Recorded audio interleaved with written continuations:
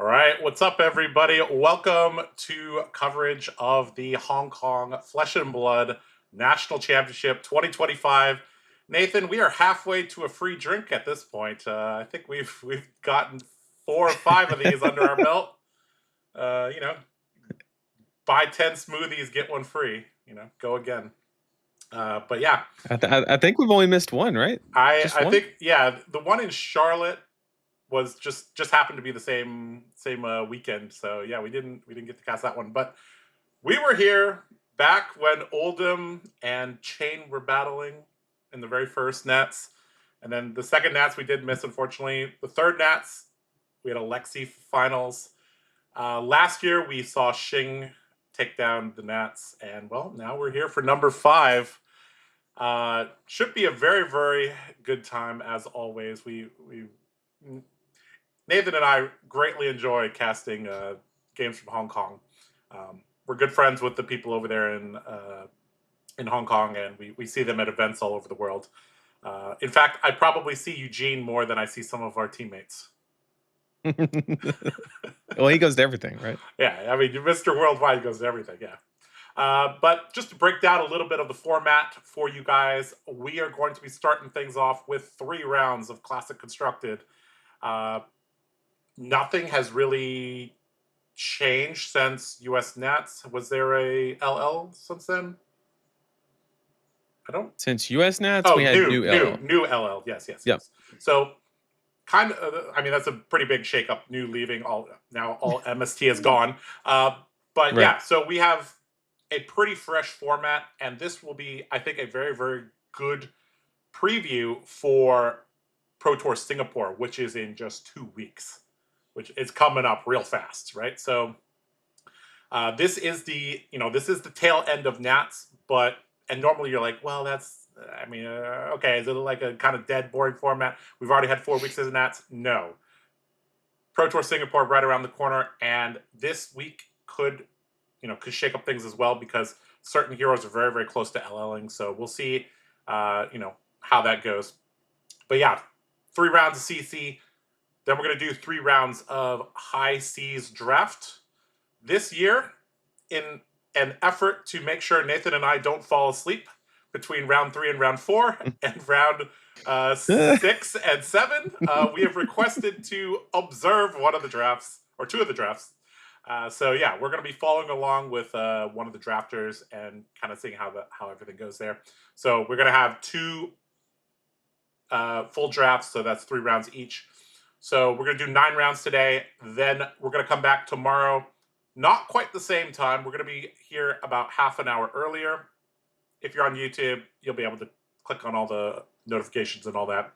And then we're going to have 3 rounds of CC followed by the top 8, which will be Classic Constructed. Depending on how the time ends up, we also may cast the grand finals of the World Championship Invitational, which will be going on at the same time. So maybe we can catch a bonus game there. We'll see, based on whether or not, depends how long things go, right? So yeah, Nathan, how have you been doing? I actually I haven't talked to you in a while. It feels like. Well, I went tubing yesterday, and Okay. Yeah. For those of you who don't know, that's literally basically just floating down a river. Mhm. And I thought I put on enough sunscreen, and let me tell you, it was not. My legs are just roasted. I Yeah. mean, barbecue, Oh boy. just it's The the white worst. boy It's the roasted in the worst. sun. I don't know. Yeah, we're fighting through it. We're fighting through it, but we're making it. We're here, and I'm already a little bit tired, and we're just getting started. So this is gonna be good. But that's where chat comes in, Oh and yeah. me and Josh always like to kind of pass the responsibility a little bit to chat and say it's y'all's job to keep us awake. Yeah. That's y'all's Let part. Like, let's it's like a break team down a effort. little bit about, like, so most Nats, they have like a whole team there. They have like 8,000 cameras. They got Ethan and Nathan there doing things. We are operating in a very low budget format. We are getting a On the complete stream. opposite side of the world. Yeah, we're on the complete opposite side of the world. All right, so 12-hour difference, and they're Yep. just streaming us the live feed on Discord. And if you see me like looking over here, that's me doing all the production things at the same time. So yeah, we're just working with what we got. Uh, yeah, and I mean that's kind of the charm about these streams. Is like, yeah, you could get like a super professional, high level budget and all that, or you could get two guys from Alabama just talking about some games across the world over Discord. It is what it is. But yeah, we're gonna have round one coming up pretty shortly. The venue in Hong Kong was a little bit stricter this year, so they didn't let them in until 36 minutes ago. So they've been frantically setting up everything. We got a couple guys over there that are helping us do the streaming. They have like a setup this time. Shouldn't have as much glare as last year because they've taken care of that, like a little umbrella or something like that. So that should be good. It is the same venue, Nathan. If you remember the venue, it has like a glass to separate the zombies from the tables Oh yeah, I 1 to remember that. 12. Yep. So if you're in table 1 to 12, you're on the one side of the glass. If you're doing poorly, you're on the other side of the glass. We'll see if Ken can take us on a little bit of a tour around the venue.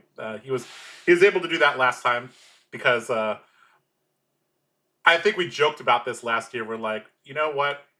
The benefit of filming the whole thing from an iPhone is he literally like, oh, the game's done. Let me just pick up the iPhone and walk around the room. Yep. So we got a little tour just like that. So yeah, we'll see how things go. Let me quickly check the. Okay, so it looks like there's a video feed, but there are currently no players there.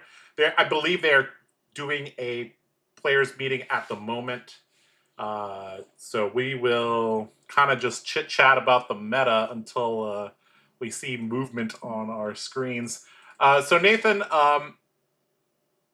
let's talk a little bit about the meta as broad strokes. So people have kind of said that we're kind of entering a pseudo triangle meta. We have like aggressive decks, namely Syndra, Dio, maybe a couple other more fringe decks. And then we have a board state based deck that's Gravy Bones, but you could also count Prism there a little bit. And then we have Wizards, Verdance, Kano, even Oscillio has started to see a uptick in play. And so those three kind of form a triangle meta. And then we have a few, outside decks trying to pick on particular decks. We have like Victor trying to pick on Syndra. We have Dorinthia trying to pick on Gravy. We have, I don't know exactly what hard counters Wizard, but I guess there's some decks that are better or worse against Wizard. So how do you currently see the meta? And do you kind of see this like whole triangle thing? I mean, that's pretty spot on to what's happening, and I think that one thing that you left out was your favorite class. Kasai's kind of showing up to do some stuff as well. As far as where that kind of slots into the triangle, Kasai kind of tries to pick on Syndra and Gravy Bones, and then kind of just unfortunately just completely folds into the Wizards. But it is what it is, and it is a perfectly acceptable lane. And also you have Slippy, right? Slippy's another one that's kind of creeping up on the national wins, and I think that is kind of derived from the ability to have go wide for Gravy. So you're never leaving something out there for too long. And then you have disruption for Syndra, and then you're not sitting back and watching the Wizards just do their thing. So Slippy is probably the closest thing we can see to a, kind of, if you want to really just kind of attack all of them. Another good example of that would be Dio, and that's my kind of pick for kind of picking up the most momentum. It is Dash.io, and for that reason she kind of has the toolkit. She has cog in the machine to kind of strafe off fatigue in certain game states, and then she is really good into the Wizards with low cost AB and blues. And then you also with one proper boom grenade off the top, you can really give Syndra a run for her money. And yeah, with Gravy Bones, it's just a flat out favorable matchup because you have you can just race before they develop any type of graveyard or any real substance on the board. And if there is anything developed, it's very easy to clear because you have a lot of go again. Mm-hmm. Yeah, this metagame is actually very, very interesting, and there even though there's some top tier decks, there are definitely a lot of decks that can compete. Either you're maybe sacrificing one of the corners of the triangle and dealing with the other two, or you're just trying to dodge a couple matchups, something like that. Yeah. Halfway through your little ramble there, Nathan, you might have the chat might have saw me smiling, and the reason I'm smiling is because a Dorinthia was just placed on the playmat, which makes me very happy, of course. No bias here at the TheCardGuyz coverage of the Hong Kong National Championship, of course not. But yeah, well, we may or may not have a Dorinthia in the future soon, so we'll see. You did mention Kasai, and I just want to kind of highlight all the dual wield warriors are actually moderately well positioned right now because you do deal with two of the corners of the triangle of decks pretty well. You're decent against Syndra. That is a matchup that does require perfect piloting though. Like you make a single mistake in that matchup, you lose. You play properly, you probably win. And then dual wield decks can generally take care of the gravy allies, although they do tend to fold to decks that, like, traditionally Wizard has always been very, very good against dual wield warrior because you're just not fast enough. So yeah. Also the assassins, this is we saw that quite a few assassins won Nats last week, and you mentioned Slippy there. Disruptive aggro is like, it's one of those like broken concepts. Like when you talk about like in a MOBA game, you're like a tanky carry. It's like, okay, how do you deal with a tanky carry, or how do you deal with a disruptive aggro deck? It's like, you how, like, yeah. So, all right, looks like we might. Is that a Prism on the other side? I believe that is a Prism. It looks like it is. Okay. So we have the first game kind of coming up now. Looks like it's going to be Dorinthia versus Prism, which is a very, very skill testing matchup for both players, and that is a matchup where you need to know what you're doing on both sides of the game. Okay, so let me set up a little bit of the graphics here. Nathan, you can chit chat a little bit about that matchup while I adjust things.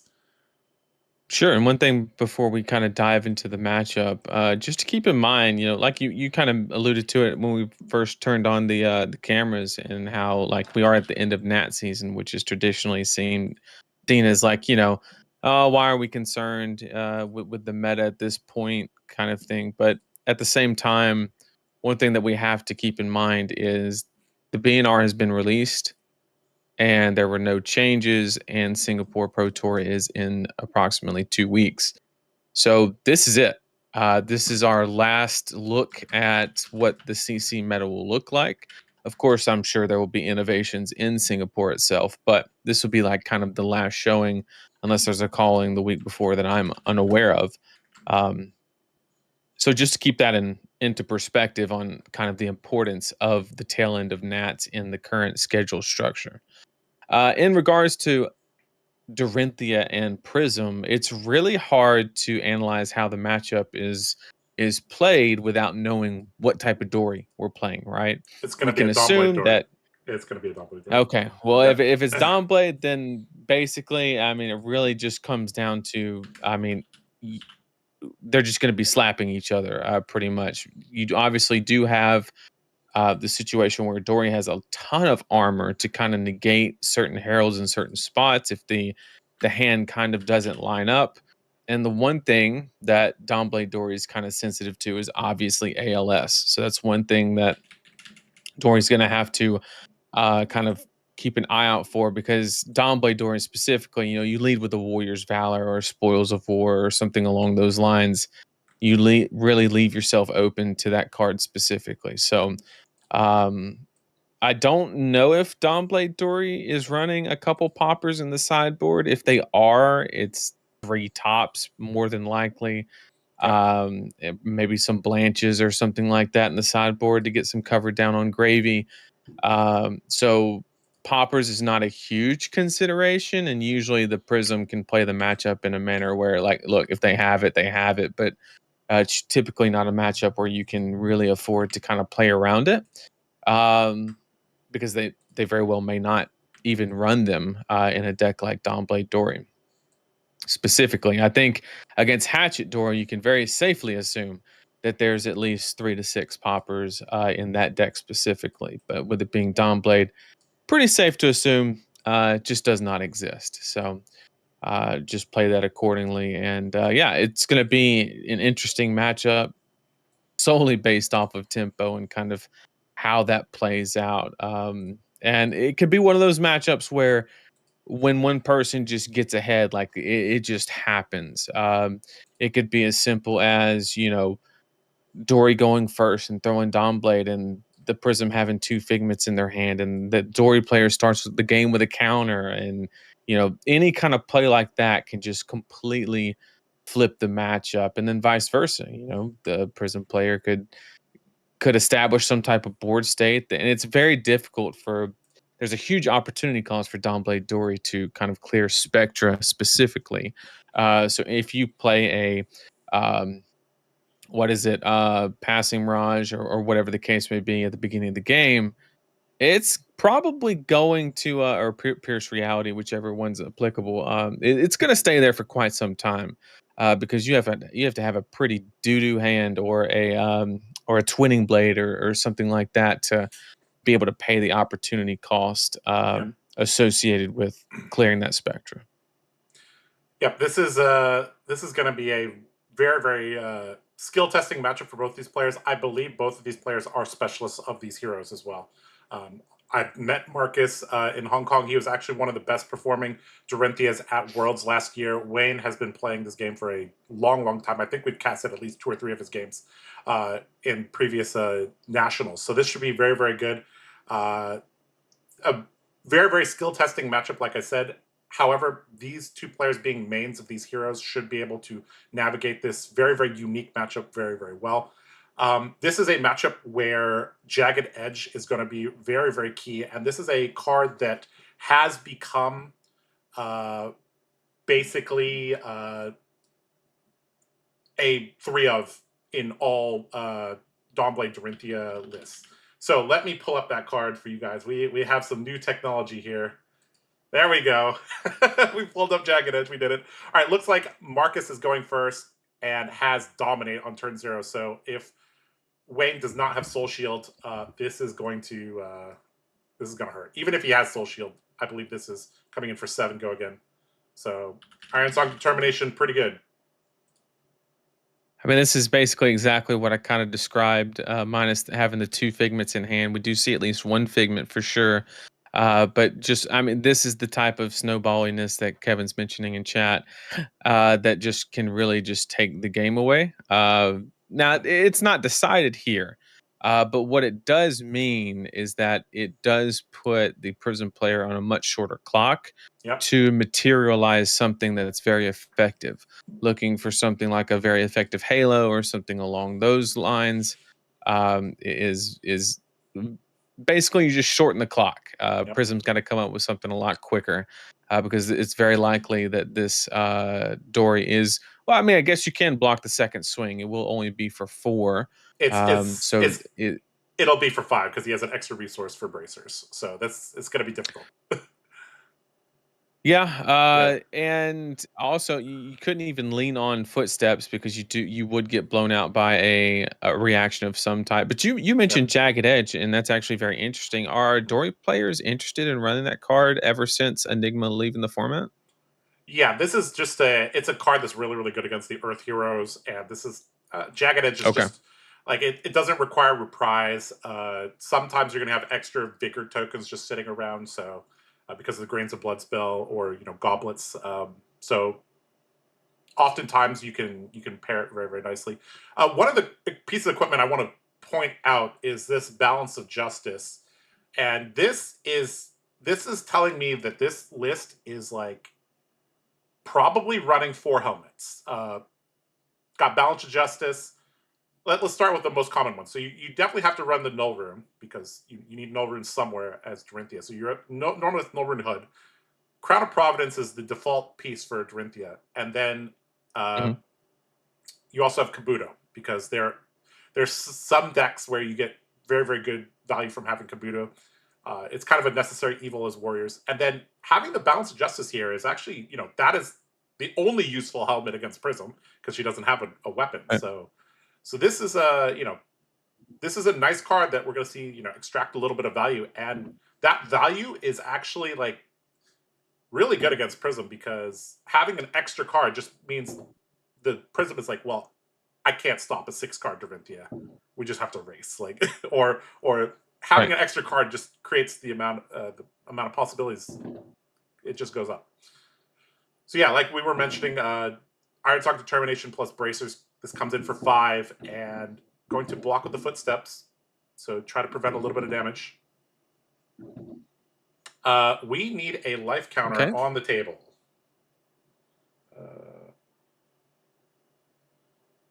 We have one. It's just not on the play mats where the camera can see correct. it.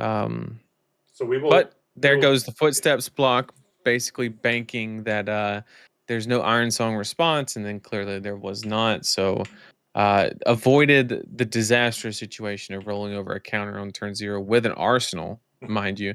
Yeah. But you are starting the game at 4 less life, and so now you just have to go. Granted, I think that Prism having the ability to go second in this matchup is definitely favorable. Preferably, she doesn't want to start with 4 less life, but it definitely could have been worse. Yeah, definitely could have been worse. They can hear the fireworks outside. That's funny. Happy 4th of July, everybody. Yeah, happy 4th of July. So Marcus wasting no time getting the block value out of his equipment. Which, there are several ways to approach this matchup. You could play a little bit slower. You could play a little bit more aggressively. It kind of depends on how your deck is built. But, double Herald, everything face up. Herald of Protection, I believe that is a red because it's coming in for 7. Another breakpoint. So, War Tune into Herald of Protection is like, it's pretty good. Now, if Marcus lets this hit, going to search out a Figment, and kind of like whether or not you want to let them search for a Figment kind of depends on how strong your hand is. It also depends whether or not you have a Jagged Edge, because if you have a Jagged Edge, who cares? Let them search all the Figments that they want because you just blow them out with Jagged Edge. So let's see if Marcus wants to block. Generally, if you block the first attack, you block the second attack. Not having a Dawnblade counter, you're more incentivized to block, but this is a break point. I don't know if if Marcus is running any D-Reacts, it's probably Shelter and Sync. And there are several schools of thought on whether or not to bring those in against Prism. I personally do bring them in, but there are some Dorinthia players that just play way more aggressively. I think Marcus is a bit more balanced in his approach.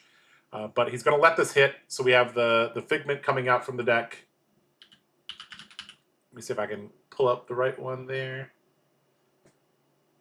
I believe that is Erudition. That is what Erudition. Yep. Yeah, this is what people typically search for first because it allows them to draw cards if they have some extra cards in Soul.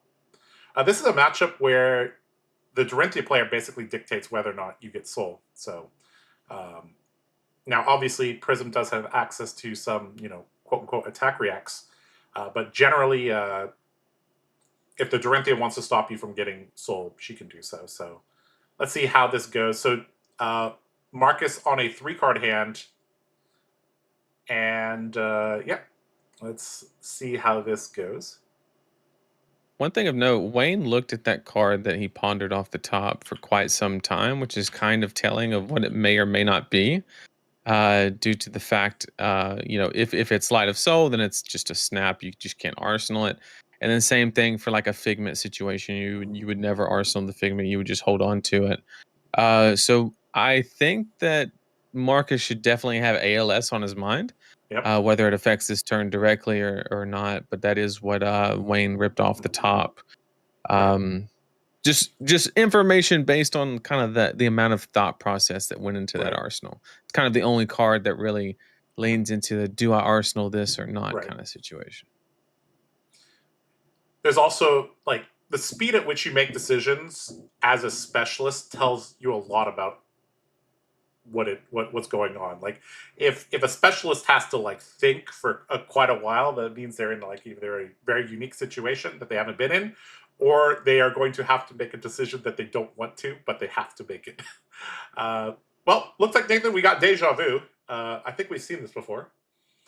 We got unsheathed into Iron Song Determination, and we got a Dawnblade for 7 with Go Again coming in.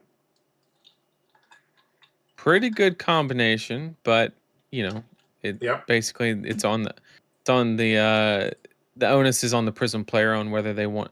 I guess it kind of forces the Prism player, no matter what, to kind of hit the gas a little bit, because the one Spectral Shield is not enough to really do anything in this situation unless you do have the Soul Shield. So Yep. I guess we just double down on the idea that this is a very snowbally situation, and we're going off to the races. Yep. That first Dawnblade counter makes things extremely awkward for Prism, because the only D reacts that Prism runs is Soul Shield. Prism does have the ability to reset counters if she wants to with ALS, but that first Dawnblade counter is just extremely annoying. And oftentimes the Prism wants to deny that first Dawnblade counter if they can. Normally the way they do that is through aggression. But okay, so it looks like Marcus decided to make a Vigor token instead of using bracers. That kind of indicates that maybe he's like, after you get the counter, maybe you can block down to 0 or 1 cards and then swing back Dawnblade with the Vigor token. Maybe protect that with a Iron Song response or something like that. So yeah, that's kind of an indication of what his arsenal could be, because he decided to make the Vigor token instead of the using the Brave Forge bracers. All right, looks like Wayne going to take all the damage, and the Dawnblade is going to grow. And back to Wayne, and he's got quite a few cards that he can work with, and let's see how he wants to approach this. Air Edition on the I can hear the fireworks too now. Maybe we could get the fireworks. They're even going through the finale. Yeah. Maybe we could get the fireworks timed outside for the GG, you know? Maybe we could do that. That's it. All right, so starting things Yeah, I off mean, with it's War 2 almost a once again. double life lead, 33 to 18. Yeah. We do have interesting choice though. I mean, actually kind of very heads up on behalf of Marcus to go for the Vigor token, understanding that Wayne is just willing to give it up. But interesting. Okay, so we're stopping. I guess this situation is just to stop the card to go into Soul to kind of give you the free Rapture trigger for the Figment of Air edition. So very heads up play to kind of, if he does want to do it, he's going to have to just forcibly use the Halo. So I kind of like that idea, actually. Yep. This list is very teched. There is a Dauntless that is currently blocking, and that is not a card you normally run against Prism. So Marcus respecting Earth Heroes with his deck build, it looks like. So, you know, that Dauntless Blue is a card that kind of comes in and out depending on the metagame. And it's an interesting tech choice. Also, Glint, the Quicksilver, being blocked with as well. Normally, if you block with a Glint, that means you have a Glint. So Wayne can maybe surmise that there's another Glint in hand. All right, so Wayne has Go Again, because that's what Luminaris 3.0 does. And what does he want to do with the Go Again? 2 cards in hand. do, if the texture's right on the pitch, you do have the ability to play the ALS that's in Arsenal, but going to pop the Halo to kind of force the initiative on the Soraya. All right, we got a Halo pop from Wayne, which is this is you know how I like to say bolters, how you use bolters tells me about how good you are as a Dory player. Well, how you use Halo, I don't know if Andrew Cook said this, but I'm gonna but I'm pretty sure he would agree with this statement. How you use Halo is a good indication of how good you are as a Prism player. Looks like he's going to grab Figment of War. I believe that's Figment of War. Let's see if I can. No, is that Ravages? No, that's War. That's War. That's just a full version of War. Yeah. Okay. Yeah. Yep. It's the arcane one. Yeah. Is it the arcane one? I thought Figment of War is the courage one. Ravages is the pingy one. You're right. You're 100% right. I have no clue what I'm talking about. This is the hey, courage tokens are warrior things. It's like no. Yep. Courage Getting the tokens free are flip. for anybody. Yep. So here we go. And then we're gonna draw 2. Yep. The Figment of Erudition. I don't know if I can pull up the backside. Let me see if I can bring up the backside. Now, the interesting part for this situation is if he does rip enough pitch for the ALS, he has a way to protect the angels specifically. So, really good spot if he can rip maybe at least. Does he need double blue in this situation? Depends on what he pitches, I guess. Yeah, because he's running Rapture. He's got 3 cards. Yeah, he's got quite a few cards to work with. So if he can protect this Soraya, that's one of the best play lines that is available to this deck. Of course, Marcus not going to block vanilla damage, especially when you have Dawnblade counter. All right, let's see what Wayne wants to do. And Pierce Reality going to be deployed into an ALS. So a lot of things on the board now. And, that's a pretty solid turn here. And this also means a IP penalty for Dorinthia because you have 2 cards that you can't use. Now, of course, there's no way for Marcus to have known that this was what was coming. This is just, hey, that's a Dory sleeve. You saw that? Okay, I caught that. But yeah, so Wayne going to extract a little bit of extra value because Dorinthia is only going to be able to use 2 cards. All right, back to Wayne. Full tempo. Has Soraya on the field. No cards in Soul. Has a Pierce Reality, Figment of War, and a Courage token. And there we go. That's the Dominate Herald, I believe. Yep. Tenacity, I believe. Yep. And this is that really commanding position that just, like we mentioned earlier, it's a very snowballing matchup. And this is one of those situations where that well-timed LS just kind of resets the game. This goes into Soul. He can swing Sarai, get 2 more cards, and then just kind of keep going. Yep. And that 10+ point life lead just doesn't look the same past this point in the game. Yep. Because once again, like I mentioned earlier, the opportunity cost is so incredibly high to clear that Pierce Reality. So basically, the first Herald every single turn is gonna come in for +2, probably for the rest of the game. Yep. And this is where, as Marcus, you need to evaluate whether, first of all, do you have poppers? Have you seen them? And then you also need to evaluate the ALSs that you've seen pitched or played, and maybe take into account the Figment of Rebirth a little bit. But you basically have to decide whether or not you're going to race right now, basically. If you really want to be mega aggressive, you could also burn the Balance of Justice and go for a 6-card hand if you have like a Supremacy and Twinning Blade. Something like that, because this Pierce Reality is, like you said, it's going to probably stick around for the rest of the game. And if that game lasts long enough, definitely advantage for the Prism player, especially considering that the Dorinthia is already out of 2/3 of their armor. All right. Speaking of Figment of Rebirth, there we go. Another Dominate Herald going back on top. I think the one that went on top might have been a Judgment, the one where you can't play cards from Banish Zone.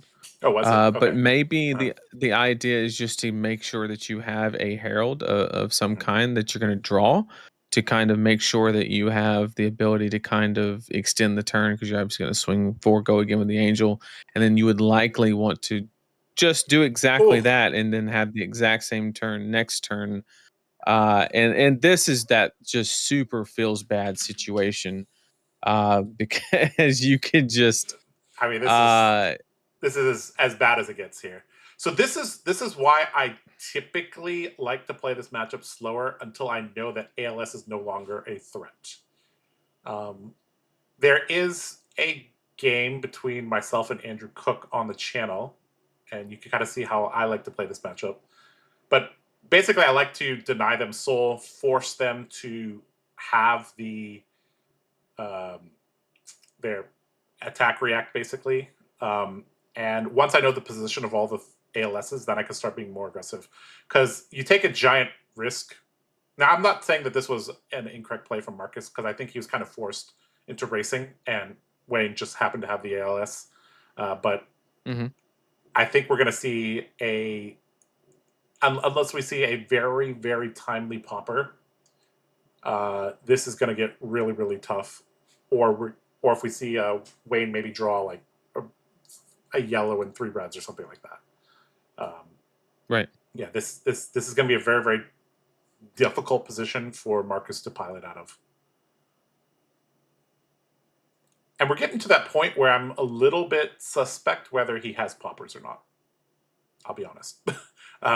If you haven't seen it by turn 6, I think we're to the point where I don't even know if it really saves you. I mean, it definitely helps. Don't get me wrong. Yeah. But see, now we're just in the situation where we're trying to prevent the Soraya. But then what happens is you just get a second Herald thrown at you. Yep. And you're basically forced to now. You're either going to take this and give the soul, and then now he has Ward 5. And or actually more than that, because then you would have the free flip, right? So it gets astronomically worse. So your next turn, you're literally not going to hit. I mean, I guess there's a theoretical way, but I mean, you're basically his only option going forward. Marcus is just to clear the Figment of Erudition or Soraya and kind of go from there. Definitely going to need a Jagged Edge this turn, or I think this game will swiftly be over. Because there's currently a lot of ward on the board, and there's a lot of ward that could show up on the board. Of note, Jagged Edge is different than Chorus of Ironsong. Jagged Edge only lasts for 1 attack. So, like, even if he has Jagged Edge, he's not going to get a Dawnblade counter, because the second one will just be stopped.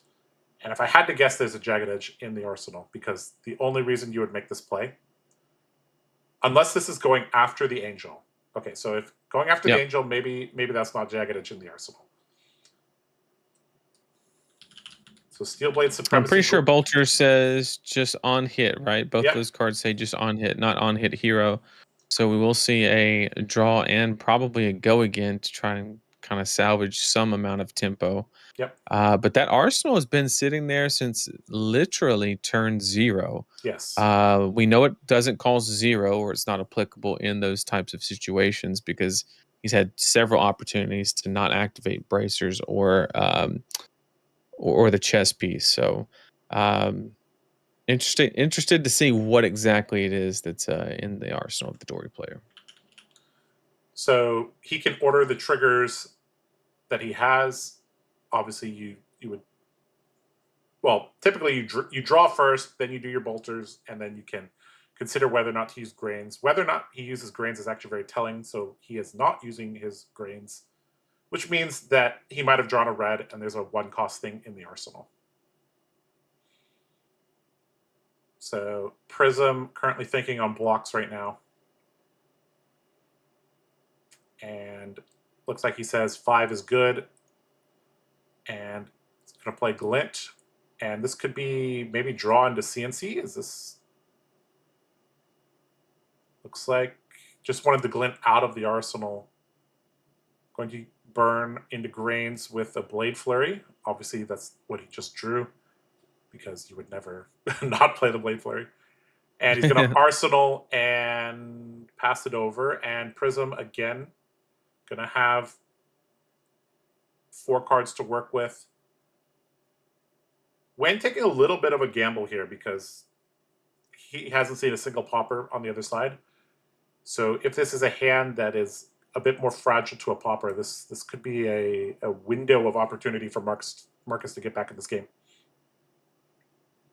One thing of note, there was the Sarai that swung twice and drew a total of 4 cards on 2 different turns, and never gave, or Marcus never had the ability to activate that balance of justice to actually extract even more value from it, because the ALS came down, and the card would have just literally just rendered useless. So I mean, the perfect headpiece to run in this matchup just got immediately shut down because of perfectly ripped ALSs off the top, basically. Yep. And that's the main reason I like to play this matchup slower, is you get a feel for the texture of the Prism deck, because there are several Prism builds. Like there's a more Aura-focused Prism build, there's a more Herald-focused Prism build. You can also figure out whether they're on like blue Angelic Wrath and stuff like that.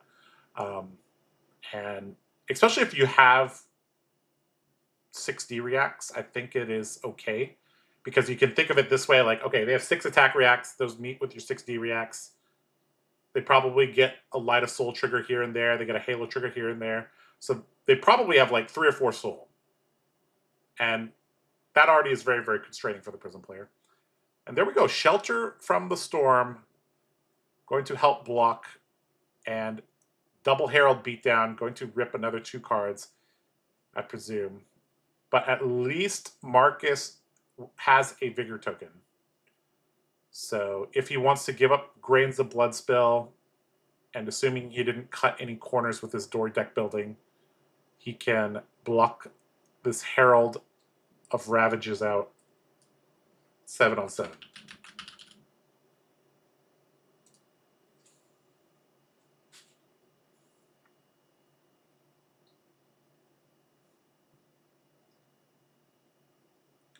And looks like that is the play. All right, now the question is, do you send 4 at face, or do you clear the Pierce Reality? I think you need to be disciplined and clear the Pierce Reality, especially if you do not have poppers in your deck. Where is I guess it all comes down to just how valuable is that counter, right? Because that's ultimately what you're trading, and the 4 damage as well. So the question is that Pierce Reality worth 4 damage and a counter? Which is a lot. So maybe it could be correct to just go face and kind of, because you also, if you're kind of banking on the Prism player to draw a lesser hand, those lesser hands typically involve cards that don't block. Right. So if you're kind of going all in on that win con, then it does kind of make sense for you to just kind of send face. Right. Unfortunately, Wayne has a Soul Shield and very, very likely just wants to deploy it. That is obviously, you're losing value because you're 2-card blocking the Dawnblade. A lot of actually, this is actually going to be very telling for how Wayne likes to play. Looks like he's going to put the Soul Shield into the arsenal, or he's going to use that to power his turn. Marcus, interesting. Okay, so he gets to keep his Dawnblade counter. And Soul Shield going to be powering the turn. Maybe he did not have another yellow there. So this is that a blue Herald of Protection? Because there's the Pierce Reality right here. So this must be a blue Herald of Protection. So this is definitely interesting as far as like the ordering. I mean, just looking from the Dory side of things, you see the Soul Shield pitch. So definitely had the option to block out that Dawnblade and deny the counter. But you also have the aspect that they led with the blue. So does that mean that they just wanted the break point associated with the 7? for the final attack, or is there something better behind it? Maybe erudition, they're baiting out the blocks out front. It's actually pretty interesting that that's the first one getting thrown out. Mm-hmm. Also, we haven't seen an Angelic Wrath from Wayne so far. Now, it is pretty much auto, like you could expect at least yellow Angelic Wrath to be in every single Prism deck. Now, whether or not it's brought in this matchup, because it is a no block, not so sure. Looks like 3 cards going to be deployed on defense. Playing around blue Angelic Wrath, I guess. And just going to double Herald. So another Herald coming in with, this is Ravages. So if this hits, it's going to ping for 1. And this is coming in for 6. So this is the yellow version. So going to take 6 and then 1 Arcane. Obviously, there's no Arcane Barrier around. All right.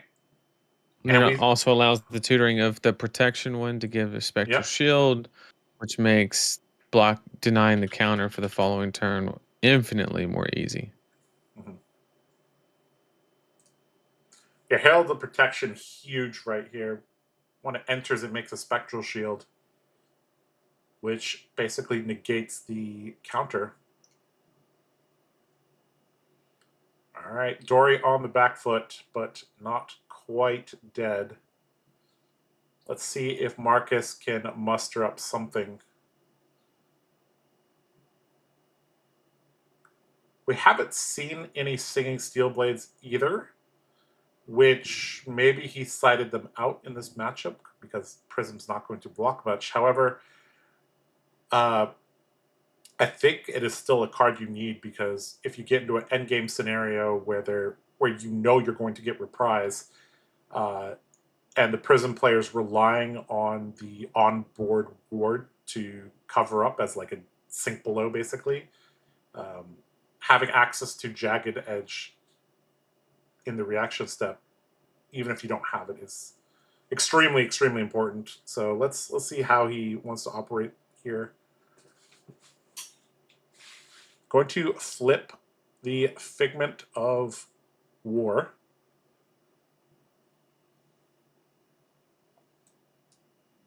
So this turns into the thing that we thought was going to be Dorinthia, Bellana.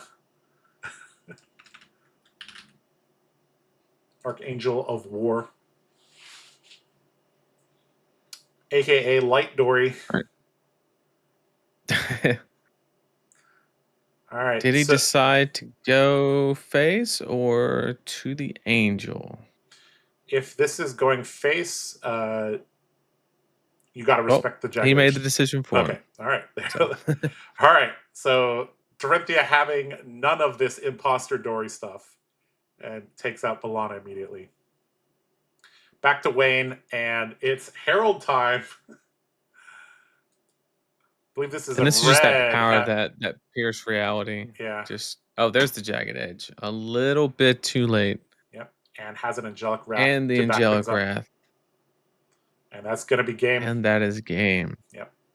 Yeah, because the Ravages pings for 1 and he gets over by a couple. So all right, well, good game there from Wayne. Unfortunately, Marcus does fall in round 1 of the Hong Kong Nationals. So let me see if I can go back here. Let me see how to do this. Good. Click this, and then click this. There we go. I think that works. Yep. All right, well, round 1 is in the books. Well, Nathan, I think that was a pretty interesting game, showcasing, Herald beat down against decks that don't have poppers. That kind of felt a little bit like Victor bullying the deck that doesn't have 6 power stuff. It's just like, oh, Value Town left and right. So yeah, this is why we got to put poppers in our deck, boys. Blanche, Battlefront Bastion, Command and Conquer. Don't leave home without them. They definitely make a difference. They definitely make a difference for sure. But yeah, I mean, it was very swingy. Basically, at the very beginning of the game, kind of the Dory player had the start that they kind of wanted. Right, they Yep. didn't start with a counter, which would be 100% ideal. But they did start with like 4 damage on board without even giving up the arsenal, which is definitely ideal. The problem was it's very, very difficult when Prism goes second. Now that they're on the more strict Herald game plan, kind of in certain matchups, to where you don't want them to tutor out one, but it's going to happen. Is the unfortunate reality aspect. And then you had two perfectly, I mean, perfectly timed ALSs, both in when they were drawn, how they were drawn, and the resources to play them when they were played. So it was just, Yep. things went very, very well for the Prism player in those regards. But it was Yep. very well played on Yep. both ends, and Yep. kind of a great example of kind of how that matchup goes. Yep. Yep. Even got to negate the balance of justice there, which is very, very rare to see. But able to erudition into ALS, kind of like a little bit reminiscent of the old days as well. So, all right, Yeah. Nathan, I think this is a good time for us to introduce uh, something. Let me see. Oh no, hold on. We're gonna have to work a little bit on the cameras. Nathan, tell the people at home about the bingo cards while I like tease them a little bit while I set up the frames. So basically, Josh and I are, we're commentating this at like 10 o'clock at night, with very little time to adapt. So we have to think of ways to stay engaged with the stream, or else we'll be tempted to kind of fall asleep and abandon the stream. And we definitely do not want that. So we came up, or Josh came up with the idea of a bingo card, and we basically both have bingo cards. And then as the game goes, we just try to get bingo, and it's just one way that we can stay engaged with chat, and we even give chat the opportunity to kind of pick some of the squares or what's on them. So just something to stay interactive, because it's going to be a long night, Yeah. to say the least. Yep. Okay, so I do have that almost ready. Good job buying time, Nathan. Uh, Oh, of course. yeah, let's see if we can pull that up now. Okay. All right. Okay, guys, welcome to the Hong Kong Flesh and Blood National Championship 2025 bingo card. On the left is my bingo card. On the right is Nathan's bingo card. And, well, I'm going to mention Warrior at least one time on the stream. I probably have already mentioned Warrior, so obviously I get the center square for free. Nathan obviously going to... Oh, looks like Ken left and messed up my frames. That's okay. We are prepared, I think. Hold on. We got to not You show think? video participant. There we go. Okay, there we go. Fixed it.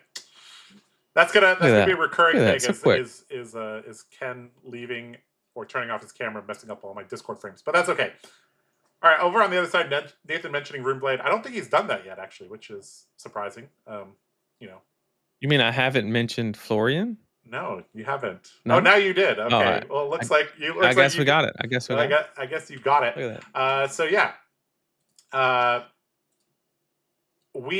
Some of these, if you guys are avid viewers of Hong Kong Nationals, you may recognize some of these from last year. We recycled some of them. We added a couple new ones.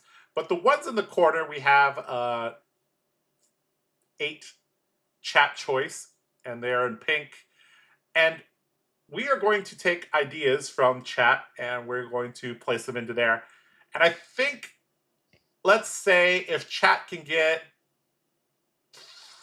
4 out of the 8, they win.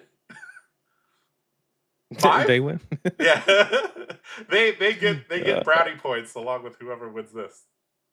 So we can Too bad there wasn't one for fireworks, or I would have destroyed that Oh one. yeah, we should have done that. That would have been real good, real good. But yeah, But it's okay. It's let's the 4th of July, you know? Nathan, we like doing tier lists at the Card Guys, especially unique tier lists. Let's kind of go through these and talk about how likely or unlikely they are to happen. Graded cards for equipment. I think this almost certainly is going to happen. Almost guaranteed, right? Yeah. Yep. Cube equipment setup. So for those of you who don't know, back in the day when you were playing webcam games, you needed to have a phone on the table. So you had to like put your equipment into a cube to save space. Now, technically, you're not supposed to do this, especially ever since the whole cloaked equipment thing. The judges have been a little bit more strict on that. So this one I don't know if it's going to happen, because especially on the feature match. It for sure will happen. Oh, it's going to happen. For sure happen. Okay, all right. Yeah. This reminds me of. Do you remember Kelvin Law playing Dash on the opponent's playmat?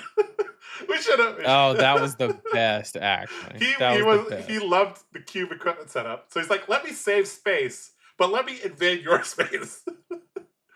So, yeah. He was actively like playing his cards on his opponent's playmat. It was the best thing ever. I loved it. Good times. All right, gold foil open on stream. There's going to be, I believe, 4 gold foils awarded to the top 4 of this national. So maybe they'll sell them. Maybe they'll open them. We'll see. Chinese people do like to gamble. So this is a maybe. Yeah, I'm sure we'll get at least one. Yeah. Speaking of gambling, we have brute rolls of 6. So if we get Eugene on stream, one of these. You have brute rolls 1, I have brute rolls 6. One of these is bound to happen. Chat riots justifiably. Depending on what happens, maybe. Don't riot right now, chat, because there's nothing to riot about. That'd be unjustifiable rioting.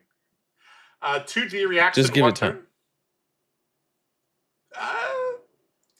If we're up against an assassin or warrior, that could definitely happen.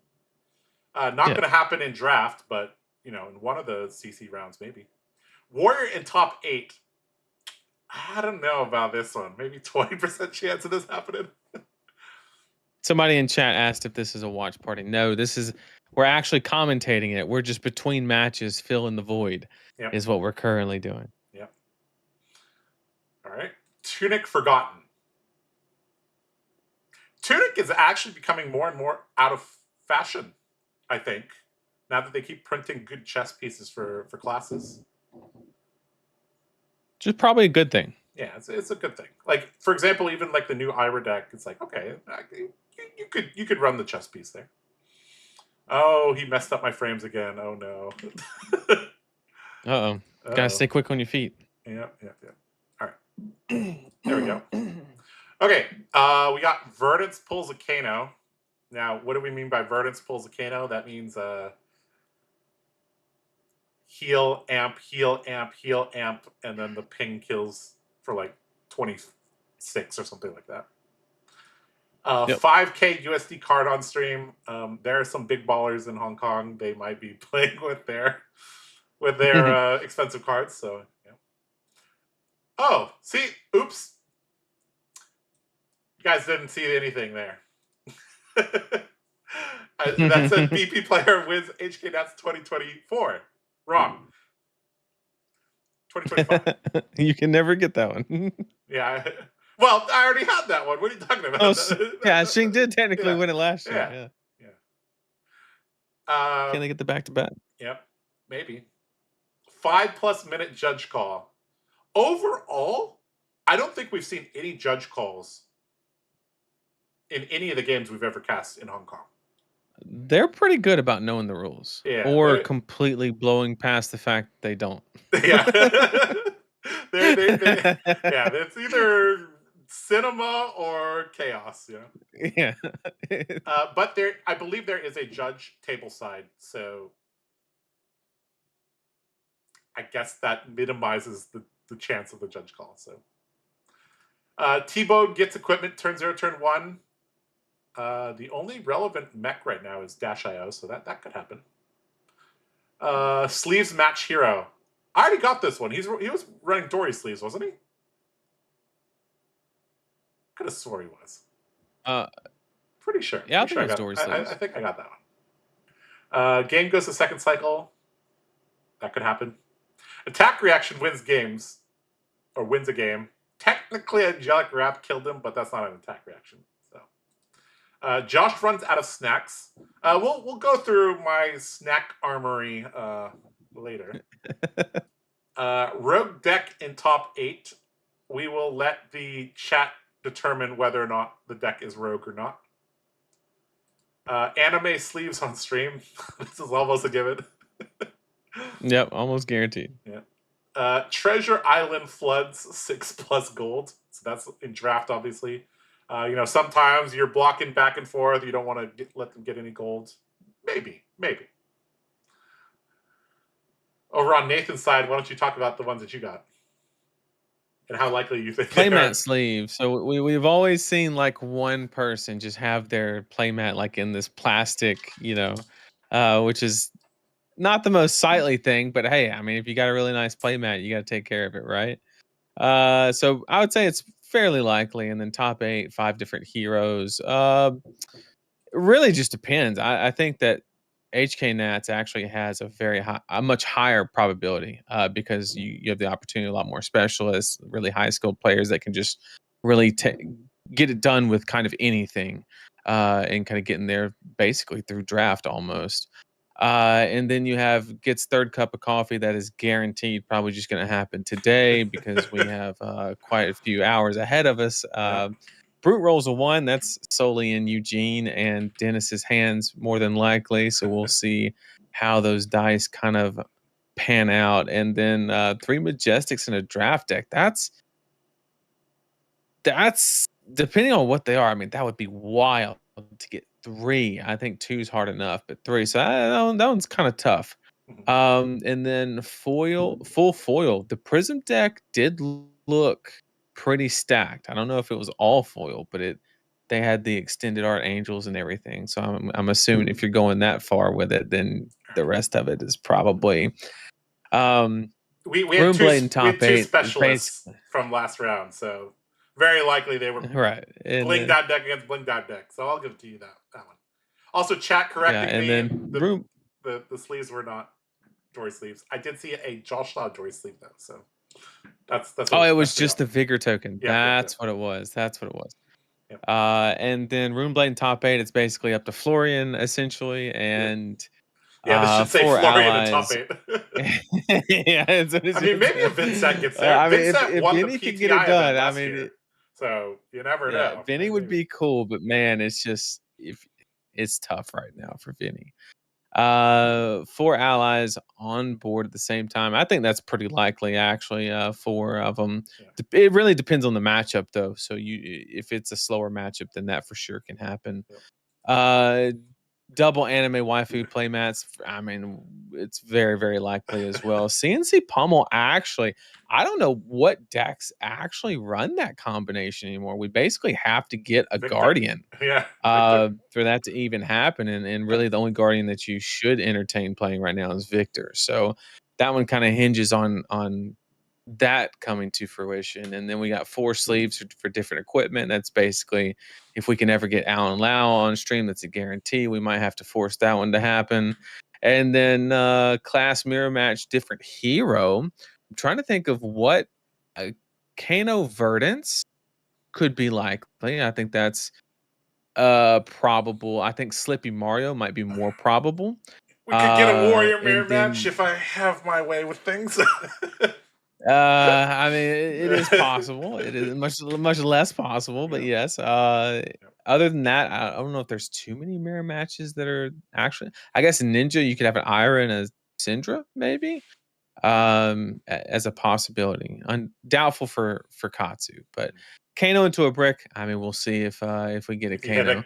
And then awkward handshake.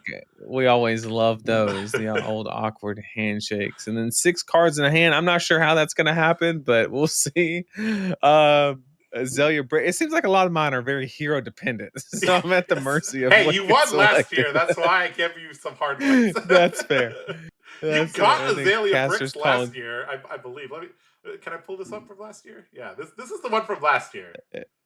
I don't know. You can't see this unless you see the stream, but yeah, you got Azalea Bricks. Your winning line was back to back red in the ledger, CNC Pummel. Nathan mentions Rune Blade, 4 different sleeves for equipment. Battlefront Bastion blocks Stick plus Tiger. That's how you won the game last year. Hey, we'll take it. Yeah. We'll take it. Yeah. Okay, so and then casters called GG incorrectly. That means we think the game is over and somebody makes an insane comeback. That's happened several times. Notably, the first Nats we cast. So that was an epic game there. Yep. Compass getting blown up. And then Compass gets blown up. That we might need to change this. This is super specific. This is too specific, I think. Nathan, it basically comes down to what, Jarl? Yeah, Jarl versus that's like Jarl versus Gravy. Like, do the fireworks last another hour, or do they stop midnight before that? 1 a.m. fireworks. Okay, 1 a.m. fireworks. All right, single instance of 20 damage. That's we're banking on Verdance and Kano.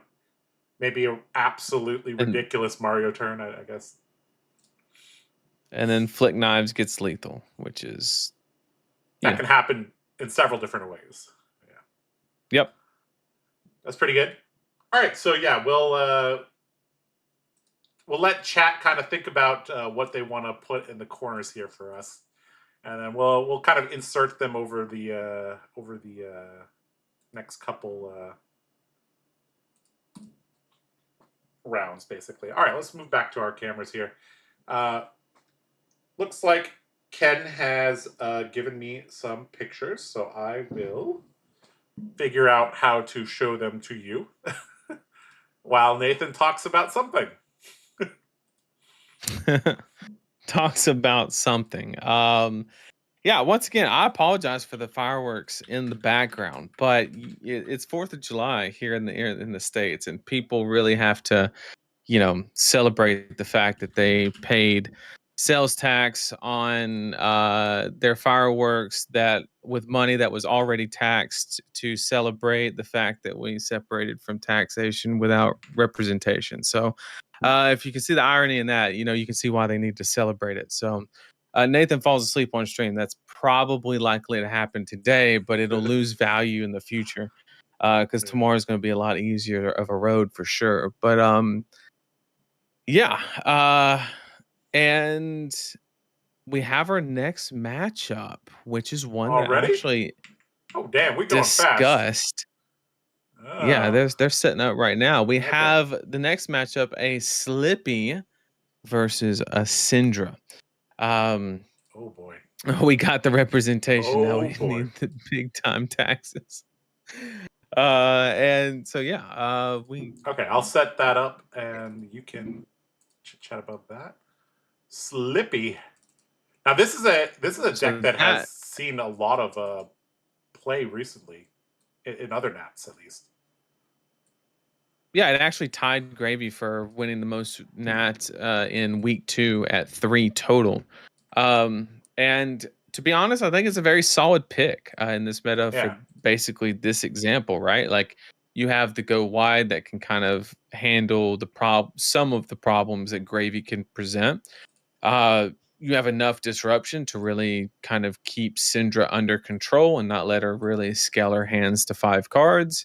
And then you're not completely dead to wizards. You're probably a little bit unfavored into Verdance due to the D-React composition in her deck. But you do have the Null Rune and Spell Void, combination equipment. Given Slippy typically low on the blue count, so it's very difficult to leverage the AB aspect of that armor. But at least, hey, Spell Void is Spell Void, right? So the matchup's not all dead. And so we got a Slippy versus Syndra. Obviously, we're looking for key disruption pieces on Slippy's end. And really what it's going to come down to is we really need to see more than just... Red Infect is great. Don't get me wrong. I don't want to downplay how good that card is in this matchup, specifically getting 5 value from a card, right? Because it's typically not going to be blocked. But really, the on-hit effects that we're looking for are not positive on-hit effects, but more opponent negative on-hit effects to really control the matchup and kind of, you know, get Syndra to simmer down a little bit, no pun intended. And so we're looking for that Mark of the Black Widow, Leave No Witness, CNCs.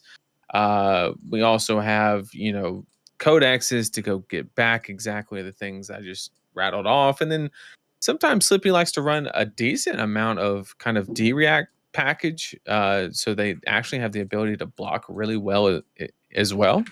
And so that's kind of a pretty lethal combination if you're facing down it from the Syndra's point of view. Speaking of the Syndra's point of view, really just trying to get a hold of tempo and trying to just keep it. Really lean on that Mask of Momentum and really just beg the question of, can I recoup the disruption value on the card draw via Mask of Momentum? And if the answer is yes to that question, then you can kind of two-step it a little bit and really recoup a lot of that value. The question is if Slippy is ever able to just effectively block out the Mask of Momentum triggers and provide disruption, that's where it gets really out of hand for Syndra specifically. That's a very, very nice analysis there, Nathan. I'm almost done setting up everything.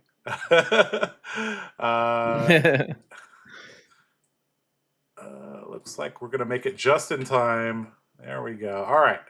Okay, guys, welcome to round number 2 of the Hong Kong National Championship. Like Nathan pointed out, we got Slippy versus Syndra. Traditionally, this kind of reminds me a little bit of Zen versus New.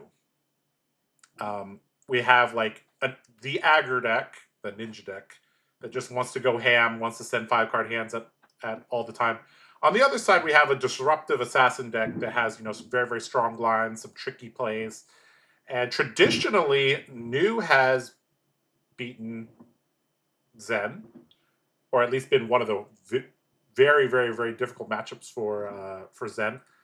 And then traditionally, Syndra has struggled against decks that are a little bit tricky and disruptive.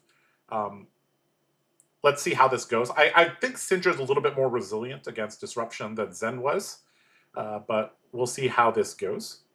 So yeah, we got Teddy Tai playing Slippy, and we got Chung Ho Kong playing Syndra. Teddy Tai, I believe, was a Battle Hardened winner, so you know, gonna expect some good things from him.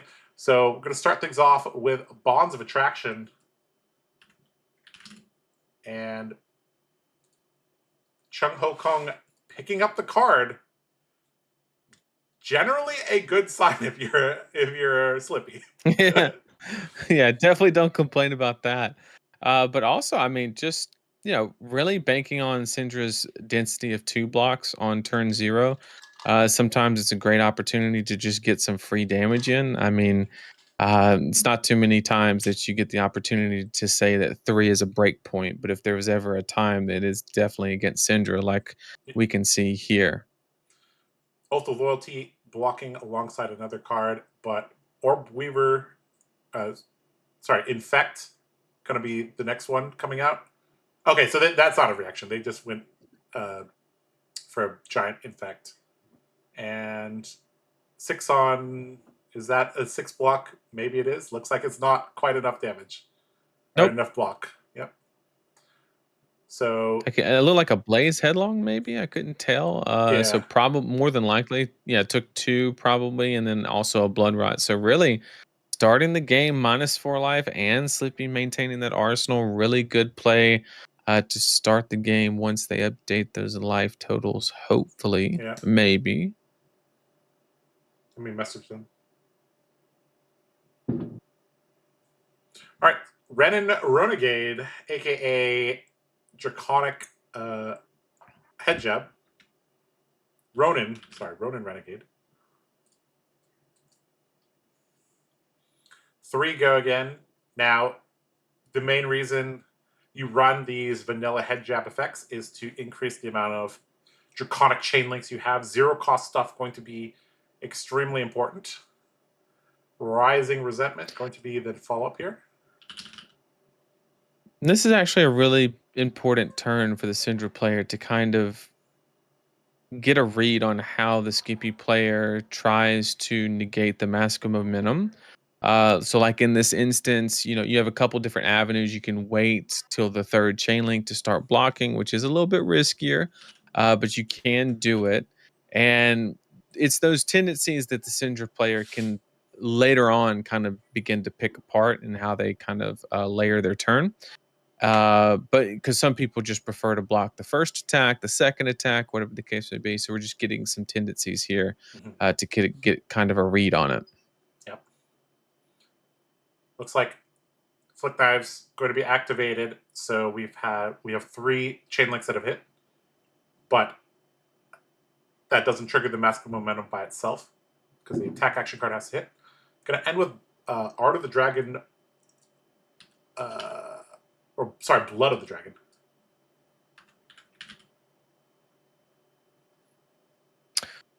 Does force a card here because you don't want to give them the card draw. And also Tarantula Toxin, while an amazing, absolutely phenomenal card, loses a lot of its value off of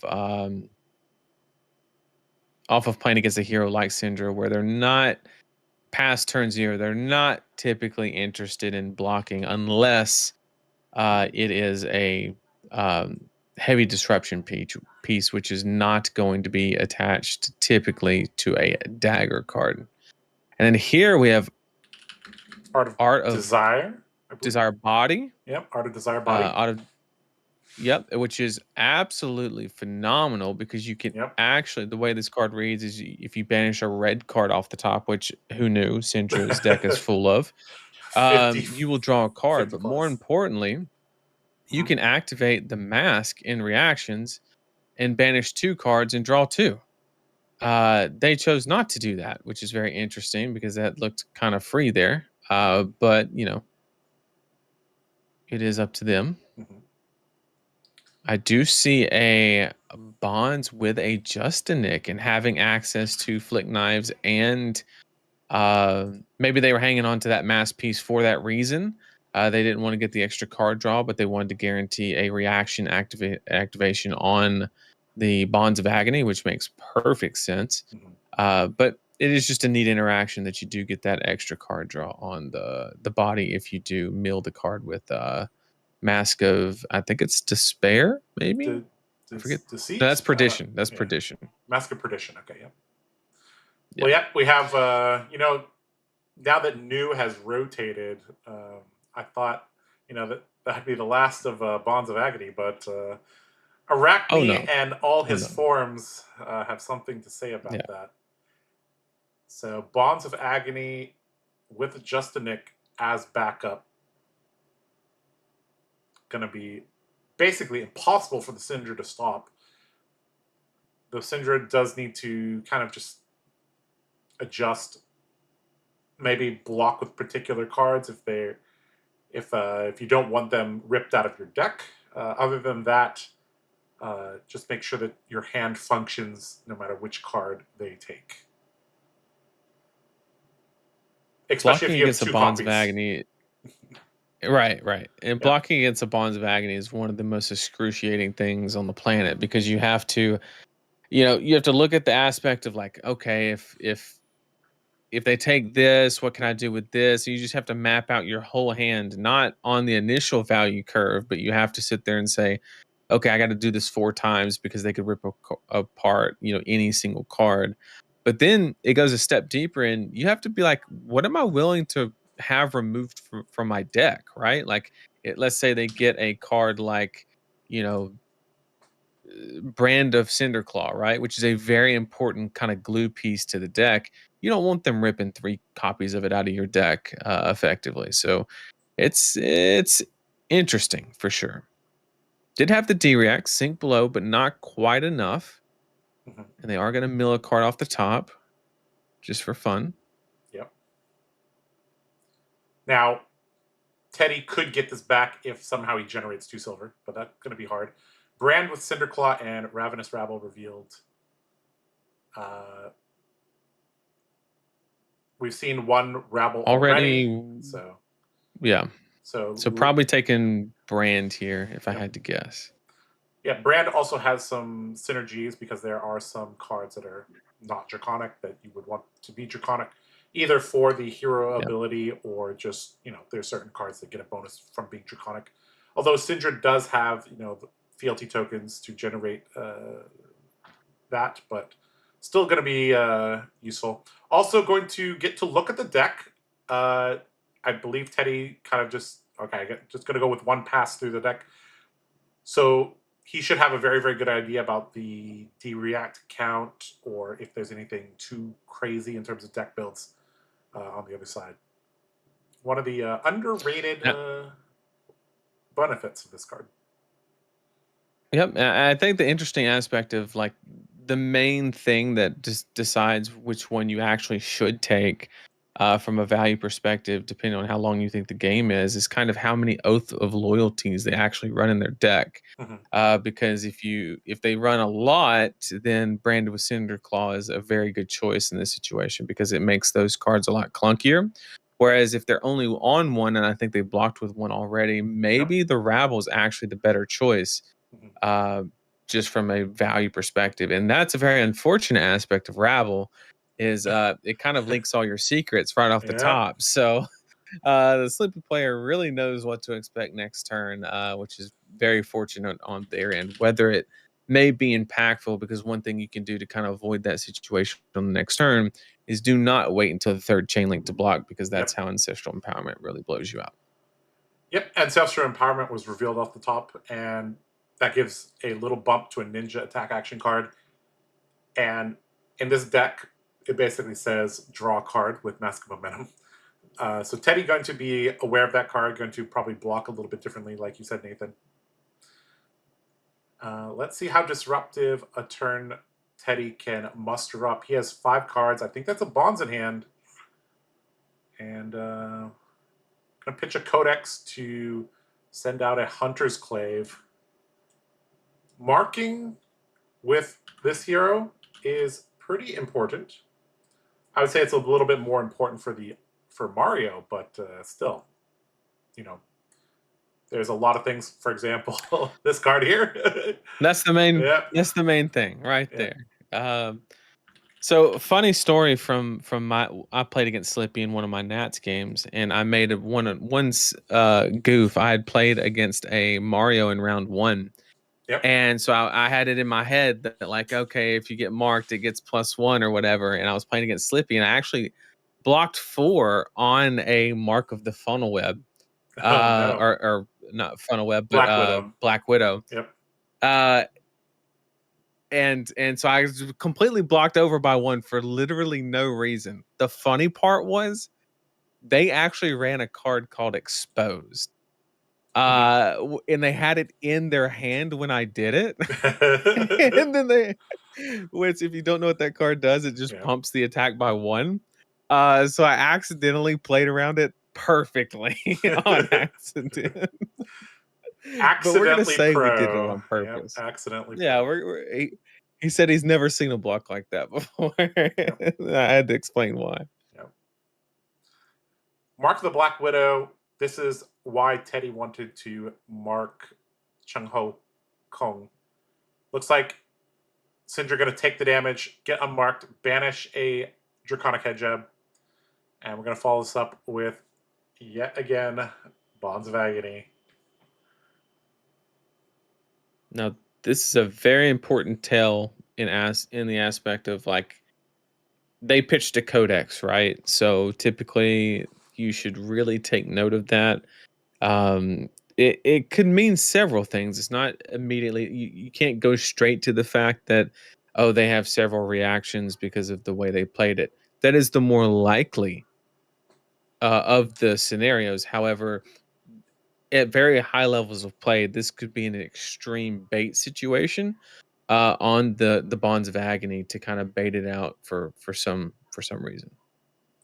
3 cards thrown onto the combat chain to defend. And we are in the same situation as the turn before. Teddy Tai with full tempo has a CNC in Arsenal. Of course, Syndra has shown that she doesn't want to Arsenal anything because there is quite a few things that attack the Arsenal. Of course, there are ways for Assassin to force things into the Arsenal, such as Codex. So we'll see how things go.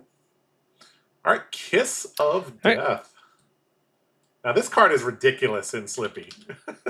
Even more so than Mario. Slippy definitely plays it the best by far because he doesn't have to. You don't have to lean on cards like Stains of the Red Back and Snaps to kind of give this go again to be able to flick it. Then also you have some people that like to go to the extreme and kind of run that toxicity package to give this an absolutely insane on hit. So definitely a really good card, but it's one where you don't get a ton of value from just blocking it because it's going to kind of get its value no matter what you do. Of course, you do turn a 3 block into a 4 block if they don't have a reaction, but most of the value is going to be extracted on the flick knives anyway. And thing to note, if you give this any type of on hit effect with like a spike with blood rot or anything like that, which I do think I see one in his hand, that effect does carry over to the flick. So you could spike this, give a blood rot, and then flick it at a later point in the turn and also give it as well. Yep. This is one of the cards that is going to cause a lot of rules confusion. The first couple times you play against it, you're like, oh, you can do that? And what are they doing?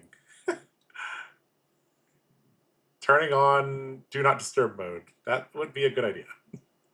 Don't want to get outside assistance on the light cam. All right. Breaking Point. Just 3 on 3. Breaking Point. That's a card I haven't seen in a while, but yeah, it makes sense for Syndra. All right, Tunic going to be taken, and there comes what card is that? That is Spike with Blood Rot. That's what I was mentioning earlier. Okay. Where gives it on hit, make a Blood Rot. So we'll be taking effectively 3 from being over by 3 plus 1 from the Kiss of Death effect, and then 2 from the Blood Rot. So really taking 6 damage here effectively. And then the flick will be 1 damage for the flick, an extra for the Kiss of Death, and another Blood Rot. So flicking that card specifically on the next attack will literally provide 3 or 4 damage. Flick Knives, a very, very, very good card. I think there's a reason it's like over $100 now, right? Yep. This might be the most expensive legendary at the moment. And for the longest time, it was like a $20 card. Yep. And then out of nowhere, it just boop. Yep. It popped right up. It's actually a really, really... we can see Flick Knives being run on both sides. It's actually a very, very interesting design that 2 completely different classes can use this weapon or this equipment piece so nicely. All right, decision time here for our Syndra player.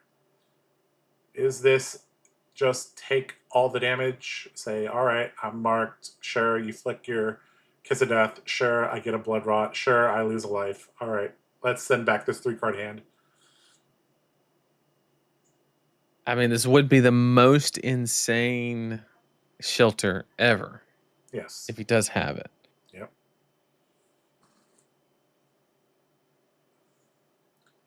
Think the delay in doing things. Yep, there we go. So here we go. Flicking the Kiss of Death. Do we have a shelter? Nope. There goes the second Blood Rot Pox token. Taking 2 damage and then another Blood Rot and then 1 from the blade. Pitching 2 reds to do it, kind of, you know, Yeah. it can be a little bit telling of what the arsenal is, but it really could be anything. It could be an expensive card that doesn't have an on hit, like an extra CNC. Yep. It could also be, it could have been a Mark of the Black Widow, and that he was trying to achieve the mark to turn it on. So there is a situation where that marking could have been relevant, depending on what you kind of assume them to have. Mhm.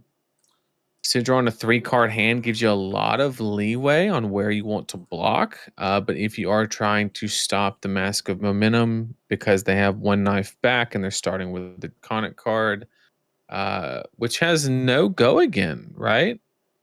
Yes. This is where you ask your opponent, "Does this have go again?" And they're like, "Not at the moment." And, But and, I, and the boots yeah. are too expensive to get go again, or you would have led with dagger more than likely. So it's pretty safe to assume that maybe a blue will be pitched for one of the blood rots and then an arsenal. Yep. Unless they have double blue and they pitch both. Yep, Oh, there's one, there's and then one. going to take 2, probably to 17, and then Arsenal hoping they can hang on to it the next turn. But against Assassin, I wish them the best of luck on that. Yeah, especially considering this assassin has a Command and Conquer in the arsenal.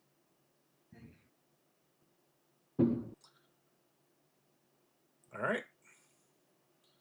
Going to start off with good old Bonds of Attraction, a card that didn't see any play in MST. I mean, other than draft. Bonds Blue did see some play, but Bonds Red was. I mean, it just didn't have go again. That's the main thing. But guess what? Now this is very interesting. They led with that, but they blocked with a Mark of the Black Widow, Mm-hmm. with the opponent being marked, Yes, which a little is bit of a very very interesting. curious. Very curious. Yes.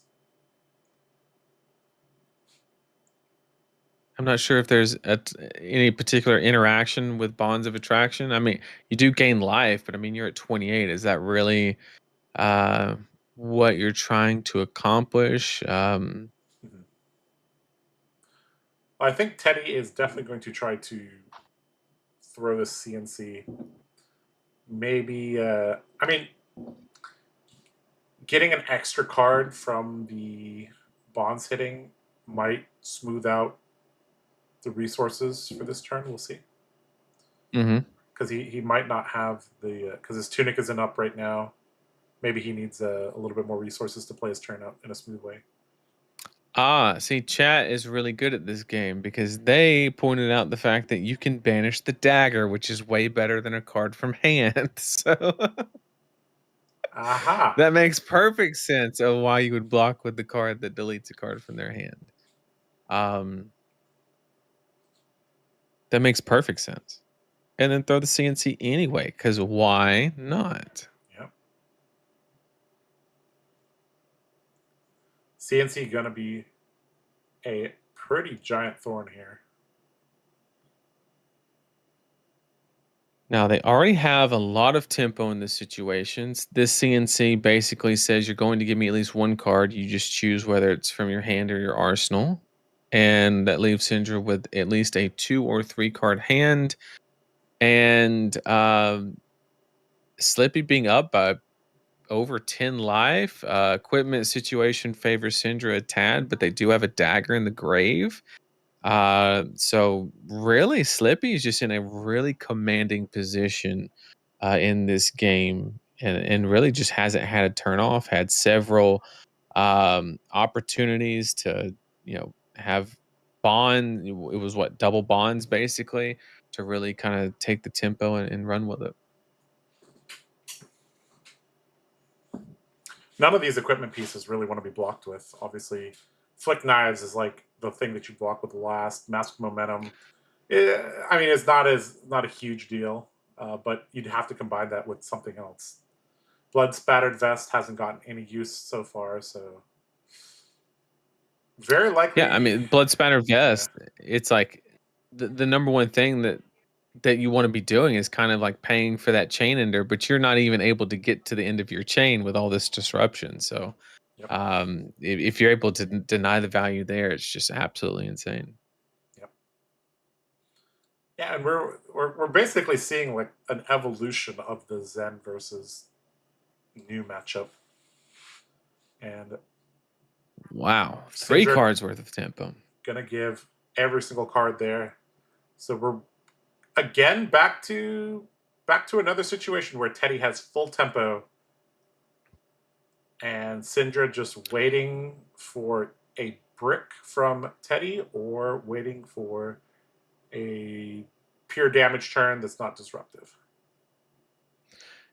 And this is actually the most interesting aspect of Slippy. Out of all the assassins that currently remain in the game, he's actually the most resilient against this type of line of like, look, I'm just going to force you to like draw all stealth cards or all reactions, because Mario does play a lot of like, say, dagger pumps, and maybe you don't draw a blue, you have to pitch 2 cards to swing your hunter's clave, and they can draw some brickier hands depending, but Slippy just you always have the go again. So if you draw more than 1 stealth card, you're saved there.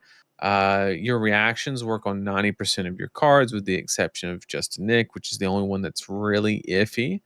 And you run a lot of red cards, so like, and you have Tunic Counter to kind of bail you out on those spikes if they don't fit your curve. So this whole draw that disruption again is very, very risky and typically not the best against Slippy specifically. Kiss of Death into Tarantula Toxin. Not quite getting full value, but still, a nice 2-card 7 to start things off. And we see him take up the mantle being pitched for a Clave. This assassin deck, this is something I've noted about like all the assassins, is that they're like 45 to 50 majestics. So like their cards are good. Uh-oh. What happened to our feed? Oh no. Uh-oh. Uh-oh. Uh-oh. Well, we might have to. They reached off screen. Oh, he went in the AFK channel. Hang on. Okay, go pull him back in here. I can't because of the You account I'm can't. in. Yeah, okay, I will pull it back in. Sorry, guys. He is going to have to hit the share screen button though. Yeah.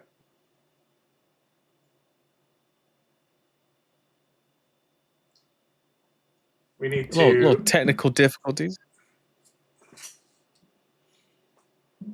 Hopefully the judge is there. Should be an easy fix. Yeah.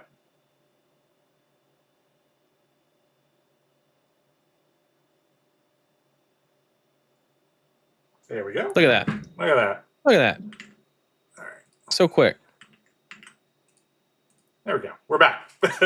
We didn't miss anything. Took damage from the Hunter's Clave, got marked, and now we have of course, leave no witness, because why not? Which is a majestic. Yeah, I mean 28-7 facing disruption. Not exactly the place that you want to be. And this is why Slippy just fits so well into this triangle meta. I mean, just being able to just completely control the game like this against Syndra and have a pretty good matchup into Gravy as well. Just kind of goes to show that I wouldn't sleep on Slippy. Yep. One of the decks that can handle a wide variety of situations, and this is a matchup that I think it's pretty clear that this is a favored matchup for Slippy. I don't think there's many decisions that our Syndra player has like made incorrectly. It's just been disruption turn after disruption turn. And all right, this is like the first attack we've seen from Syndra in a long time. And Teddy's saying, sure, send your head jab all you want. And with the flick knives happening there, you can freely kind of block the third chain link and know you're safe from Mask of Momentum because they can't continue the chain. So could even just choose to block here if you really wanted to. Yeah. Brand with Cinderclaw. And then we got Art of the Dragon Fire, I believe. Yep, taking the 2 true damage and then facing down 5, draw a card. But depending on the texture of the hand, I mean, maybe you just don't care. I mean, you go down to 15, you can still take like most of their turn, and you can guarantee that they never keep a full brick or a full hand again. Or you could just cover it up with the D-reacting arsenal. That is very good as well. And then Yep. give up that tunic that you're probably not going to need too much because you're going to have some really good tempo going forward. Yep. Syndra bought back her daggers, and once again, Teddy with a 4-card hand. Orb Weaver, Dominic. Yep. In chat, I'm trying to get into Fab. The game looks amazing. Any suggestions for starting out? My biggest suggestion is to play a mid-range hero to learn both sides of the game. It creates a much longer learning curve, and it's going to be kind of rough starting out a little bit, but you really get a good uh, understanding of both sides of the game, and also a good appreciation for the really good mechanics within Flesh and Blood. And also, welcome to the game. Yep. In particular, the warrior class is a very, very mid-range based deck, or mid-range based class, so you can take a look at some of the warriors there. In terms of armory decks, the Bolton Armory deck is one of the best starting places for new players, in my opinion. The new Ira Armory deck would also be a very, very good place to start. That comes out in 6 days. All right, Lava Burst and another Draconic card going to be blocking Razor's Edge. Has the counter. Yeah, Loyalty Beyond the Grave, the first one, and Pain in the Backside, going to be the follow-up.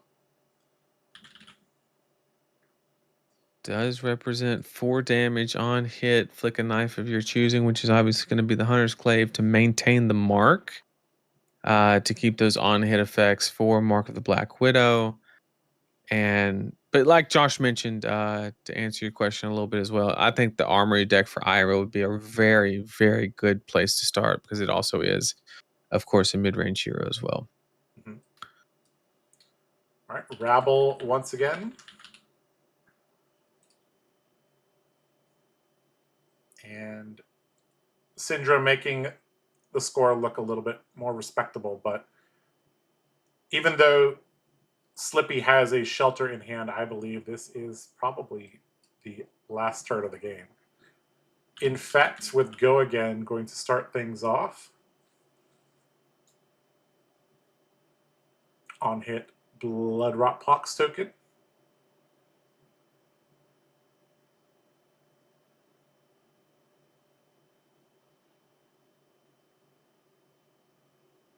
This will probably be the turn that we start seeing that armor kind of make its way into the combat chain, just trying to scrape together every ounce of tempo that you can.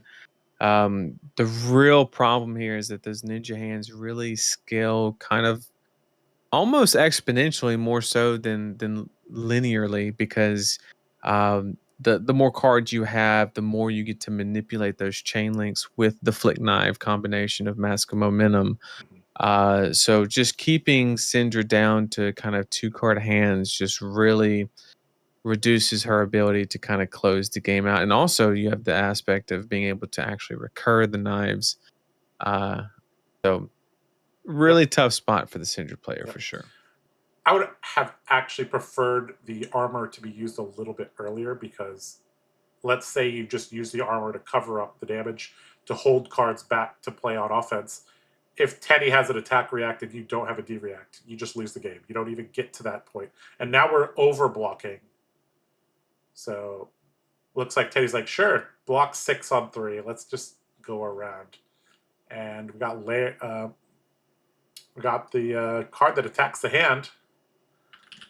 Mark of the Black Widow. Red, of course. And this is that tough spot where if you overblock, basically respecting the reaction in the situation, well, if you continue your storyline, you would want to overblock this one as well. But if you do that, you understand that it's kind of a losing proposition, unfortunately, because you just can't actually maintain any tempo, and then you're just letting the assassin player just kind of punch you over and over and over again, which is definitely not ideal. Mhm.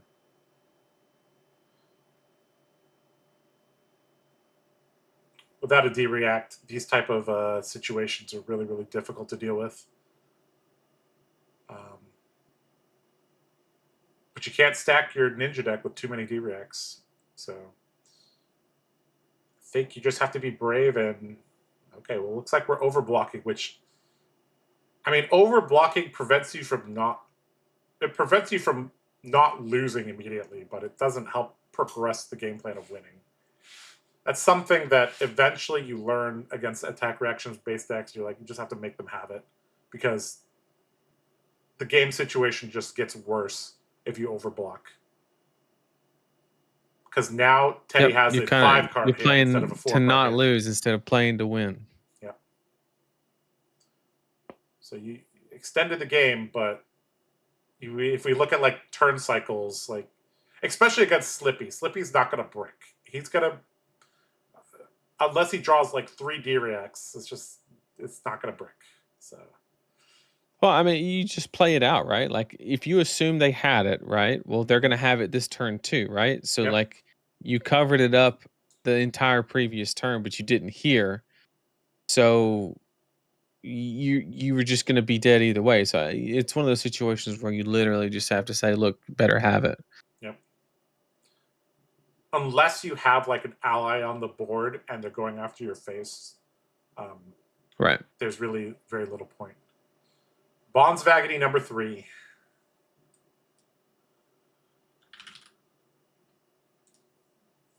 Just gonna respect it a Does little have bit. action? Oh, Ooh.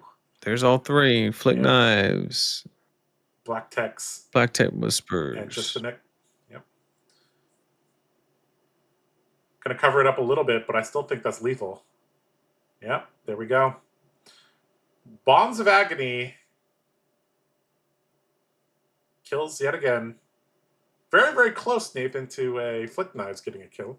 I mean, indirectly, Flick Knives got the kill there. So, led to lethal.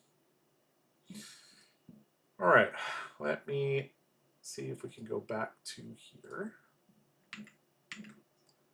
Click this. Transition here. Okay. We are back.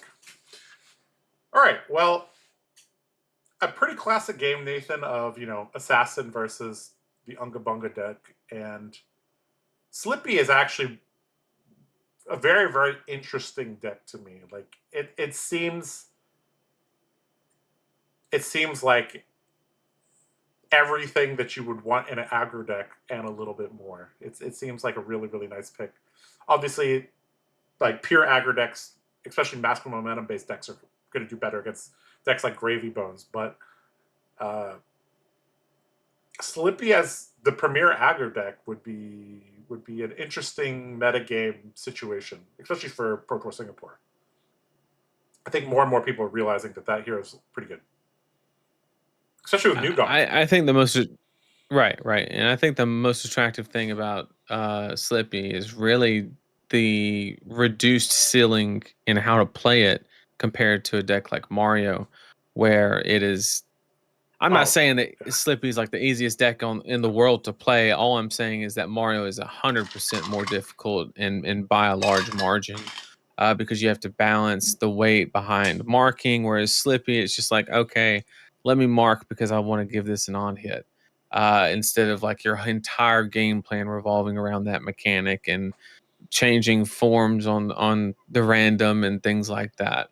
And also, I mean, the one downside to Slippy of giving all the first assassin attack with stealth go again, with new leaving the format, you kind of reduce the negative aspect of that hero ability, because for those of you who do not know, that applies to both your hero and your opponents. So if you play an assassin mirror, Say against Mario, their first attack gets go again unconditionally as long as it's stealth. And it can create some pretty unfavorable situations. So as more assassins move out, it does very much so open the window for Slippy to kind of gain control of the aggressive axis of attack on the triangle. Yep. Playing as Slippy, like you pointed out, I believe is easier to play. But from the other perspective, from the opponent's perspective, both Mario and Slippy are difficult to play against. So you get, all the benefits of being an assassin in addition to an easier piloting experience. So, yeah. Yep. It wouldn't surprise me if at Pro Tour Singapore we see a good amount of Slippies there. Yeah. Okay. I guess we have probably like 15, 20 minutes downtime. We can interact a little bit with chat. We can also fill out our bingo card a little bit. Let's go do that first, and then we'll interact with chat a little bit. So let's go to our bingo card here. The Syndra player was using Syndra Hero sleeves. So I forgot where that one was. Sleeves match Hero. I think that's yours, right?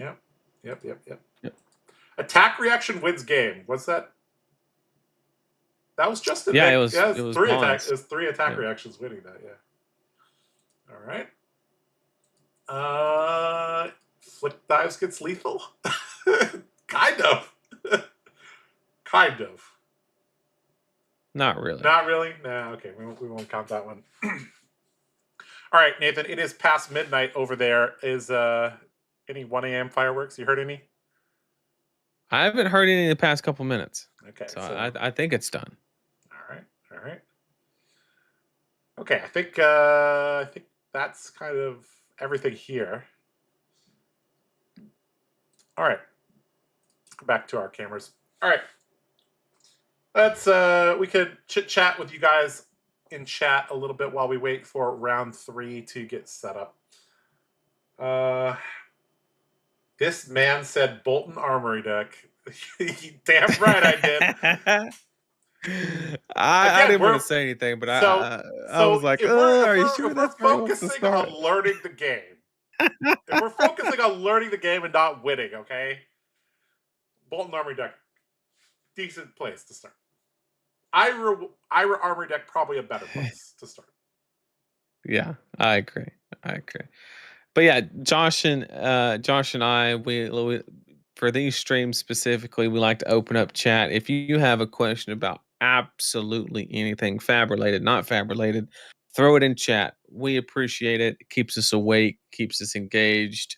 If you want advice on something, whatever it is, throw it in chat. We'd love to help you, just like Dominic did as far as where to kind of start, anything like that. More than happy. Yeah. I'm going to try to get those pictures downloaded so I can show you guys some stuff from the event hall. Having Runeblade in your top 8 being your diagonal is brave words, my friend. Florian or Vincent. Well, I didn't make it. So it wasn't my brave words. Josh put those together, but if it's one of them, it basically has to be Florian. I think that Vincent can do it. I think that things have to go so right, and you have the Vincent hero ability where you're gonna at the beginning of every tournament you're gonna banish 1 win, and it's just kind of things have to go really, really right. So Dash.io exists. Dash.io, I think, is actually my favorite to win the tournament. I don't know who's playing what, and obviously whatever Blue Pitch is playing is going to sway that a little bit. But I think Dash.io is an amazing pick in the meta currently. I'm really high on her myself. Is Riptide green Azalea or green Marlin? I think it's kind of tough. I would say Marlin because him playing the action card or playing the card out of hand is like her drawing. So it's a more one-to-one comparison if I had to throw something out there. But I would say from a aggression kind of value perspective, closer to Azalea, because you still have a lot more on hits than Marlin may have. By the way, love you guys. We appreciate it. Appreciate it. What are your thoughts on the new Ira card seeing more play in Katsu, which might use Kadachi to LL and make Ira worse? Well, I mean, it's actually kind of genius design for the devs at LSS, because maybe they thought that there was a world where Ira lost her Kadachis. Well, moving her into Edge of Autumn is actually just, I mean, call it how I see it. It's kind of brilliant, to where it protects you from that, from a game design perspective. And also, the cards really work. And not only that, but correct me if I'm wrong, chat, but it looks like there's more unique cards in this armory deck than typically before. Which me personally, I'm a huge fan of. I would be on board with, literally making half of the armory deck unique cards, assuming it wasn't. I'm not a fan of the weapon being unique or something like that. I think that's, maybe a little bit too much, but like entire like play style, I mean, just imagine like the max armory deck, right? Where if he would have gotten like 30 cards instead of just a couple, maybe you could have like helped it a little bit more. I don't know. It's interesting. The Katsu Purple Discord chat is highly considering the Edge of Autumn package. Well, um, the Purple Discord is where good ideas go to die. So I don't know. I have heard rumblings about Edge of Autumn packaging Katsu, and I'm not saying it's bad. I'm saying be careful when people talk with a lot of confidence in the Purple Discord. All right, Nathan, I got a little bit of a update for you. So now that we have, you can take a look at the stream. We have the technology. LSS has updated Gem to help us keep track of, the standings and who's playing what. We can take a little bit of a look at the metagame and also see what some of the top players are playing. So we have so I pulled up for you guys the standings after round one. Obviously not going to have a lot of standings, it's only been one round, but let's just kind of go through here. So Kaiser Wong on blue pitch playing Acilio. This has always been a man that likes to play what he likes to play, but he likes to play kind of these more complicated decks. He likes playing Kano. No, it's kind of cool to see him playing Acilio. Calvin Law loves playing Mech and Dash, but is piloting Syndra this time. Eugene. If Eugene was not playing Reinhardt, I would say that the world is ending. So yeah, something's wrong. We knew he was registering that 3 months ago. Yep. PH Chung got top 8 last year with Katsu. We got to watch his game. Playing Gravy Bones this time. Okay, all right. Ray got the second place at the 2023 Nationals. That was Ray against Galaxy to Lexi Mirror. He's playing Syndra. I know Ray likes to play more aggressive decks, so, Syndra's right up his alley.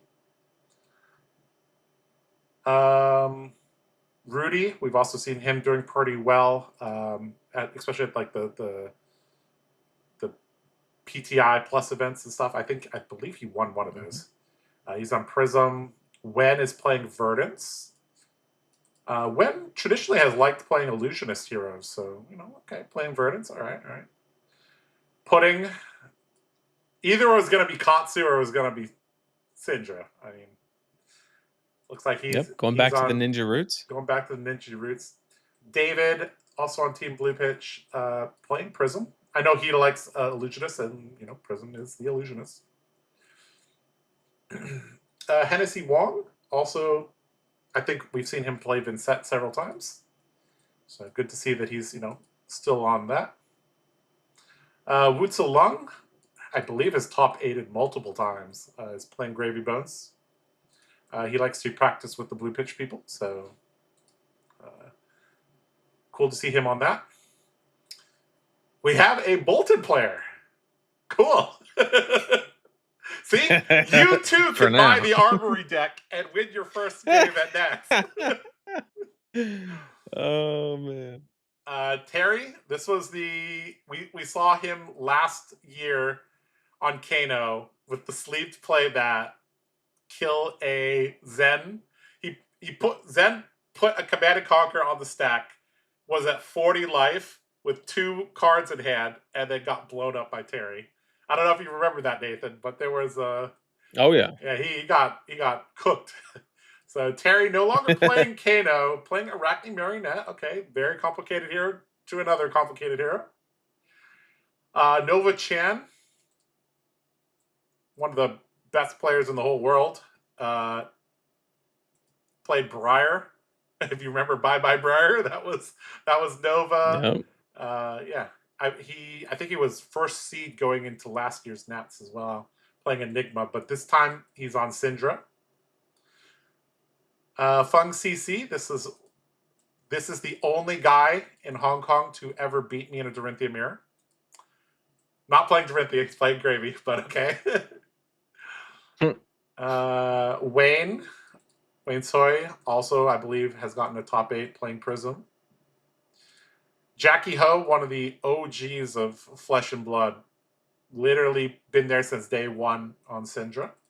I know he likes Ninja, so, It's actually interesting. We haven't seen an Ira. We haven't seen an Ira yet. And Ira was everywhere when I was in Hong Kong. Bun R, really, really, really solid player. He's on Florian. There's my chance for Runeblade in top 8. It's Bun on Florian. There's your chance there. All right on that. All right, we have a Max 1-0. We got a Max and a Puffin. All right, cool. Teddy Tai, the guy who won the Battle Hardened, I believe in Phuket. It's on Slippy. Pretty cool. Dennis playing KO. Unfortunately, he doesn't get to roll dice every single turn like he would in Blitz, but he's on Brute, so that's cool to see. Alan on Dio. Unfortunately, looks like we're getting into the people that lost their first round. So Alan lost on Dio, unfortunately. Ho-Chun Lai, we've casted him several times. Looks like he's on Slippy as well. Marcus Mock, we saw him unfortunately lose in round 1 on Dory, but he's one of the best Dorinthia players in Hong Kong. Did very well at Worlds in Osaka. Shing, he lost his first game on Slippy. All right, well, submarine time for Shing, I guess.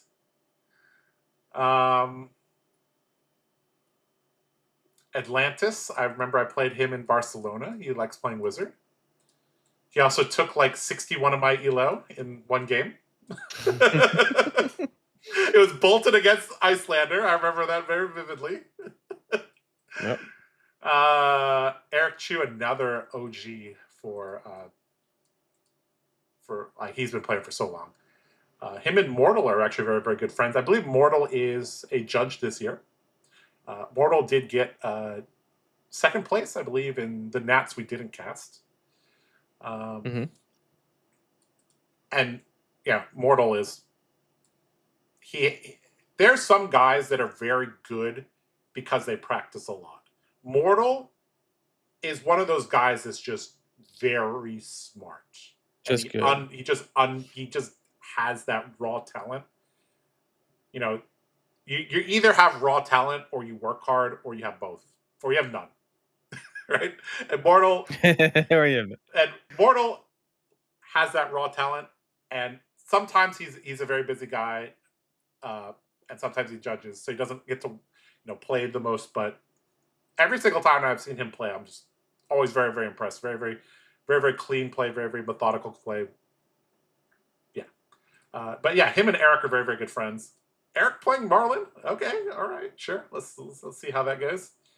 And Manho Tang, we've cast a couple games from him. There's the Ira. Yeah. And Hung AAA Man.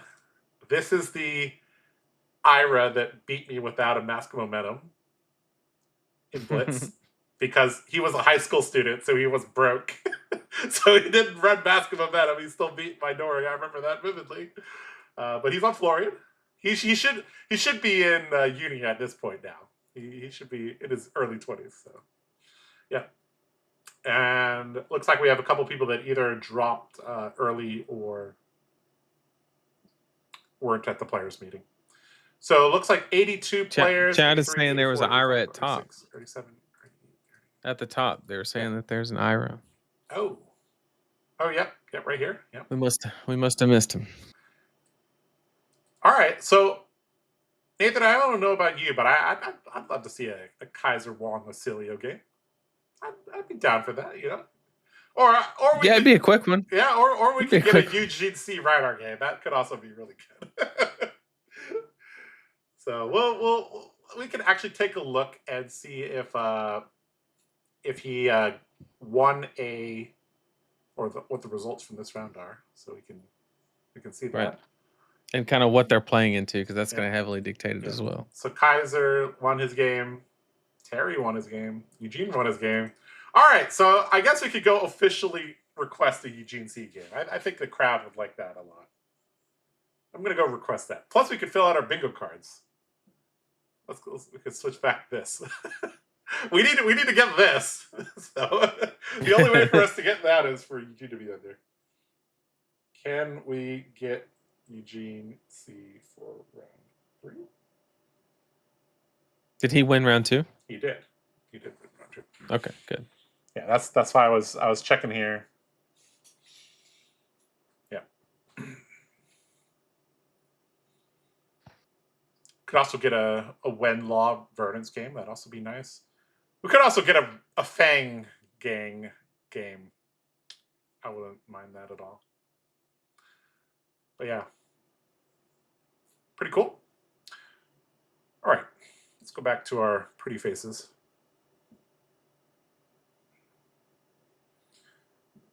All right. Has chat been asking us questions? Let's see. They seem hyped to see Eugene. They're hyped to see Eugene? Yeah. Us too. Of course. Yeah.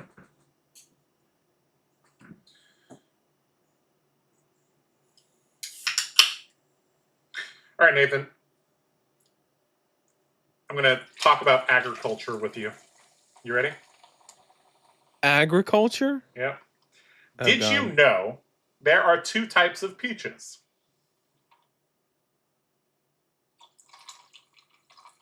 Ones that are ripe and ones that are not. No. There are white peaches and yellow peaches. Oh, I knew that. Yes. I knew that. Yeah, I knew that. Yeah. So the area that I'm from, Chilton County, is very, very well known for peaches. It basically has the perfect stats for being a peach growing county. And yeah, they have white peaches and yellow peaches. So white peaches generally are for eating. And yellow, that sounds so stupid. Let me finish my statement. White peaches are for eating, and yellow peaches are just for throwing at people. No, yellow peaches are for baking. White peaches are for eating raw. Okay, so you have white peaches, which are good for eating raw. Yellow peaches, okay, a little bit more tangy, a little bit more acidic. Those are better in like cobblers and pies and stuff like that. Gotcha.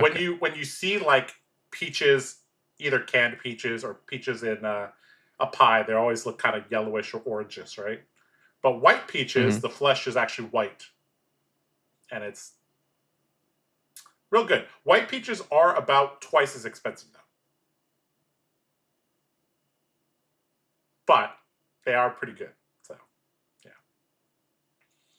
The more you know. The more you know.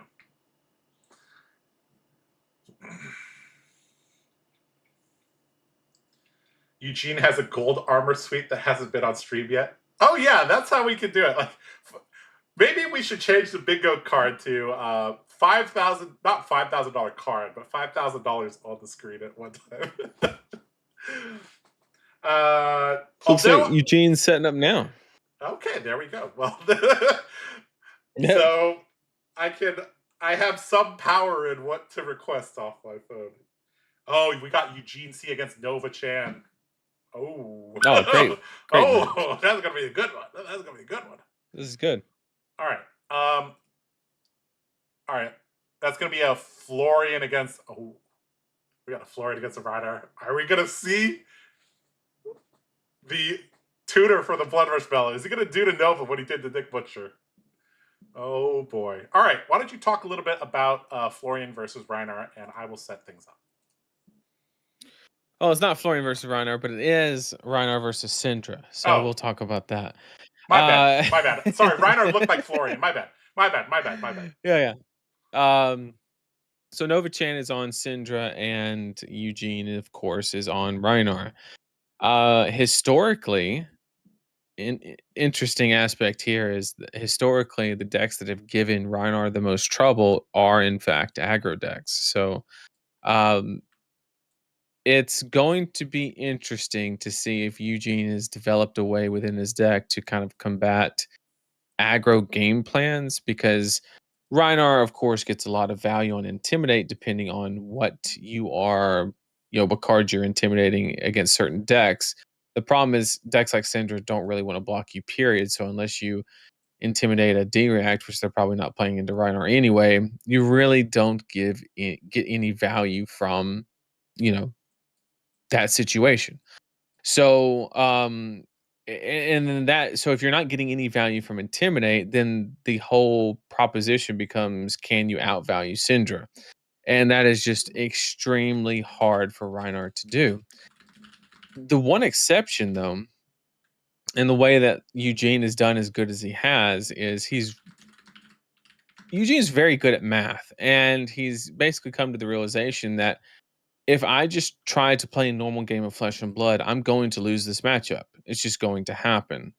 So what you'll probably see in the course of this game is Eugene taking a series of what most players would consider risky lines.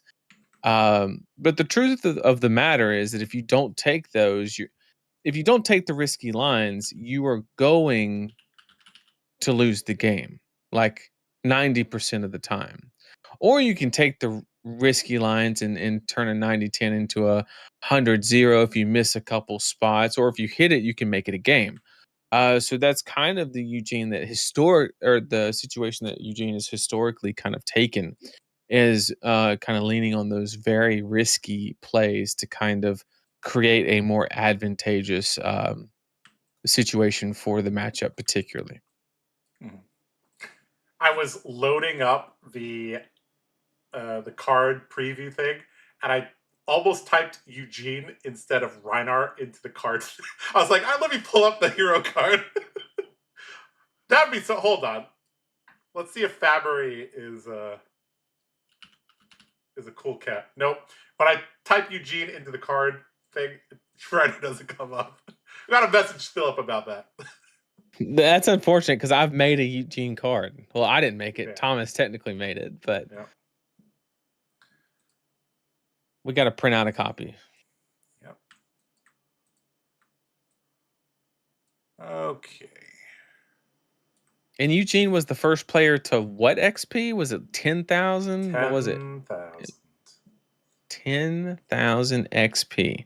This man used to play 2 or 3 skirmishes at the same time back when they were webcam games. Yep. Looks like we're in the game fact, now. But yeah. In fact, the funny part is that that's the main reason that Eugene was drawn to Rhinar, because in Blitz you would either win the game on turn 0 by triple intimidate, or you would just lose because people would outvalue you. So he picked Rhinar actually because it gave him the unique ability to play multiple skirmishes at the same time, which is just hilarious. It's like, have you ever played 2 skirmishes at the same time? Well, Eugene has. Game's over in 5 minutes flat. All right, guys, welcome to round number 3. We got Nova Chan piloting Syndra up against Eugene C playing Reinar. It is turn 0. Eugene has gained an extra action point by rolling Scab Skins. And let's see how much damage he can do on this very first turn of the game.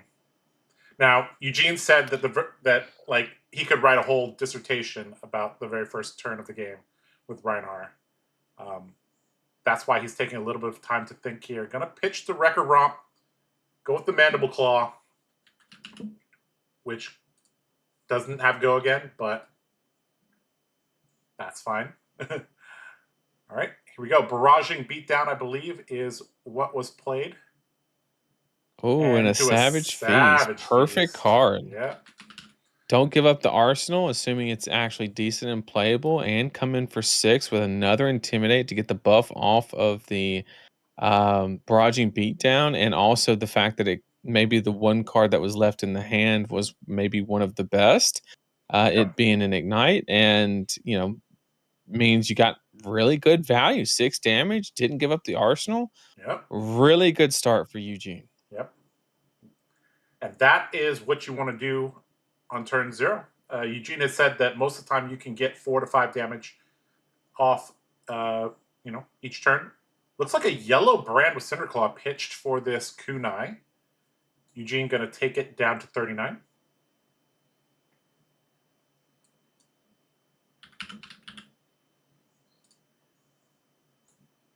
Going to follow up with the thing that makes fealty tokens. I believe this is the one that costs 1. Is it Devotion Never? Is it? I forgot the name of it, but it makes fealty. It comes in for 4. Go again. Demonstrate Devotion. All right. Interesting aspect here also. Pitch to yellow, none floating, paid for the card. You had the dagger hit on the first chain link. He chose not to activate chest. So that does kind of map out the turn, right? You're not really expecting any more 1 cost for what it may or may be worth. And then you can kind of calculate the rest of the turn from there. But you do have Flick Knives still usable. So if Eugene does try to jam armor on the spot, which Brute's known for having very, very good armor, then or you can just reckless swing, because why not? And he hits a pulping. And discarding a pulping. So 2 damage and also covering up the breakpoint. Nova going to flick the kunai to keep the Mask of Momentum alive. And going to play Demonstrate Loyalty, I believe. And this will probably mean that Eugene will give a card unless the hand is just really, really good. But I can't see what a 3rd card does in Reinar. So more than likely just going to block here and then swing back either a swing big or a 2 for 6 or maybe even claw arsenal.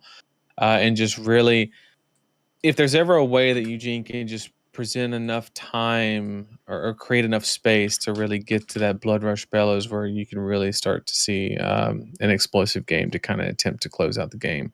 Still has all of his armor, waiting for the opportunity to make a move as well. Yep, so Eugene blocked with the Sea Legs, pitched a Sea Legs. So this is one of the new cards that has powered up Reinhardt quite a bit. Unfortunate that he had to block with one and pitch the other one. And we do see a Blood Rush Bellow drawn by Eugene, really going to try and make the most of it, I assume. So we might see Eugene really just lean on that armor a bunch this specific turn. Yep. Fire Tenant strike first, dealing 3, giving +1 to the next Draconic attack. Unfortunately, it is Fire Tenant into Fire Tenant. Which I think that lasts the next Draconic. So it lasts the turn of the chain. You're right, so you're right. He can still play one and it'll just get double buffed, basically, which he is going to put it on the rabble. Once again, flipping over Ancestral Empowerment, giving Yeah. away the sauce. Yeah. Unfortunately, but you know, it is what it is. Coming in for 6 now. Also giving Eugene a little bit of information that the last card is not a Draconic card, because if it was, he would have played it and not used his fealty. Not necessarily, right? Because you are presenting the bigger breakpoint. Instead of 2 pieces of armor, you are asking for 3 because this is the Mask of Momentum draw. So it could be just the fact that he's trying to make the Mask of Momentum attack just as big as possible. Okay, yeah, that's fair. Yeah, because if he sent like a Ronin Renegade or something, that would only be for 5. Whereas this is basically saying, all right, are you going to give me Sash, Apex? Okay, okay, grabbing the Scowling Flesh Bag. Interesting. Okay, because yeah, he didn't want to have to deal with the flip into another. Yeah. Yep.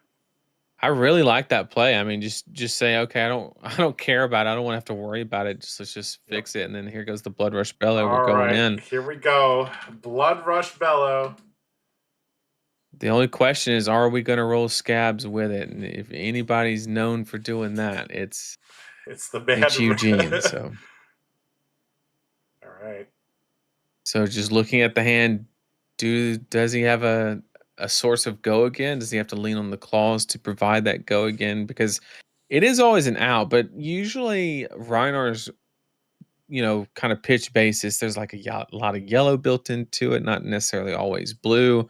So the mandible claws are not always the most optimal way to kind of utilize the go again or action point generation for Reinar. But one thing that Reinar or that Eugene specifically loves to do is kind of get a little value out front to mitigate the opportunity cost of rolling a 1 with Scabs, and so he'll roll Scabs after the mandible claw. Ooh, we got a Savage Sash break. And we have the Wild Ride, so it's lined up perfectly. Yep. Has Flying High Blue in the pitch zone. I've never seen that in Reinar. No, I haven't either, but you know, if there's anybody that is Command and Conquer being, I mean, you don't want to Command and Conquer on this turn. Yep. Great discard. Yeah, good discard there, because Blood Rush Bellow only applies to brute attacks. And if this is a go again attack into a go again attack, or a go again attack into a finisher, this is. I mean, ridiculous. There's still enough room to claw and swing something. Yes. I mean, depending on what the resource situation is, and make in the last card not demanding a discard. Yep. So if the last card demands a discard, then you just play it, right? Like there's nothing you can do about it. Savage Sash is online, so basically every brute attack it's every 6 attack, I think, period, costs 1 less.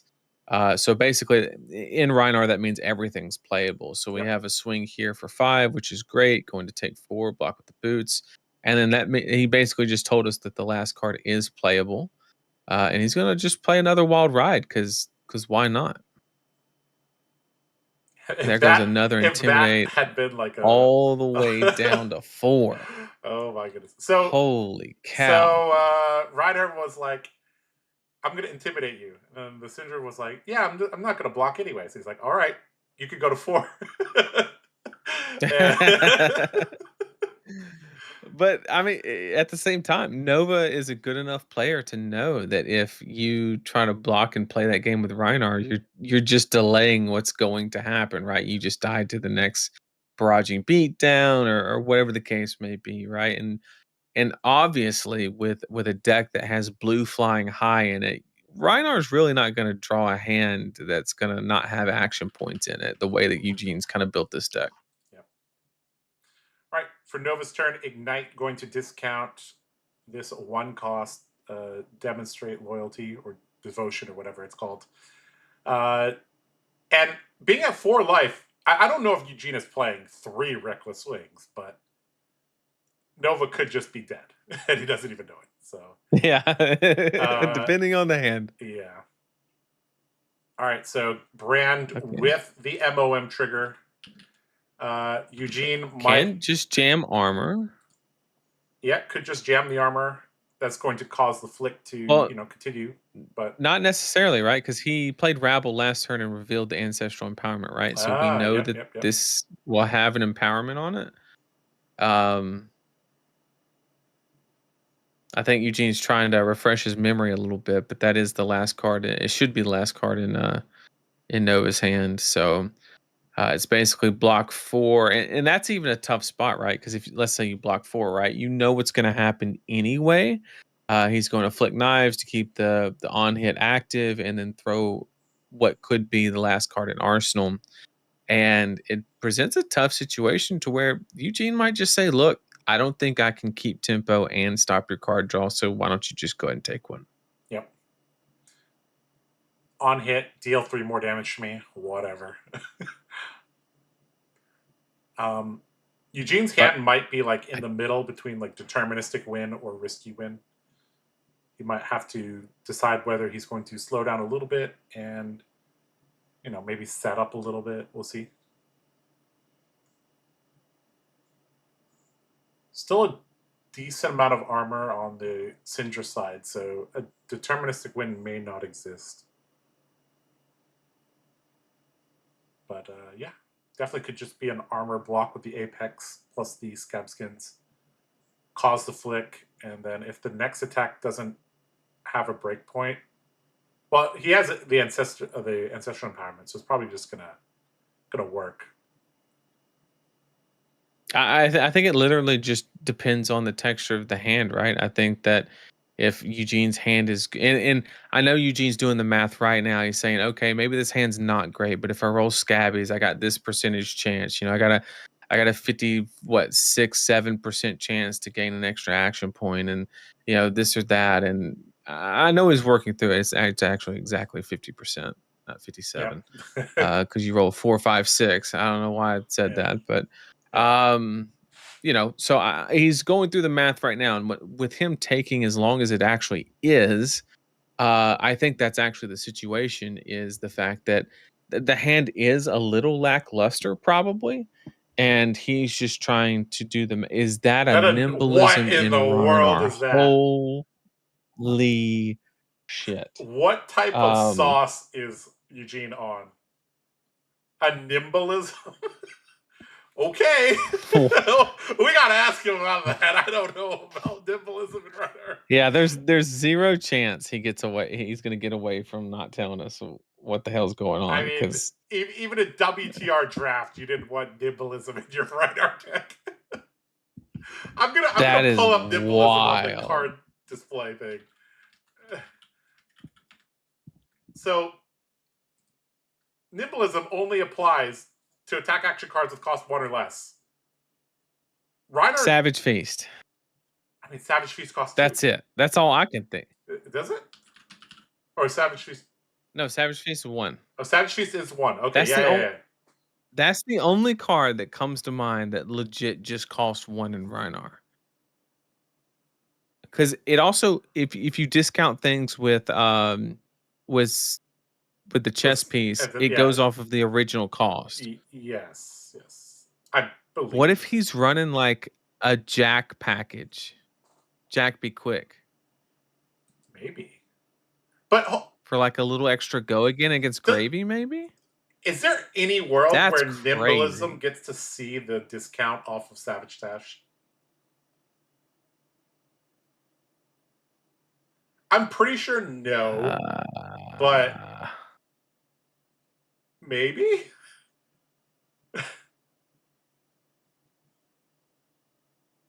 That is wild. I mean, I'm an L1 judge, but I'm a fake L1 judge. Like, so I don't know about that. Anyways, on the other side, I think that's a Burning Blade Dance coming in at the end of this. So he's already gotten the MOM trigger. So let's pull up Burning Blade Dance. So this is, you can have the daggers deal extra damage, and then you can buy it back easier. Blood Splattered Vest. So are we ending with a 2 cost? No, we're just going to go 1 cost into 1 cost, I presume. Yep. So that's another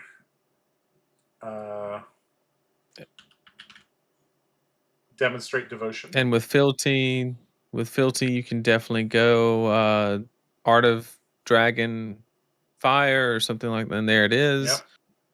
Yep. Nimblism in Rhinar. That's almost worth a 5-minute judge call. Yes.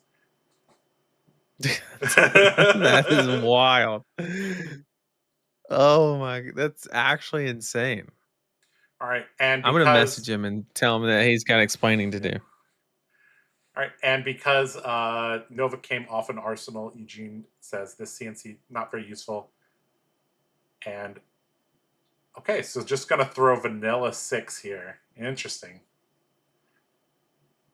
So Nova going to have to give a couple cards to stay at a reasonable life point. Probably a card in Mask Momentum. Eugene might be thinking, hey, if I can get you to 2, I basically will just defend until I kill you. With the other Reckless Swing. If I had to guess, he's running 2 Reckless Swing. We've seen 1 from him. So this well, I mean, just this play alone, right? It does reduce the hand size. Yep. Which reduces the ability to, and more than likely reduces the hand size by a little bit, right? Because Nova can block with 1 card and jam the armor. But if you jam the armor here, then like you solve so many of your issues by that stuff not existing. But if he gives you 2 cards here, then you solve the same issues for the immediate next turn. Yep. Because now you no longer have to worry about Mask of Momentum and things like that. So I actually like the idea of Eugene kind of taking a break and realizing how big this attack is and kind of what it does to the game state. I really like it.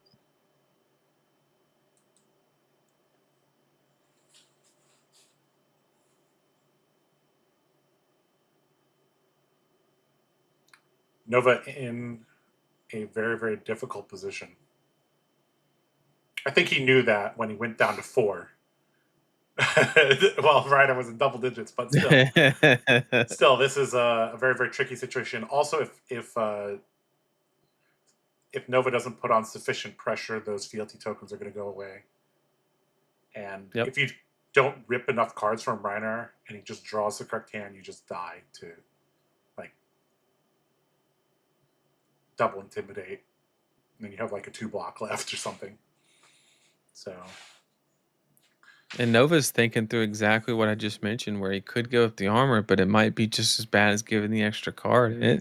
It's tough. It's close. You definitely could give Mask of Momentum. I don't think you could even think about giving Flick Knives, but if you do that, if you just do Mask and a card, assuming maybe a 2 block, well, you're now in reckless swing range. So it's not an easy solution. In fact, even if you had a 3 block plus Mask, that puts you in reckless swing range. Yeah. So I think that's why Nova is kind of entertaining the idea of just going ahead and giving 2 cards here. Yeah. The block value of the 2 cards that are face down right now are going to be extremely important because being at 3, being at 2 is a gigantic difference against Reiner. Although being at 2 and being at 1 is basically the same thing. Looks like Nova going to be disciplined, going to lay the whole hand down to cover up 7, saying, you know what? Maybe you'll get greedy, roll Scab Skins, roll a 1, and I'll be in the back of this. I think that's what he's hoping for. Salt the wound and ancestral empowerment. And he drew agile windup to turn claws on. So definitely not a brick hand, but at the same time we got to see what his resource situation is, because you maybe not be able to kind of just ditch that. We'll just ditch that one then. Yep. And we're going to do it on our own turn, so that is an intimidate. So if he can go, maybe even going 2 wide will be enough. Right. Yeah, if you can send 7 after this or something like that, then you guarantee get the 2 cards in hand, because you're basically presenting this. That's good too. That's good enough. Yeah. Splatter Skull. And you get the Flick Knives. That's huge. Yep. So it's a full block, 1 card in hand, going to send back a little bit of damage. You have 1 block on the armor to actually generate a might if you really need it, to further have a break point. And Nova, you already have 1 might. And Nova had to cover that up, or the Splatter Skull would have banished the Intimidate card. And this is huge. Eugene just drew a Blood Rush Bellows. So as long as Eugene doesn't threaten lethal, which no longer has Flick Knives, so very likely, you could just say, look, I'm cool. I'll go to 2-1, whatever you want to put me at. And I'm just going to kill you with this Blood Rush Bellow. Yep. Nova Arsenal to Salt the Wound. And here we go. Unless... no, there's no miss in that hand. All right, so gonna intimidate a card, and if he drew a blue, this game very likely to be over. And he did draw There's blue. the blue. There's the blue. So 5 into 5, and then something at the very end to follow up. Oh, even 6 because of the Might token. All the cards gone from Nova Chan's hand. And he's going to end it with the attack action card. Splatter Skull. Good game. And Eugene C. on Reinhardt is now undefeated going into draft. Damn. damn.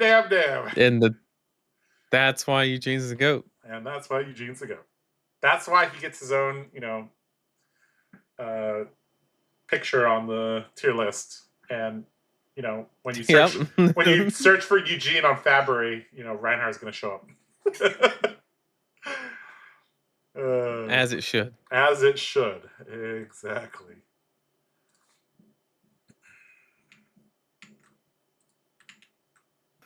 Nimbleism Reinhardt, everybody. All right, guys, we're gonna I want everybody in chat to cook with us. Why is Eugene running Nimbleism in Reinhardt? Wrong answers only, go. Wrong answers only. I'm gonna message him right now on WhatsApp. I already sent him a message. Okay. Asking him what the hell is going on. So, should I buy alt art Nimbleisms? Oh my goodness, that's too good. Somebody said, "Can I add one card or one thing to bingo? Nimbleism and Reinhardt." Yeah. Okay, fine.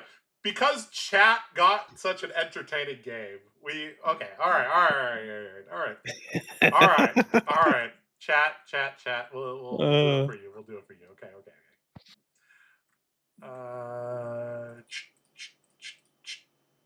Okay, so here is our bingo chart, guys. Like I mentioned between round 1 and 2, we're gonna let chat decide on 8 different pink. This is actually a good time to do it because we're gonna go into draft next. We got some downtime while they set up the draft. Chat, we're gonna let you guys choose a bunch of different things, and if you guys can get 4 out of the 8, we'll give you guys some brownie points, redeemable in brownies at a IRL event. All right. I'm going to take that. I'm going to take Nimble. Because you won last year, I'm going to take it right here. Nimbleism in Reinhardt. There we go. I win and chat wins. All right. Was there any other things that we got in that game? 5-minute judge call. Not quite. Should have been, but didn't. You know what? I think because they're using like the official playmat, I think a lot of these playmat things are not going to happen, unfortunately. So we might have to change those.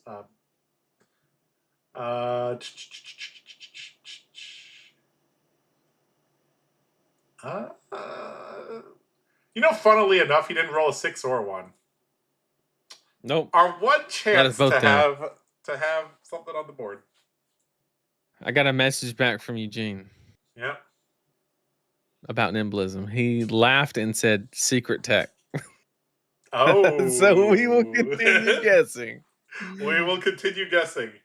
Okay, if I don't want to give away a secret tech, but if I had to guess, I think you were right with the Jack Be Nimble package, maybe the clear gravy allies.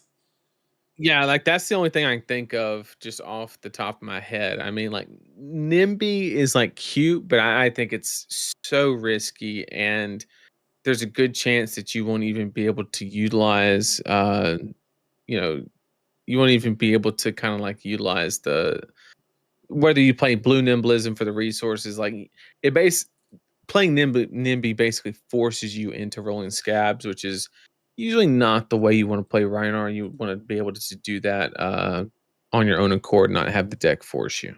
Mm-hmm. All right, let's look at chat and see if we can get some bingo things going. Did you? Yeah. Andy said, "Do you guys remember when I gave him the free play man at the poker table he was looking for? His secret trade off was he had to find a way to run nimblism and Rhinar." There you go. There you go. Oh man. Yeah, Half Freewheeling the Renegade is pod. another one, obviously. Yeah. And I think Freewheeling Renegade actually is a card that he's played before because it actually fits Rhinar's curve a lot better than a lot of others. And it does, Freewheeling Renegade diminishes in value against decks that want to block you. And Rhinar's biggest weakness is decks that don't want to block you. So Freewheeling Renegade is actually fits like a glove in regards to Rhinar. All right, I'm seeing some suggestions here. So half the pod on the same hero. I'll take that one. I don't think it's super likely, but it could happen. Blake saying break 5 gold in 1 turn. That could happen, especially in CC. Also in draft, that could potentially happen. Do you want that one, Nathan? Break 5 gold in 1 turn? Let's make it 4. Okay, fine. Break 4 gold in 1 turn. All right. Okay, chat. We need a couple more suggestions.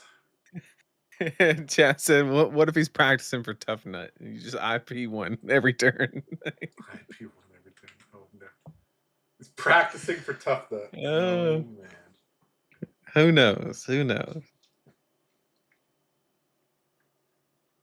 We had a couple good draft ones. Double Scurv and like 4 of 1 hero in a pod. Those are pretty good. Double Scurv seems impossible if they collate the draft correctly. So at US Nats this year, I know that they tried to keep the packs from the box together in the pod. So the only way you would get double Scurv is if like 20 they mixed boxes. 3 of the packs were allocated and there was like 1 pack that had an issue and got swapped out from the judge, and that 1 pack had a Scurv in it. There's no other way to get 2 Scurvs in 1 pod. Scurv pack 3 pivot. Oh boy. That'd be wild. That would be wild. 15 hero taps in 1 game. I don't. That's hard to keep track of. Beef the Noob says, "Love the casting. Thank you. I hope you are still playing Bolton, bro. Got to meet him in Barcelona.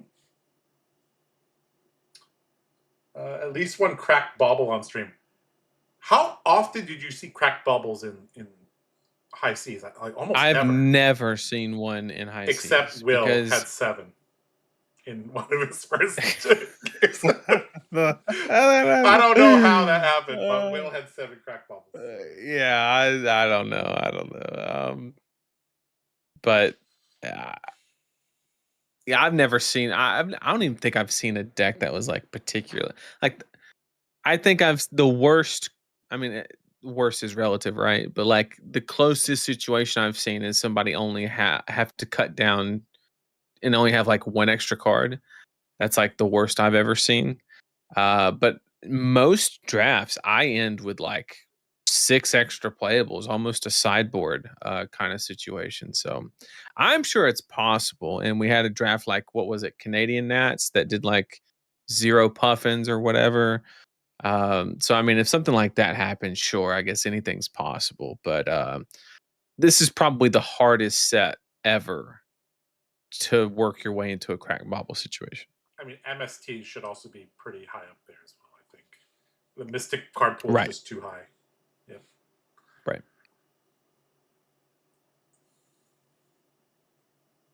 CNC destroys a D-React. Majin's not playing in this Nationals. Yeah. That's pretty funny. That was just too funny. Yep. He just blew it up, and I was like, "Oh, I could have blocked with it." Oops. Oh, In the grand man. finals, nonetheless. And then still won. So, you Yeah. know, I guess he didn't need it, you know? Yeah. Puffin 3-0 draft. Puffin 3-0 a pod. We'll take that. All right, you want that one? We'll give that one to you. Puffin 3-0s a pod. So we're going to have to ask. So there should be like 10 pods. So theoretically, this should happen, right? Are we going to be able to tell if a Puffin won? Like, are we going to be able to know like what heroes won each pod? Or is it only the one we're watching? I think if we look through this page here, we probably can. Let's see if we can. Do we have a representation graphic? Let me message them and see if we have one.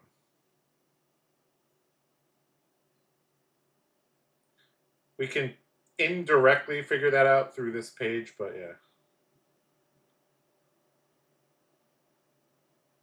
Bingo February adds a new feature during a game based on the game. AKA searching Eugene and Reiner. Hold on.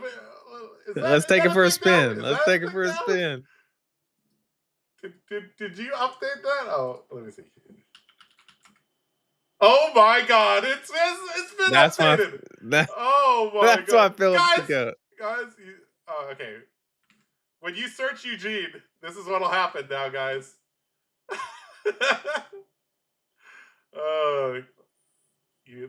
That is amazing. That is amazing. That is amazing. All right, Nathan, I got a free one. We'll give you the free one. We'll give you a free one. Fabry updated mid-stream. All right, chat, you're already at 2. So you're good. Okay.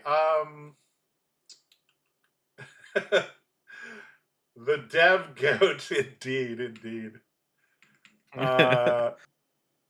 Okay, so let's see. What was it? I was going to message them about. Oh, do we have a metagame graphic? Okay, so maybe we'll get a metagame graphic. If not, we can always look at it through this. So let me quickly refresh this. Okay, so you know everything up here. If we have, I think so. That'd be 1 out of 8. So basically, the out of the top 10. So I think everything up here has a chance to 3-0. I think that's how it goes. So I think we have a 3-0 KO, a 3-0 Syndra, a 3-0 Gravy, and the rest of the games are still going on. But this, do you have a Victor up there? Yeah. I'm kind of looking for rogue decks. So we got a Victor, we got a Fang. Look at Vinny. Look at Vinny doing it. Yeah, Vincent doing pretty good. We got an Ocilio. We got a Reiner, of course. KO, I guess, is kind of unusual. Ira's a little bit unusual. Max. This could be a 3-0 Max. That'd be pretty damn cool. Is it? Could be. I think he's close. He's close. We got a Jarl. A Puffin. A Bolton. Max Naverdance. Who wins that? Yeah. Max Naverdance. That could be crazy. All right, cool. Okay, so yeah, looks like unfortunately Marcus ran into Alan. So Dio beat Dory. Okay, so yeah, that's pretty cool. All right, let's just can transition back to our cameras. All right, you're looking a little fuzzy, Nathan. I don't know what you did with your internet or your camera or something. Oh, I am? Yeah, I don't know. Maybe it's just out of focus. I don't know. I don't know. Rooting for the rogue decks to make it past draft. Yeah, this is an interesting format in that, like, having an equal amount of draft games and CC games means you need to be good at draft. Whereas at like US Nats, it was 9-6. This type of Nats is 6-6. So, yeah. Being a draft god here matters a little bit more. Right. Especially in having a good record going into draft. It almost creates a situation where, like, basically when we get out of draft, the top 8 is like, I don't want to say decided, but like heavily influenced, basically. Mm-hmm. Okay, we do have a graphic. Let me figure out how to. So we save this into here. We make a new scene. We add the picture to the new scene.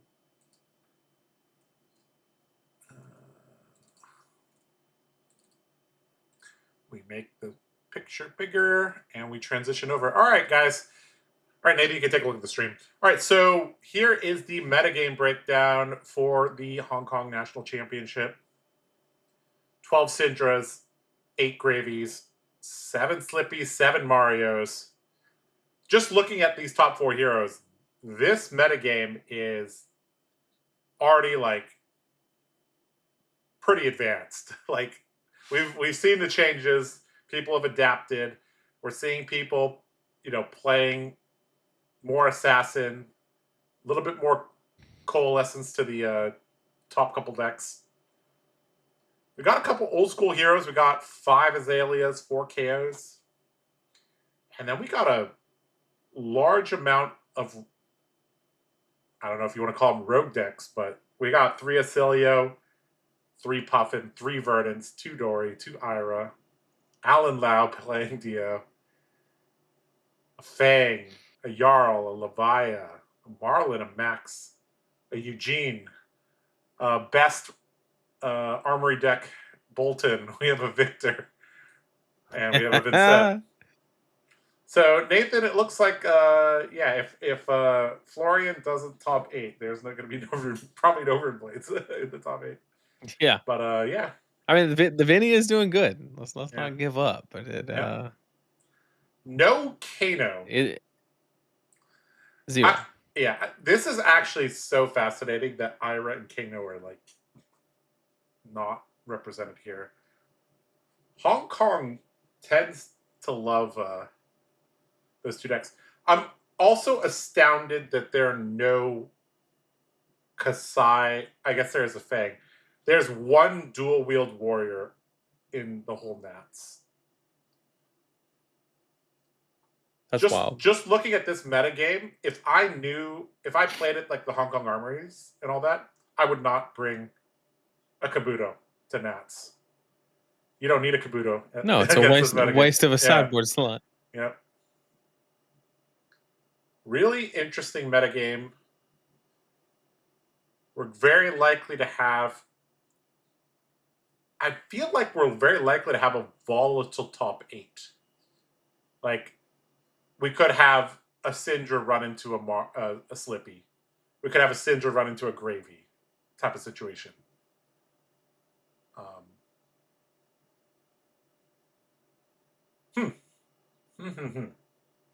I guess we'll see how this goes. All right, back to us. So sit up straight, Nathan. Okay, now I'll click the button. Okay. We're struggling. Nathan was like this. Yeah, he was like that. You can't be GG'd already, Nathan. You know, like we got GG'd. you can't be GG'd already, man. We just have 2 drafts to we just go. have two That's it. drafts to Just go. 2 drafts. I mean, I'm pretty sure they're in the process. No, they can't be in the process of drafting. Because if they're in the process of drafting, we're not seeing it, which is not what we agreed to. So let me message them and see.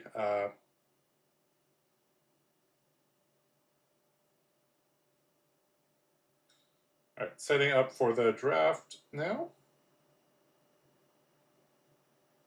Okay.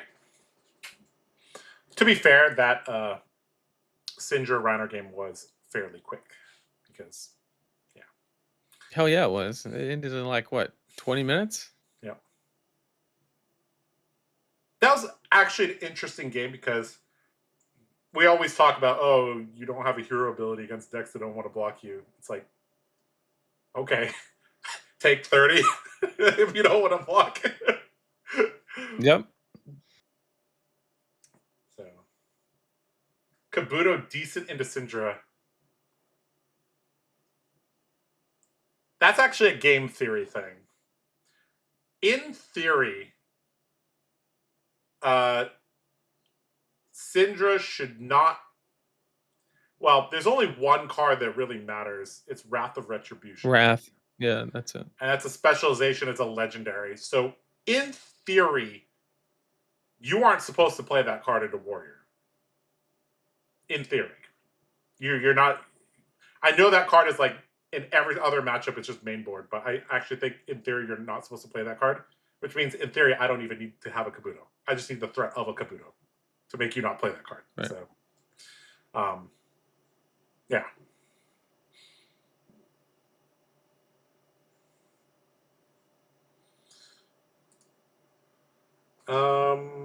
Okay, a little bit of update. They are still in round 3, which makes sense. We literally just looked at the standings page, and there was like people still playing the game. So yeah. All right, Nathan. Tell you what. Yeah. I got an idea. All right. What's your idea?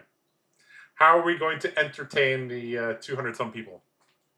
I was going to recommend exactly a 5-minute break. Okay, that's so I can get some coffee. That's a good idea. And then during that 5 minutes, since chat is so dedicated to their responsibility during the stream, they're just going to load chat full of random questions. And then when we return from this 5-minute break, we will begin answering said questions. That sounds good. And you know what? I'll even put a timer on for that. So 5 minutes is what? 300 seconds. Okay. Math checks out. Then I will say coverage resumes in. Okay. Oh, gotta make that 2 lines. You know what? We're just going to say it resumes in. There we go. All right. Okay. We will be back in 4:33, 4:32, 4:31. Bye-bye.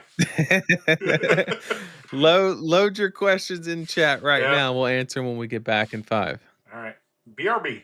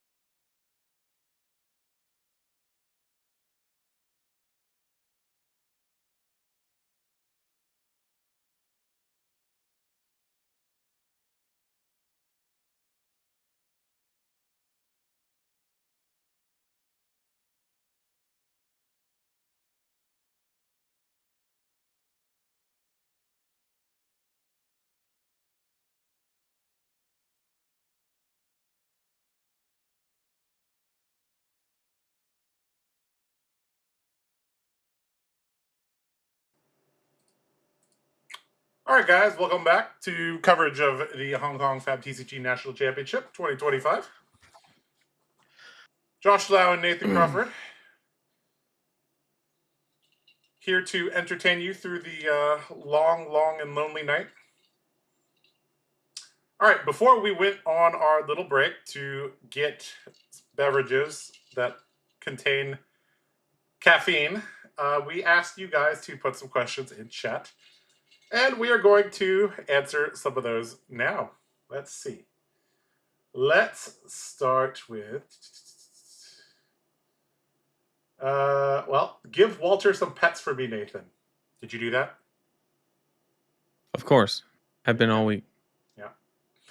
Who is going to Kansas City? I presume most of the people on the team will be going to Kansas City. Now, the question is, Nathan, that is the sweet spot of driving distance of fly versus drive. It is like how far of a drive 9, is Kansas 10? City? For you, it's 10. For me, it's 12. But if Oof. I were to go there, it would basically be driving through you. So, 10 hours is really the border where it's like, well, yeah, could drive 3 hours for you, 4 hours to Atlanta, and then fly. right. So it's like, yeah. Or just lose a whole day driving there through the cornfields or whatever they have in Missouri. We'll see. But we probably will Absolutely be there. nothing. Yep. As for the world premiere,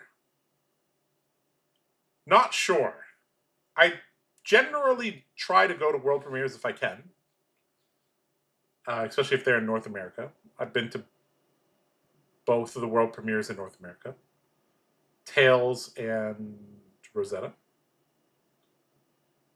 But we'll see on that one. What's the best warrior right now in this meta? It is either Dawnblade Dorinthia or it is aggressive dual-wield Kasai. In my opinion. Fang is a little bit too predictable, also a little bit more susceptible to disruption and can't deal with split damage very well. Kasai getting the riches of whatever the thing's called, the gold generation thing is pretty huge. It can't be understated just how much 1 gold matters, because in the matchups where you need a large Raisin army, that basically guarantees that your Raisin army comes in for +1, which is huge.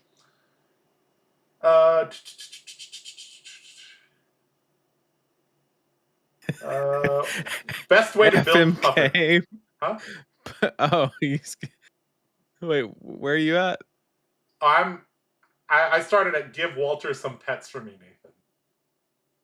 Oh, okay. Who's going to Kansas City? What do you believe is the best way to build Puffin at the top level currently? Is where I'm at. I don't even see that. Oh, I see it. Okay, yeah, Pat. Okay. Yeah. A little bit of boost.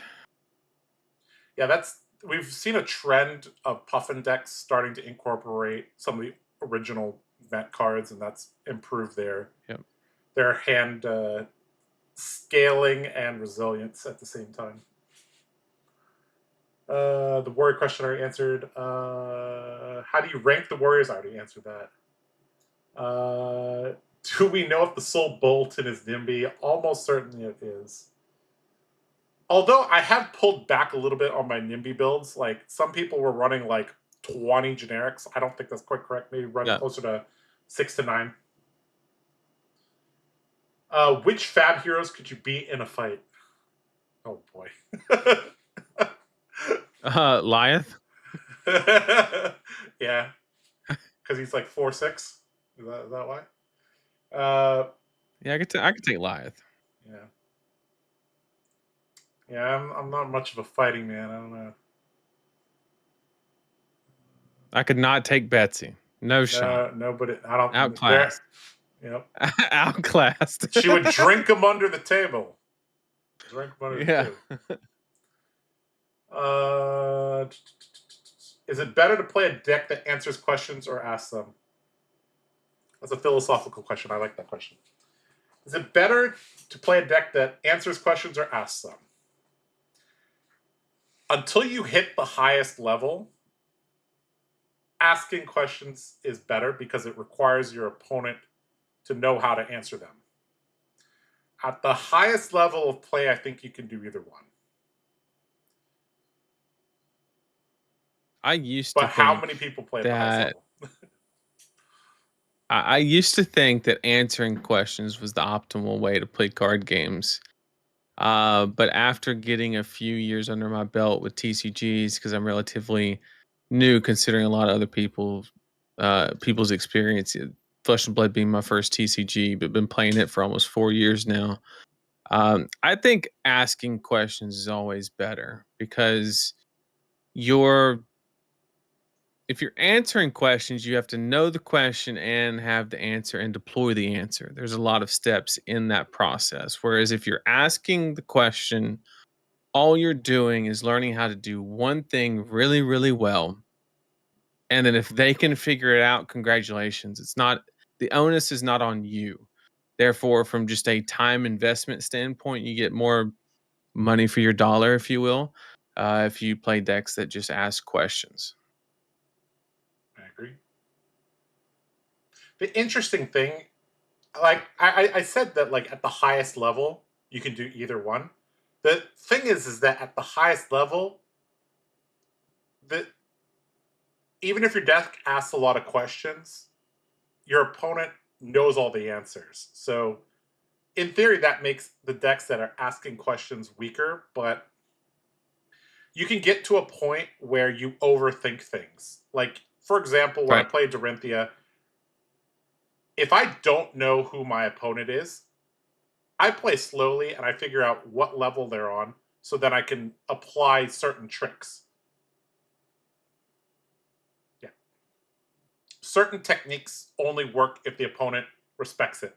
I think there's a poker joke, right, Nathan? Like, people don't respect your raise in the low stakes or something like that because they don't even know what you're trying to Yeah. I mean, bluff. Yeah. It's like, I well, could it's be, just yeah, more money is more intimidating, right? So yeah. Or this, I'll give a fab example. It's like, oh, if I don't, oh, looks like, okay, looks like we're just gonna go into draft. All right, let's move over there. All right. Well, I am not the feature drafter, guys, so we're gonna put question mark, question mark, question mark, and card overlay. All right, let's just, what's your favorite card from the set, Nathan? from this set, In limited. favorite card in limited would have to be uh blue battalion bark. Okay. All right. Or no, blue sloop. Oh, that's a good one. All right. We'll pull up Sloop later eventually. Okay. All right. Let me Blue see sloop is if I can. really good. There we go. All right.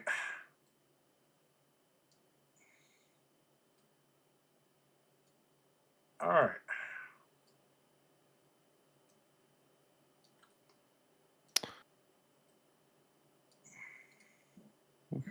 All right. Here we go. I think maybe we can even make this bigger. Let's see. This is the first time I'm doing like draft production. I'm trying to get this correct. Yep.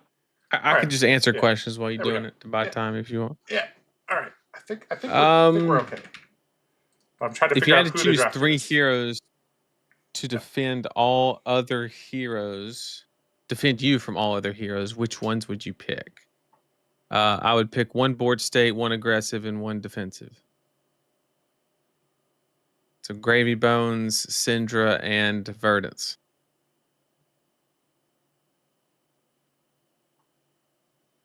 What's y'all's favorite card art? For me, I think I'd have to go with Cold Snap. That'd be my vote. As far as like art on a card,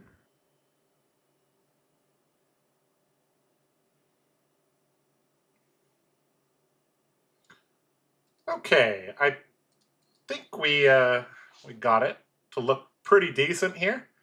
So you can see the draft above us. You can see little mini versions of us down at the bottom, and I won't be able to like at the new at US Nats. Ethan was able to pull up like a list of all the cards that were drafted. The technology is not there for me, but I should be able to pull up you know the cards over on the right. So yeah, this should be good fun here. I believe we are Huh. getting a draft from the there's Eugene. So this is the Eugene. 3-0 pod. So yeah. How can I beat Gravy with Florian? Add CMH and red and blue Rune Ranger Swarm. Just anything with Go Again really is kind of your best chance. What tournament has had the best food at the venue? Best food at the venue. I remember one somewhere had like really good chicken tenders. I don't know.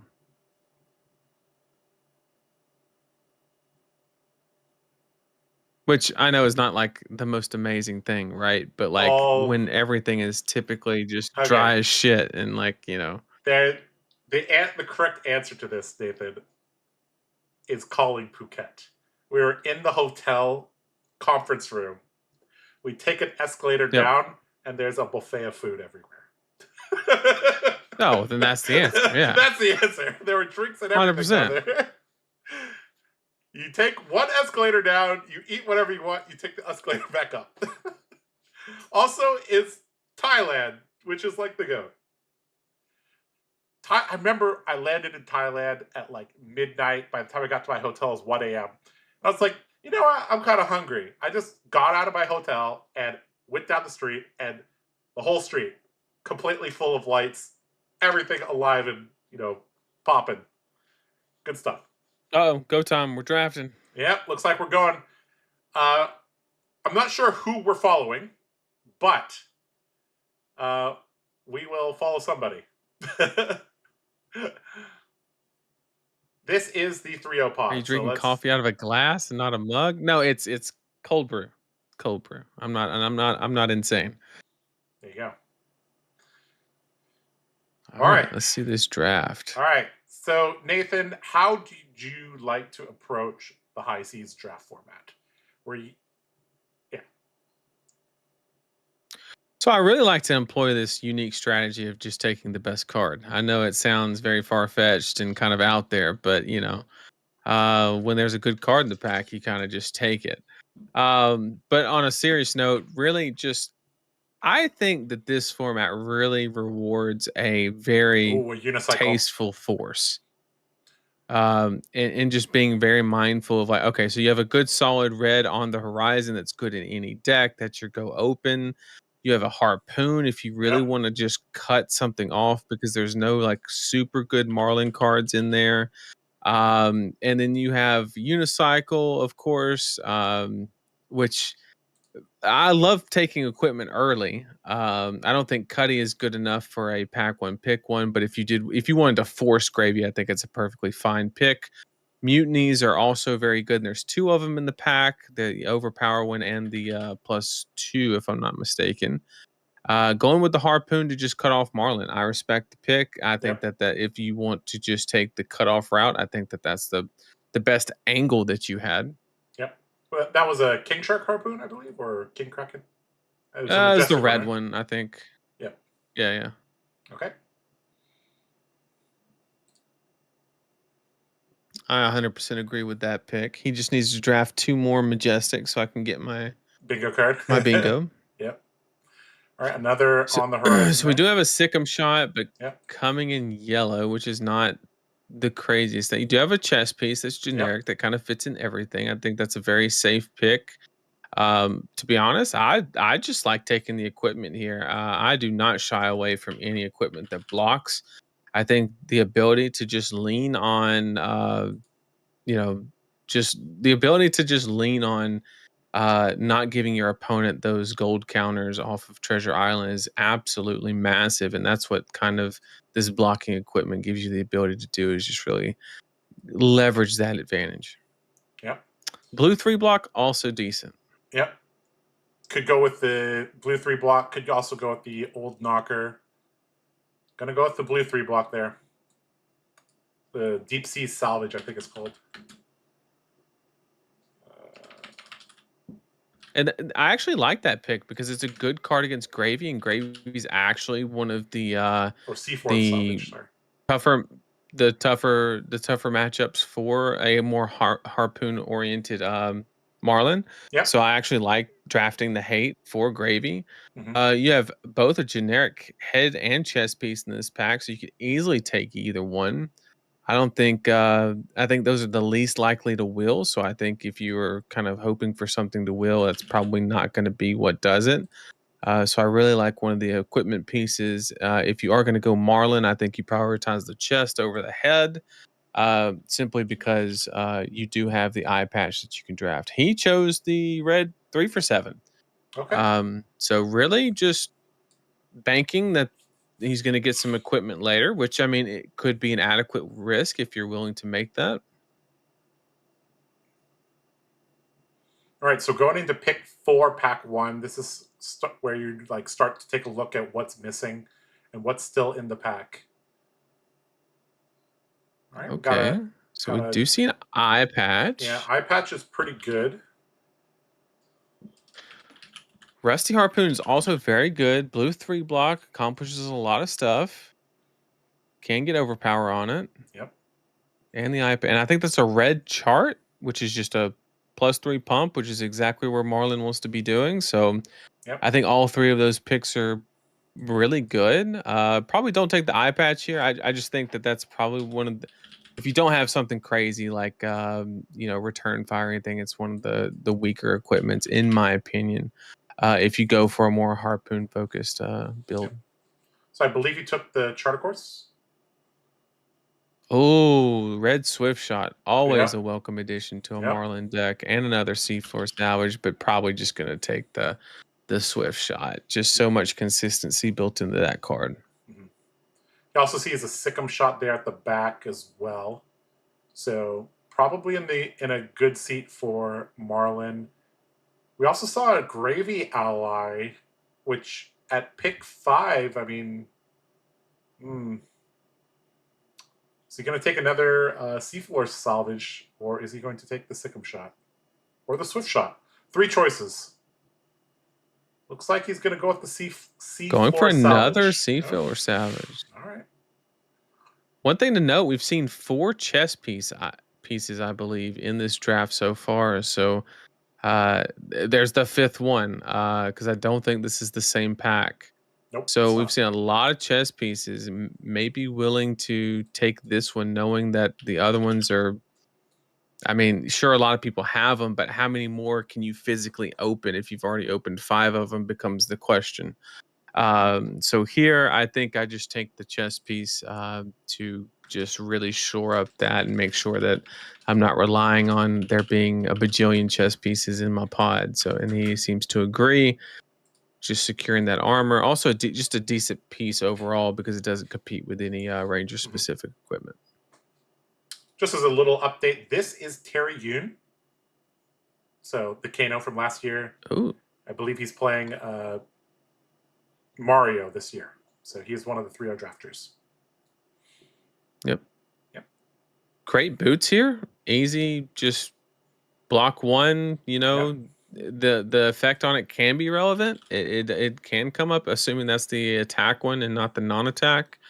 This is I always get those mixed up, but that's quartermaster boots. Yep. So just it has 1 block on it. That's the most important thing. So 2 pieces of equipment and a decent 2 C4 salvages and a 3 for 7 and a couple good arrows and a harpoon. So off to a pretty good start. No real complaints. Not missing anything super particular. The one thing that is a little worrisome in this pack is, there's no ranger card in this pack, which is a little worrisome, to be honest. but not enough to run away. Yep. Out of all the picks that are committed, Oh. I think that Here we go. We're back. if we do pivot, we only lose the harpoon and a swift shot, right? Yep. I think everything else is generic. So you could entertain a pivot here if you really wanted to, but with a red salvage shot there, I understand that, I mean, you know, there was a that it's headshot. not, maybe it was just a bad pack previously. Yeah, there was a headshot and a salvage pack, and I believe a salvage shot, and that was the wheel.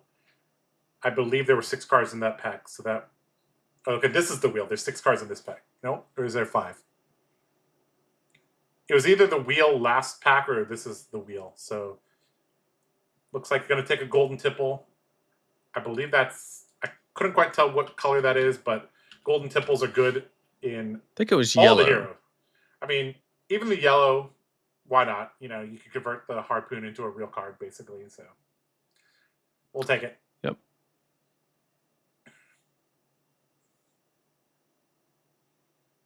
So looks like they're interested in just staying the course, staying on Marlin. No need to really panic or pivot. We do have an eye patch here. Yep. Get a late piece of equipment.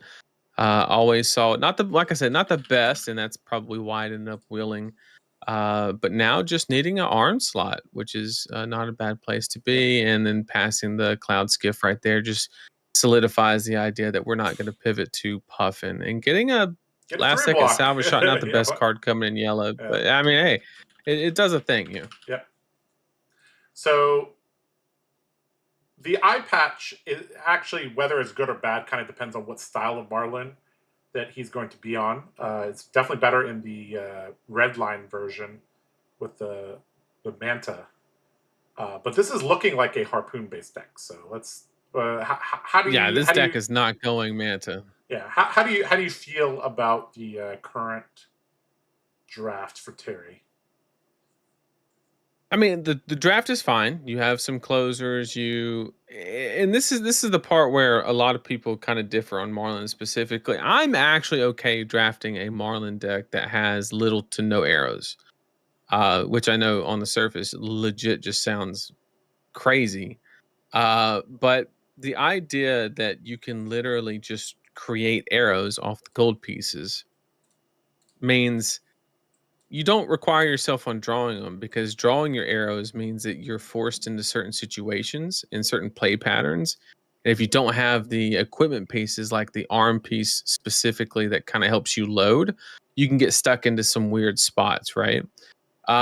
So a lot of people might look at that list currently or the what's been drafted so far and be like, oh, there's not that many arrows, or the arrows that they do have, they're not that good. I just don't think it's really needed. I think you just need a good equipment suite and some pumps. I think we are lacking on pumps. I think there was one red chart was the only actual pump. So we are looking for maybe some nimbleisms, or of course, call the big guns like we just saw right there, which are some great pickups. And really just 3-for-7s would go a long way. And then of course we need to start working on our blue base as well, because we are lacking just a little bit. Well, the rare in this pack is one of the cycle hook line sinker. That's a blue 3 block. I mean, that's not really what I. Okay, it looks like we're going for the 3-for-7 there. The Coast Guard. Rally the Coast Guard. So taking a flexible card, could throw it for 7, could also, help you get around like overpower or something annoying. Yep. And I love the idea of throwing the 3-for-7s, walk the life totals down, and then just close the game out with the overpower. Like I think some people that build Marlin and draft, they just try to get a little too fancy. Yep. All right.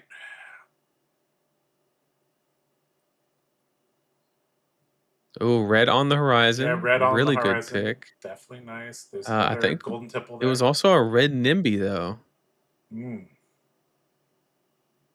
Is that red? It does look. But I think in this situation, just red on the horizon, 4 block value just is so valuable in these spots. Yep. In pretty much every single matchup, with the exception of Gravy. covering up those break points and really extending the amount of opportunities you get to contest or fight for Treasure Island. Yep, On the Horizon also has a little bit of synergy with the hook, line, sinker cycle of cards, because if you know what's on the top of your deck and you play that, and you can flip an arrow guaranteed into your arsenal and give it a little bit of a buff, that's a good way to use a blue.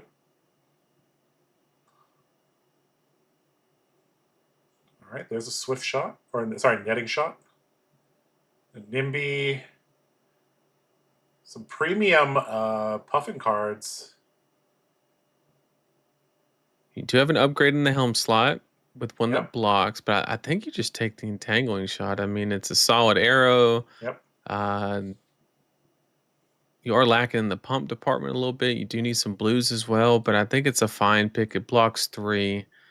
There's not really anything else super enticing in the pack. Could take the mutiny as well. Mutiny and Marlin's actually, I think, very underrated. Just the one thing that can really mess a Marlin deck up is if the opponent denies the gold, but having Mutiny built into your blue base means that you actually have the ability to where if you're gold denied, you can just let them take Treasure Island and then steal it back via Mutiny. So definitely don't sleep on those cards for sure. Mm-hmm. Oh, tip the barkeep. Tip the barkeep. We even saw a little bit of a... That's actually... I mean, that's a very powerful card. It's a blue 3 block. Yeah, at worst it's a blue 3 block, and then I mean the rum could be relevant. You know, you could stick an arrow in arsenal and turn it into a sick 'em shot at home kind of situation, but do have to be careful because tapping the hero is somewhat relevant in Marlin and the ability to go wide. Yep. Looks like Eugene and Bun in this pod here with Terry.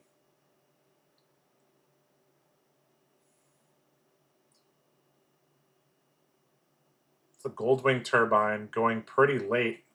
Might just take the fish fingers.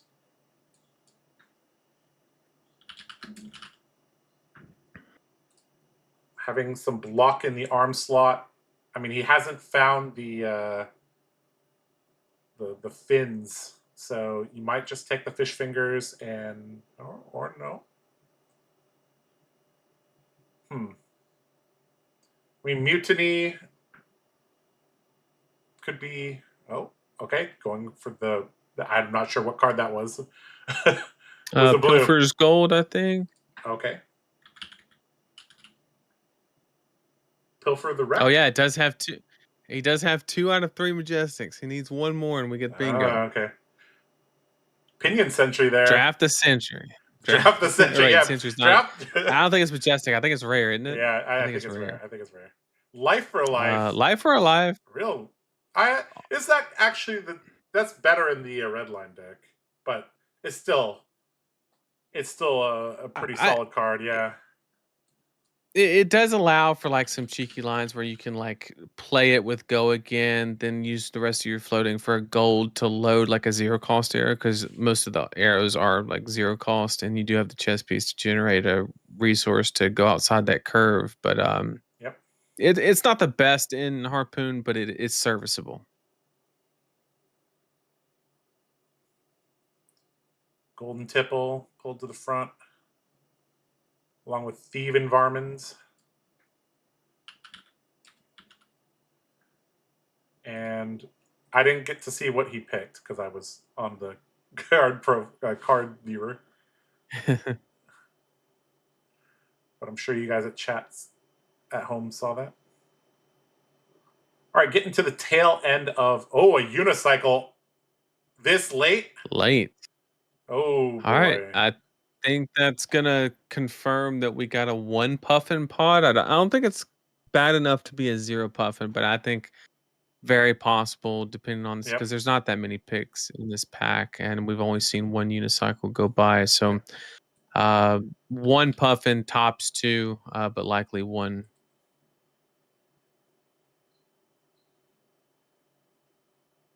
Do have a Harbor as a choice. It's always a solid pseudo 3 block. Yep, I believe that's a yellow Sirens of Safe Harbor.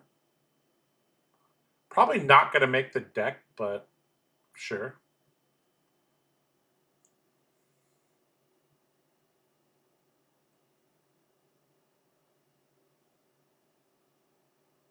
All right, a late blue Nimblism. 0 for 4. Looks like we're going to add some blues to our deck, which is very reasonable. Yeah, I think we are still lacking on blues actually a little bit. With a harpoon deck specifically, I think I like to be in the range of like 12 to 14, give or take, depending on how well they block. More the better they block, but Yellow Nimby not really having a whole lot into of choice. another yellow Nimby. Sure. So maybe if we can get a Nimblism or two in the next pack, we'll take it. And that's actually a bad sign that the last two cards are dead. This kind of makes me lean towards 4 Marlin, 3 Gravy, 1 Puffin. If I had to guess. All right, Yeah, quick review I'd period. say that's reasonable. I will say, given how bad the second pack was comparative to the first, Yep. I would say that this Marlin particularly that we're watching is probably in one of the better seats, if I had to guess. Yes. Just because typically when your second pack is really bad, that means you're typically in the more favored seat for that class that you're in. But it also could just be the fact that they needed certain things and passed you certain things. So it really is dependent on the context of the pack as well. All right, we got a headpiece, a leg piece, and I believe we have a arm piece. So we're still looking for a chest piece, and we saw a lot of those in the first pack. So if We there have is we one have in chess. We're missing arms. we're missing arms. Okay, we're missing an arm piece. Yeah. Only 2 dead picks, which if you're a 4 of Marlin, I would say that's good. Well, I would consider Yellow Nimby a dead pick, but sure. Sure. All right. Pack 3, aka the payoff pack. This is if you're in the correct seat, pack 3 will be juicy. But Main thing that we're looking for at the top of our list is the ranger arms that load, and then also pumps. Those are the 2 things that are at the absolute top of our list right now. I don't think there's Just any pumps absolute at the highest moment. priority. Well, there's a pump, and he Yep, got and the both in the fins. same pack. Oh, So, even in it. Yep. and a harpoon. Holy Uh-oh. cow! Wow. Wow. This So is this, actually kind of unfortunate because yeah. whichever one you pick, you're not getting the other one. And I Yep. think in this situation, as much as I'd love to take the harpoon, that equipment right there is I think it's the best equipment in draft. Uh, with how pivotal it is to the game plan. So I mean, it's so tough. And you have a red pump as well, called the big guns, and he's got everything in this pack, and you can only take one, and you're not getting the others. Very disciplined pick, though. I think you do have to take the equipment. Yep. Very, very disciplined pick from Terry. Glidewell fins, going to round up the equipment suite. Although I disapprove because he should have taken the harpoon, because then that gives me 3 out of 3 Majestics. Yep. So he let me down. But draft-wise, he did great. Yep. All right. So This here pack, you got to trade a blue in. pump, so it's not that exciting. Yeah. Yeah. Calling the big guns at blue, not really what you want. A little bit of hesitation on this pack.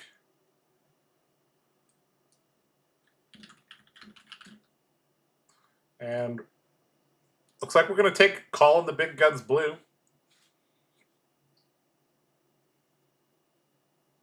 Little bit more blue action. This is a deck where you're going to want at least 10 blues, maybe even like going up to 11. Because you're going to have to pay for the cannon. Ooh, a nimblism. And There's the correct yellowfin. colors as well. Yellowfin, yep. Yeah. Yellowfin harpoon. Oops, not that. Solid pick. Oops. Wrong color. Let me pull that up. There, the red nimbles.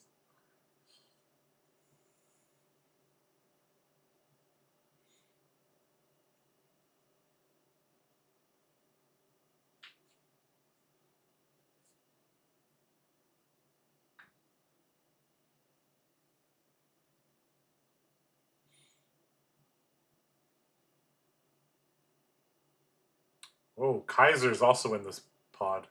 I think Terry's playing Kaiser in the first round. Interesting. Walk the Red plank. 3 for 7. Sick'em shot. Yeah, Sick'em shot pretty good. Salvage shot in the blue. Okay, all right.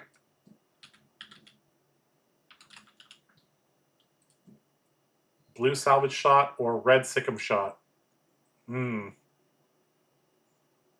Just depends on the blue count, but you probably, yeah, if you just need the blue, then that's just what you need. Yep. Yep, and that is Kaiser in the opposite corner there.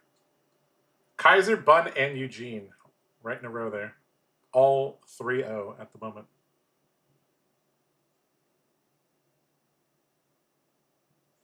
So somebody from this pod gonna come out with a really, really good record. All right, we got a pretty good card here in the front. Also got a golden tipple there. Another Sick'em shot, but I believe that's a yellow one.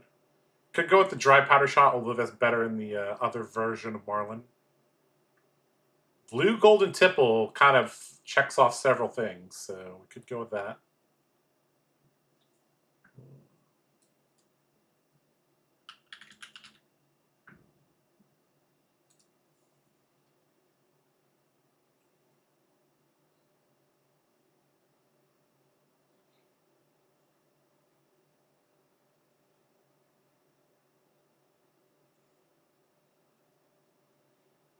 Okay, blue headshot. Definitely high up there.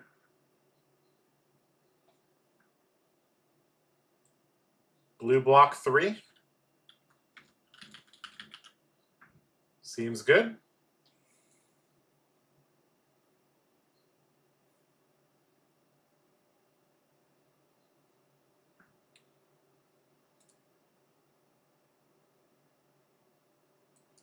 Pat says he would not have been disciplined when it took the Majestic.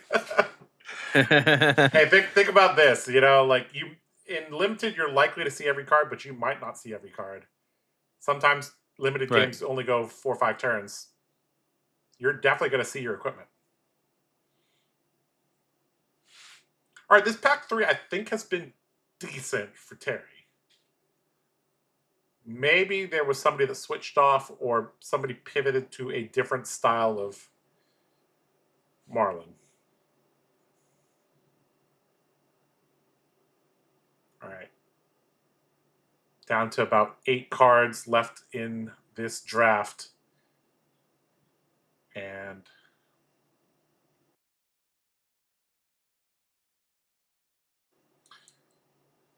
calling the big guns.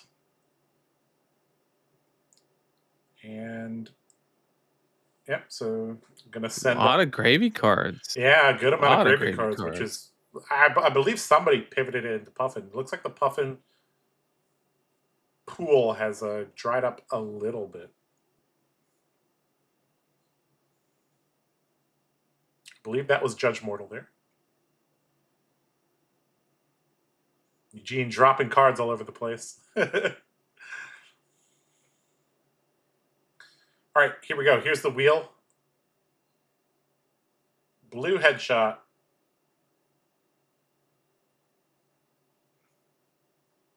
Looks like he's got a pair of those now. Maybe even 3 of them.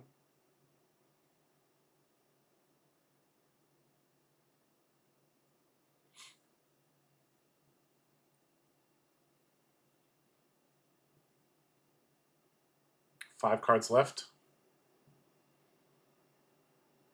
Ooh, Trade immediately in. beginning to dry up. Yep. Trade in a decent card. If you could set it into Arsenal, you can go 2 wide, which is important. Fool's Gold. That is a underprinted card. Looks like going to go with the HMS though. I believe. Was that an HMS or was that a? That was the common. I think it was a Gold Hunter. Yeah. Or Gold Marauder or whatever. Yep. A card that's likely not going to make Terry's deck. Yep. All right. Yep. So Nimby is not going to get played, it looks like. And a Puffin card to end things. So Terry should have a functional deck. We'll see how Terry does against Kaiser in the first round of this draft pod.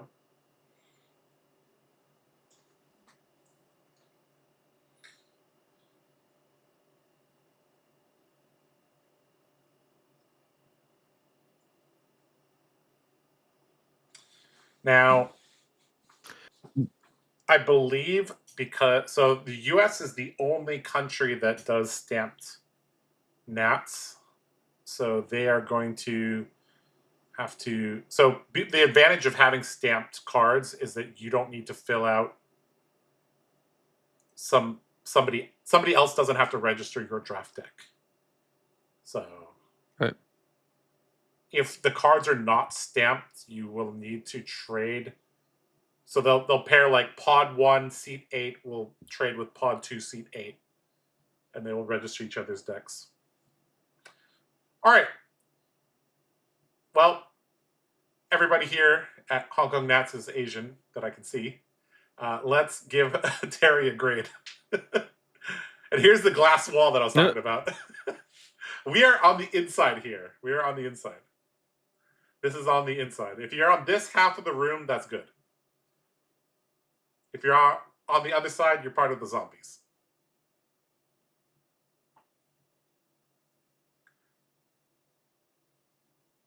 As far as the deck, the blue count is fine. I think there's a little too many arrows. I think we had to look in a couple different spots and fill some holes that we would prefer to have other things. We're very low on pumps. I think that's actually our number one concern.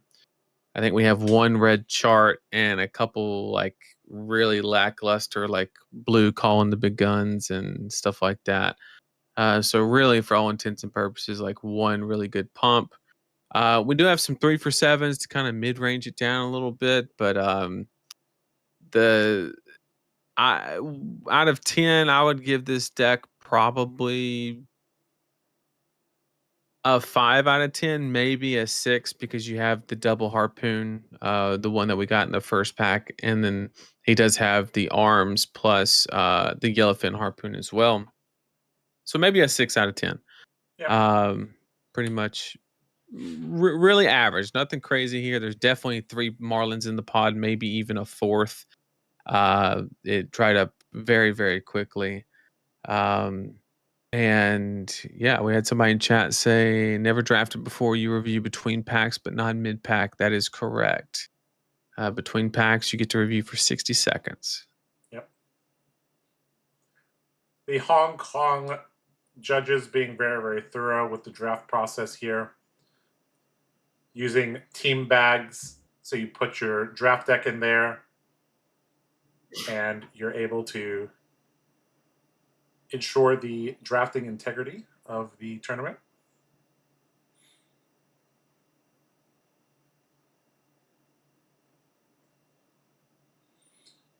All right, so over there on the left, you saw the umbrella with the streaming setup.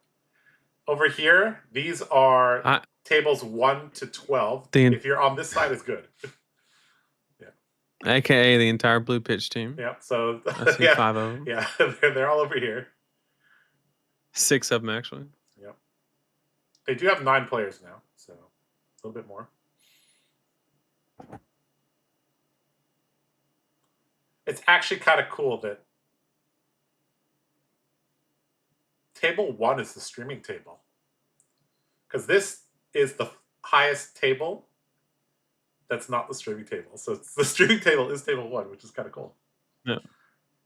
They're starting from table 2. So table 2 to table 13 is on this side. I'm seeing all the classic Hong Kong water brands, by the way.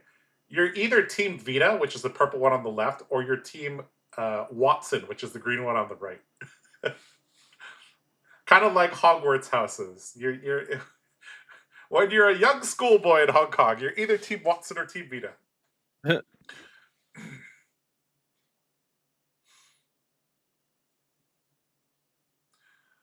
All right. Was there a scurv in this pod?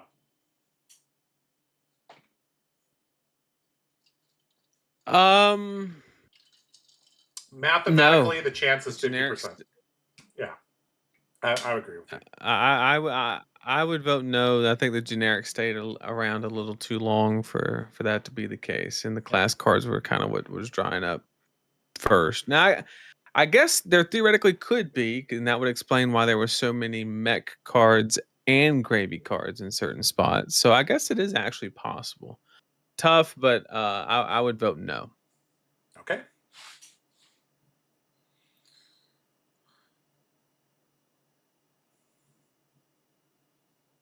Actually, you know what? I'll go late pivot, yes. Late pivot, yes. Okay.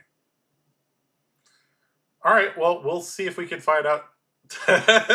Terry can't hear us, but he might be able to see us.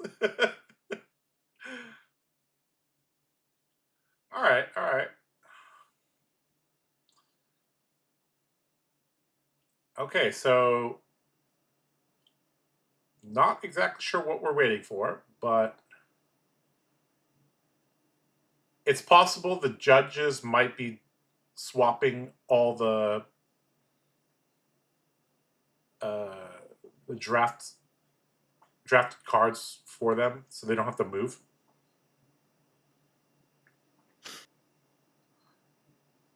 I don't know. We'll find out.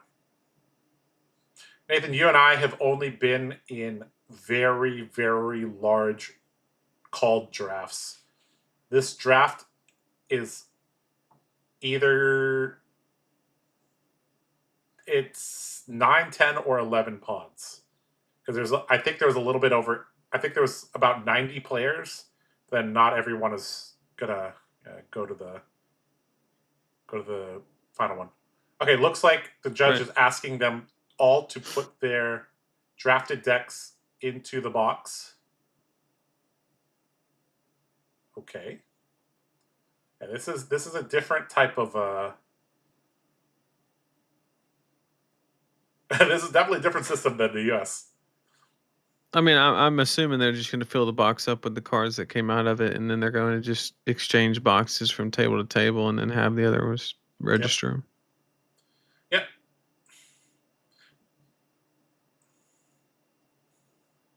The downside of doing this is that, sure, nobody has to move, but after you receive your deck back, do you really want to construct your deck in front of the people in your pod? So we'll see how this goes. Looks like everybody's dumping their deck into the box.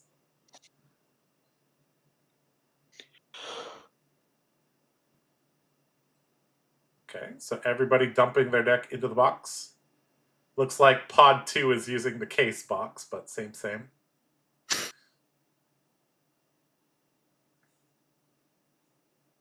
I can almost guarantee that Eugene's on Marlin. Because I've drafted with him like 3 times, and every time he was on Marlin. So either it was a hell of a coincidence, or it's what he likes. Okay, so all the boxes shifting over. And, yep, as expected, they're distributing the packs of another table. Now, technically, they don't. Seat 8 doesn't have to be seat 8. Just get anybody's and register anybody's from the other plot. It doesn't matter. Yep. Okay, so they're going to unwrap somebody else's draft pool, register it, put it back in the box, and then I presume they're going to go to the deck construction phase. Now, the only thing is that deck construction, they currently have not moved. So, yeah. I don't think it really matters constructing your deck in front of the people in your pod. It might a little bit, but like realistically, are you going to get a big advantage seeing that you're like, yeah.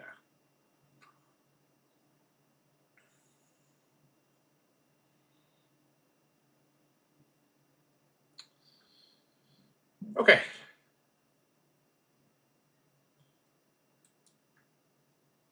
Okay, so I guess we get to possibly grade somebody else's deck. This looks like another Marlin deck. Somebody else drafted Marlin. I can't identify cards that quick. I'm gonna leave that to the pros. Sure. All right. Okay, they got 30 minutes. Ken showing us 30 minutes roughly until the next round is paired. Makes sense.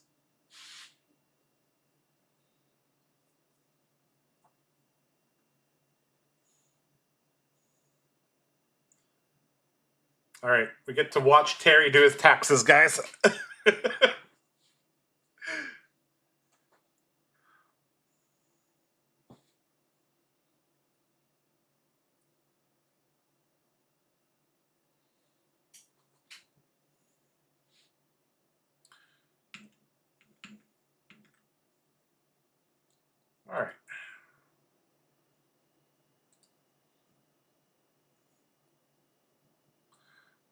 So there are 10 undefeated players at the moment.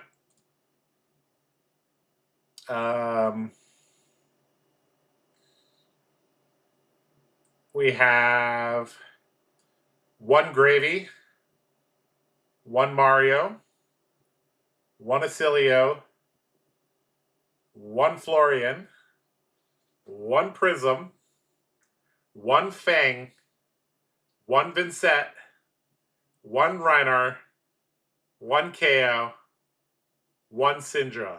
That is 10 different undefeated heroes at the moment. Oh. So 5 different heroes in the top 8 looking very possible, Nathan. We'll take it. Yep.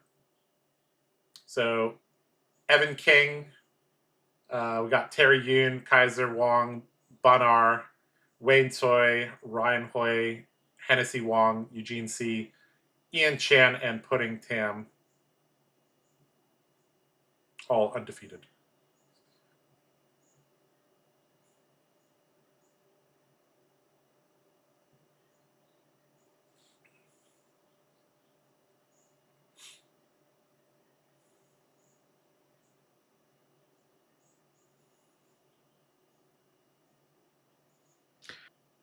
All right. 2:30 in the morning.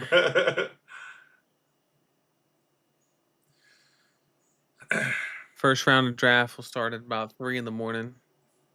So that means at least another hour and a half, probably 2 hours.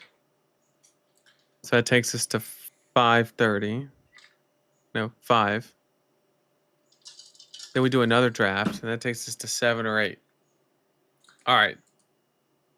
So our anticipated end time today, Josh, is 7 or 8, which is at least 5 hours from now. Yep, that sounds about right.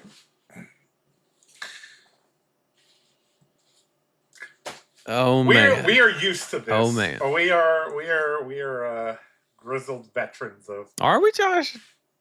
Are we? At this point, I think we are. I mean, we've done like. I mean, my body doesn't feel used to it. We've done this like 6 or 7 times at this point. Okay. Let's get to know each other a little bit better. Did you ever go to a PC cafe in your travels around the world, or never? Okay, so in Hong Kong, when I was a younger lad, I've walked in one. I've never used. So a PC cafe, or in Korea they're called PC bongs.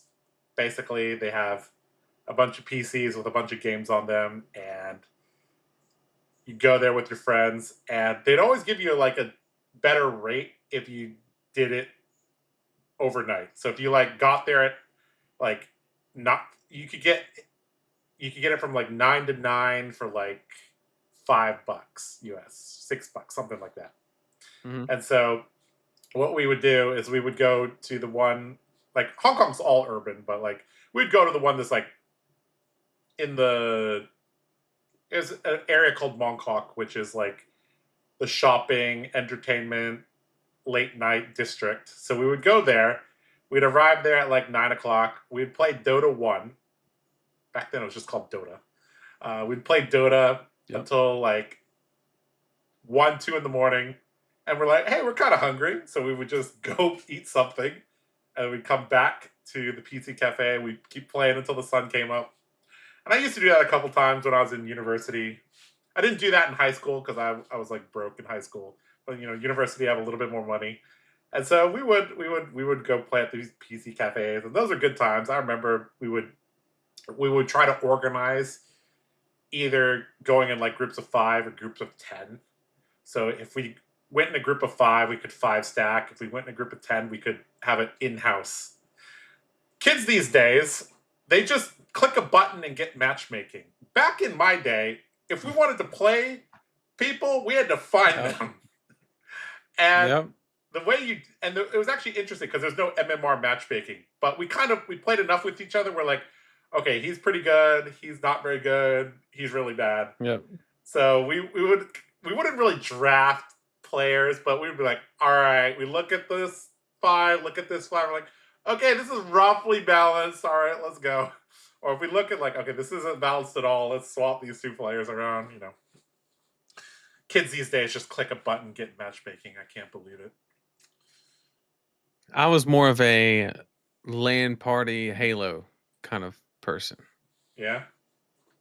We would get like everybody like bring their TV to somebody's garage, and we'd have like, you know, Yeah, this is 10 tube TVs that never didn't face each other because you had people that would screen watch, and we'd just play yeah, Halo you gotta one or have the two. blanket to prevent people from cheating.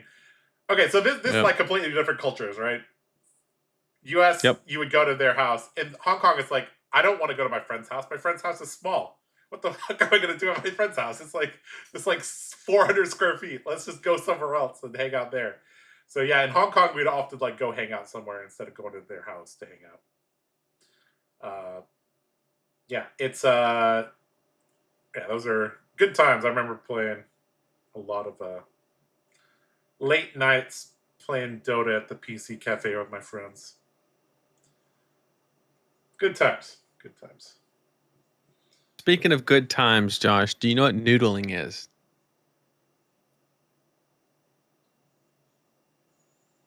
No. No, you don't know what noodling is. No. Okay. Does this So there's a involve a lot of pool? ways. No, not Okay, at it's all. not the pool noodle. Okay, all right. So there's a lot of ways to catch a fish, Josh. You can, you Oh, I know, know this. I know. Yes. I activated my redneck part of my brain. Yes. I've neurons are firing. yeah, yeah, Yeah. yeah, yeah. Where you catch a fish with your hand. Yeah, you put like this glove on. I mean, you cannot use the glove. That's cool too. Yeah. Uh, and you just so catfish will like they there'll be like a ledge that drops down into the water, and like typically they'll have like burrows and stuff, and you just put your hand in it, and it'll just latch onto your hand, and you just pull it out, and that's how you catch a big catfish. Called noodling. We had very different childhoods. You're telling me you didn't go noodling in Hong Kong, No, I where definitely did there's not go probably no noodling in lake? Hong Kong. Yeah. No, no, no. Uh, Yeah. I tell you what.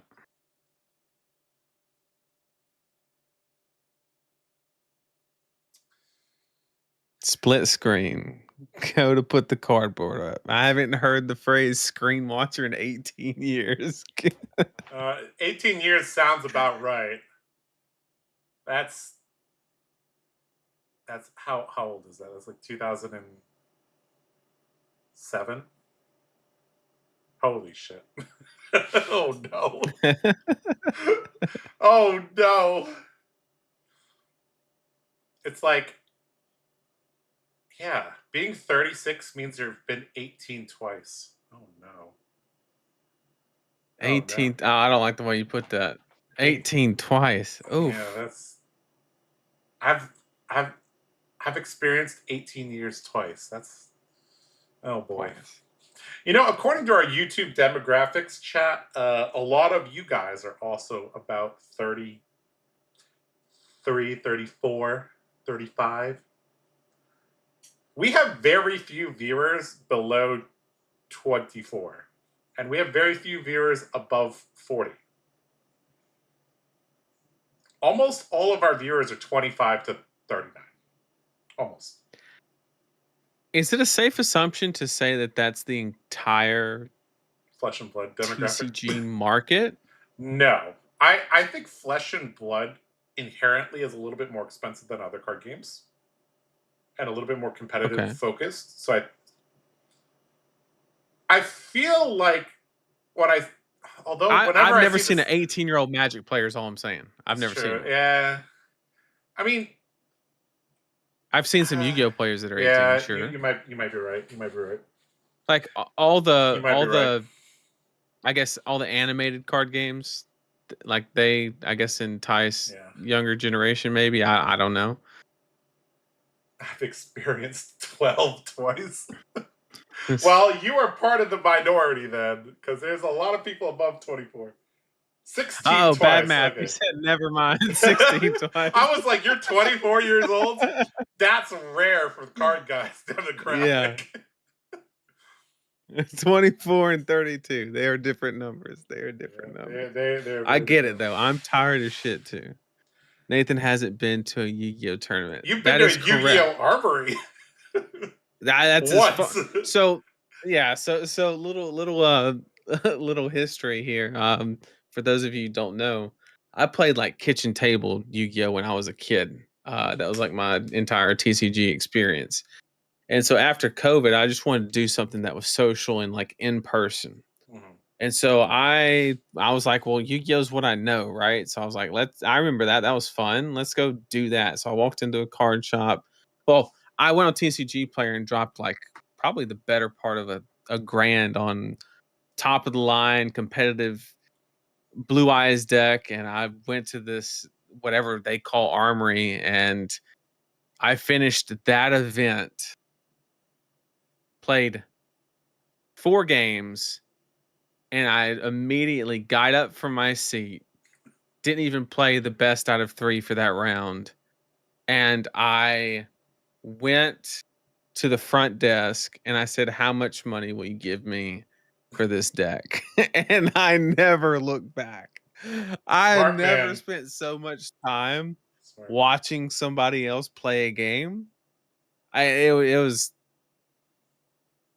I get it. It's like explosive, and I get that exciting aspect of it. But damn, like I don't know. Not the game for you. Not the game for me. If you know somebody that plays Yu-Gi-Oh, just look at them, call on them, check on them, and let them know that they can do better. That's all I gotta say. Ouch. Just Yeah. there are better games. Yep. Pokemon decks are $48. I mean, that's good. The way that So the way that they've done the collectability in Pokemon seems smart. You can have a competitive deck for cheap if you want the blinged out version. Then yeah. I think that's what Flesh and Blood is attempting to do, but it's a little bit harder because this is such a player's game that even the cheap version of Command and Conquer is expensive. If you want the blinged out version, that's like $9,000 for a playset. If you want to see Kasai 3 I think times. Flesh and Blood's. I think Flesh and Blood's a couple decades from having a $48 deck, but Yeah. when they get around to it, maybe. But like it, I like the biggest complaint that I've heard about Yu-Gi-Oh from a competitive standpoint is like, or not Yu-Gi-Oh, Pokemon, is like all the competitive decks. There's like 2 there's like 2 that everybody plays, and it's like the same 2 or the same 3, and it's like that. There's no the rotation takes so long that like those 3-4 decks or however many it is, they just like run the game for like a long time.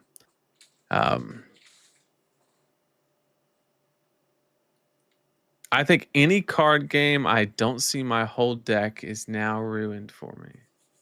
One of the reasons I'm having trouble getting into Riftbound super hard.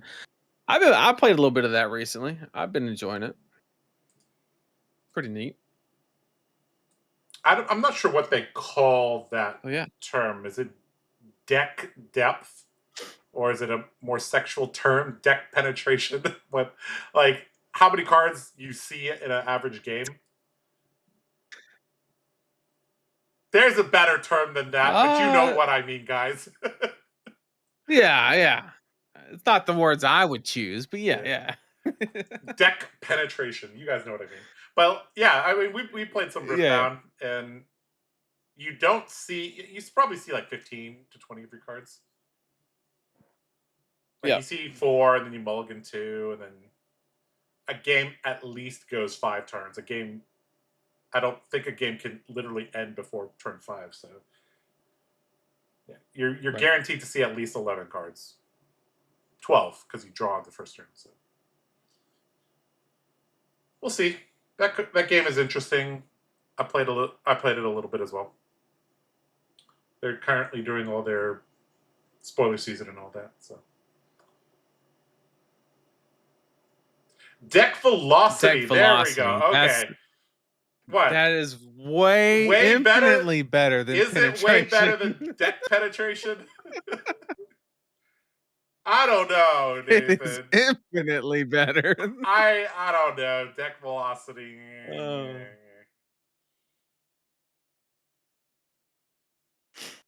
I work for Riot. Man. I played it a lot. I see. Okay. Yeah. Okay, so that's the Riot approved term, is deck velocity, because that is a velocity 8+ game. But Flesh and Blood is a 16+ game. So in Flesh and Blood, we call that deck penetration, guys. Shane's gonna go to work. Shane's gonna go to work, guys. I got this new term. We can call it deck penetration. And then he's no longer gonna work for Ryan. Yep.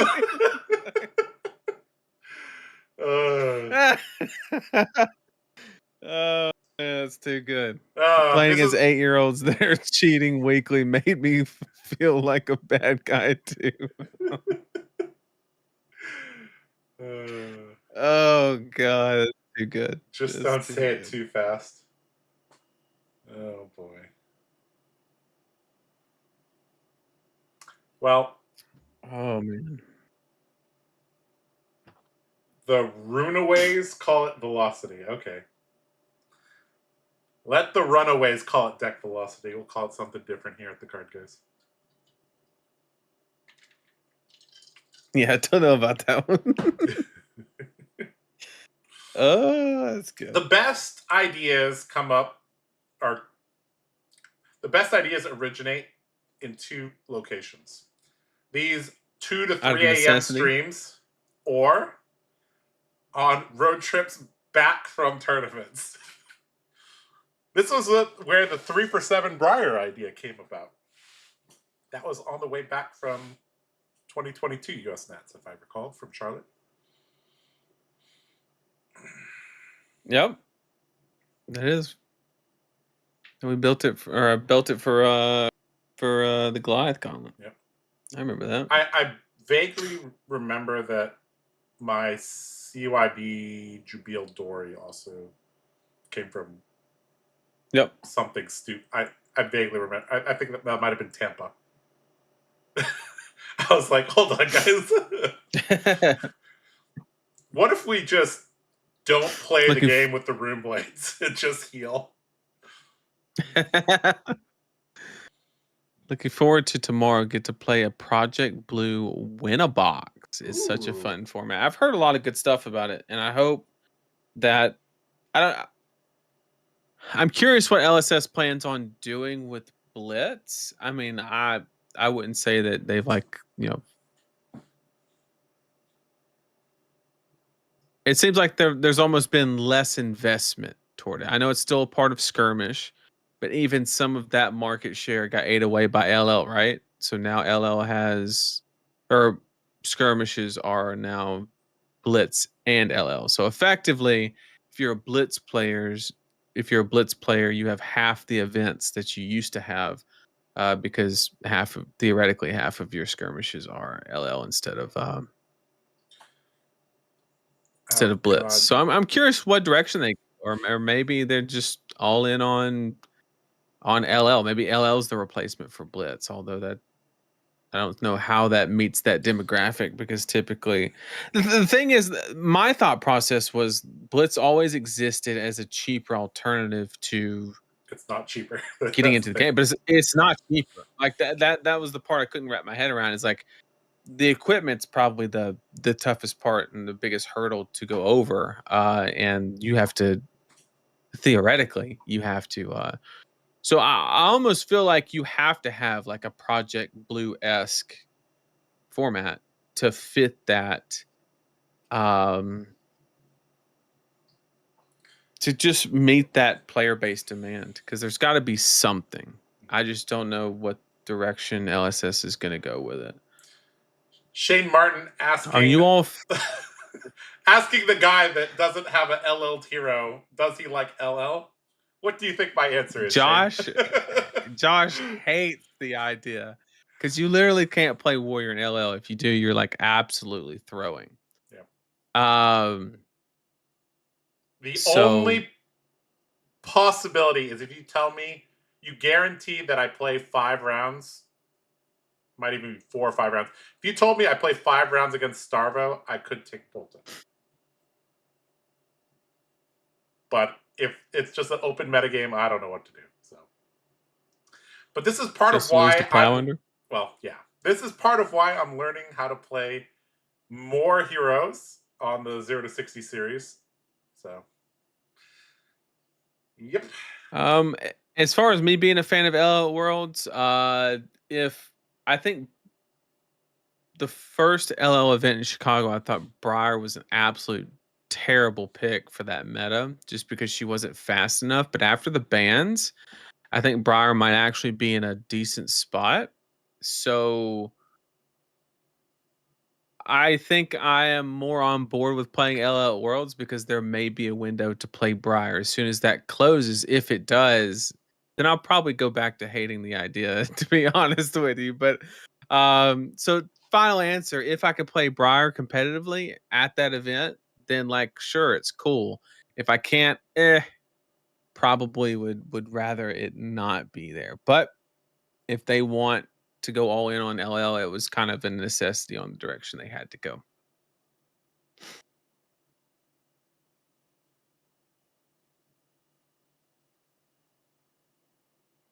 I think Blitz is over.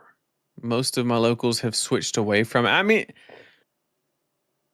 there, I just don't understand like I would almost rather just, it's literally just armory. Like that's the only, and maybe that's okay. Maybe that's the only level it needs to exist. I don't know. I don't play in that realm. I just have not had the time to engage in casual fab. I wish I could, but I just haven't had the time, and so that's something where I literally have no valid opinion or anything, because I just don't even know how that part of the game operates.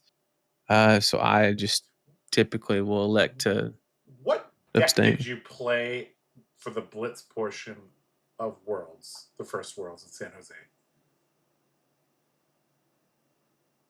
I don't know if Chain, you played Chain. Okay. correct. Okay.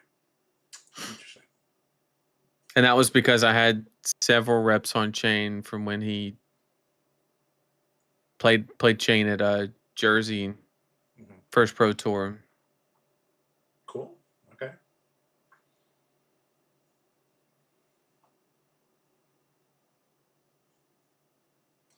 Oh, Project Blue feels like the first test at a soft rotation. That's actually interesting. That's actually a really good point, especially after seeing James kind of say about during the dev talk where he mentioned that he wasn't ready to give up on the idea of LL, but it's at least crossed his mind. Not LL as a format, but LL is like serving as a method of rotation, and like what its overall purpose is. So maybe that is it. Maybe that's them testing the waters on a form of rotation. I mean, I don't know. I think if you've gone from a theoretical standpoint, like if you've gone far enough to entertain the idea that maybe something's not working, I would like to make the assumption that you've at least given some thought about like what could work. And maybe that's where some of the ideas stem from. I don't know. Good question. all right. Looks like they're wrapping up the draft registration portion, and we should have round 4 paired pretty soon. Well, Nathan, I think it is the correct time to talk a little bit about Josh's snacks. So I prepared several snacks for tonight. Let me, if I can swap that. Let's see. Click here. Click here, here.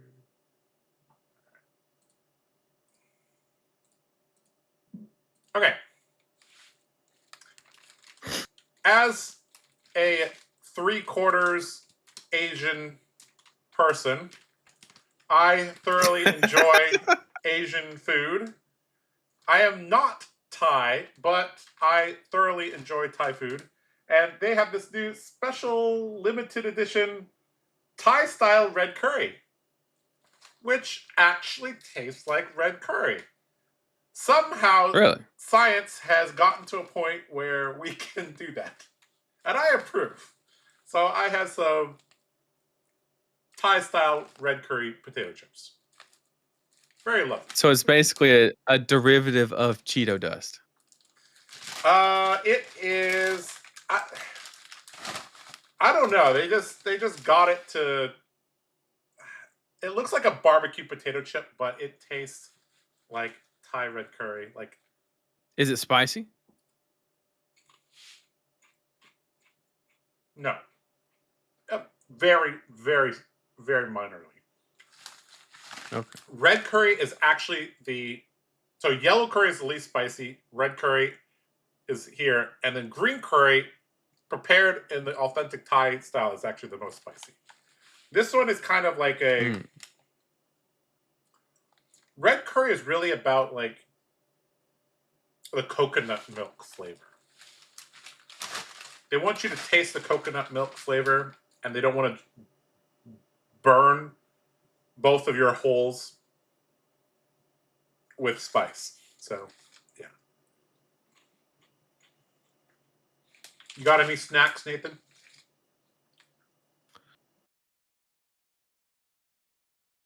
Cold brew coffee. Cold brew coffee. Yep. Oh, shit. Ken just messed up my frames again. Uh-oh. Oh, he left the. Okay. There we go. Okay. There Josh, we go. We got it. Can you pronounce the chemicals on the back of the bag?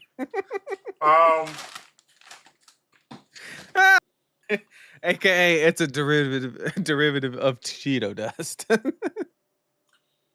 I can pronounce every single one of these. Potatoes, vegetable oil, canola, corn, soybean, sunflower oil, skim milk, salt, spices, sugar, tomato powder, dextrose, corn maltodextrin, onion powder, paprika, potassium salt, corn syrup solids. This is making me less hungry, guys. Don't do this. Citric acid, paprika extract, garlic powder. Okay, that's not as bad as I thought it would be. I agree. When you started reading, I was like, okay, this could get bad, but it never actually got bad. Yeah. A couple acids in there for like preservative reasons, and I mean it's legit just straight fat. But besides that, yes, it's not chemically altered fat, you know. Yeah. I normally don't eat potato chips, but I saw Thai style red curry. It's like, oh damn, I gotta get some of those. So I'm more of a salt and vinegar kind of guy. You know? That's actually my pickle go-to chip. one. I actually like that one. Yeah.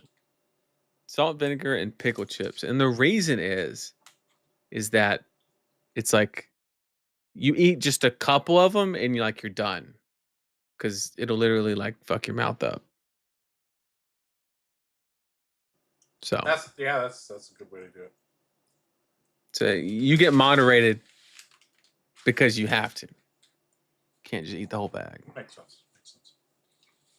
I'm actually more. I guess final answer would be like pretzels. I'm actually big on pretzels. Do you do the pretzel chips? Like those? Are they called pretzel chips? Yeah, the thin ones. Yeah, the thin ones. Yeah. The crisp or whatever they're called. Yeah, that was actually. I vaguely remember having to do like a business case study on that because that was actually like something kind of relatively recent.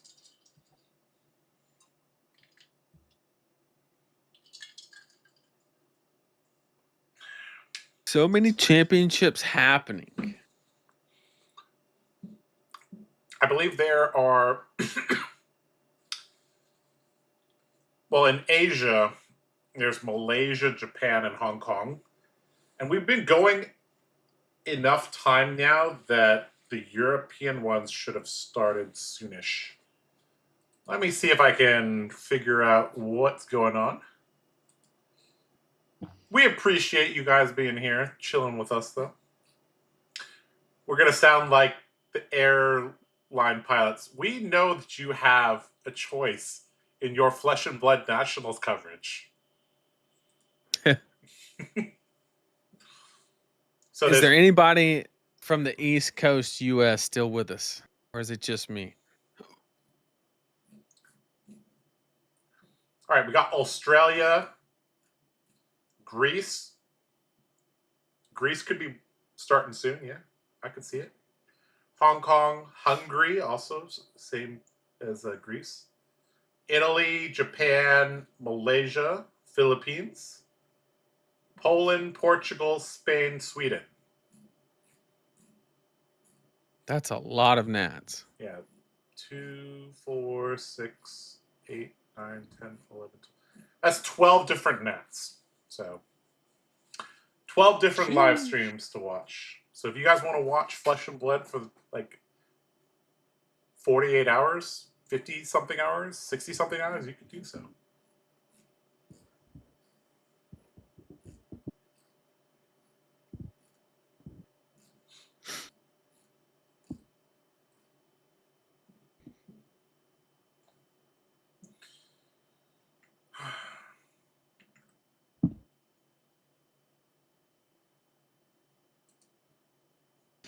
Working night shift. Oh, I'm jealous. I wish I was on that type of rotation right now because, man, it would make this so much easier. But I never work nights. Ever since I got out of the military, I promised myself I was never doing that shit again. I was like, I'm done with that. You know, nights, being a night owl in Alabama is actually way more, I don't know if punishing is the right word, but because we live so far south and so far east, close to the time zone change line. Is it called date line? Time zone line? You know what I mean. Basically, because you live so far south, so far east, the sun gets up very early here. Like at 5 in the morning, the sun could be up. Now, obviously, like my brother lives in Texas. The sun doesn't get up till like 7:30, even though we're in the same time zone. So, Yeah. Yeah, being a night owl in Alabama in particular is like kind of bad because the sun comes creeping into your room at 5 in the morning. So, what branch of military? Oh, we got Quack in the chat. Space Force? Still fighting. 2 a.m. Oh, no. Yep. Quack, I'm in Atlanta right now. So it's even later for me. It's 3. Well, there you go. I'm tired. I live in a state where we refuse to change times. Is that Arizona or New Mexico? I think it's one or both of those that they just don't participate in the time zone changes, which, to be honest, is kind of based because why would you daylight just savings go time, forward and back? Yeah, spring forward, fall back, all that bull. Yep, I guessed it right. Arizona. We got there. Air Force, 10 years, work on stealth fighters. I did 7 in the Navy and I was a meteorologist.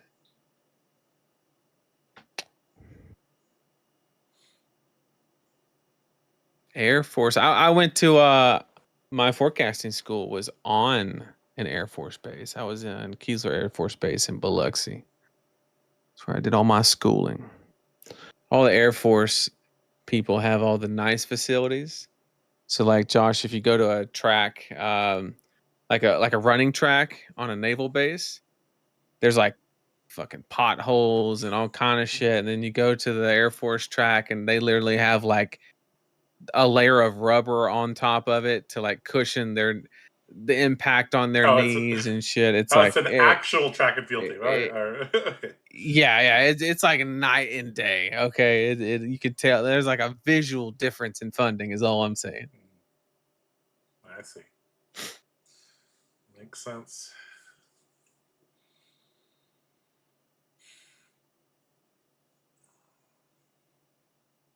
Oh man.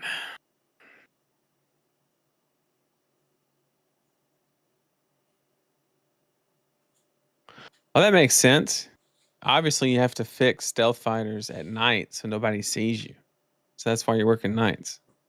Yep. Because you're trying to be stealthy. I got it. See, we put it together. All right, Nathan. We need to buy some more time, so I'm just gonna grab shit from my shelf and do a show and tell. Okay. A show and tell. All right, we got the Bulbasaur that almost didn't fit in the bag on our way home from Japan. Yep. So this is a Bulbasaur from the official Osaka Pokemon shop. When I was a wee little lad in 4th grade, Professor Oak presented 3 Pokeballs to me, and I said, and my friend was like, you know, if you pick Bulbasaur, you'll like crush the first 2 gyms. And me being the strategic 8-year-old was like, I'm in. And so I picked Bulbasaur. Now, the downside of this Bulbasaur is, so I like to one bag on my trips around the world. And by one bagging, that means I don't check in anything. I'll generally just take a personal item. I won't take a carry-on. So I try to one bag things. I didn't one bag Osaka, but oh, looks like Ken's going to interrupt my story time. Okay. TLDR, Bulbasaur almost didn't fit in the bag. So, you know. TLDR, Bulbasaur didn't want to fit in the bag. Okay. Well, we could transition to this screen for now. Or, no, I guess we can go back to here while they set up. Let's go back here, turn this on, turn that off, go here. Okay. All right, so they're setting up the game. We'll have that for you guys shortly. But yeah, stupid Bulbasaur is the exact opposite of the one-bag lifestyle. The one bag lifestyle says you're supposed to use a bunch of like cubes and stuff like that, and you're supposed to Tetris the shit out of your backpack. So everything has its place, everything fits where it's supposed to fit. And then this dumb thing that's like not aerodynamic at all, not like a square. I was like, how the heck am I supposed to take you home? And I just, stuck him in my shirt and smuggled him on. So that's how he got back. He could just sit, he likes to sit there on the shelf.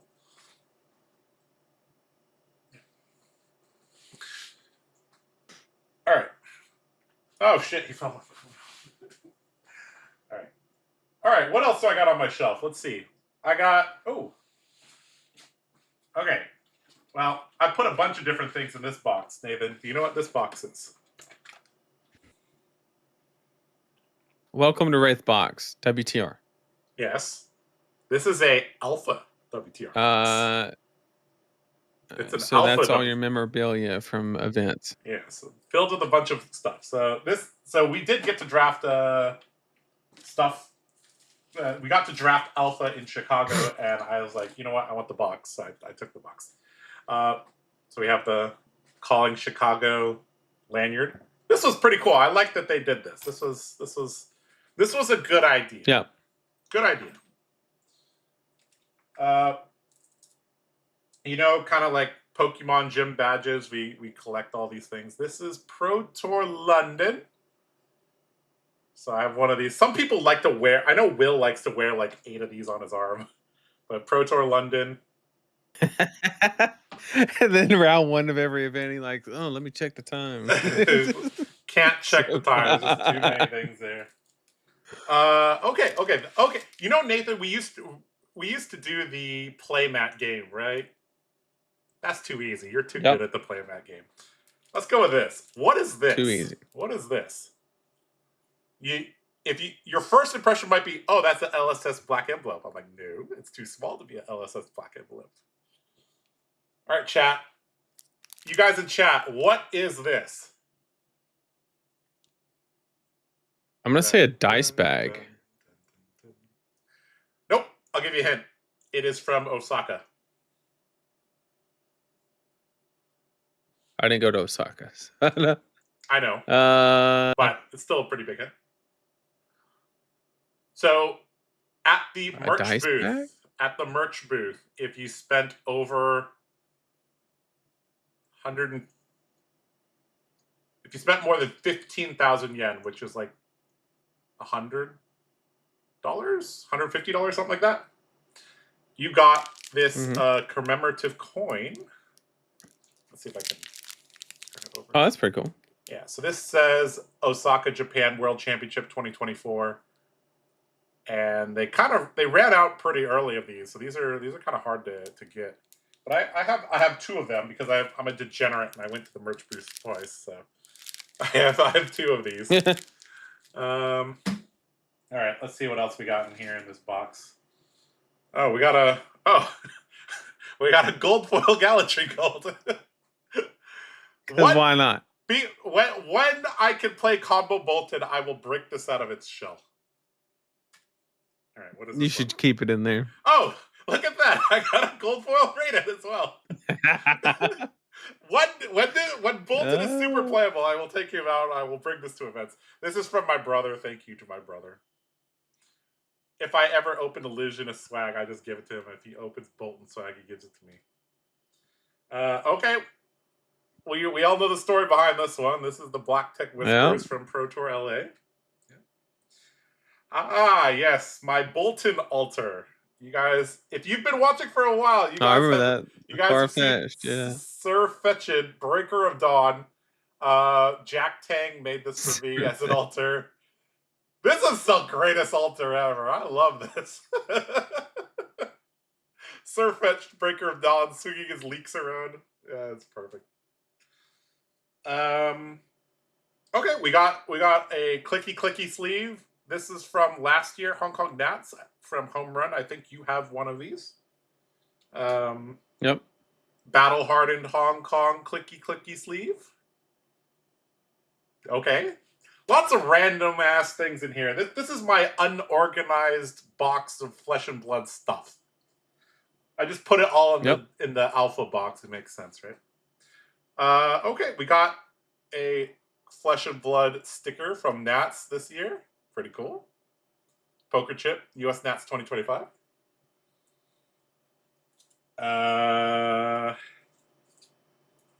What is all this stuff? Bunch of black envelopes that are open. I think I got this in Tampa. Oh, it's a light and shadow yin yang thing. Okay. My priority pass card to get into the lounges. I don't know what that is doing there. That doesn't belong there. If you guys like to travel a lot, the priority pass is pretty easy to get. You can if you travel enough, that's actually good, kind of worth it. 2 years ago, the Hong Kong Regionals coin from Mock Saga. I think I gave you one of these. I gave everybody on the team one of these. Mm-hmm. Oh, wow, we got a lot of little knickknacks here. All right, we got the World's Barcelona coin that Flukenbox gave me. So we got that. Commemorative coin there. World's Osaka lanyard. Okay, so we got Osaka, London. We'll see how many of these I have at the end of this. I got a Venetian $2 poker room chip from the first time I went to Las Vegas that I didn't cash it out. Yeah. That was the Tales of Aria thing. Oh, well, I got Alex Sneed's challenge chip coin. That's somewhere in there. Oh, and I have someone else's challenge chip coin. You think you know him very well? Oh, yeah, I remember these. Okay, so there was a vendor that was printing out these like keychains, and so of course, I got a Dory and a Bolton keychain. So I used to put these on my bag. I've never seen something like that. Yeah. These were really early. This might have been US Nats type of early, like very first US Nats they were selling these. Hmm. Yeah, I haven't really seen much of these. Maybe because LSS tells them not to do it. This might be contraband, guys. I don't know.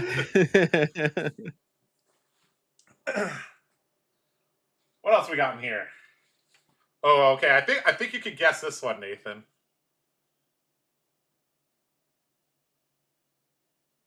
Blue Nats had to be last year's. Yeah, this is Minneapolis. US Nats 2024. Okay. Ooh, this one's okay. This one's gonna be tough, Nathan. New Jersey. Nope. This is Pro Tour Baltimore. Black for Outsiders. You guys remember Outsiders Pro Tour? Okay. This one also gonna be. Oh, this one's gonna be really hard. This one's gonna be really hard.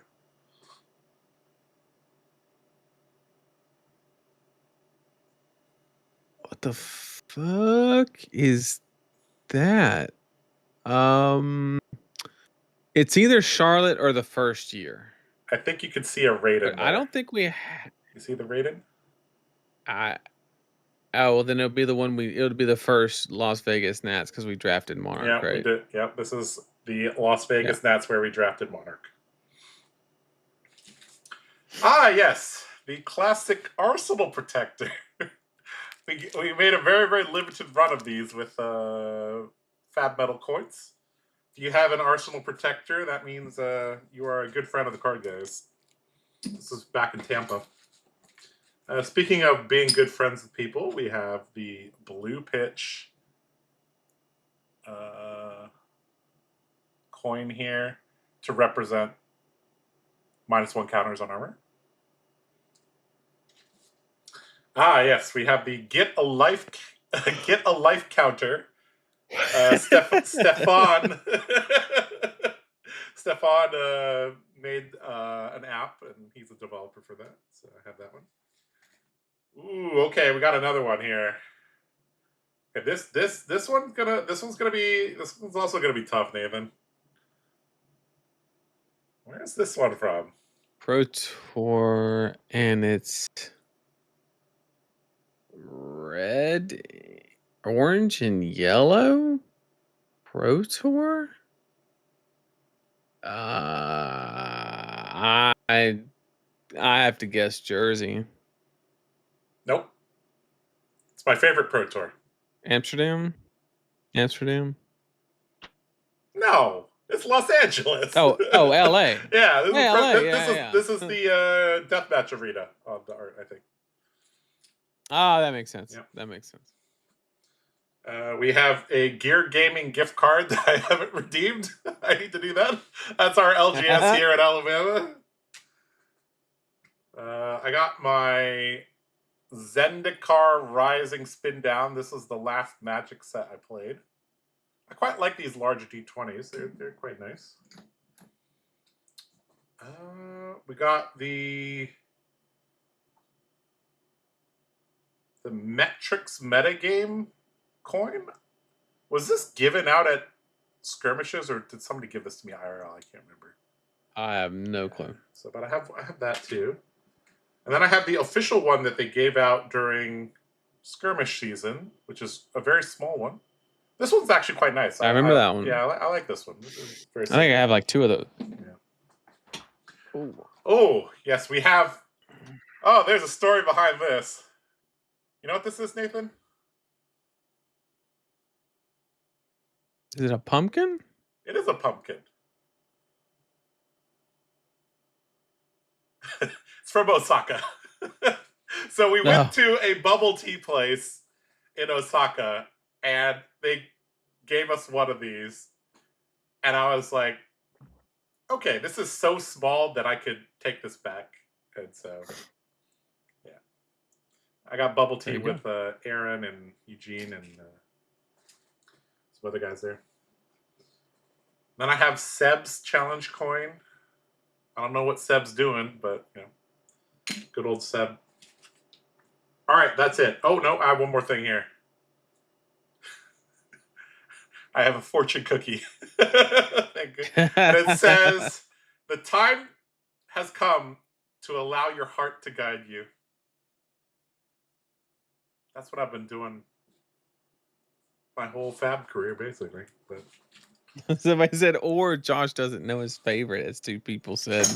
Amsterdam that are on his team with him. Yeah. So maybe you just forgot your favorite Pro Tour. Yeah. I do like going to Amsterdam, though. I've been there several times. Good place. It's also near the Autobahn. You can drive fast. Oh.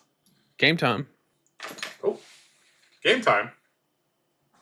Game time. Is it? Oh, all right. We did it, chat. We made it past the 45-minute break. We did it. I also realize now I don't have the Young Heroes version of... you know what? We're just going to use the Adult Hero version of the graphics. Whatever. Why not?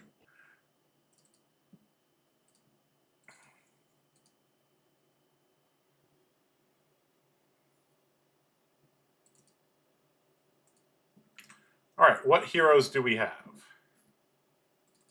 They have not presented yet. Okay. Well, we know the one we watched is on Marlin. That's a given. Yeah. We do not know what Kaiser is on. I think that's Kaiser. Kaiser 3-0ing with Acilio. Quite exciting. Acilio.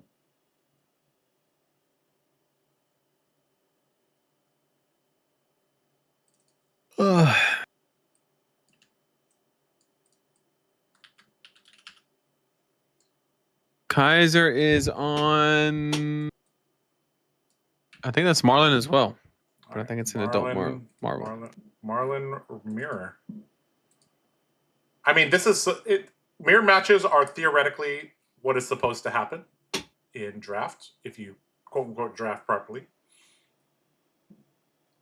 You should be the furthest away from somebody also on your hero.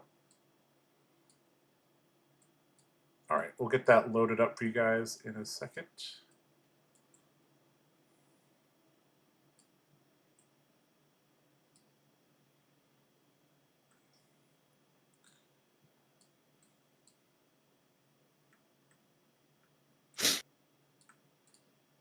All right.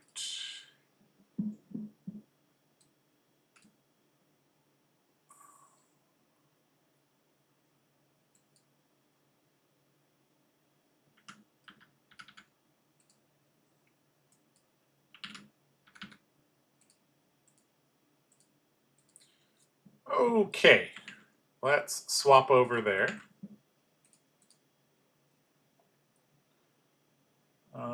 Do we have everything that does it look correct? It looks like it's good, except I have a Briar on the card overlay. Do we know how the pod broke down? I will go ask them right now. Where did my phone go? All right, let's see.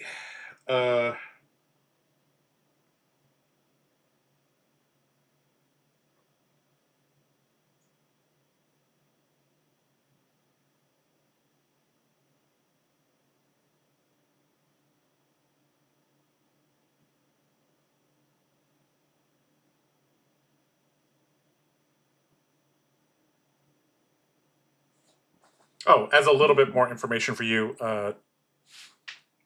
Nathan, they didn't want to do the deck construction on stream, which makes sense for competitive integrity. Of course. Yep. That's why we had to do show and tell and talk about deck velocity. All right. So we got Kaiser Wong and Terry Yoon, both undefeated, both playing Marlin. And, well, let's see how this goes. Both on the Harpoon. Kaiser's deck is a little, like, in terms of equipment loadout, he is missing a chess piece. So, slight advantage there going to Terry. All right, Nathan. I can't remember if I've played any Marlin versus Marlin. I don't know if you have either. How does this matchup typically go? Well, it's Harpoon versus Harpoon, so really it's going to be grind, and whoever can close it out via overpower typically is how it's going to go down. But it can also be brick based, because especially with Kaiser not having access to the gloves, there can be some situations where he's forced into doing a very inefficient line to get arrow and arsenal to be able to actively, oh boy, leverage the threat density from it. Then you also have plays like this that just really flip the game. Yep.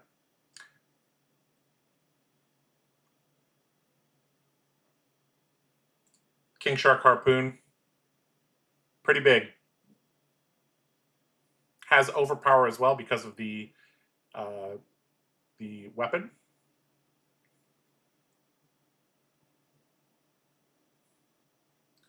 So this is a majestic. So this is a card that you may not see too often in draft, but it says when this hits a hero, they choose and reveal a card from their hand. This is an attack action card, which is very likely to happen. They discard it and create a gold token. Also, because he's activated a cannon, he's going to get to look at the hand and rip it. So, pretty strong.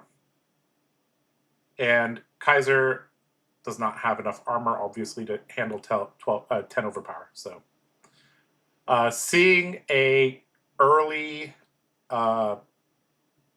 seeing your majestic in your opening hand, pretty good. Especially being able to load it, because that is actually the difficulty with the harpoons, is that it's difficult to load the harpoons into the arsenal.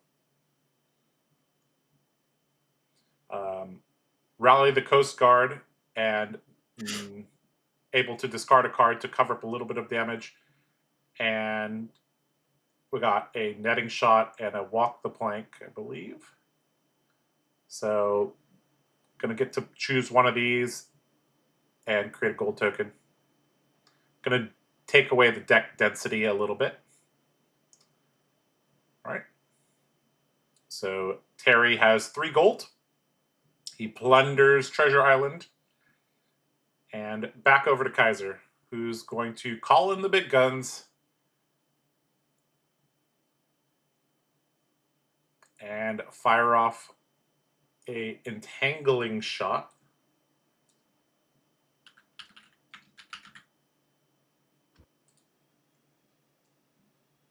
Okay, this is a pretty interesting spot here. Definitely have the ability to just block it out and try to. You can send just a life for a life, or you could. No extremely good 2-card hands here. Popping the equipment arms just to fire a salvage shot seems a little lackluster, but at the same time, I think the priority here is just to maintain the gold disparity between Kaiser and Terry. So I'm a fan of, especially with the texture, just kind of blocking this and denying the gold. Yeah. Yeah, I'd like to see this blocked out as well. Terry could also, crack a gold for the harpoon. Would be a decent shot. A decent way to do it, although he can't do that because the Marlin is tapped right now. But he could use the gold to dig a little bit. But it does look like this is probably just going to be a little bit of a slower turn. You obviously don't want to use the arm piece this early, I think, unless you get the block value from it, which he's grabbing it. But looks like still debating what to do. It's okay. It is battle worn on the hands, at least, not the feet. So still gets a chance to activate them. Yep. At a later point.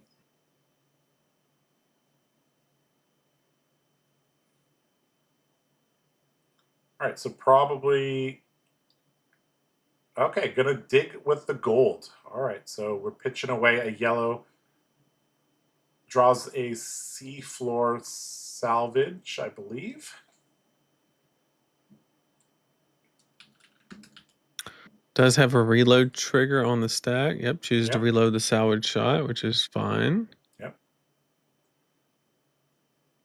And going to fire it off and going to arsenal the life for life. So salvage shot. So this was a lot of steps to do just a little bit of damage. But going to end with a good arsenal.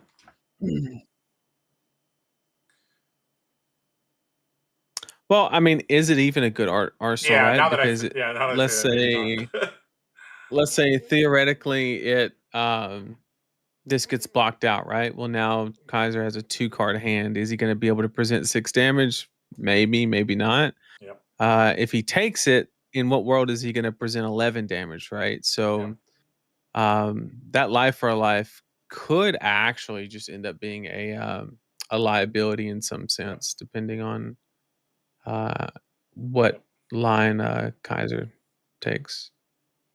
Yep. Rabble going to reveal an on the horizon red. So this does come in for 4. Step 1 of being a good player, Nathan, is have your rabbles hit reds. I wouldn't know anything about that. Nope. You sent 2 go again too many times in Briar, right? Way too many.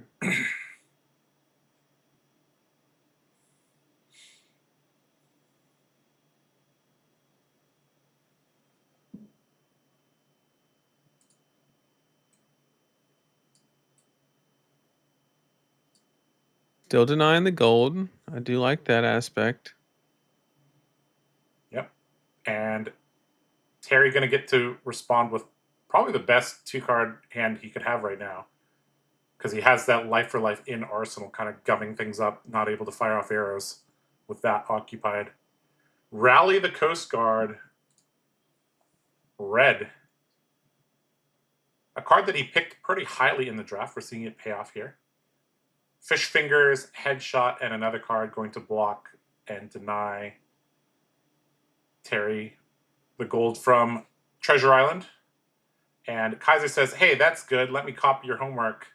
I'm going to send 7 back. And we are getting close to Treasure Island being flooded, Nathan. That middle card looked like Expedition, was it not? Not sure. Which is a 2-block?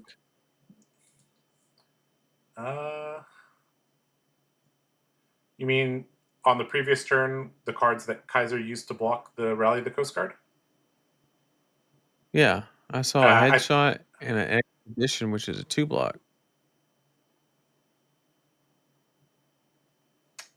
Unless I'm crazy, I don't know.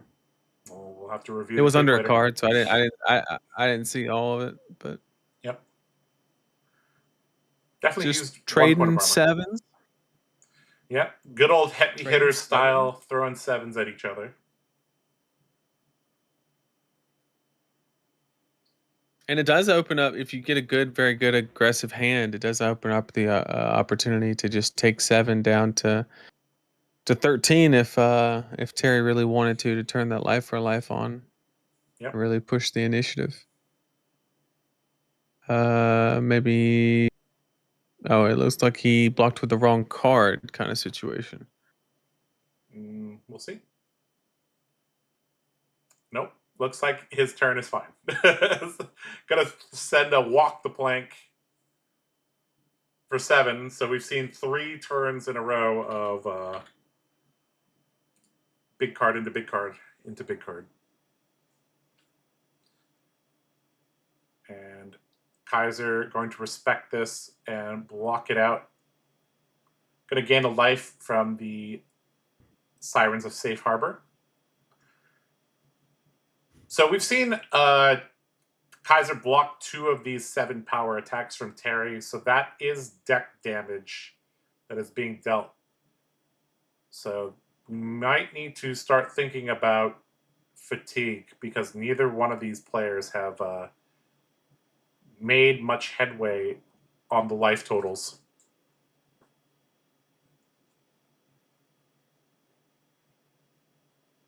All right.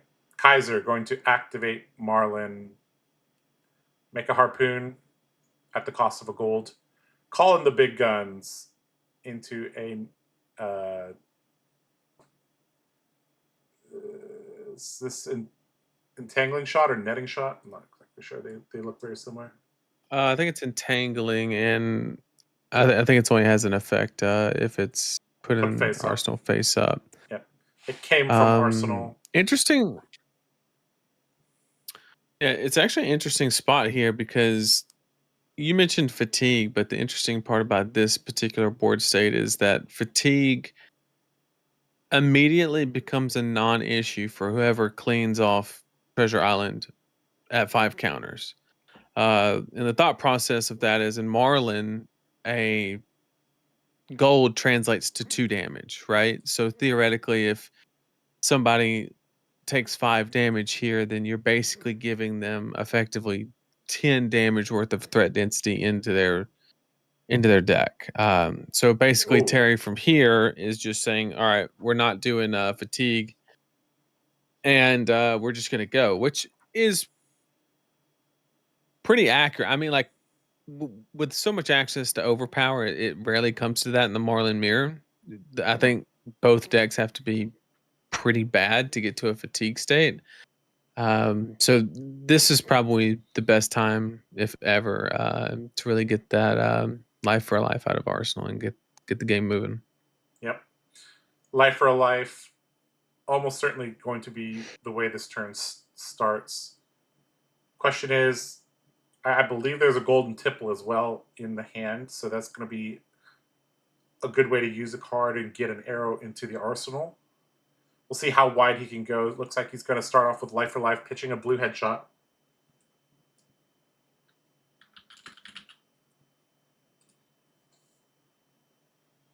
Kaiser going to throw the headpiece plus a Sikkim shot, block for 4. How does he want to follow this up?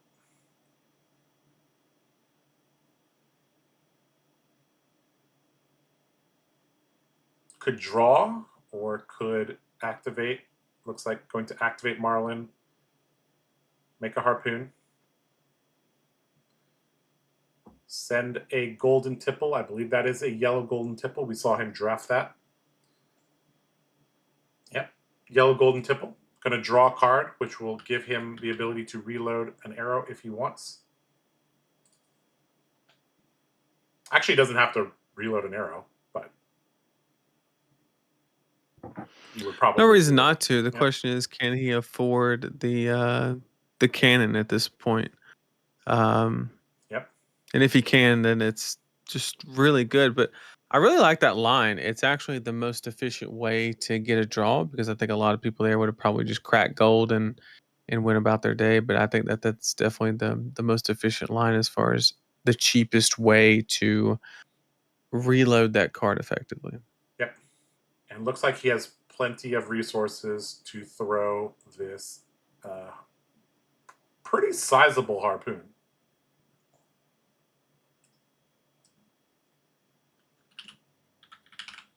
Gonna even have overpower. Look, Yellowfin harpoon. Looking for yellow cards, I believe. Yep, that's a yellowfin harpoon with goldfish, basically, because he's activated a harpoon, he's going to be able to look at the hand. If he finds a yellow, which Kaiser says, I don't have a yellow, he would get to rip the yellow and make a gold. But no yellow in Kaiser's hand. The only way to really get people with yellowfin harpoon is for them to have 2 yellows, and you have overpower. So, all right, strike gold.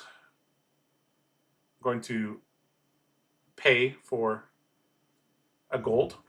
Then he's going to activate Marlin, create a goldfin harpoon. Going to play a tipple, discard the golden harpoon.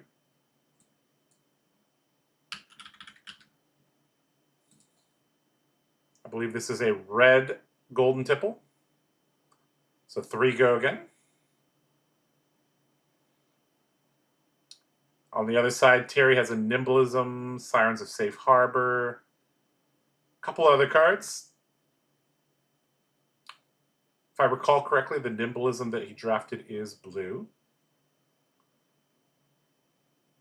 So let's see how he wants to go about this. Kaiser's at 8 life, no armor, so we're almost to the point to where Kaiser really has to be concerned with the game being closed out via overpower, but he's actually far enough to where he can kind of stave it off a little bit if he's smart. But I like these spots where Terry has the ability to kind of test the waters and throw like a 3 for 7 or whatever the case may be, and be like, look, are you willing to go low enough for me to close it down with overpower? And then you just try to keep your life total high. Really interesting dynamic that I think is really enjoyable in an aspect of high seas limited. Mm-hmm. Yeah, this Siren of Safe Harbors, if I recall correctly, is a yellow. So he's going to block for 2, take 1. He'll be able to heal that later, but that does give a Treasure Island gold counter to Kaiser. And I believe that, okay, going to pitch 2 cards and send a harpoon for 6 with overpower.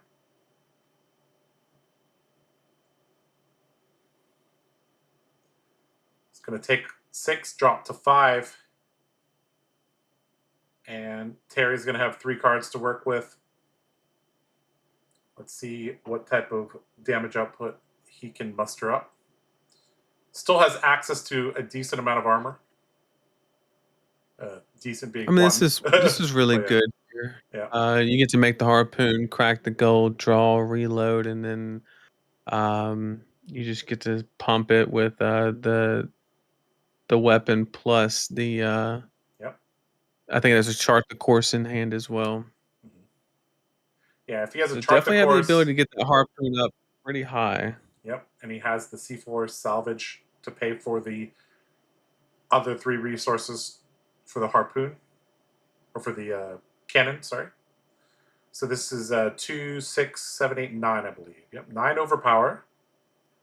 Not quite the knockout punch, but Kaiser running out of cards, 6 cards left in deck.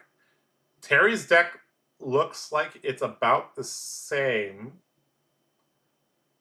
I don't think either one is significantly ahead in terms of deck damage. Oh, never mind. Terry's way ahead.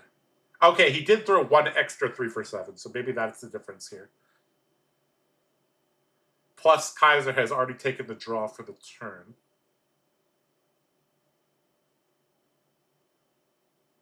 All right, so 1 card going to be able to be deployed on defense. Kaiser going to drop down to 2. And then if Terry can figure out a way to throw the card that is going to be an arsenal with overpower, he probably can get there. Kaiser going to block for 3. Going to take 6. 1 gold going to go to Terry from Treasure Island. And this turn is the most important turn of the game. All right, Kaiser has to get 3 cards out of Terry's hand, or he's able to close it via overpower. So effectively, you have to present at least 10 damage. If not, then I don't really see, because with 2 gold, all Terry has to do is simply make a harpoon, play the call in the big guns from Arsenal, load set harpoon, and then pitch 2 cards to pump it with the weapon. So that'd give it +5. That'd be overpower 7. So the only thing you survive is with a block card, and we've already seen, I think, 2 or 3 of those. So yep. So we're going digging.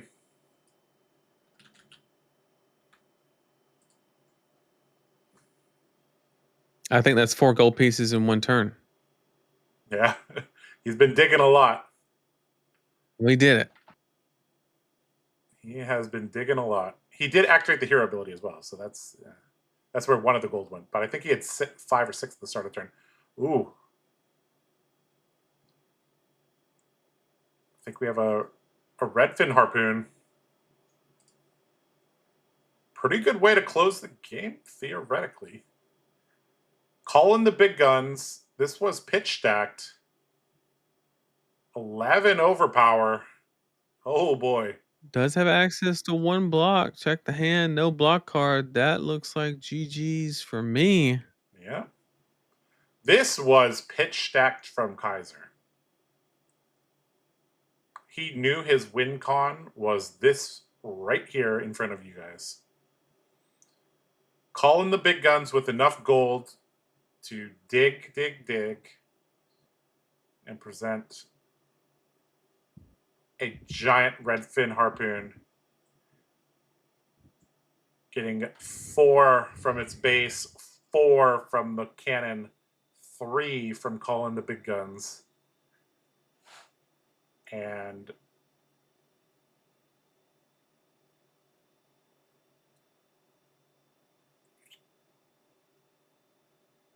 Terry's. I mean, you're either dead or not, Terry. I mean, the fact that he hasn't extended his hand means that. Oh, okay, no, okay, there we go. All right, no way out, and well, Kaiser gonna take this match.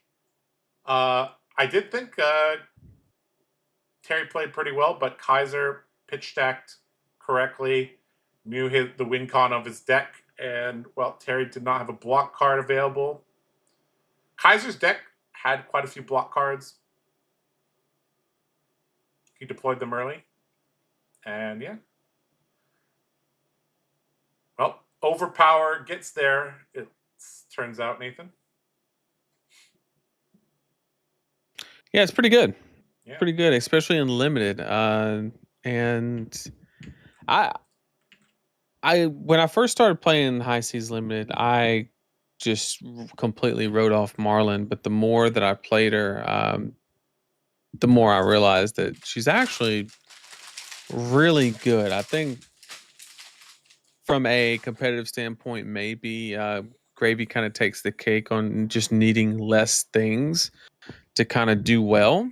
But like Marlin can very easily just go toe to toe. Yeah, the limited format has more depth than First Meets the Eye, in my opinion.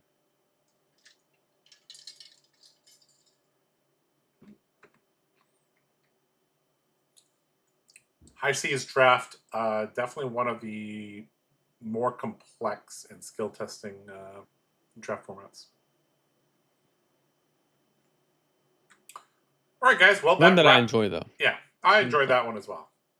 Much, much more than MST. Oh my god. The only time you see me rage quit a game was I was like, all right, screw He this. said, "Screw it. Screw this. I'm drafting Ziv."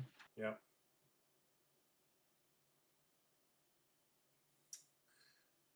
All right.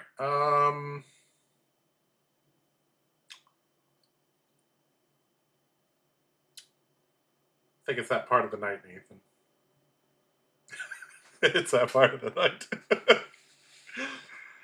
All right, so I'm getting kind of tired. We did a show and tell earlier. I don't know how much other things I have to show and tell. Let's see. All right. What are these, Nathan? Noodles. Speaking of noodles. What is that? This is something you could use. You froze. Oh, did I? Oh. The stream seems okay. On Discord? Okay, now it's back. Okay. Yeah. Oh, now you froze again. Well, you have a still image then, Nathan. Pretty sure somebody in chat knows what this is.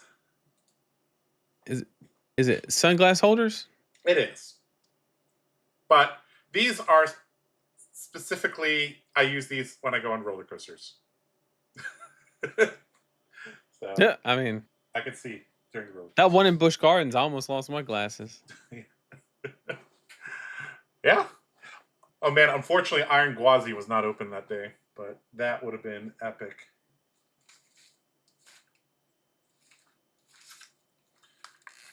All right. These are Brian Gottlieb approved throat lodgings, the Ricola ones. I think he specifically said that he likes this brand. I think he mentioned a brand by name. I can't. Is this the one that's? No, he likes the ones that are like rectangles. I've been trying different ones of these, trying to find my favorite one. Oh, okay. This one's a good one. This one's a good one.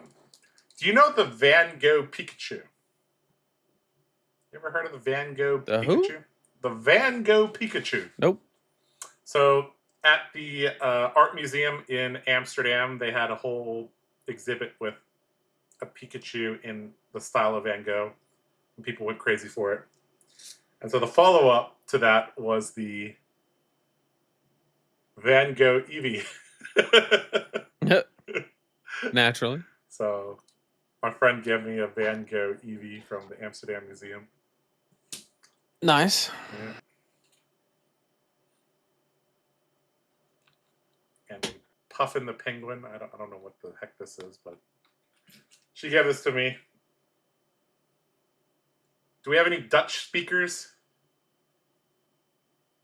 This is.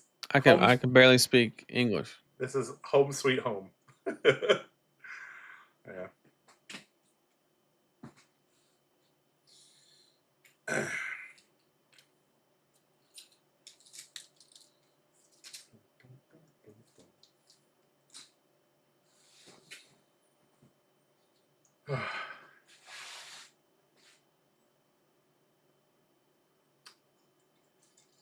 Who is going to Singapore from the Card Guys? I believe we are sending 2 players. Will Libby and Andrew Cook. I did not qualify. because I ran into Degenerate, Fatigue Bravo, and then Degenerate, Florian, and then Mario was very, very good against people that don't understand him like me. I tried Good to old qualify. CYB. Dang, you guys still rolling? Yeah, we got 5 more games. So, you know. I remember there were people that like went to bed after round 1 of CC, and then they're like, "Oh shit, you guys are still up round 9 of draft." Okay, yeah. It's 1 a.m. on the West Coast. Well, you know, It's we do what almost we 4 gotta do. a.m. for me. We do what we gotta do.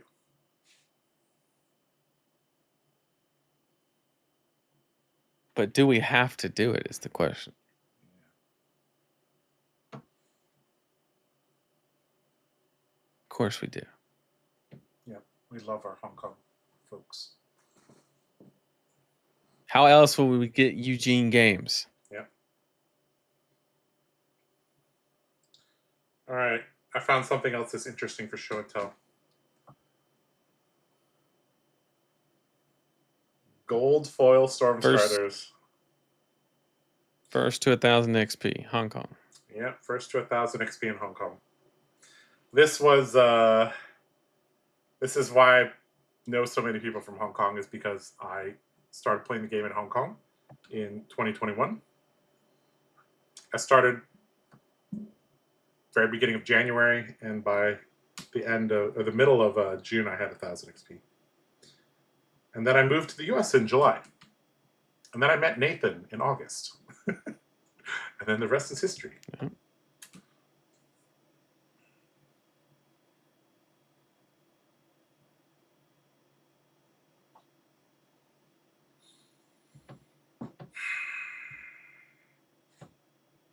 I have no show and tell stuff because I'm at a friend's house.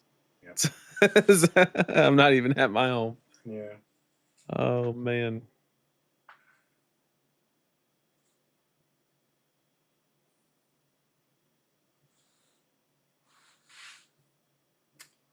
Random question: do you think Brute gets a Fable this coming set? Maybe pitch Intimidate? That would be stupid good if you could just pitch and Intimidate. But if you asked me 6, yeah. go ahead. No, I was just gonna say Intimidate I don't think is like a class identity. It's like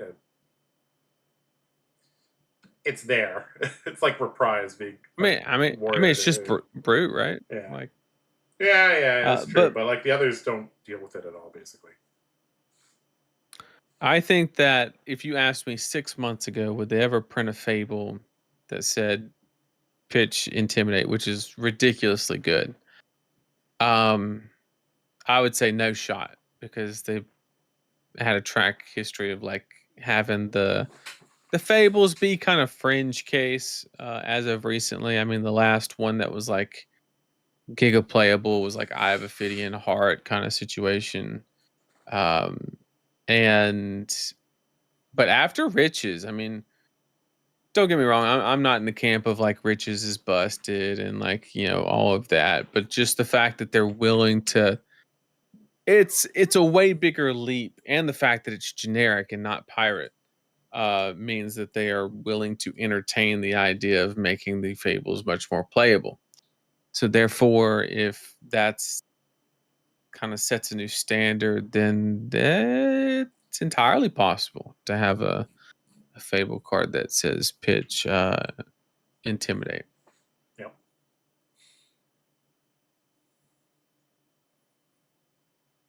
I think, what if it hear me out. Yeah. What if it was yellow, pitch, Intimidate, and then it said at the bottom, this is considered a 6 attack? But it doesn't like actually it's well, that's combining all the things that are Brute, but is that actually, how do Fables need to be interesting, or do they just need to be strong? because a lot of the fables, their effect is like very simple, but then you have other things like Corsham. It's like, what the what the heck does Corsham do? I forgot. Yeah. I mean, it ultimately it depends on what LSS wants from that card slot, right? If they want, no matter what happens, they want that to be an expensive card, then it has to be good. Because we've seen, very good looking fables, we've seen, ones that are semi playable, and historically, if it's not playable, it's just not. I don't know. It just I'm sure they'll come up with something. I don't know what they want from the Fable slot. Like that's ultimately what answers that question is what they're wanting from it. I don't know. It's for the longest time it's been just, oh, it's just a collector kind of card, and you know something they can go after. But maybe they had that vision and realized that the Fable was just settling at $50 because it wasn't playable, so they needed to make them more playable. And I don't know. From a, I don't know if it's called economics. I don't know if it's an economic standpoint, but from a like player's perspective, if the fabled is really cheap, that means the other cards in the box are more expensive. If the fabled is more expensive, that means the cards in the box are cheaper. So, I mean, Does it? ultimately, the box eventually, the EV of the box basically comes out to maybe 10 to 15% below the price to buy it on the open market. So that price has to go somewhere. For example, in let's take Outsiders for example. That was like the most extreme case. It's like Codex was like $100, and because Codex was $100, that made every other card cheaper. So, I mean, the value of the box has to go somewhere. If it goes to Flick Knives and Codex, that means all the other legendaries and majestics are cheaper, and the Fabled. I can't even remember what the Fabled from that set is. Plague Hive. Right. Plague Hive. Yep. Which is not a bad card, but we haven't seen it very much. Well, I think that's where they attempted to have the Fable be playable, is that series of like Master Cog, Plague Hive, all of Blood those, which Drakai. on, on the surface they do seem maybe fringe playable, but it just truly didn't adjust the price of the card at all. It maybe they learned that it being fringe playable is the same thing as it being not playable, from a pricing standpoint. So, um, but ultimately, I don't think you should ever make a Fable where it's a mandatory aspect of the deck, especially going forward with new cards. I mean, unfortunately, the biggest weakness of Flesh and Blood right now is the price of entry. I would say that that's one of the largest, like, kind of negative aspects to the game, is the price to get in. And if you just make that worse, and you can't assume that the player, but that's one thing that I disagree with a lot of people on, is they're like, oh well, they can just play a different card. Well, that's not necessarily how that works. When If I'm new to a card game, what am I going to do, Josh? I'm going to see somebody that won an event with a deck that's on the website.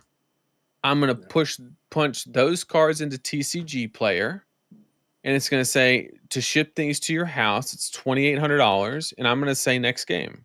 Yep. Because I'm not going to sit there and try and figure out if, I mean, I would, because I'm already invested, or if you had like a previous reason to play the game, maybe you do that. But I'm saying that it's a huge mistake to just assume a potential player will go out there and seek answers for a card game they haven't even invested in yet. Because most people in the age of TikTok and attention spans of 15 seconds, we're just not going to do that. Like, it just doesn't. I think you're asking a little bit too much from people. Yeah, if in the past a lot of the fables, like sometimes I ran heart in my Dory deck, and it's like that's not, you don't need that for the deck to function. But at the moment, if I make a Kasai deck, it's gonna have riches of Topol Dahani or whatever it's called. Like it's just Right. gonna have it. Like if someone says, "Hey, I don't have this. What should I replace it with?" I'm like, you should not be playing Kasai because you're missing out on Yep. a significant piece of power. And when you copy that on Fabrary, it's going to say on the top right corner that it's $2,300, especially if it's the one that has Eye of Ophidia in it, because that's a $500 card right now. And it just, yeah, let me, I do want to clarify that there's absolutely nothing they can do with cards that they've already printed, right? Like you cannot touch Eye of Ophidia or Heart of Findale from a collector point of view or a reprint, because you do have to protect the collector in that aspect. But you can not print another one is what you can do. And Riches is like right on that line, or maybe even past, because you look at Eye of Ophidia, right? It's played in Kano and Kasai and maybe Gravy. That's it, right? And it's $500. So if Riches is played in Marlin, Victor, Kasai, Victor, maybe Gravy, maybe Puffin later down the road. I don't know, whatever deck comes about, and then any other hero that you create that involves gold. I mean, hell, Andrew Cook ran Riches in his fucking Prism deck.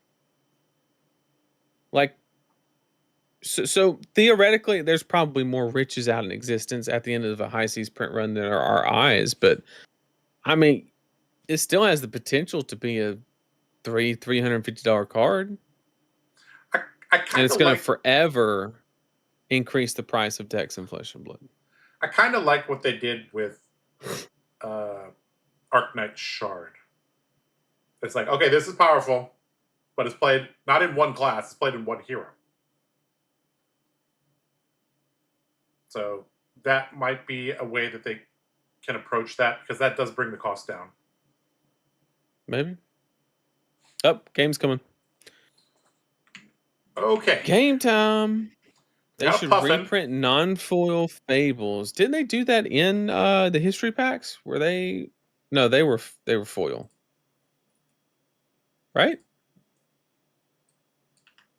Sorry, I'm doing production stuff. Ask chat. The only time they've ever reprinted fables was the history packs, and I think they were foil. I'm pretty sure. Maybe they weren't. I don't know. It's the only time they've been reprinted. All right, Nathan. There were 4 Marlin, 2 Gravy, 2 Puffin in this pun. There were what? 4 Marlin, 2 Gravy, 2 Puffin. Okay. Sounds like a Gravy's going to take it down. Yeah. All right, we got Ryan Hoy playing Marlin, currently 4-0. Up against Bun R playing Puffin, also 4-0.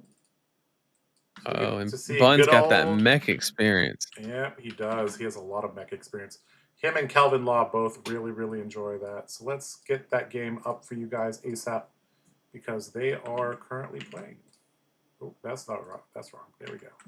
All right, guys, welcome to round number 5.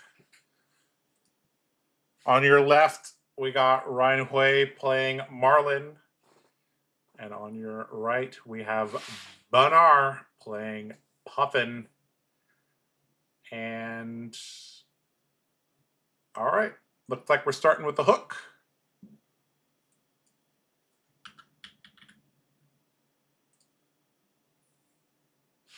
Did he find an arrow? Looks like the answer is no, because it would be currently face up in the arsenal if it was. That's a good guess. Yep. And is that just an arsenal pass? Oh my god.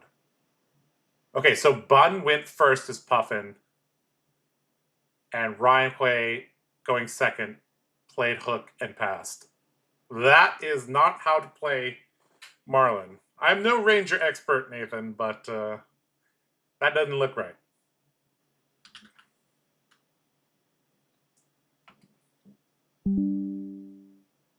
Looks like I disconnected there a little bit. Are you still here, Nathan? Yep. Okay, yep.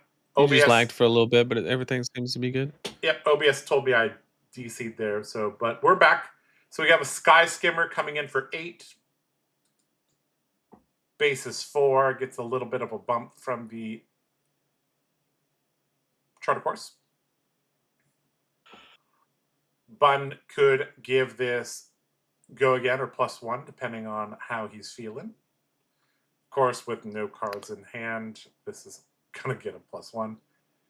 So of note, he brought the blunderbuss. So this is the one that you have to pay 2 resources for. Ryan elects to take the Sky Skimmer and going to keep all his cards. And, well, Puffin has some gold, which is extremely important because this turns on all the future Goldwing turbines. This is something I kind of learned the hard way when I was practicing Puffin, is that if you don't get gold, it's very difficult for a lot of the cards in your deck to draw you a card when you crank twice. Yep. Over on the other side, Ryan going to begin with a Sikkim Shot. This is a card that he could have played last turn if he used his arm piece, but looks like he just wants to have a big wide turn this turn.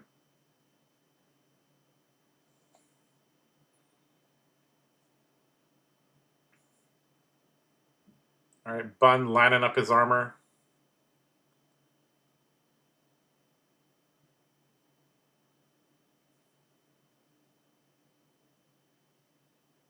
Maybe not going to use his armor here. Just going to block with the Sky Skimmer and throw his least favorite child into the... Okay, never mind. Okay, going to block with all of... going to block with all that armor. Okay. Was that Sikkim Shot coming in for more than 4? Oh yeah, he had the... He had the yep, weapon pump. Yeah, okay, so yeah, that's why he had to commit all the armor there. And we have a 8 HMS. I believe this is the Marlin. Yep, Marlin. HMS Marlin. So... This is the has overpower and +1 if there are 2 blues, and it'll destroy the top card of their deck. So goodbye, Sky Skimmer. How many Sky Skimmers does Bun have? Man, a lot. If I recall correctly, Bun also played Puffin in our show match. So a guy that is definitely very familiar with mech, and in particular this mech. Yeah, he beat me. Yeah, yeah, yeah. That's what I was bringing up.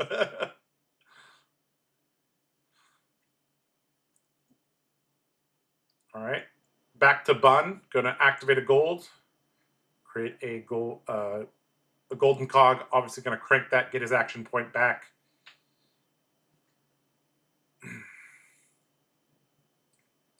Does he have another way to make a cog, trigger that draw? Yeah, that would be a good way for this turn to proceed. Especially because you jam the armor, it makes sense. Okay, so we got a rare from the set. I forgot what this one's called, but... The Zeppelin.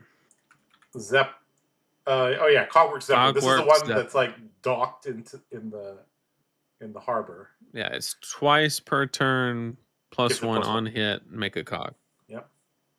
So this is a very, very important card because if you create a golden cog, you can get your action point back, or just create it and don't crink, and then you'll have a guaranteed cog on the next turn. And this card is extremely hard to block because it's 6, 7, or 8.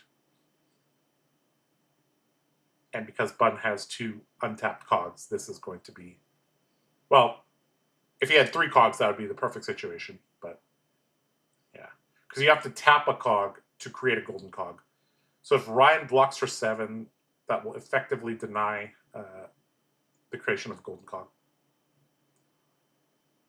Well, not necessarily, because you can unicycle in. Oh, you're right. Yep. That is a in tricky... resolution and. Yep. Yeah, unicycle, one of the most important cards for Puffin to have alongside Rust Belt. These are like if you're playing Puffin in Limited, you really want these 2 pieces of equipment. They come in battle worn variety, and they're just important for enabling so many different plays. Ryan blocks back to Bun, who currently has a gold, no cogs. Chart a course. I believe that is a red chart a course, so +3 to the first attack. It's going to convert his gold into a golden cog. Going to give go again to his blunderbuss by tapping the golden cog that he just created. Going to pitch a card, and what in the world is that card? A buff of some sort. That's the screw the +4. one, I think. Where, yeah, it's untap a gun, I think. Yeah. Not really relevant here. Just giving it +4 basically, which is That's +7. So I think it's 9 total. Yep.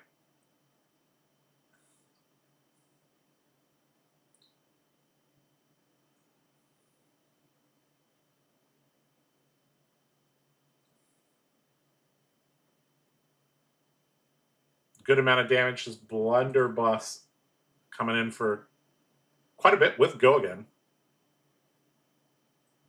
Okay, looks like no go again. He didn't tap. Oh, this is the untap a cog pump.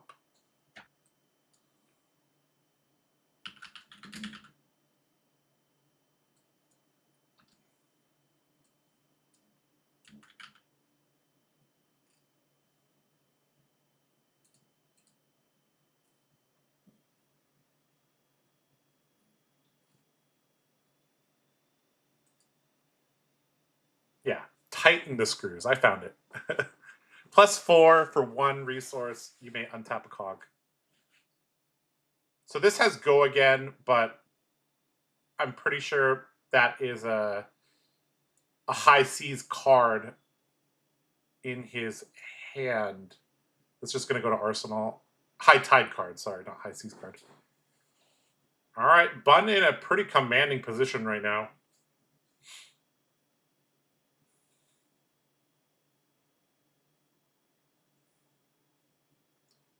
Sick'em Shot going to start off the turn, pitching a crash down the gates.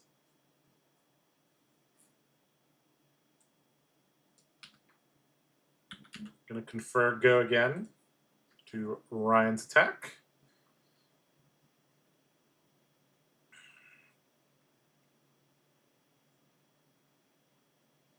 Bun has denied this Marlin quite a bit of gold over the course of the game.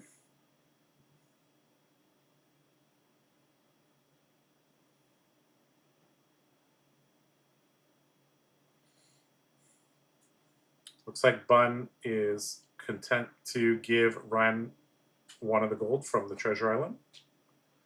What is the follow-up? Something like Walk the Plank would be pretty good, although he doesn't have the resources for it. Something with an on hit. Looks like he's going to make a golden harpoon.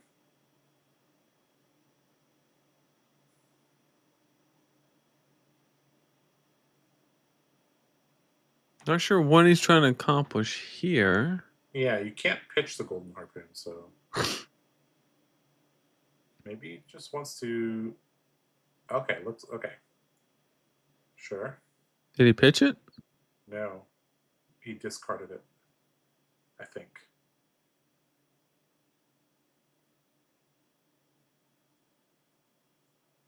I'm not sure what card that is. But it appears that he discarded it and drew a card. And this is coming in for 6, and it costs 2.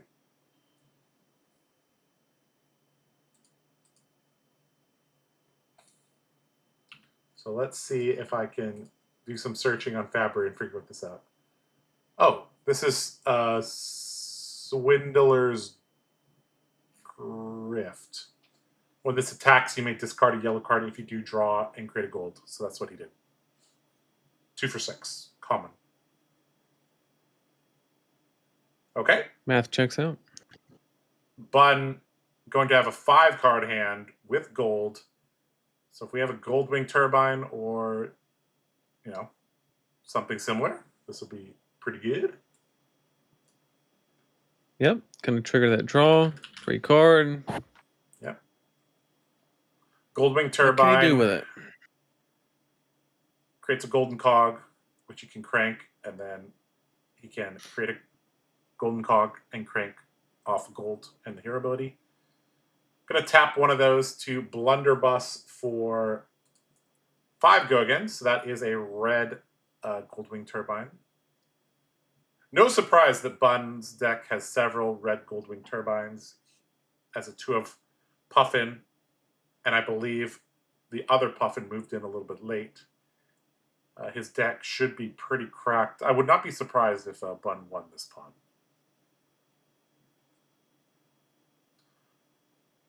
All right, Shifting Tides and the Peg Leg and the Goldfin Bracers going to block this out, and he's going to follow up with Battalion Bark.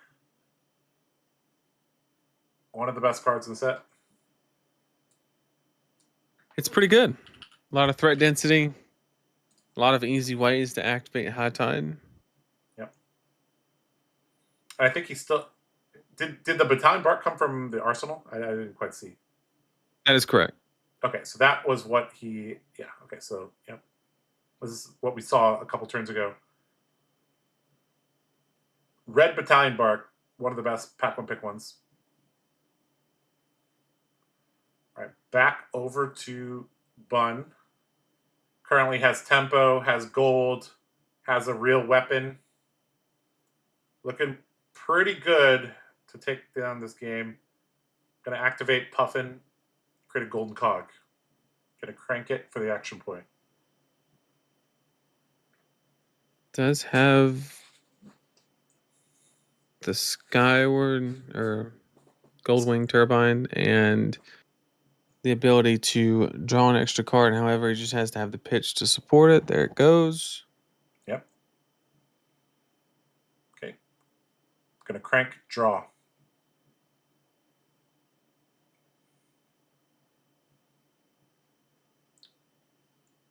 Same play pattern we've seen several times now. There's the Pinion Sentry, blue block 3. Into the pitch zone. So we have 4 go again. So this is a yellow Goldwing Turbine.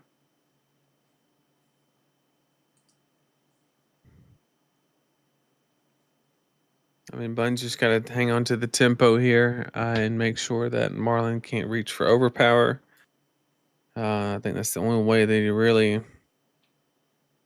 can lose this matchup, really in the driver's seat. Yep.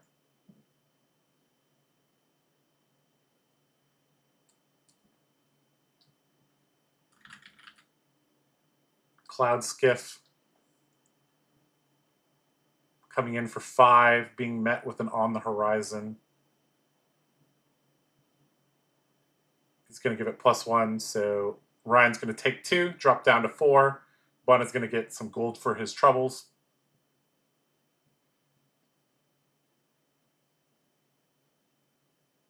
And that may be enough to just do it. That might be it. There we go. Bun's deck looks really strong and obviously Bun piloted very well as well. But yeah. Well done from Bun. Moves on to 5-0.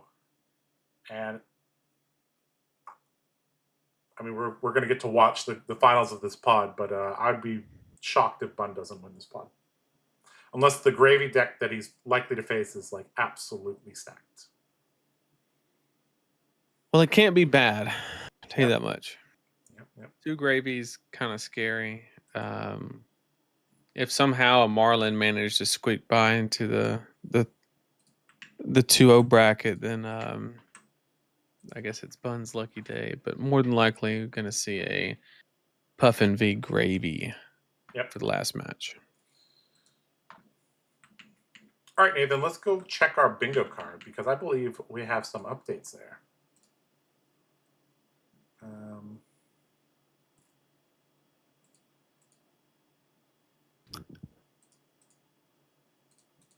All right, back to our bingo card, which we still have to fill out a little bit because of we still have the play mats that we probably have to change, and our chat choices need to be filled out.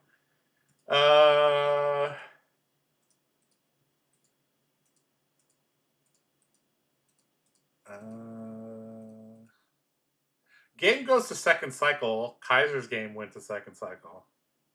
He set that up. Sure did. Josh has not run out of snacks yet, so we're good. Have we seen anime sleeves? I don't think we have yet. I haven't. Treasure Island almost flooded, but I don't think it got to. Did it get to 6 ever? I think it got to 5. I don't think it got to 6. I know it got to 5. I'm not sure about 6. Yeah. Are you on your 3rd cup of coffee? Nope. Okay, not yet. 3 Majestics and draft it. Did Bonds have 3? I don't think it did. No, there was 4 gold in 1 turn. Yeah. Top left. Oh, brick 4 gold in 1 turn. Yeah. Oh, sorry, green for you. Oh, half the pot on the same hero. That also happened. There were 4 Marlin. Yep. Wait, this means chat wins. Chat already got 4. Okay, whatever. We'll make chat work for the other ones.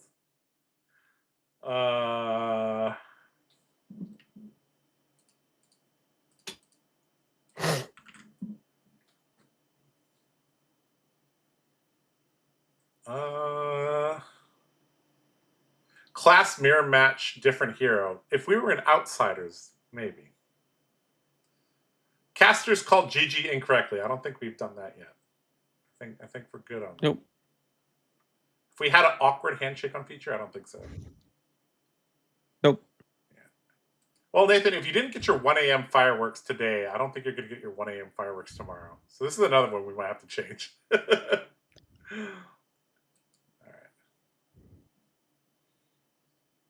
All right, let's come up with these last 3 here because we do need to knock these out before we get too many games done because it becomes increasingly harder to do them.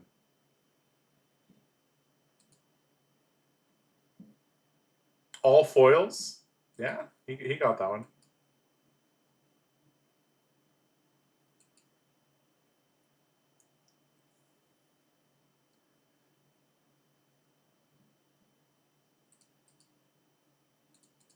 Oh. Ken is already back. Are we?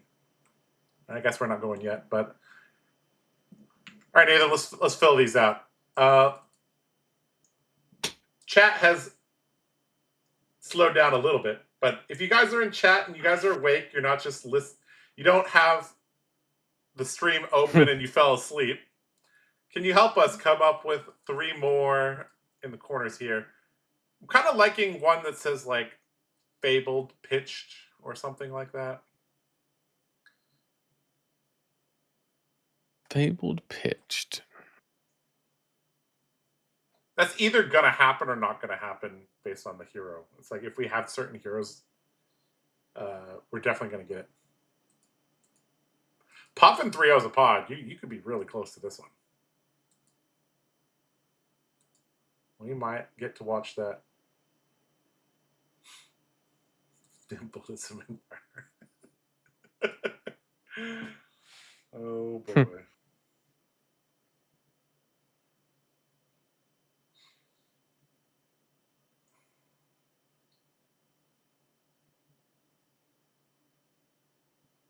Chat, did you fall asleep?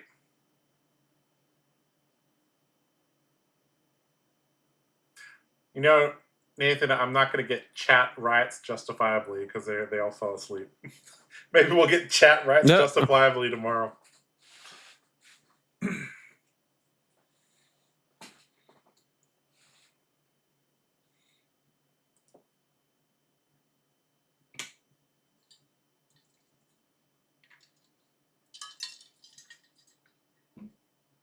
You're just out of ideas? Oh.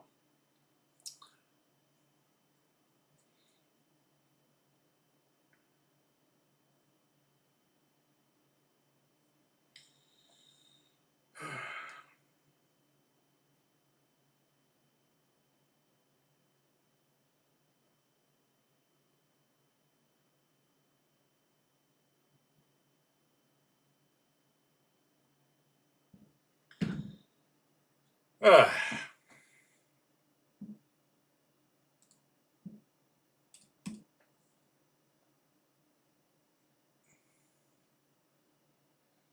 Nathan, I think you need a snack and some coffee, says Mr. Leroy Jenkins.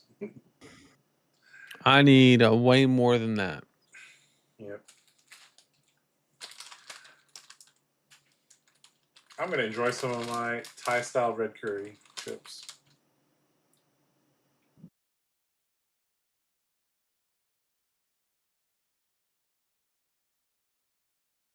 I think the only thing keeping me awake is my sunburn.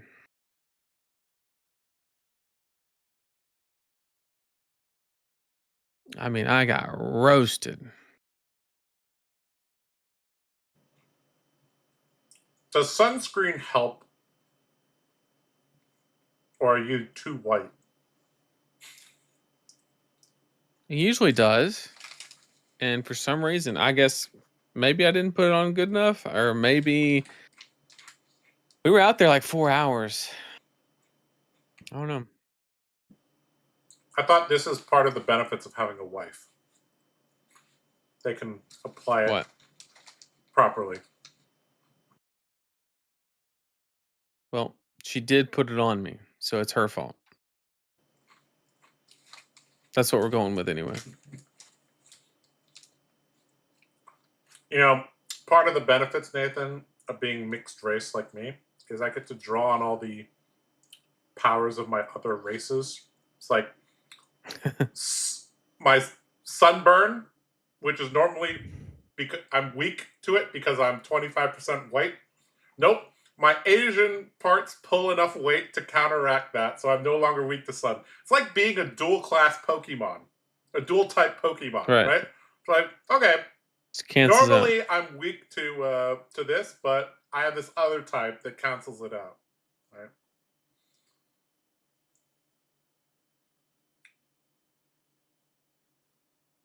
What other things are relevant?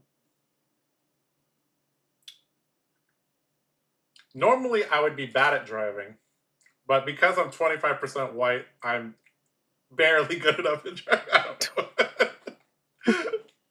don't know. That's funny. Yeah.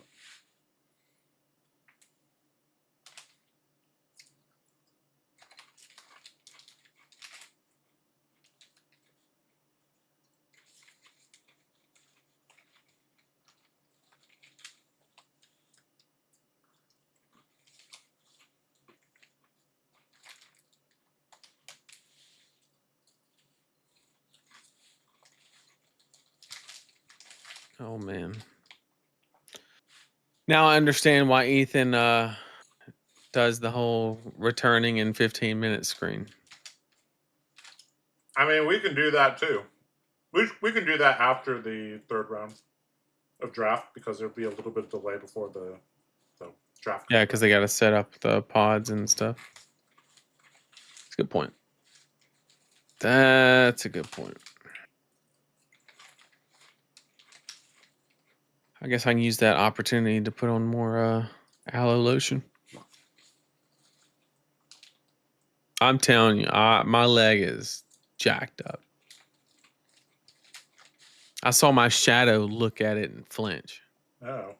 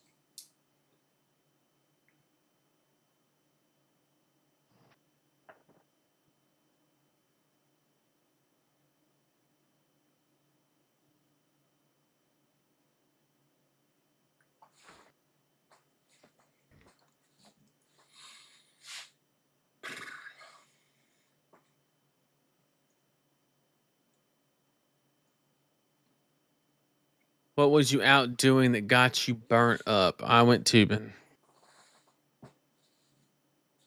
And I'm pasting. Terrible combination. Now, if you go tubing, does that mean you go to a river? Or do you So go when to a I got here, facility that like auto the wife was like, does it?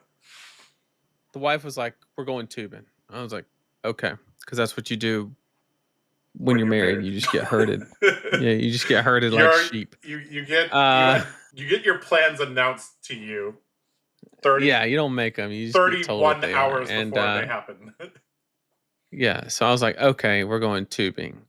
When I grew up, tubing was you go to a lake, and a buddy of yours has like a boat, and you have a rope that is attached to the back of the boat. You have somebody in a little floaty tube, and you tie the rope to the tube, and you have somebody just hang on for dear life, and the boat like intentionally tries to fling that person off of it. So they'll Okay. take like they'll like slow down, take a really sharp turn, and speed up, and so you get like a ton of like centrifugal force Mhm. as it kind of pulls you out, and you just gotta like hang on. You're like, you know. Um, so that's what I thought tubing was, but it turns out that that has different definitions. Oh. And so what tubing is apparently is you get in the same tube, but you just float down a river. Okay, so like a lazy river that they have at water It's parks. exact, but you're not in a water park. You're in like an actual fucking river. Yeah. Okay. Okay. Now here's the thing. This river comes off of a dam. Uh-oh. So if the dam is not letting water through, You what does don't that move do very to your much. current speed? You do not. You do not And move. this, yeah. Well, you move, but it's like very slowly, very slowly. Right. And so we were on the water for probably the better part of 4 hours, And you didn't go just more than a completely mile. exposed. Yeah. And we were just floating. And yeah, I got jacked up. Damn. That's how tubing is done in Canada, where you try to hurt the person on the tube. Yeah, I mean that's what I'm used to anyway. Um, but apparently it's different definitions. So I like the lazy river tubing. You can go in a circle. And it's moderately fast, but you know.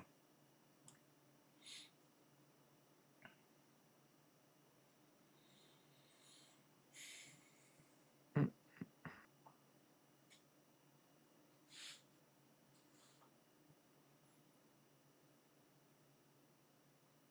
I've done both. River, we just fished. Float. Yep. A lot of people use it as an opportunity to fish. I've done about 8 hours downriver. Yeah, we did about half that. And that was more than enough. To crisp you up.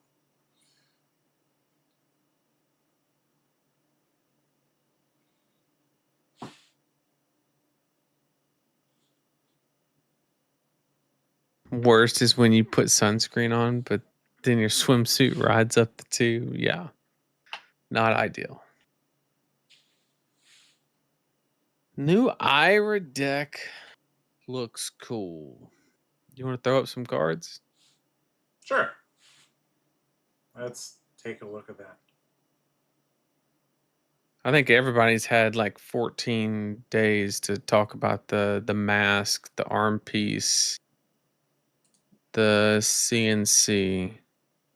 I think it's all the somewhat newer stuff. Uh,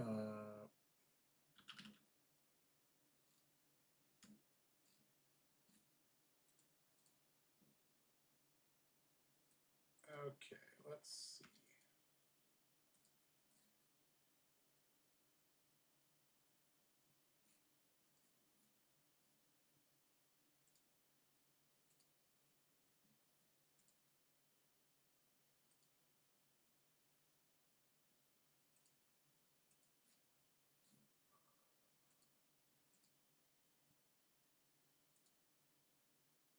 Yep, we've known about that one for quite some time. I think everybody's already talked about that. So let's break it down. So you have your hero ability, obviously your second attack is +1.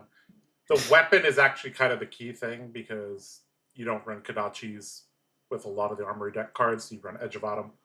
The equipment, she got 3 new pieces of equipment. She got this mask, which tap, discard a card, search your deck for Whirling Mist Blossom, banish it, then shuffle. You can only activate if you hit. So you're going to basically go Edge of Autumn. They're not going to block it unless they're a Dynamo deck with a good read on you. And then you're going to go Whirling Mist Blossom. That'll come in for 3, go again on hit. Draw 2 cards. And it's Whirling Mist Blossom is going to have... It's going to fulfill the condition on the card because you've already hit, because you couldn't activate the mask anyways if you didn't hit. So, yeah. It'll come in for 3 because of your hero ability. So that's Iris of the Blossom. Eventually, you'll also get to block for 2. So this is this better than Mask of Momentum, Nathan?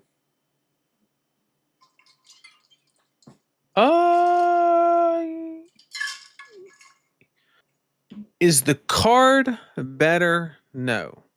Is the deck that plays this mask better than the Mask of Momentum? Yes. Yeah, because you don't play Kodachis, it's hard to get the 3 chain links. Yeah. Yeah, Kodachi forces you to run shit blues. Yep. All right, next card we got is Robo the Autumn's Fall.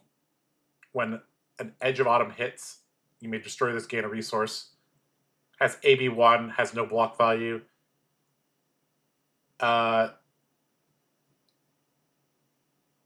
In competitive decks, you're not going to play this card.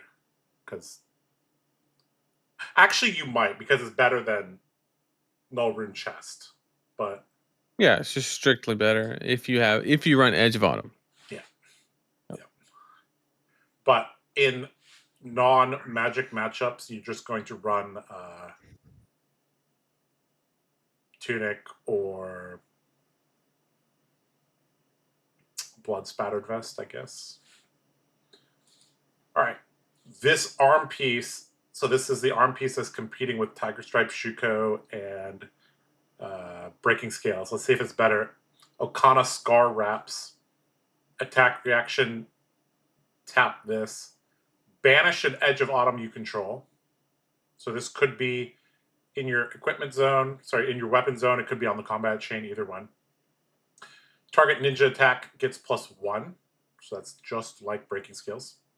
Whenever an attack you control with Vengeance in its name hits, you may equip an Edge of Autumn from your banish zone. So there are, I think, 3 cards with Vengeance, so we can take a look at those really quickly. So we have Enact Vengeance, which we've seen for a while. We have Seek Vengeance, which is a pretty solid card. Oh, we got our last. Yep, we do. Match. We also have the blue version of Seek Vengeance, and then we have Vengeance Never Rests. So, yep. So those. So there's also Legacy. So there's 1, 2, 3, 4, 5 main deck cards that are new. 6 if you count blue Bittering Thorn. So there's 6 new cards there. 3 new equipment. It's quite a few new cards. They're strong. So, all right, let's set up for this last game of this draft pod. So we got Kaiser and Bun playing.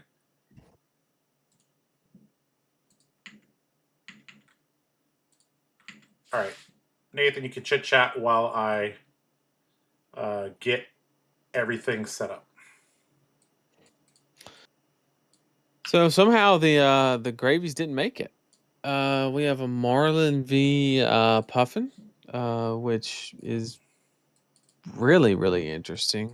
To have neither of what most people consider the best hero in Limited, although maybe that's being rewritten here. Being Gravy, but we have Puffin versus Marlin. Obviously, not sure who won the die roll. But it's that same thing. I think what we saw last time, or during the last match, was we saw the Marlin player basically go second and literally not even be able to attack Bun. And the game actually ended relatively closely. I think it was like 3-0 or something like that. So the game gets a lot different if you just don't pass your first turn, that you can actually do something. So I think that heavily swayed the game for sure. We'll see how this one works. Kaiser obviously has the ability to pitch stack. He has a couple good harpoons to really do that. So Bun's not going to get the breathing room to just kind of. I'm interested in how Kaiser decides to navigate it, and is he going to play the mid-range game plan, walk the life total down, get him down to 5 to 8, and then kind of try to close it out with a harpoon, and kind of how Bun intends to keep that from happening. All right, Bun went first. Arsenal pass. And Kaiser going to respond by chucking a 6 power thing, pitching 2 reds to the bottom. Now, walk the plank, not really useful in a pitch stack, but that is deck density and damage density.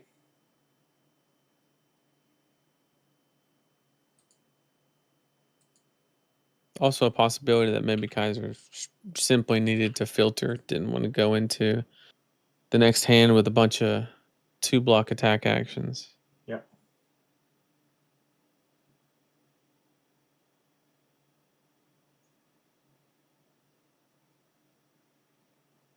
All right, there's the Battalion Bark.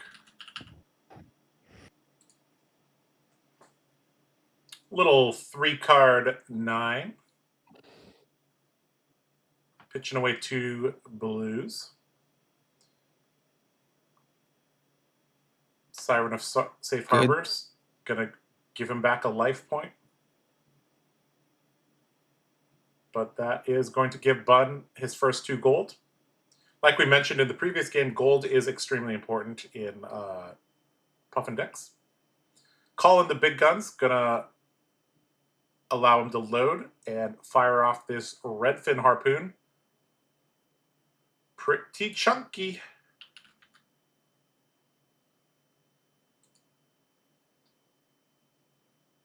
Looks like we do have it on the horizon. Ooh, we have a block card. Ooh. Very nice from Bun. Can it be covered up is the question. Can it be covered up? It can be covered up. And it can. Yep.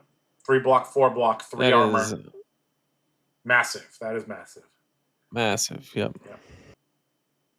Bun pitching away a Goldwing Turbine.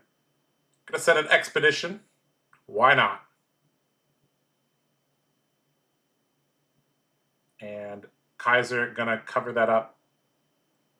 That was actually really good from Bun. He was able to cover up that overpower, send back a 2-card 7. But Kaiser has something to say about that. He gets another shot at throwing a pretty decent attack, a buffed up netting shot. Sorry, not a netting shot. It's the one that taps a hero. Entangling shot. Sorry about that.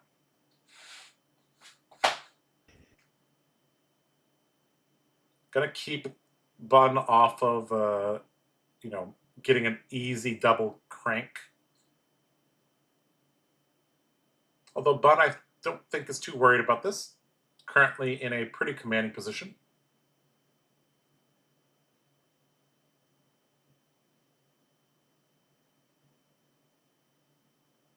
Bun gonna block for 6.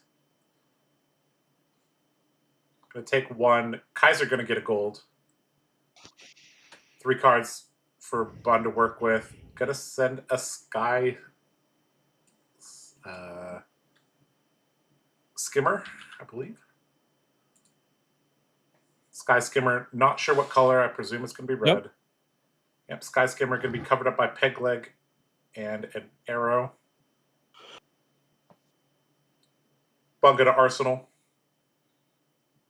Kaiser has 3 cards to work with. Gonna send a Sirens of Safe Harbor. Not sure of the color. Seems like both players are really just trying to fight over Treasure Island and kind of deny gold, so that way things are a lot more manageable from both ends. I think we're getting close to my bingo card. Getting something.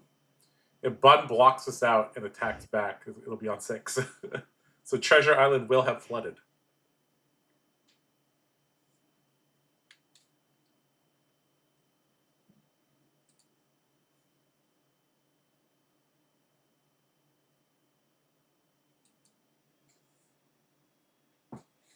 Looking like maybe just a 1-card block.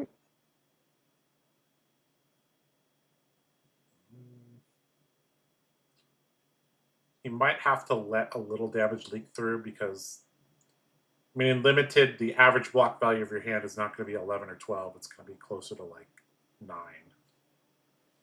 So going to block with 2 cards. That is okay. That's a 2-3. 2-3 blocks. Going to cover it up. Kaiser going to get a life back for his troubles. But Treasure Island is about to flood.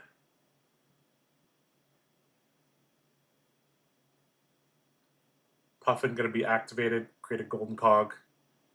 And here we go. Another Sky Skimmer. And here we're just seeing the deck quality of... I mean, we're just seeing Bun's deck quality really just shine through here. And Kaiser going to block it out. Mostly. Going to take 1. 6 counters on Treasure Island right now.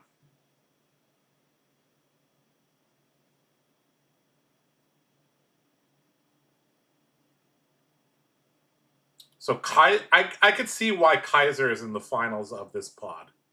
His deck quality in terms of like 3 for 7s is actually pretty high. It's not a normal Marlin deck. It's a pirate deck that has a pitch stack win condition, which is very cool. Very, very cool to see. We'll see if he can execute the same pitch stack against Bun that he did in our first game against Terry. It's actually cool watching this match because we saw Kaiser play, we saw Bun play. Now we get to see how these 2 decks interact. And yeah, neither Gravy... The pod breakdown was 4 Marlin, 2 Gravy, 2 Puffin. Neither Gravy's made it to the finals.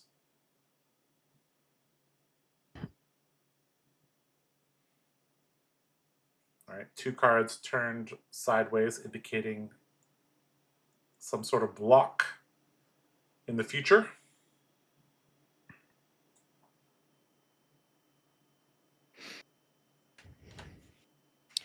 I think one of my favorite things about the High Seas Limited set is it really shift the narrative of every limited set. It was kind of the same thing in regards to equipment. You waited till the end or a very relevant on hit effect, and you just you know jam the armor or cover up a breakpoint or whatever the case may be.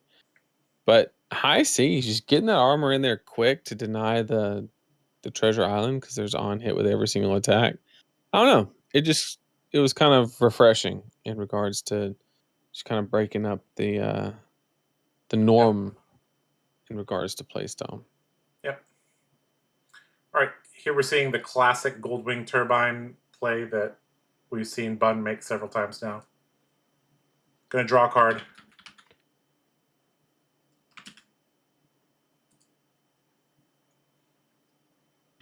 Gonna chart a course.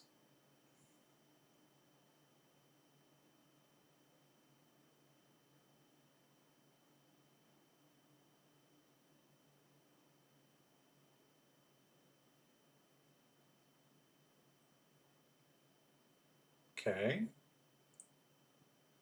Now, is he going to use a card in hand, the arsenal? Going to use his rust belt. Looks like he's going to pitch and play out the rare, the Zeppelin. This is really good. Yeah. Cogwork Big old Zeppelin. Zeppelin. Yeah. This is the type of turn that you want to have. This is a back-breaking turn because this was a 3-card hand. I mean, he did use his arsenal, but still, this is like... I mean, and Kaiser cannot cover this up.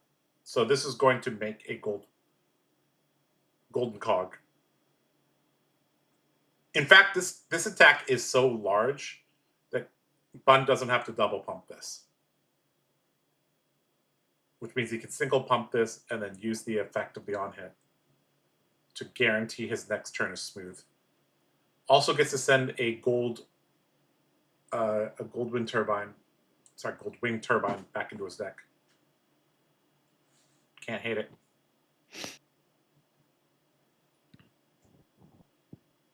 Gonna get a lot of gold as well to basically carry out the rest of his plan. So Kaiser's got to think about, okay, this is a really, really good turn, and in High Seas Limited, having a really good turn normally means you win the game. How can Kaiser get back into this game? Going to probably involve a pitch stack, maybe several overpowers. Bun has been playing really, really well, though. Going to tap a cog, bring it up to 13. Does he double pump this? And then, like, do a trick with the unicycle? Or just, save the unicycle for a rainy day. Unicycle a little bit more relevant when you only have one cog and then you need one cog to operate, like 2 cogs. But the amount of mechanologist attack action cards that care about having like a twice per turn instant, those are all rares.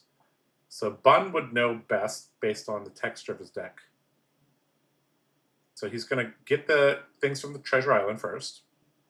Going to tap a cog to create a cog. And he can crank it if he wants. Looks like he is going to, and then he's going to rust belt for a resource and then come in with the gun for 2 more. A nice smooth way of using the extra resource he had. And I don't think the rust belt going away is that bad. Now, something interesting about this Puffin deck, we haven't seen any galvanized cards. I think they just don't do quite enough. They don't allow you to extend, and making a cog is kind of diminishing value if you don't have anything lined up to utilize it with. So obviously in limited, that's going to be a lot easier said than done.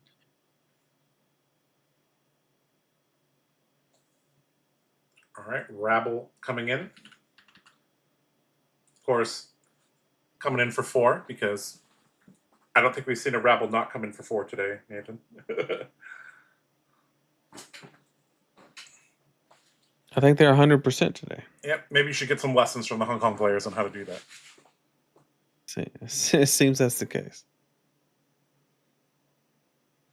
All right, Marlin hero ability activated. Mutiny. Mutiny.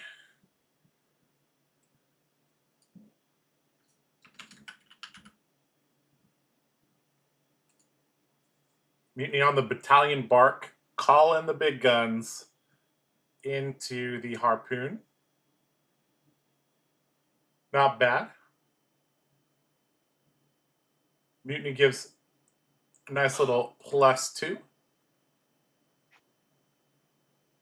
because he stole some gold from Bun. Call in the big guns gives +3, and then the golden harpoon base 2. Now, this is an interesting position. If Bun decides to take this, he would drop into the range where he gets comboed by Overpower. And, you know, dying with Unicycle still up, it does feel a little bad.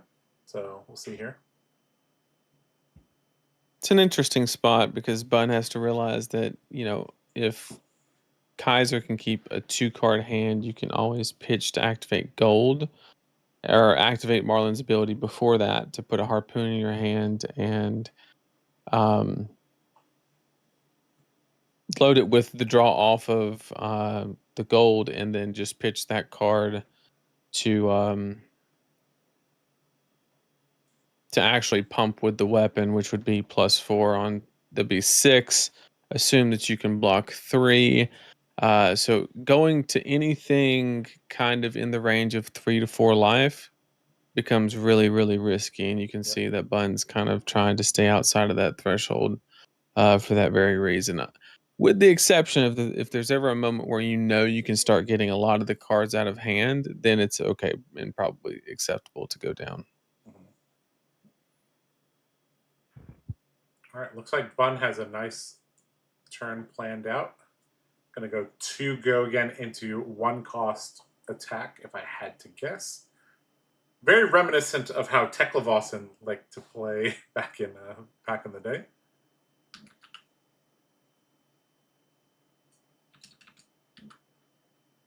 And yeah, look at that. Cloud Skiff, a nice 1-cost 5-power attack. So little 2-card 7. We like those in Flesh and Blood. I like how Bun's deck is constructed. Every turn has felt smooth. He really knew like the cards to prioritize for a good aggressive Puffin deck. Good balance of pirate cards, and yeah, we're seeing it paid off here. All right, gonna give Unicycle, gonna pump it up. Sorry, give go again. Dropping Kaiser to 1. Yeah, and we got Sky Skimmer. Is he at 1? He gave go again to the attack with Unicycle, not +1. Oh, I'm sorry. Yep. So Sky Skimmer coming in for 4. Gonna have to block. Go down to 1. Okay, so Kaiser has a single card left, which is not going to be good enough for any offense, I believe. You can make a harpoon, but gonna pitch that for a gold, sure. Okay, if he pitch stacked enough blues, maybe he could fire off a overpower harpoon. So here we go. Did he pitch stack enough blues? Well, you don't even need blues. It's just blues and yellows and have enough gold. Eventually you'll get there. Because you're going +1 on resources here. He is kind of leaning into some yellows, so it seems like he ran into some reds. Yep. Uh-oh. It's going to be a double red pitch. Ooh. Okay. So we are digging. This is a lot of gold activated. All the gold gone. And we found Finally got just enough to send 6 overpower. So Marlin with enough gold and 1 card can eventually do this. And this is why you said like Bun keeping out of the range, keeping above 3 was so important because he's out of armor. Being at 7 is actually beautiful because even if Kaiser could do this 2 times, he doesn't win the game. But obviously Kaiser can't do this 2 times because he just used all his gold. He has 3 cards left in deck, so he's going to get to choose what his 4th card is. But I think Bun should be sitting pretty, especially if he has a block card. Does he have a Pinion Sentry? I think he does. Oh boy. There's a lot of ways you could approach this. You could either, if you had a hand that was very offensive, you could just say, "Look, I'll go to 1, but you're never going to be able to fire another one at me ever again." Yep. Or you can block, manage the game. That all depends on what the card count is. Looks like Kaiser's looking a little bit low. Looks like he might only have 1 hand left in deck, not counting what the 13.5 cards in his pitch zone. Bun has a Sentry in hand. If he had like a Galvanized card, which we haven't seen him run much of, he could block with the Galvanized card and the Sentry. Order the triggers so that he would tap his cog and then destroy his cog.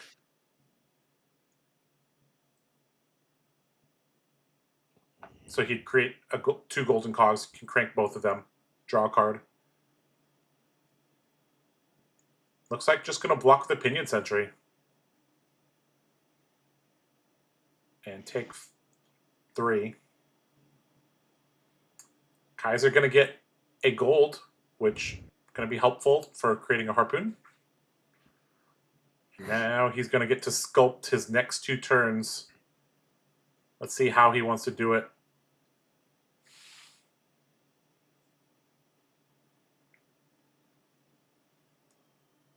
All right, there we go. Like we said, he gets to pick 1 card. All right, Bun, 3 cards in hand. Has hit his Goldwing Turbine stack, I believe.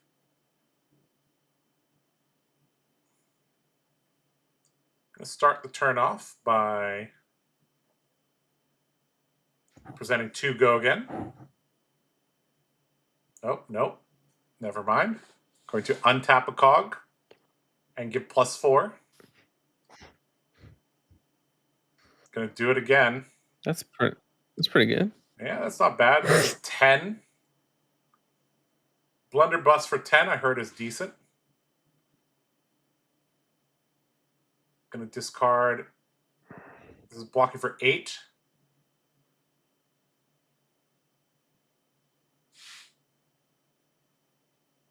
Not sure what happened there. I guess he had to block with all those cards. Yep. Okay. One of them was throw caution to the wind. Oh, throw caution to the wind. Okay. Okay. Kaiser down to just a few cards left. He has 1 card left in his Bun didn't break. Yep. Should have. He has his Goldwing Turbine stack. He pitched a Goldwing Turbine about 4 turns ago. So he's going to get to draw at the very least. And maybe make the gun at an awkward breakpoint. Yep, there's a Goldwing Turbine, double crank, going to draw.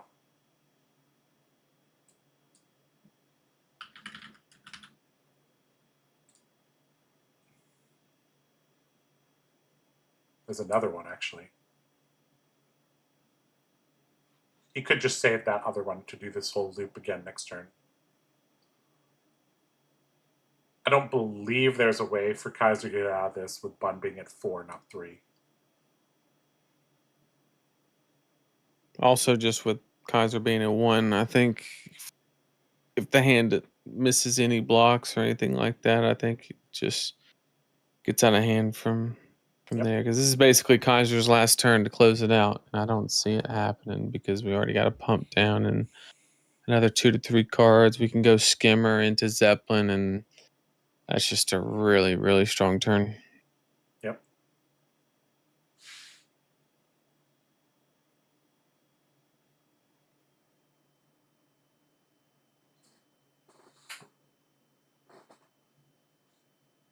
Okay, gonna tap a cog to give go again to the blunderbuss.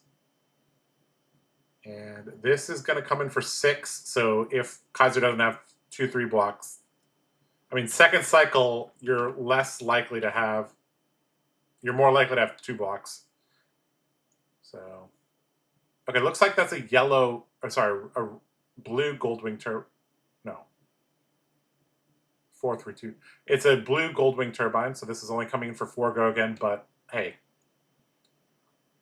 4 when your opponent's at 1 is often enough to rip every card from their hand.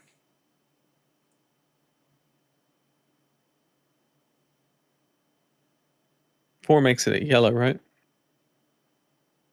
Oh yeah, you're right, because red Goldwing turbine is +3. You're right, correct. So, yellow Goldwing turbine in combination with the blunderbuss, and there's a Sky Skimmer, a impossible task here into a Zeppelin, And that's game. and that's game. And Bun's deck looked good, and his piloting looked crisp, and he 3-0s this pod, moves to 6-0, sitting real pretty.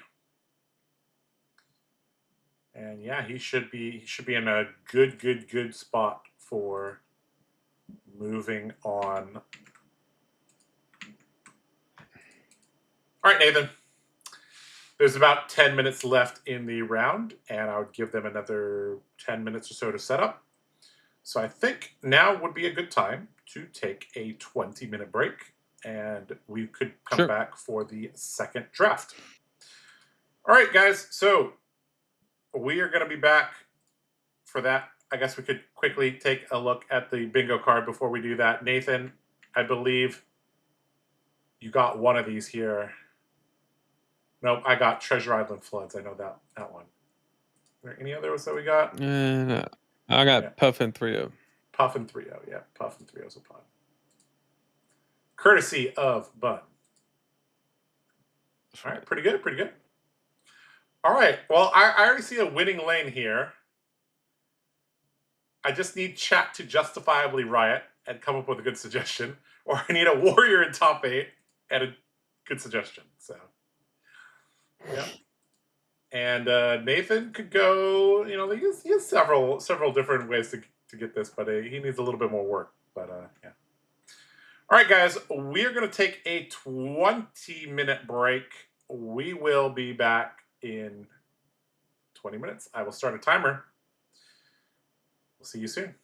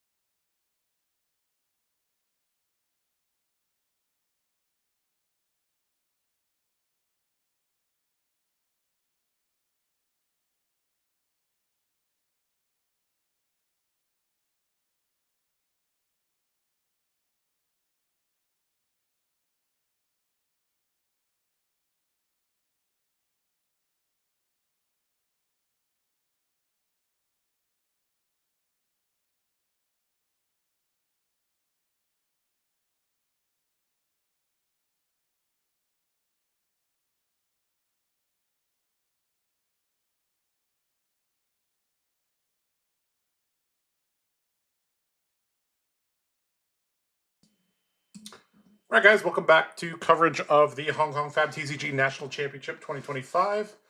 Josh Shaw here with Nathan Crawford. It is currently 4:30 in the morning, 5:30 for you, Nathan. This is the tough part of the night. Yep. So, yeah. But, Ken catching me off guard already with the frames. But yeah. We're going to have that second draft coming up for you guys pretty soon. I did get a message from Ken saying that they might record the draft and then send it to us, a little bit of probably to do with tournament integrity. They don't want this. This is why the US Nats, even though the draft was streamed, they made it open deck lists. So here it's like, okay, we streamed the draft, you would know one person's deck somewhat, some of the cards. I think the solution is kind of simple. You just tell them don't use your phones if you're draft pod 1 till you start playing. That would be a good solution. Sure. Yeah. Or we just block all the people from Hong Kong from watching our stream. No. I don't even know if that's allowed on YouTube. I don't know if we can geo-block a whole country, but yeah.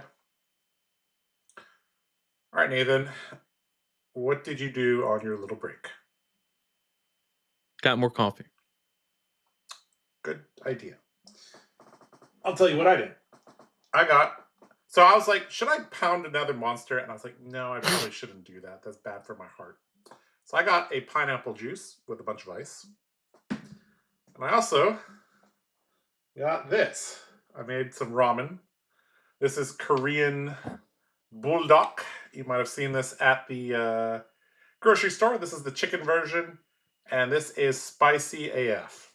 The Koreans do not mess around. It doesn't look that spicy, but the Koreans do not mess around with, maybe you could tell it's like really spicy actually because there's like some deep red down there. But yeah, The Koreans do not mess around with their spice.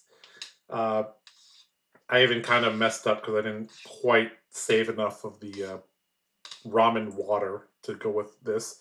Typically, I like to have some cheese or some eggs or whatever with this, but I don't have any eggs, unfortunately, and I decided to eat the cheese before I put it on. So I was like, nice. What am I doing? I'm just waiting for this to cook. All right, so yeah. All right, let's educate some of our viewers about the differences in chopsticks. So, Nathan, what type of chopsticks are these? Green ones. That is the correct answer. Yes, these are green chopsticks. Now, the Chinese, the Koreans, and the Japanese. Okay, hold on. All right, I got a message from the head judge. Hi, head judge here. Where the deck during the registered bills? If we'd like to, I think best to record the. Okay, sure. Okay, so the head judge sent me a message saying some of the players are concerned that their deck would be leaked during the registration build process. So they're going to record the draft for us.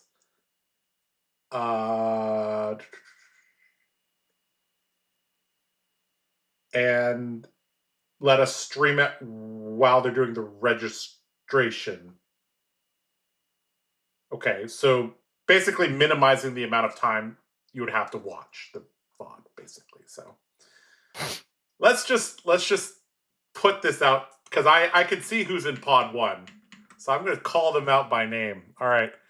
If you were in pod 1, aka you are Bun, Kaiser, Ian, Terry, Nova, Pudding, David, or Evan King, and you are watching the stream right now, don't. Bad. So yeah. Well, half the pot is blue pitch. 5 out of the 6 It's Oh, a lot. 5 out of It's 6. a lot. So pod 1 has Bun, blue pitch. Kaiser, blue pitch. Ian, not blue pitch.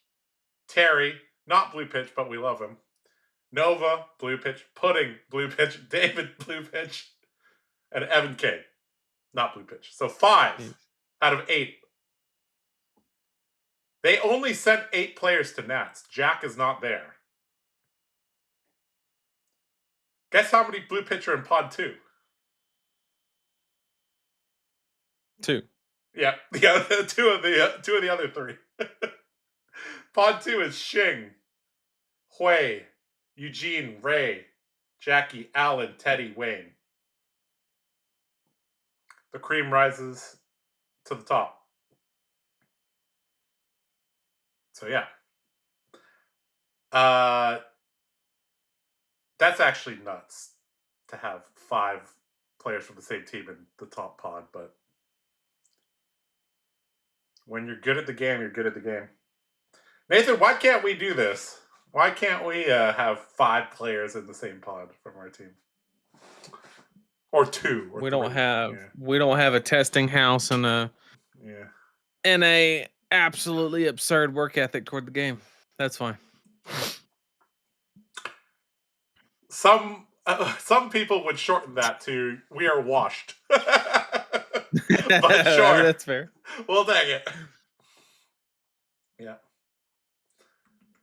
All right.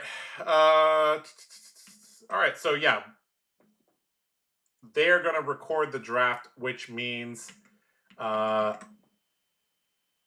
going to ask how long should we take a break for? Basically, the whole draft process, which is 20 minutes, 15. Well, it's going to be the draft process, plus they have to upload the video. Oh, yeah. Actually, there might be a clever way around that is Ken plays the video on his phone, and then I don't know if you can do this, but like stream your phone to Discord. We'll figure it out. The internet in Hong Kong should be fast enough that they can upload that pretty quickly. So we'll be able to watch that. Not exactly sure how I'm going to allow you to watch that, but we'll figure it out. Well, we do things on the fly here at Not Savage Feats production. So Right. We'll figure it out. Okay, so Nathan, I guess we're gonna set another timer. I'm gonna eat my bulldog, which is slowly cooling off over there to my right. So, all right, guys, we will be back with the second draft. We will probably, if I had to guess, be about half an hour. So, we'll be back.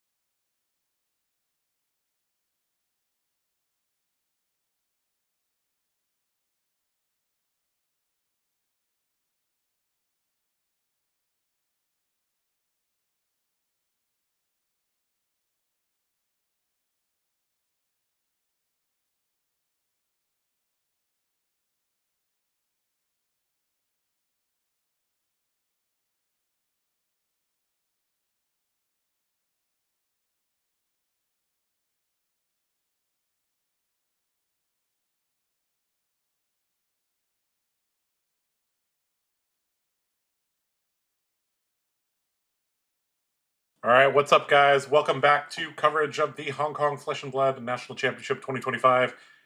And, well, we are currently between Draft 1 and Draft 2. The head judge decided to change the format for the second draft. They decided to record the second draft for us, and they are done with the second draft. Our contact in Hong Kong is currently uploading a video of the draft for us to take a look.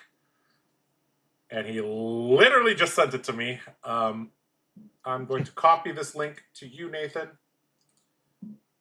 And we are going to figure out how the heck to do this.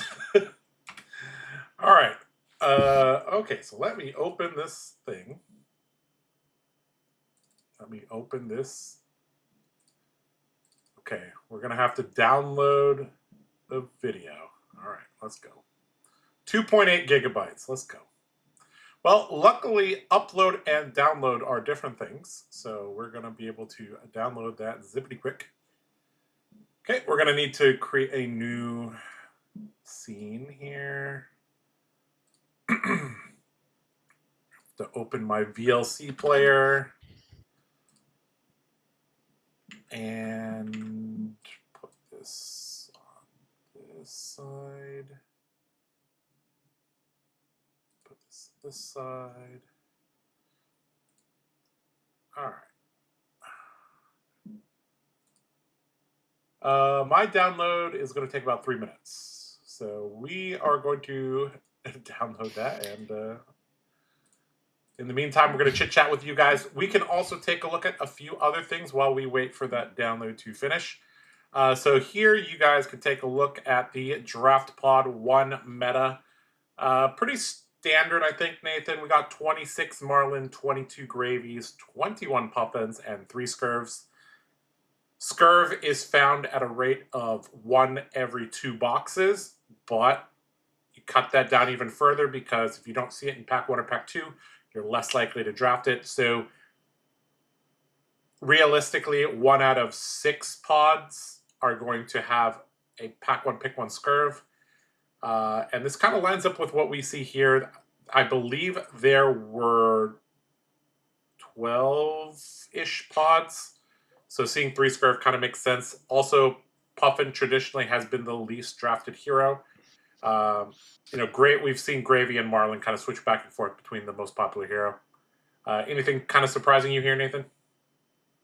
No, this kind of meets status quo. I will say that typically from like US Nats to like week 2, I think Gravy was pretty commonly more drafted than Marlin. So having Marlins at such a high representation is, I wouldn't say super surprising, but breaking the trend a little bit, kind of maybe establishing the limited meta as we kind of move into Singapore.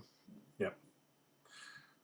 All right. Something else that we can quickly take a look at is the standings after round 6. So after the 6 rounds, we have Bun, Kaiser, Ian, Terry, Evan, Pudding, Nova, David, Shing, and Jackie. These guys in the top 10 right now all have 5 or 6 wins. No surprise that literally 1, 2, 3, 4, 5, 6 of the top 10 are from your second favorite Flesh and Blood team. Right, Nathan? Yep, that's right. So, yeah. So it looks like the pod is just going to be the first 8, and then 9 to 16 is going to be in the second pod. I'm not exactly sure whose POV we have. Let me quickly ask, who is the feature? I believe it's Bun. Oh, okay. Well, Already. There you go. You that Georgia internet. Look at you.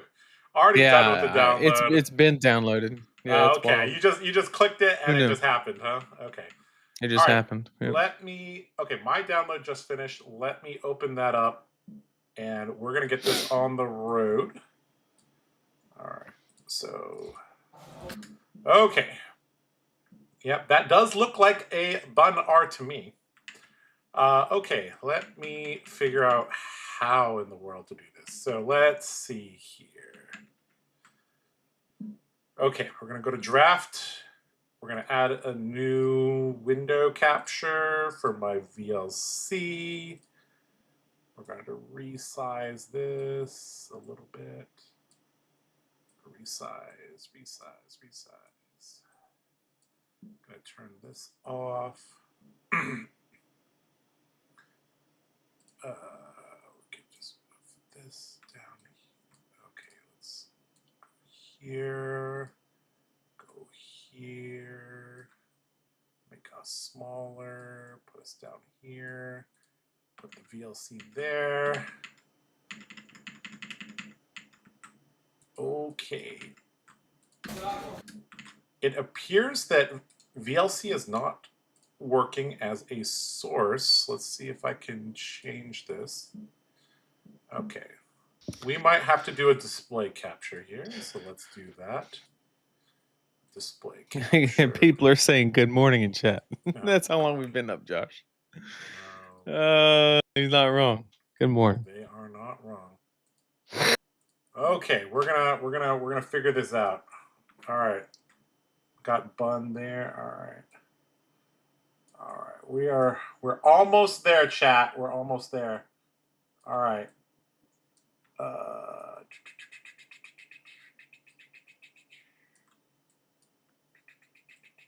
Okay. Nathan, I am good to go. I'll count us down. All right, guys, welcome to the recorded draft portion. So we have Bun R being the feature drafter. Let me get this guy up. Bun. When are we starting it?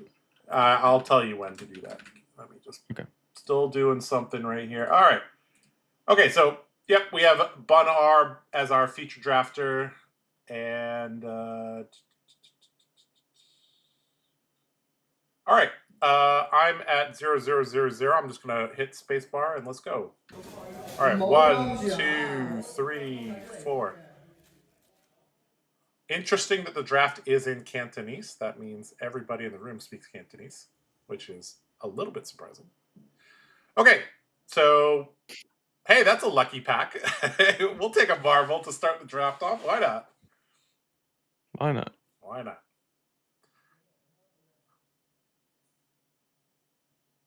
All right.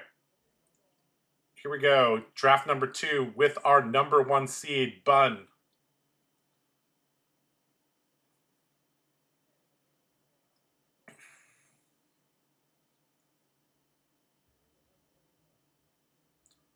All right, here we go. Morla DeFay at the back. Not really what you want in the rare slot, unfortunately. Let me pull up my card overlay. Was that Moray? Was it? In the back? I thought there was an ally. Maybe I'm missing it. It's an ally, but I think it's the tap one, not the counter one. Oh, yeah, it's Kelpie. Tangled Musk. Yeah, that one. All right. The old mirror breaker. Ooh. He pulled the Goldwing turbine to the front. There's also a headstone in this pack, which is pretty good.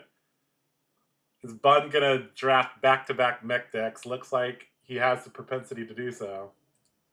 I mean, yellow turbine's like not even that. I think Bun's just on the force, let everybody know kind of strat. Yeah, which it could be.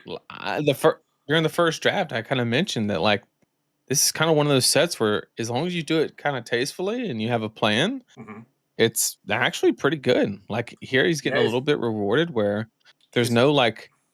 There's not several bombs in regards to the mechanologist class, so you can kind of take like a generic and stay relatively open and not really get punished for it. Navasti at the very back there, one of the best cards for him. Pilfer the Wreck, also a decent choice. If he takes one of the 2 mech cards, that is sending a very clear signal. This is a style of drafting that I personally like a lot. I like drafting the class cards in pack 1, pick 1, pack 1, pick 2, because it gives a very, very clear signal. Looks like he's going to take the Pilfer. Nothing wrong with some strong, I was going to say generic, but pirate generic cards there. A nice 3 for 7, and it's also a rare. It's actually above. It's above the other 3 for 7s in this set. Scar for Scar, Sirens of Safe Harbor. Could also take. Looks like there was an ally there as well. Nothing too exciting here. Now this is actually interesting because I think that Sirens and probably even Scar for Scar are the strictly better cards, even the Bark. Yep. But maybe taking the pump solidifies your plan to like force the hero. Yep. Unless you're willing to abandon that, because like if you take one of the generics, right, then like maybe you accidentally put somebody in Puffin, so you're taking the lesser card by taking the pump, but you're telling a better story. Yep. Red Scar for Scar going to be taken there. Sure.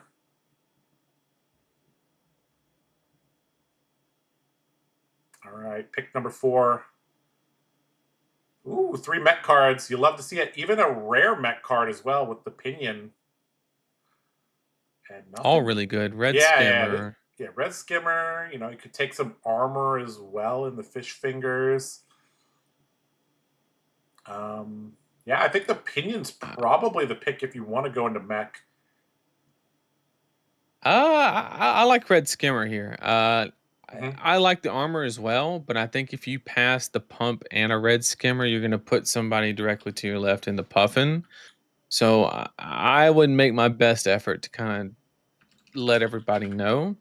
Pinion's good. Like, don't get okay. So Bun's choosing the armor over the maybe in efforts to stay open. Maybe he's not totally committing to the idea of sticking with Puffin, but well, this pack has 2 mech cards in it, so it seems like the table is trying to stay a little bit open, or at least not in mech. So we could see, Bun's kind of recognizing from this pack that, hey, this is the open lane. And we might have the drawback the hammer, I think is oh, yeah. Drawback the hammer, a card that we saw Bun play to some good success last draft. Untapping a gun that you control is not like the most relevant thing, but a 0 for 4, a pump that costs 1 curves out very nicely with a lot of things. And we got a Zeppelin. We got a blue Zeppelin. So, I mean, it's not a red Zeppelin. Red Zeppelin would be a very, very, very clear signal to go into Puffin. But, I mean, blue Zeppelin is blue block 3. It's still relevant. Still curves nicely. Good synergy with the mech cards as a whole. So, looks like he's going to take the blue Zeppelin, blue Cogworks Zeppelin, and add that to a stack of cards. All right, here we go. How many cards in this pack? 2, 3, 4, 5, 6, 7. 7 or 8 cards in this pack. Goldwing Turbine Yellow. Nathan, if you took it, pack 1, pick 1. I think you're very clearly gonna take this. Well, there's also a Cloud Skiff there, so that could also be good too. Yeah, I think it just depends on the color. If they're both red, then you're probably just probably taking the Turbine. If they're both red, if they're blue, then you probably. I think it was blue Cloud Skiff versus yellow Turbine. So that. Oh yeah, you definitely take the blue just to get your resource. All right, here we go. Also, I'm curious over these next 5 picks on like, did any of that stuff wheel? There's the Turbine. There's a chess piece. Yeah, old knocker. It's not the mech one, but not the mech one. It is a chess piece. Yeah, could go for old knocker. Could go for the blue Turbine. Which one did he go with? I was looking at the other screen there. I went with a chess piece. Okay. I think him choosing Fish Fingers over some of the other mech reds kind of shows that Bun has a very, very high priority on not passing equipment and taking it as soon as he can, which I definitely don't disagree with. And This is the It is wheel. drying I'm up a sorry about little that. bit. Yeah. And this is kind of what I was mentioning earlier, where he was in that spot where he took some generics because they theoretically were the better card, but there is a world where it could have cost Bun, Yeah. where it put some people Oh, 2 Met cards still into in this pack. Puffin. 2 Met cards still in this pack. Good signal here for him. Yeah, Those but aren't unless those premium are Met blues, cards. they're really rough. They are blues. They are blues. So Then they're yeah, fine. They're not great. They're not bad. It doesn't necessarily mean anything. Now this pack's going to be Yep. interesting. Did we get a wheel on the red pump? Probably not. Nope. But if he did, then we're wide open. Got We did not. got But a captain's Yellow coat. Horizon, good enough. Yep. Yep. Yellow on the horizon, not too bad. He also got to pick up a Crash Down the Gates, a couple picks ago. That's pretty decent. And another double Met. Wow, Sky Skimmer coming in, pick 12, pack 1. So And it's red. yeah, Okay, so so he's found his seat. he's in the correct seat. Yep. Gonna get to pick up a strike gold. Probably not gonna make his 30.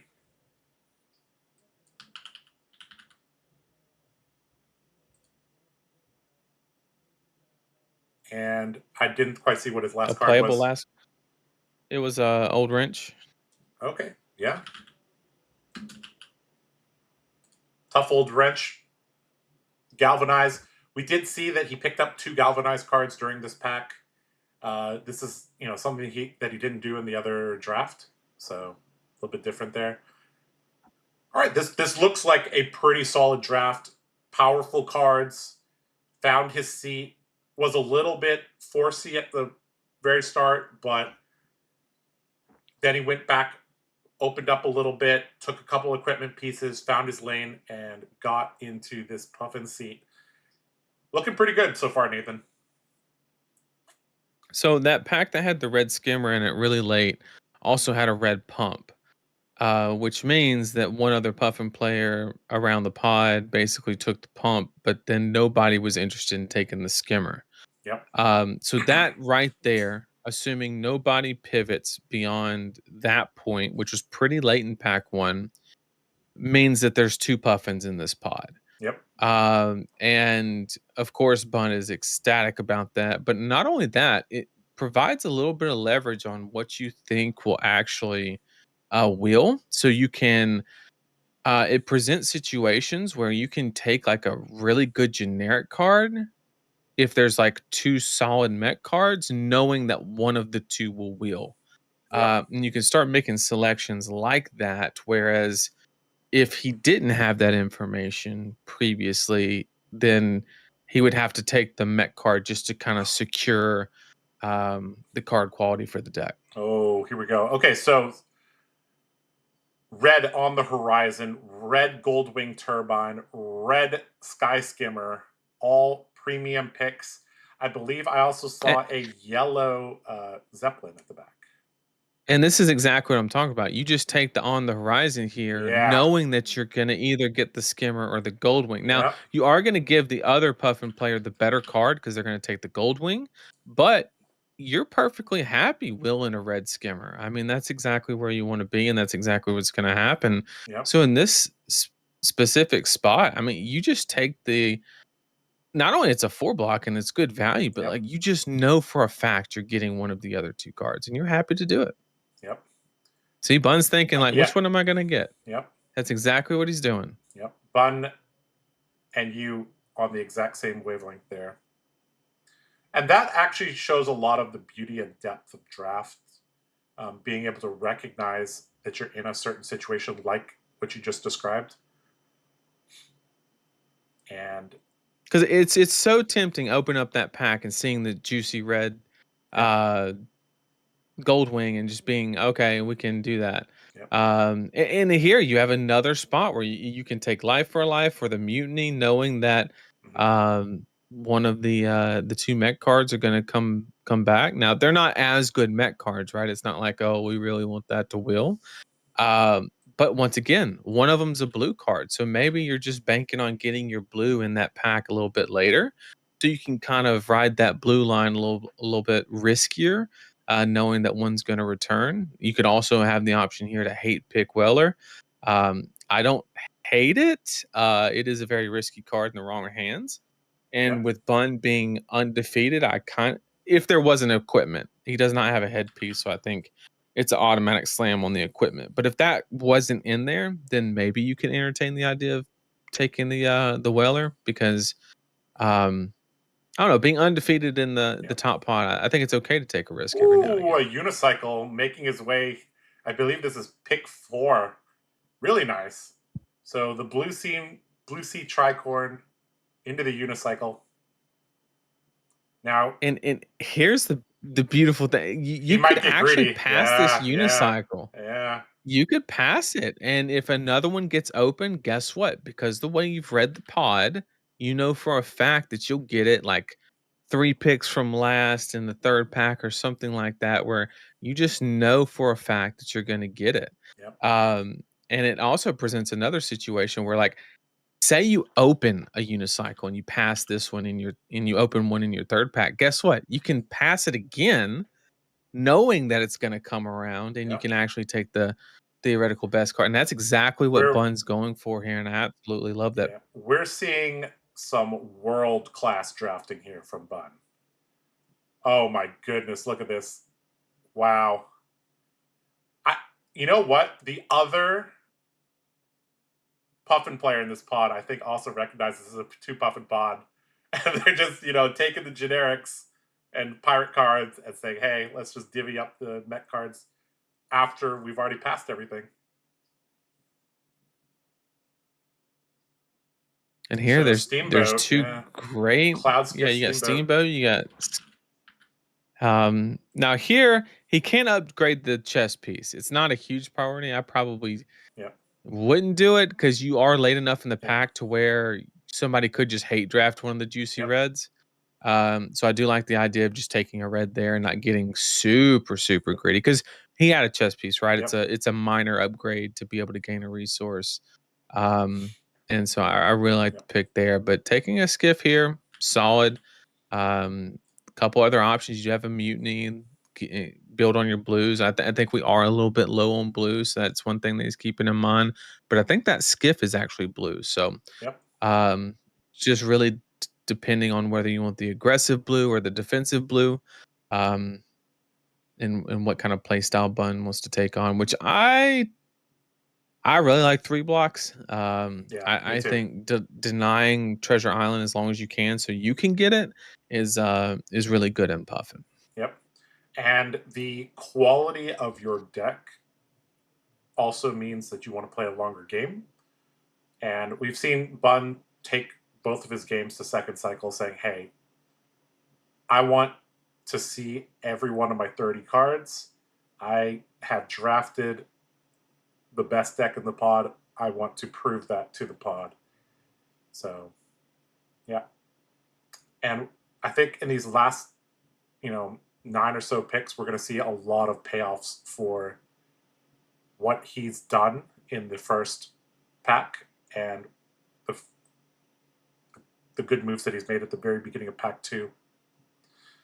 And it's going to be a beautiful thing to see. Yep, you got a fine red here, 2 for 6. Yeah. Tough old wrench. Really, is there a blue that you need? But I mean, taking a 2 for 6, kind of exactly where you want to be most of the time. Yep. I like that pick. And then now we should start very soon. We'll start seeing those wheels really pay off, getting those late reds, and then The pack unicycle. 3. Yeah, yeah. Well, he's probably not going to see the unicycle. I can almost get unless one was opened by the other Puffin or the Puffin saw it without Bun getting it. So he's very likely not going to see the unicycle. However, I think what Bun is doing is he's banking on a second one in pack 3. 3, Yep. and he just knows that if one is opened, it goes straight to him. Yep. Teeth of the cog pulled to the front or near the front. Looks like he's going to go for the Gold Hunter, I think. Yep. Gold Hunter Catch. I really like that 4 pick. for I 7. think that Yep.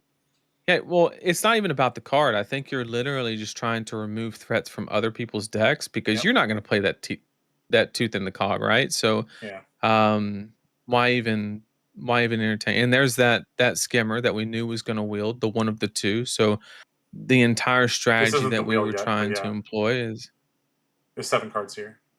But yeah, oh 7. this is still a good pick there.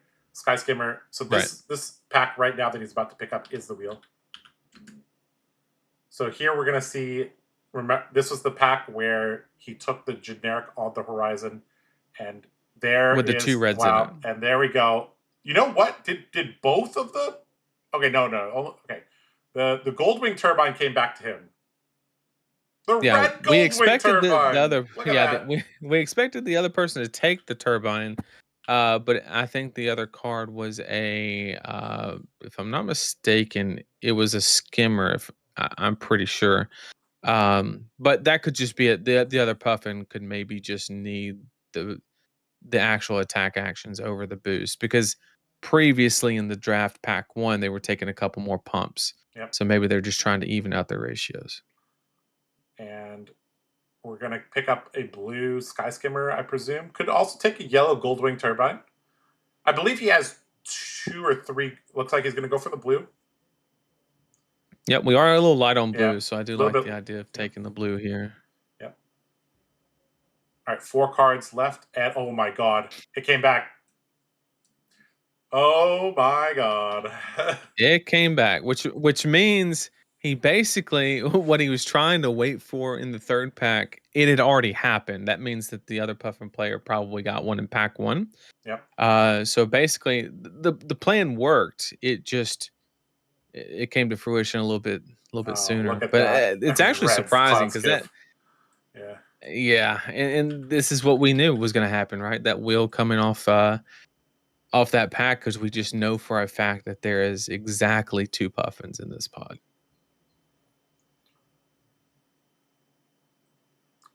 Yellow Nimby or an Expedition. Probably going to take the Expedition. And Bun. This is looking honestly like a 10 out of 10 draft. This is a masterclass right here. I mean, he's got a full set of equipment. He has a decent number of blues. He does need to prioritize blues a little bit more just to have upgrade on the quality because he's good on reds, right? He's got a lot of quality in the red slot. I mean, let's just go ahead and close this out and let's open a dovetail in the first pack. Yeah. Let's just Well, do that. I'm already starting to see a little bit of an issue. Is your video 22 minutes 56 seconds? No, but I can make it. Wait, your video is longer than 22 minutes and 56 seconds? No, it's 22. Okay. So we're about to open pack 3, but the video has already been 21 minutes. So yep, we might not catch the very, very end of pack 3, but I mean, do we really need to see too much more from here? I mean, we know the deck's going to be cracked. I mean, we know we've already deciphered that it's a two Puffin pod. The rest of it, to be honest, I haven't been analyzing the gravy cards and stuff. I've just been trying to kind of understand Bun's thought process and all of that. So, but we know for 100% fact that there's 2 Puffins. Yeah. I believe that. Yeah, there might. Yeah. Unfortunately, it looks like we're not going to get to see pack 3, but well, let's leave something to the imagination, I guess, when we get to watch Bud pilot. Probably 3 games. We're just going to assume he opened a dovetail, okay? We're just going to make that assumption. Yeah. We're going to assume if there's a Majestic between 3 people to his left and here, he has a crack deck. And yeah, just quickly reviewing this looks like a really, really, really, really solid deck. So, yeah. Okay, well.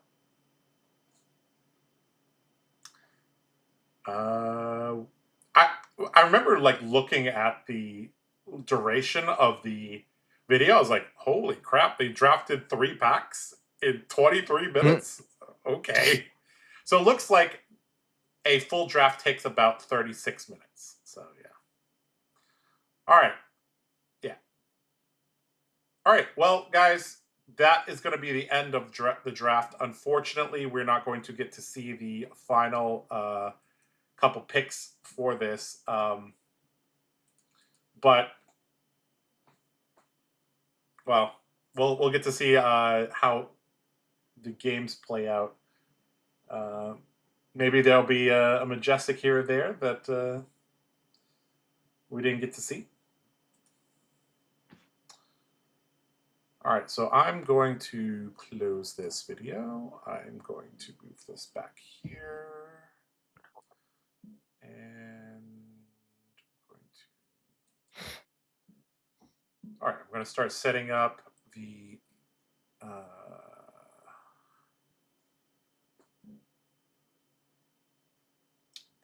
board and all that for the next one.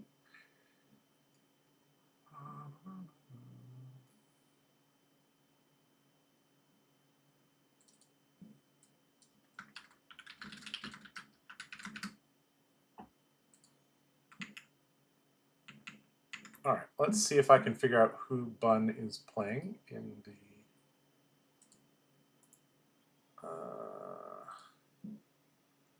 Looks like Bun is going to be playing Ian Chan in the game, so let's get that going.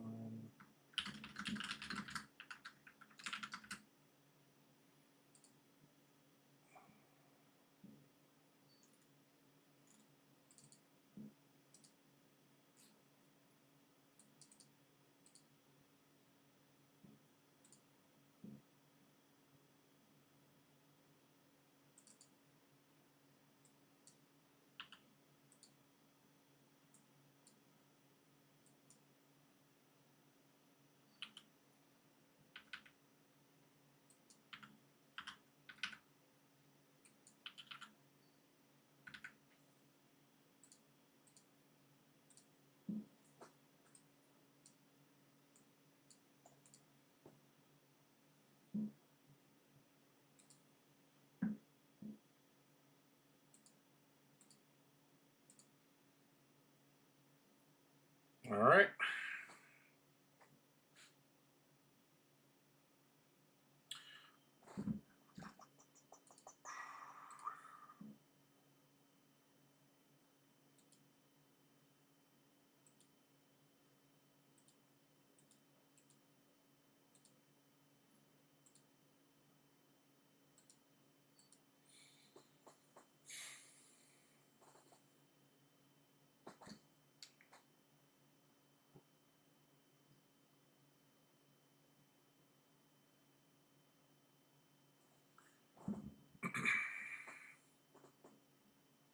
So I presume round 7 will start probably in the next 5 to 10 minutes because as soon as they finished the draft, they had to upload to me. And then they gave them about 30 minutes to register and build their decks and all that. So.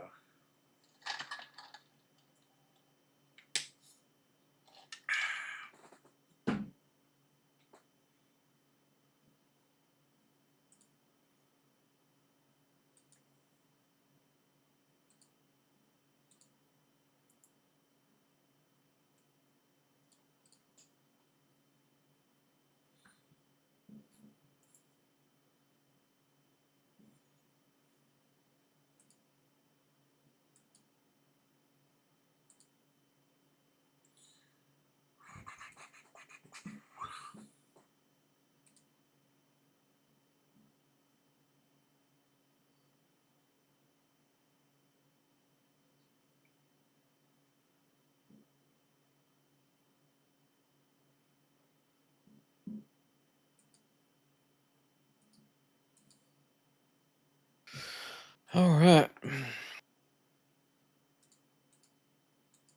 3 games. Yep. It's almost 7 o'clock. We got 3 games. It's gonna be 8:30. Yep.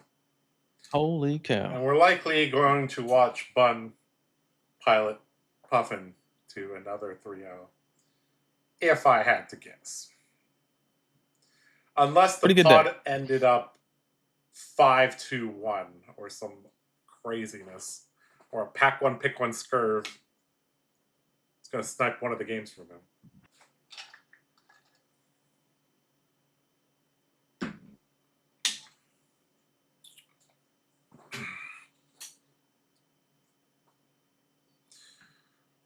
All right, guys. I think...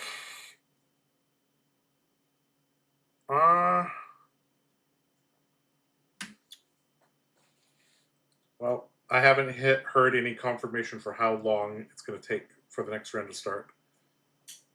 So I guess we will just kind of sit here and wait for that to happen, because we don't know if it's going to be 5 minutes or 2 minutes or 12.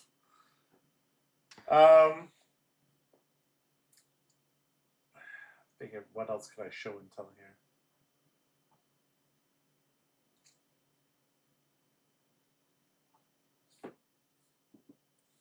Let's see. This is actually a good one here. This one here. Okay. So Nathan, I think you know that I'm the type of guy that just sits on all my promos. I don't really bother selling them or trading them. I just kind of keep them in this giant book here. And, well, this book has a mix of Magic the Gathering and Flesh and Blood cards. And this is the very front page. This is when I started playing Magic the Gathering. So this, I'll just pull out the card. So Burning Sun Avatar, this is the very first promo card I ever got in any TCG.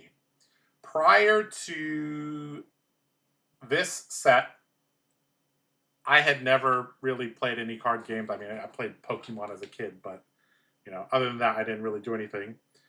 And Magic the Gathering, when they do their pre-releases, they have stamped cards that have the date on it, which at first I thought was ugly AF, but I actually now kind of appreciate that, because this one says January 13 to 14, 2018. So I know exactly when I got this card. So, yeah. So basically I played Magic the Gathering 2018, 2019, 2020. And so we're going to see a bunch of Magic promos here. There's an Ashiok here, if you guys know what that is. But I'm just going to skip all this. I guess I'll show a couple more. These are full art lightning bolts from the first Grand Prix I went to, which was Grand Prix Taipei. That was the very first giant nerd convention I ever went to. And at this point, I have like 30, 40 under my belt. But that was the first. That was kind of cool. But yeah, so I played Magic all through here. And here I want to show you something. So this is the page where I transitioned from Magic. Well, there's some Digimon cards, but I didn't play Digimon. I just picked them up at the LGS. I'm like, oh, these are cool. So you can see my Magic the Gathering cards here. And then, oh, what's this? We have a Whelming Gustwave Red. This is when I started getting Flesh and Blood promos. And this Time Snap Potion was actually the very first trade I ever made in Flesh and Blood. I traded a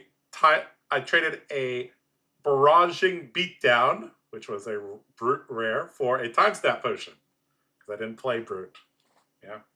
So, yeah. So we got a bunch of Flesh and Blood promos here. Old school ones like Iron Song Response. Now you might see an upside down Dawnblade. That's because that is a placeholder. The real Dawnblade is in my deck. Yeah, this is... Yeah, there's a bunch of promos from the old days. The OG Reduced to Rune Chant, Blessing of Deliverance. Let's see if I can find something cool here to show you guys.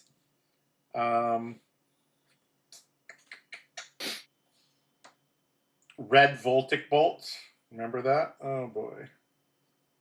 Yellow Iron Song response. Oh man. Okay, here Nice. I found a cool card.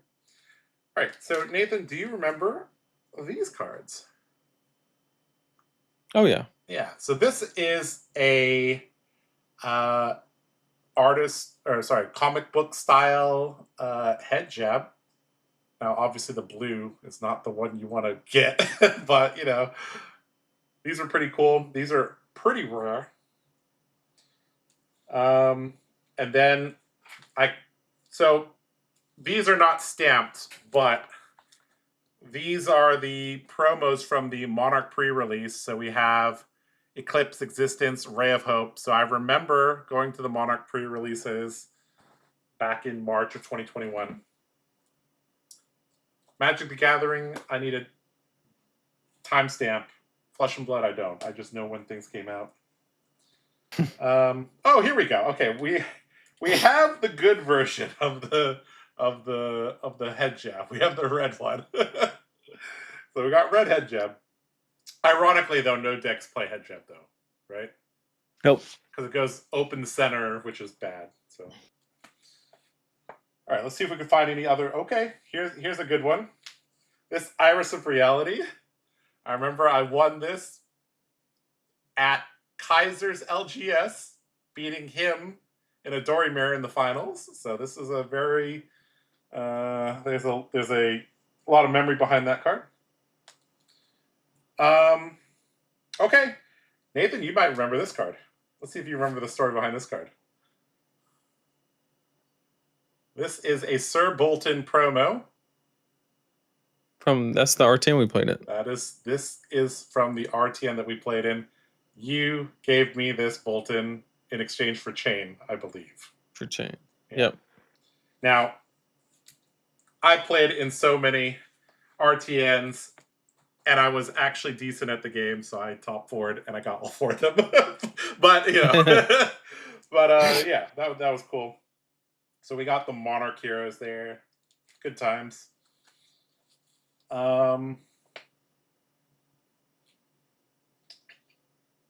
Where did this promo come from? What the heck is? Sometimes I don't even know where I got this stuff from. This is a Plasmafet promo. Was this a buy box? I think it was like I want to say it was a calling. Calling? Okay. Was it like Dallas or Cincinnati? Oh, it might have been. That kind of rings a bell. I remember there was a Minerva promo as well back then.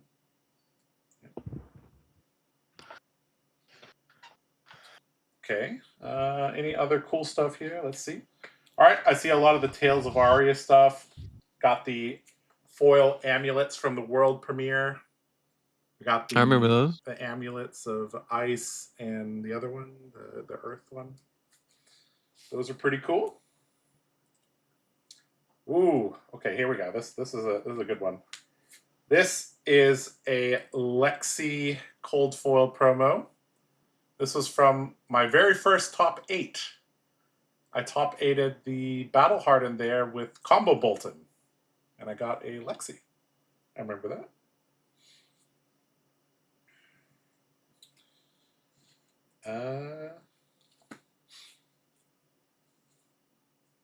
Okay, you might remember this one, Nathan. Here we go. Cold foil Oldhim promo. From first Nats? From the very first Nats. I believe we picked up our promos together, and I was like, oh, Oldhim. Sorry, I didn't get the Briar for you. Yeah. Yeah. I never got it. I think I opened a Lexi. Yeah. I have a base set Lapras as well. This is one of my favorite Pokemon. So I remember I was like, all right, let me just buy this as well. This is cool. All right, now I'm looking at, so these are Tales of Aria promos. Yeah. Ooh. We got a pair of Briar promos. I'm sure you have these. Oh yeah. I don't remember where they're from, but you know, we got the Briar cold foil promos. I want to say RTN. Yeah, that sounds right. The young one though. Maybe from Blitz. Oh, yeah. That might have been from Yeah, Blitz. Young was Skirmish or Yeah. something. This page, yeah. So the very first Christmas, they started pumping out Christmas cracked baubles. Those are kind of cool. Yep. We also got a Rosetta Thorn there. That's not too bad. Okay, we got a set of the young WTR heroes from the WTR Farewell. I remember that.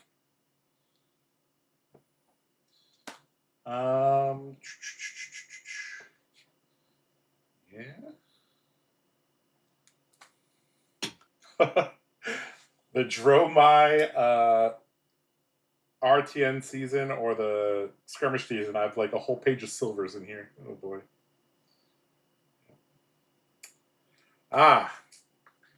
Here's another one that you might remember. Hummingbird's Weapon. Call to Adventure. Where was this from?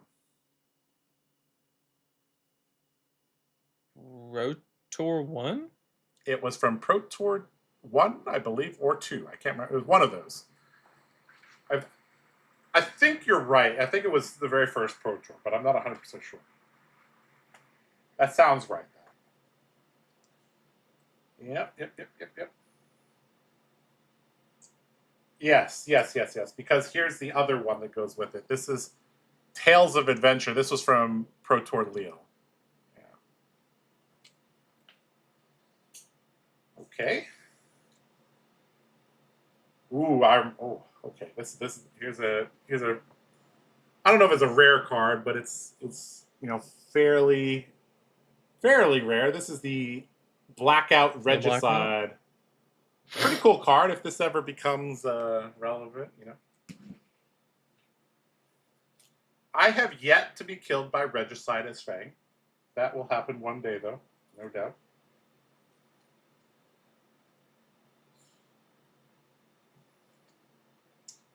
Okay. This was actually the hard one to look at in terms of like viewing angles because it's a 4x3. This one is much easier to look at because it's a 3x3. It's actually not that easy to look at from like this view. If this was top down, it'd be easier. All right, Nathan, do you remember this card? This is the very first card in the second part 2. This is a non-foil Briar. Oh, it's the eroded one. It is the errata that they gave to the LGSs. And, okay, it's like, okay, now you got to start playing with this one. Yeah. All right, we got some shitty Christmas presents. You might have remembered that one. Bunch of Spike with Blood Rot and stuff like that. Some cold foil tokens here and there. Let's see if I can find something cool. Oh. All right, here we go. So this is the Blue Pitch promo. The Alan and Jack promos. So that's Alan being quick and Jack being a seismic surge, I think.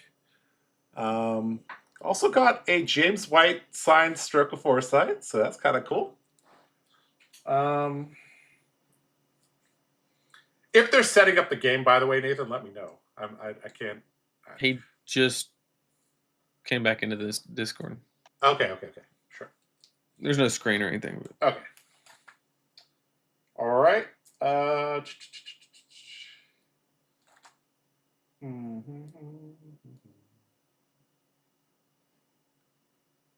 Okay, this is a pretty cool card here. This is actually a very rare card here. This is the Cold Foil Diabolic Offering that was given to the content creators. I believe this is the very first one that they sent directly to me. Sometimes the things are sent to the team. Sometimes they're sent to me, depending if it's a warrior card or not. so yeah, I remember that. All right, looks like Ken has decided to mess up my my frames, which is a good sign because that means we are going to start soonish. I guess they might need a couple more minutes, so I'll just quickly go through here. All right, we got some bannerets, good old bannerets. Okay, ooh, okay. Here's 2 cards that are pretty memorable. So right there in the middle, what is that card, David? Oh, the Goliath Gauntlet thing? Yeah, that was the Goliath Gauntlet. Mara Ferris did this altar. This was for getting second place in the Goliath Gauntlet. That was pretty cool. Over there, we got the Singapore Sigil of Solace. Unfortunately, not going to go to Singapore, but gonna get to watch that go down. Should be good fun. All right, now we're in the not heavy hitters, bright lights. So down here, this is another 2 cards that LSS sent me. So that was when they gave me the Emboldened Blade. Here we go. Emboldened Blade preview card. And they also sent the Automatron cold foil promo to go with that. So that's another pretty rare card there.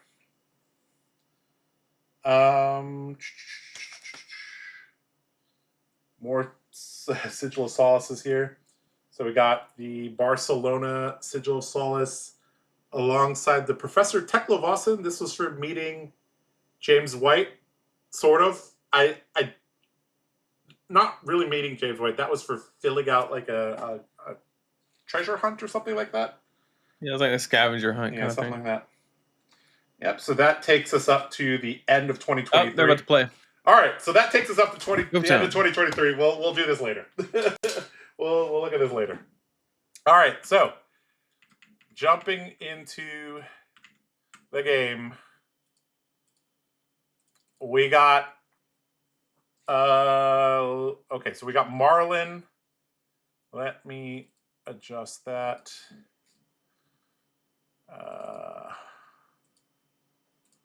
And I need to rotate the board. Wait, hold on. This is Marlin versus Gravy? Okay, we're watching Nova Chan against David Yao. Okay. Nova is on Marlin. Okay. Looks like we're not going to get to watch Bun, unfortunately. We'll get to. We will. It'll just be later. All right, so Nova Chan 5-1 playing against David Yao. So this is a blue pitch mirror. I think we actually haven't seen Gravy at all today. Yep, we have not. So let's in anything. So. Yeah, let's get some good gravy games going on. All right, so Nathan, why don't you walk us through this matchup a little bit while I get all the graphics set up? So this one's an interesting matchup. You obviously have the situation where Gravy has the ability to establish allies, and then Marlin is probably, unless you have specific cards like Sick'em Shot or some of the Rabbles or Life for Life or things like that, it's very hard to clear these allies. Or the opportunity cost is much higher. So, with that being said, if the Marlin player is able to have any type of tech card, seafloor salvage, anything like that, it's a massive upgrade for the matchup. And yeah, we're just looking for Gravy, basically, depending on what weapon is flipped over, which it should always be the harpoon. I guess it shouldn't always be, but more than likely it will be, just to kind of stave off the opportunity of fatigue. And then both players are running just 3 equipment, not 4. With Gravy missing the leg piece, boots, and Marlin missing the chest piece, and also, more importantly, missing the oh so important gloves. Yep. Gravy, on the other hand, does have Headstone, which is a pretty important piece. Looks like David is going first. Let's see if he can drop an ally on turn 0. Looks like no. Just going to pass the turn over to Nova. Let's see if Nova can convert the hand. Sometimes it's hard to do. Sometimes you could just send a 3 for 7, but looks like we got a double pitch into the harpoon, and just gonna send a Thieving Varmins, I believe.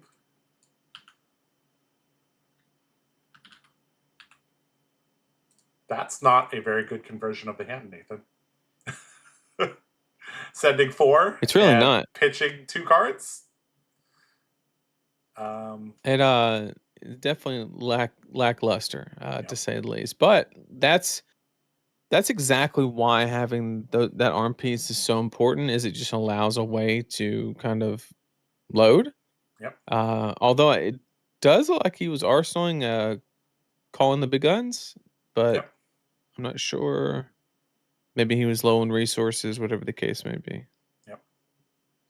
All right. Nova found two arrows in the next hand, and well, there goes a ally to the bin, courtesy of the 4 power attack, I believe. No, sorry, 6 power attack. This is the 6 power one that puts that allows you to discard something with Watery Grave.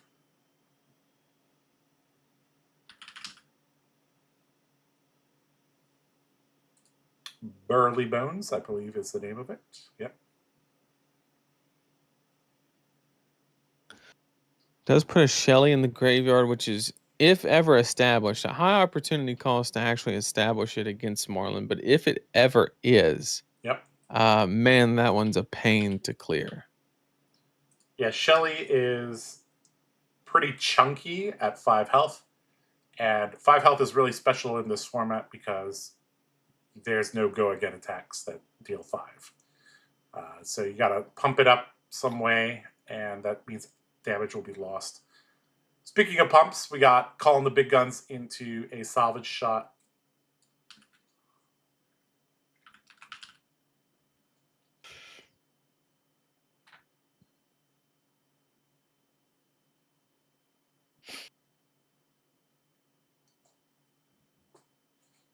Good damage here. Relevant on hit. Goes to the bottom of the deck if it connects. Basically, just further ruining the opportunity to kind of closing that window for Gravy to have the opportunity to actually fatigue Marlin. Yep. David, a man of culture, using the original gold art. I like that.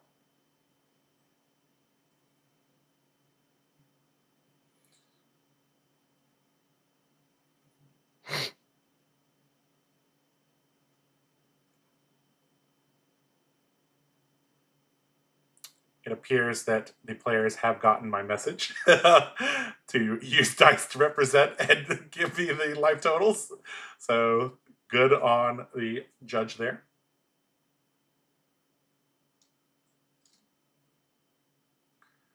All right, David lining up a little bit of a block, it seems.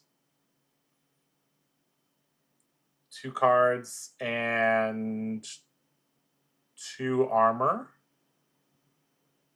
3 armor. So really, really aggressive use of the armor to deny gold. And going to send back an attack for 6, I believe. And Nova quickly blocking that. Calling the big guns again. Going to load a Swiftwater. Not Swiftwater Sloop, but an arrow. That looks like in response, David's going to tap a compass.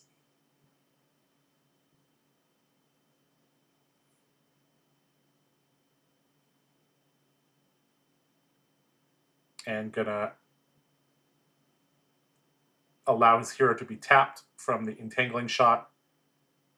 Another call in the big guns. And this entangling shot going to come over for 9. A lot of pressure, but Yeah. Gravy's still holding that 20 life lead, or not life lead, but 20 life, Yep. showing no damage and really denying as much gold as possible to kind of maintain fatigue as a win con. Because the second you give up the gold, that whole strategy kind of goes out the window. Yep. And even though Gravy doesn't have a weapon per se, if he can establish an ally and the Marlin has no cards, or the Marlin has no way to, remove the ally, no gold to make harpoons or whatever, that is a possibility. Looks like David says, hey, I got a hand I want to play. And takes 6, giving Nova 3 gold. So that is something that might be out of the question. Gonna pitch into the gold. Gonna draw 1 floating. So there we go. Looks like give no quarter being a big pitch. That's a bomb. Definitely a card Nova is going to be taking keep a close stock on. Swiftwater Sloop going to hit true. David going to get a gold from Treasure Island. What's the follow-up? All right. Sending some more really damage. Good damage. Yeah. Really, really nice damage. And probably Nova, my favorite card in the set in regards to limited is the sloops. I just think that they're so deadly. You can just pitch stack them. You can throw them out ahead. I mean, yep. Just one card that really does everything except block 3. Yep. Nova dropping down to 2. Obviously has a lot of cards to work with, but this feels very risky. Let's see if he can establish a very, very large double-digit arrow.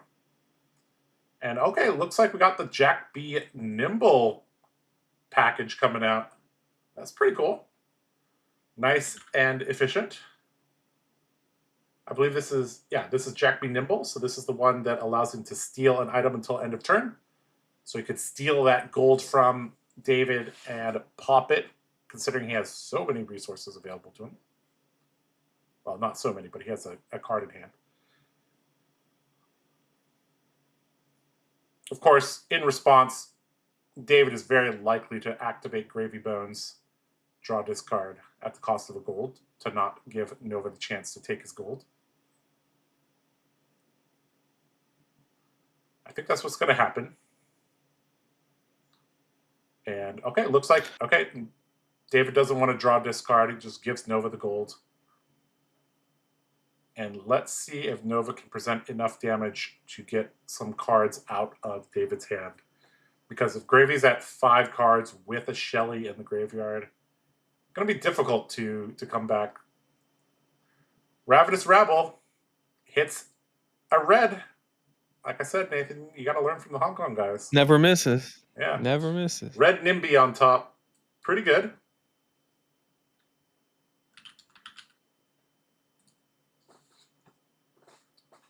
And this is actually a decision here because if, well, very unlikely for an overpower arrow to come out, especially considering the arsenal's already loaded. But, you know, we were talking about in the last draft game, dropping down to 3 is like really a critical break point. Going to use the +1 on this just to bring this up to 5. Or no, going up higher. Not sure why this is for 7, but okay. Oh, it's dry powder shot. It comes in base of 6. Yep. Okay, pretty good.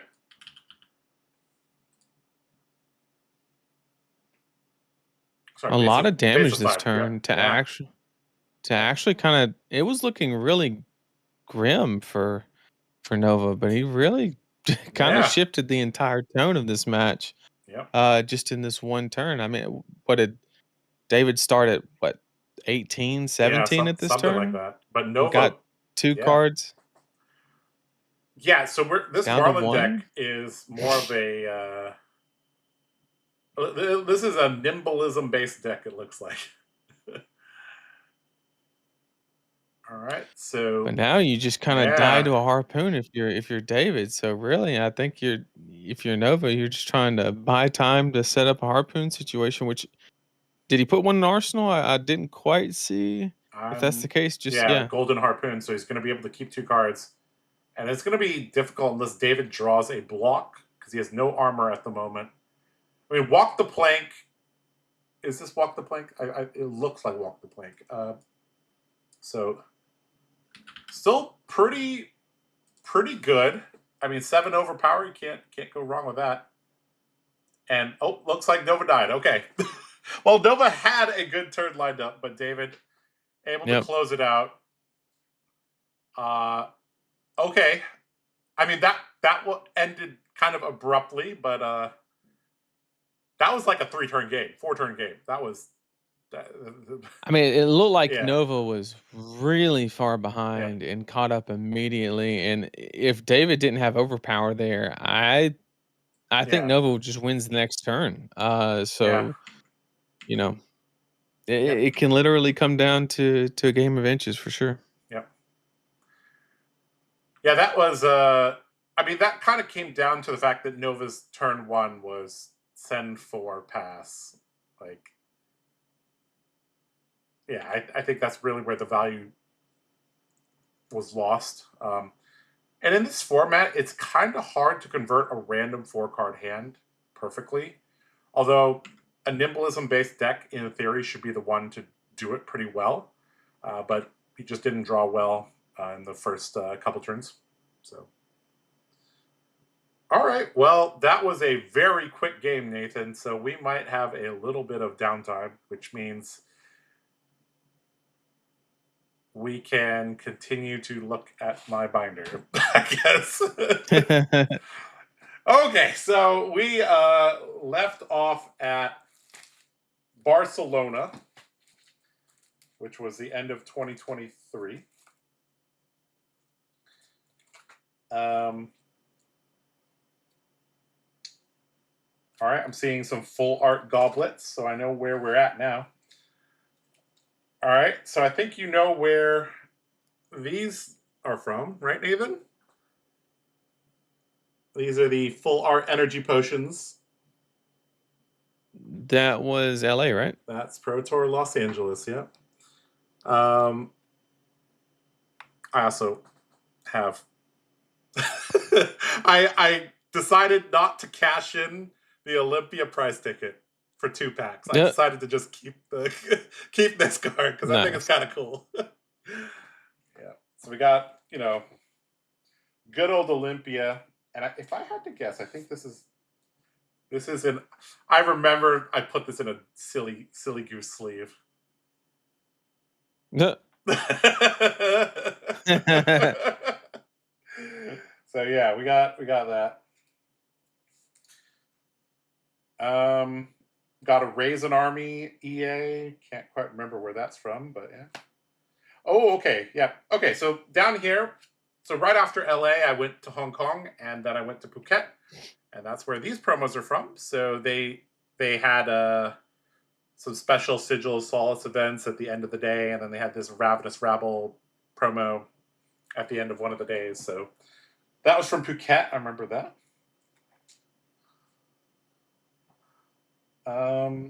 Yeah.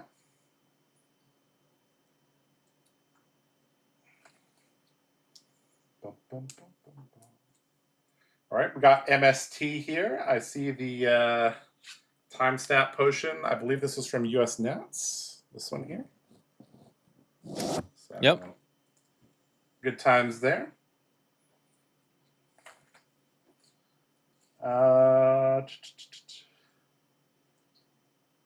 Got a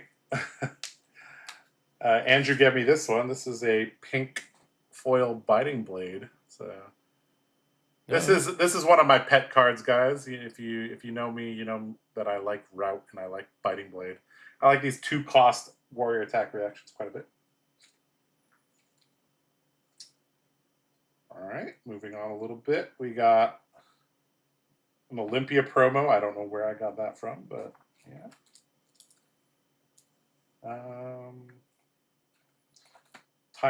Tiger Taming Kakara. Yeah, good times there. All right, I see the Rosetta stuff now.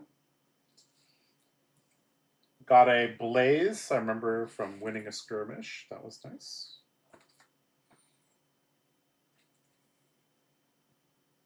A lot of stuff from the world premiere there.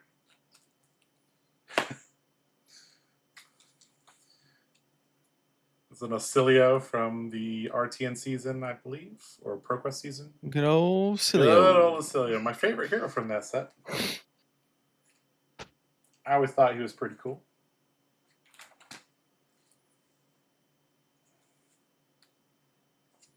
Yep. All right, we got a couple of Japanese anime promos. I got 2 of each. I use one of the anime Dories, and then the other one that currently there's no card in there was given to some Runeblade player I know. Someone. Okay, yeah, some more promos from that era. So this is, oh, wait, no. So this one? Yeah, so we have the Iras from the Osaka events, and then we have the Japanese Ira also from the Osaka events. Yeah. What in the world are these doing in the middle of this binder? But okay. Okay, here are 3 really rare cards. This is a cold foil adult Azalea in English. Pretty hard to find. The first 8 heroes in cold foil are all pretty hard to find. Good old Dash. Dash is about to LL. Cold foil adult Dash. Ah, this one holds a special memory for me. The Azalea cold foil and the Dash cold foil were from skirmish season, the very first skirmish season. But this is the cold foil adult Icelander. This from RTN, is from RTN season 2022. So I was in the hospital in 2022. This was between Pro Tour 1 and Pro Tour 2. So I missed out on every single week of RTN season except the very last one. And I was like, well, guys, I got to win or I don't go to Nets. And I took Bolton to the Nat, or the RTN, and I won. And I got this. Take it. And we're like, okay, I guess who needs to go to multiple RTNs? You just go to one. And you take Bolton. And I beat a Dory in the finals. I remember that. That was Combo Bolton. Good old Combo Bolton. Ah. Full art. Count your blessings. Not so useful anymore. No. Yep. All right, now we're in the Hunted. I see some gem pack stuff. I remember. Oh, you remember? Oh shit! Oh shit! We gotta get that one back. Hold up. That one fell under the table. Oh nope. Where did that one go? Hold on, guys. Technical difficulties. Nathan sounds so strange when he's not speaking at 2x speed. The heck? Where did my card go? The slower it is, the more southern drawl. Yeah. There's also the fact that I'm extremely sleep deprived right now because I've been up for approximately 24 hours. So there is that. That probably slows my speech down just a tad. I accidentally threw my cold foil Fable on the floor. Oh no. You remember where this is from, Nathan? This is the Schism of Chaos from Hunted. Yep. Sniped it in a box. Yeah, we opened the box. We're like, well, I guess we don't need to buy the rest of the case. We'll just take it. All right. This was not the world's first Azuri, but this was one of the world's first on-camera Azuri Open. As we all know, the content creators get the good packs. Yep. Okay, moving on to the end of Hunted. And now we're in... Oh, okay. Here's an interesting fact. So this is a Spanish up the ante. And the Spanish Up the Ante is misprinted. It is shinier than all. So Up the Ante, first of all, is one of the few cards with a foil pitch strip. But the Spanish Up the Ante is actually, you see at the very bottom, the foil goes around the bottom border as well, and the side border, where the warrior frame is at. So this is Spanish Up the Ante is the shiniest card in the game, possibly. So one of the fans at Pro Tour London was like, Josh, I know you love Olympia. Let me give you the shiniest card, a misprint Italian Up the Ante. Or sorry, Spanish Up the Ante. Also, you get the bonus of when people see it, they're like, what does this do? And you could lie about it and say whatever you want to say. Okay, looks like Ken has decided to mess up my frames, which means it's about time to go. Let's see here. He went into the AFK channel. Okay. Oh no. Okay. Well, that's fine. All right. Well, never mind. I guess we will continue. We got some of the classic English Sigmalos. Those are pretty cool. And yeah, I guess we're pretty much at the end here.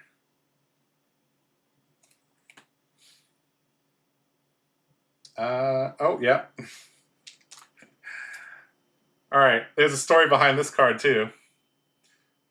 This is the EA Lumina Ascension. Fun fact, I only have one. The reason I only have one is because when I was playing Bolton and I got that, Lumina go Boomina moment at Pro Tour 2, I was like, you know what? I'll just keep my Luminas that I did that with, and I won't change them. But then I saw this as a good deal, and so I bought one. And the guy was like, how do you, Josh Lau, not have EA Luminas? I'm like, well, the other three that I have sentimental value, so I didn't do that. I'm not really a finance bro, but I did buy this. This is one of the few non-warrior cards I purchased. I purchased this at Nats this year in Las Vegas because this is going to eventually be broken in Blitz. And she is somewhat of a warrior. She can play Steelblade Supremacy, so we'll take it. Warrior adjacent. She's warrior adjacent, yep. So, yeah, we got that. And yeah, we're at the very end of the book. Uh-oh, Josh, it's light outside. Light outside here, too. But we're going to get there. And I'm almost out of things to show and tell.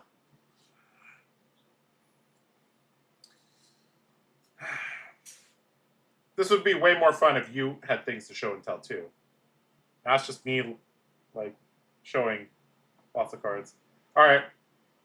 What's the stack of cards here? Okay. Someone gave me this as well from say Twinning Blade in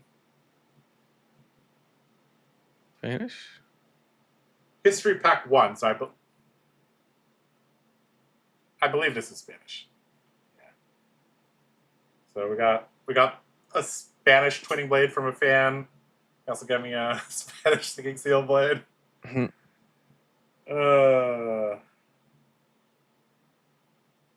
is just a bunch of cold foil weapons promos. Oh, I should give this to Eugene. White Boar's fan sketch plan. So you can really piss off the Florian players. Yeah. Yeah. Oh man, so many good cards. We got White Border Toma Fendel. Ew. This is like the most random bunch of cards ever. We got White Border, Rune Blood Barrier. We got a Benji promo. A Dada Doll promo. She's actually good. She was so good, she got a card banned. 3 Intellect Heroes are broken. And then we have White Border Crazy Brew. One day this will be broken. Probably not. Probably not, but you never know.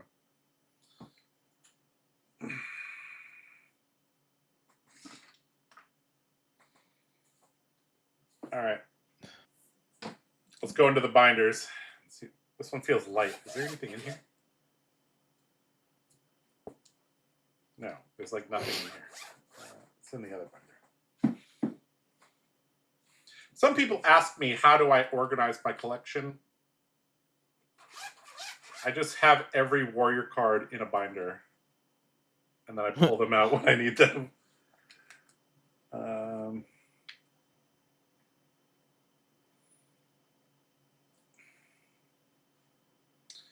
See, good collection of cards that warriors need, right?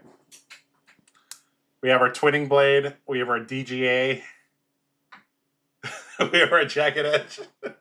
We have our Crown of Providence, our Brave Forge Bracers, our Grades of Blood Spill.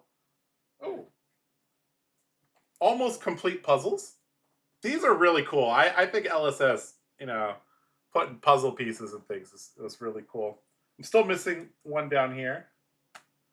I'm still missing one up here on the Emperor, but we got... This is from the first gem pack. So we got Azure, we got Emperor. These ones were easier. These ones were easier to fill out. I got the Aurora and the Osilia. Both pretty cool. I like them. On this page, we got the Earth Heroes. Florian and Verdance.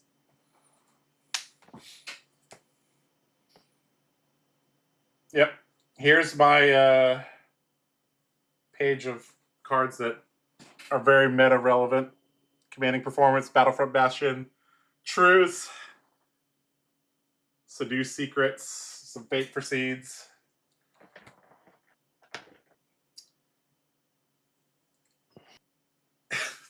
This page is embarrassing. What? I have 2 bolters. Why not? Why not? And then I have 3 stags, 2 Kabutos. I think I actually have like 4 or 5 Kabutos at this point. Oh boy. 2 Iron Song verses. There's my Jubiel. A pair of Centauri Sabers, Balance of Justice. Another pair of bolters. That's a cold full of bolters though, so that's cool. Good old Gorg Tome. Bolton Hero card. This tells you I haven't been playing Bolton in IRL games in a while. Oh, this is a bunch of Japanese Blade Flurries. I think this is a really cool pickup. I got these in Osaka. I also have some other Japanese cards, but I can't. I was like, should I play Japanese up the antes? I'm like, no, I can't do that. This is too much text. Yeah.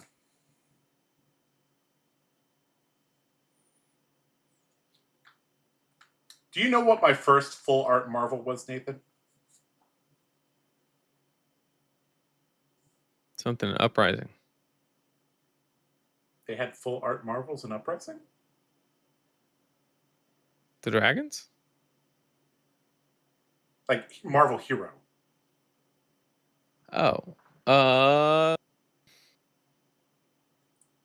No, because they were RTN promos. Full art.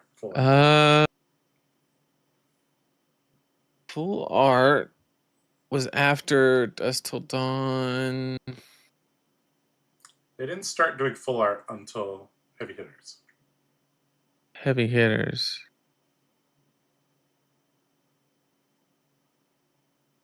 I remember you pulling one.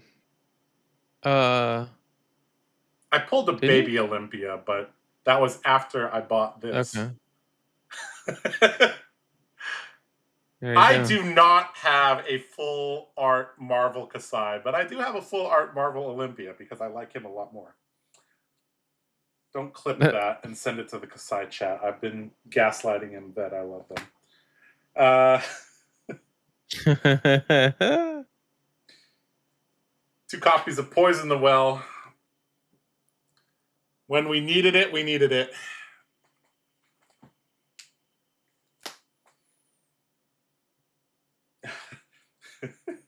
On the back page of that is my CYPs. Sure. You might want to pull him back in the chat. He probably can't come back in. Okay, let me right? move back in. He has permissions too, but I'll move him back.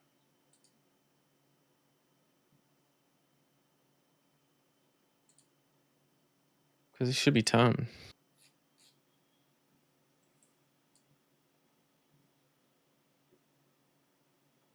Yep. Lumina Lance. Who's going to need that? Yeah, this is actually the page that shows you I don't play Bolton IRL these days. Because there's all the cards that you need to go play Bolton, and they're just sitting in my binder. Raiden, Warpath, Bolana, Soulbond.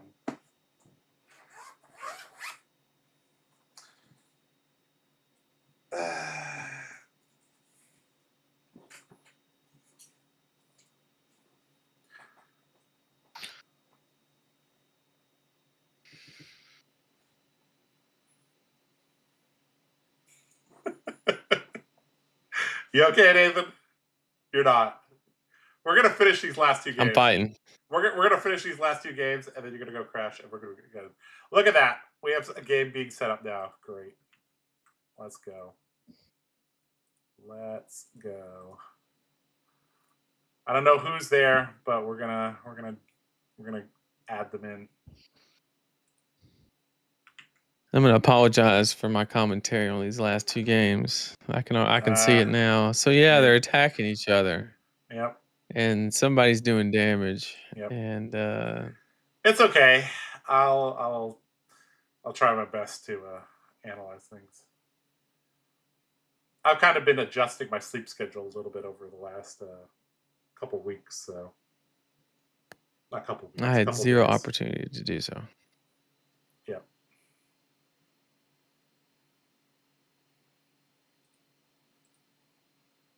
Okay, looks like they're not setting up quite yet, so we'll just go back to us.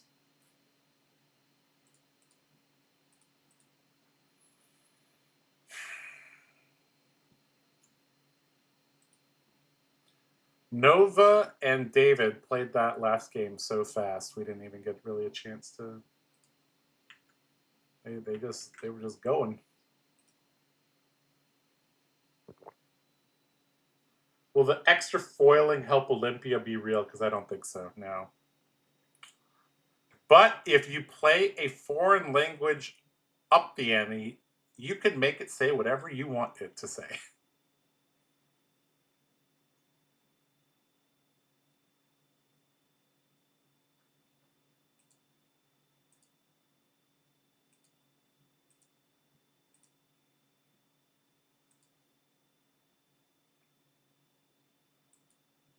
All right, they just paired the next round.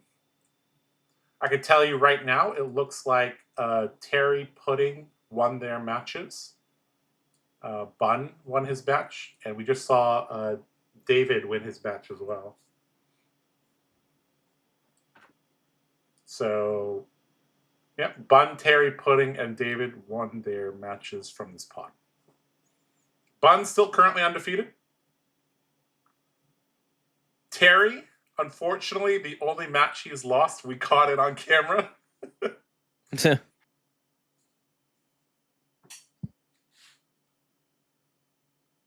Shing also doing very well in the other pod.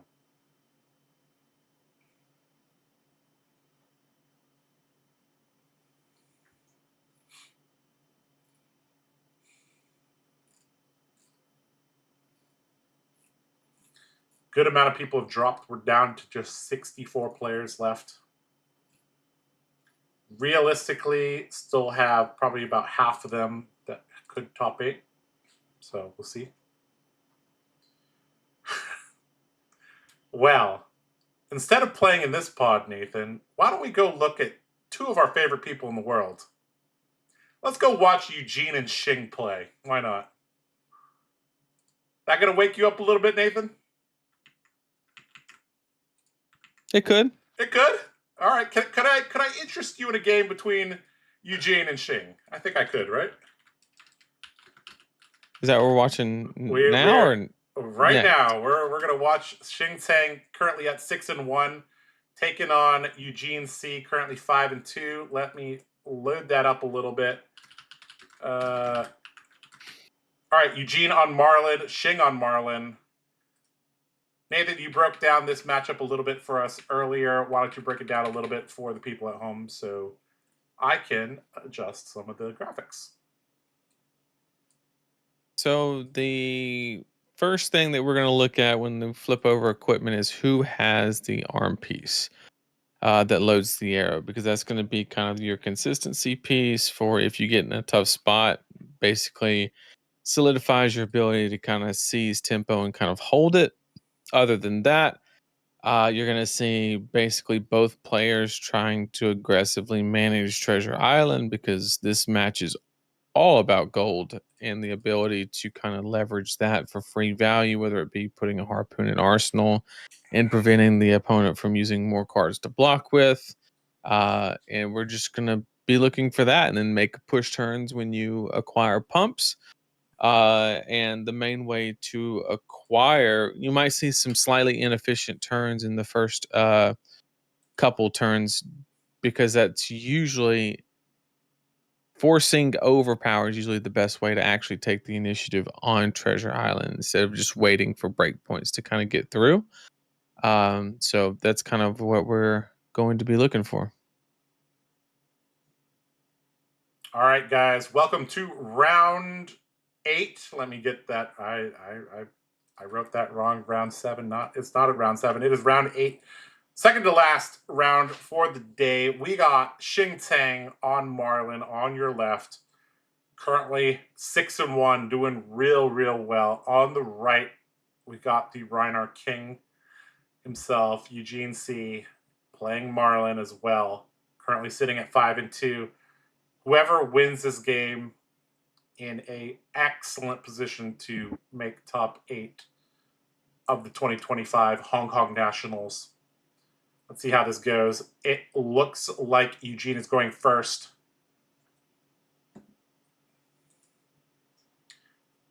And a saltwater swell, I believe. So we got a red saltwater swell. This is the one that has you reveal the top card. If it's blue, pitch it. And, well, this is just a baby blue saltwater swell. Sorry, not a red one. So Xing needs to think a little bit about, like you said, this might go to fatigue. So thinking a little bit about deck density. There also should be a counter on Treasure Island at the moment. I'm sure these two players will figure that out very quickly. But this is a turn where if you block with a card and then there's something like gigantic, you're gonna have to give up basically your whole hand. Looks like just gonna block with the fins. And Eugene not gonna have a follow-up, just gonna arsenal and pass. All right, so Xing blocking with the fins kind of indicates that he can convert the whole hand in a smooth manner, or he was a little bit afraid of a follow-up. Let's see which one it is.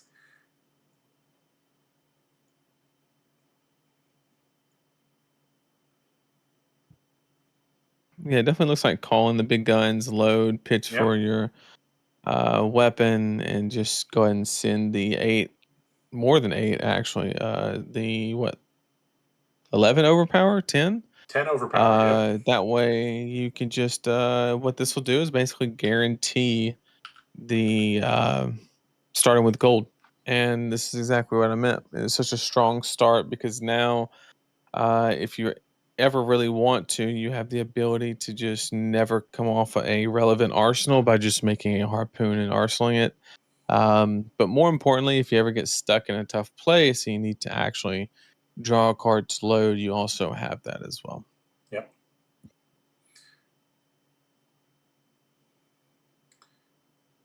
Now, Shing is very likely to get more than 1 gold. He's going to get 2 gold. That kind of makes me think whether or not attacking on turn 0 was the correct decision for Eugene, because he didn't even deal deck damage there, because Shing just blocked with the fins.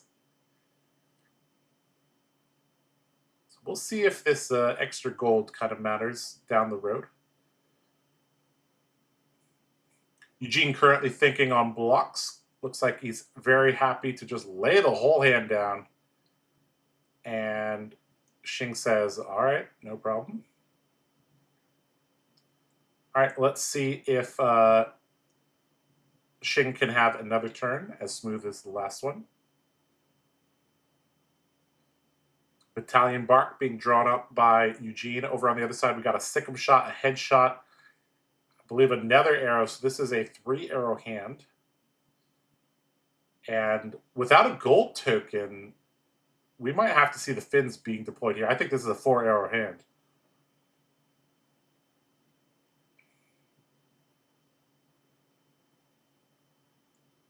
Yep. Yeah, I'm pretty sure this is 4-arrow hand. Sikkim shot, headshot. No clean way to do this. Gonna use the hat. Okay. Sure. Gonna draw a card. This will Does give allow for a load. Yeah.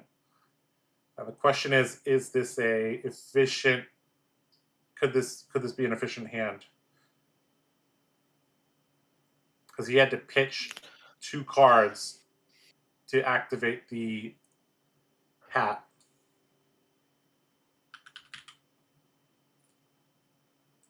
The blue sea tricord does cost 3.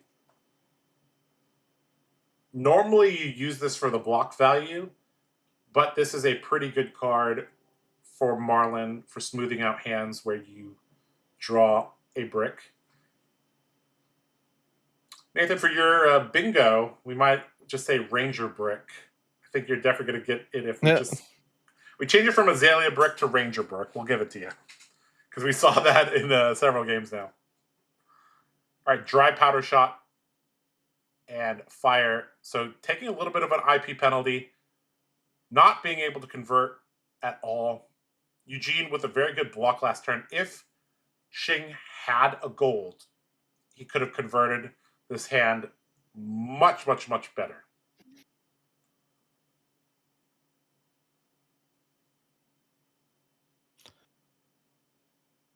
He is providing a break point, which Eugene kind of has to respect if he does want to deny the gold acquisition. Yep. Looks like he is going to respect it to some extent. Yep. 5 on 5. Yep. Golden tipple plus an arrow.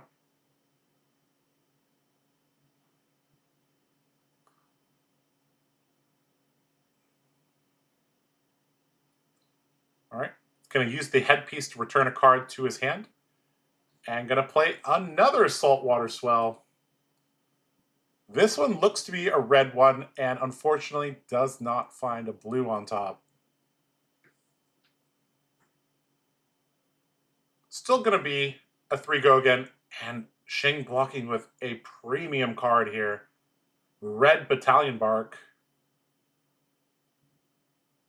Not very often you see this card turned sideways in a blocking position, but I guess Shing just doesn't have the right hand texture to fire it off. Back to Shing. 3 cards in hand. Treasure Island starting to flood.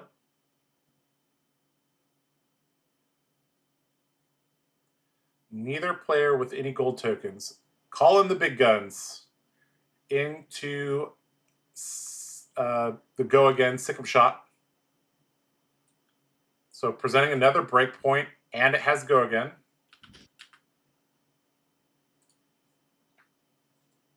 7 go again with what? 2 cards in hand, so still has the ability to 1 card in hand. 1 card in hand. Oh, 1 card in hand. Then Yep. just Arsenal, or maybe even end with a Scarf or Scar. I mean, anything is possible here. Yep. Eugene knows that the last card is not a blue, because if it was a blue, he would have just played the Battalion Bark. And there we go. A pretty clean turn. Sirens of Safe Harbor. Gonna extract 7 value. It's not a 2-card 7 on offense, but it's a 2-card 6 heal 1 when it's put into the graveyard. Premium card in the set. Extracts its full defensive value or offensive value. This is a card that I've started to see Ira's run as well. Yep. Overall, really good rate on the turn. It's 7 into 7 basically on 4 cards, so 4 card 14. Yeah. And Shing's going to be the first one to get the gold. Well, I guess he already had 1, but he gets 4 more from Treasure Island. And this is looking pretty bad for Eugene. He's going to get to send a Battalion Bark, but is this a pumped up Battalion Bark? I don't think so. I think that's a red and a blue in the pitch zone. So a 3-card 7. Not too impressive here. In fact, it's not even a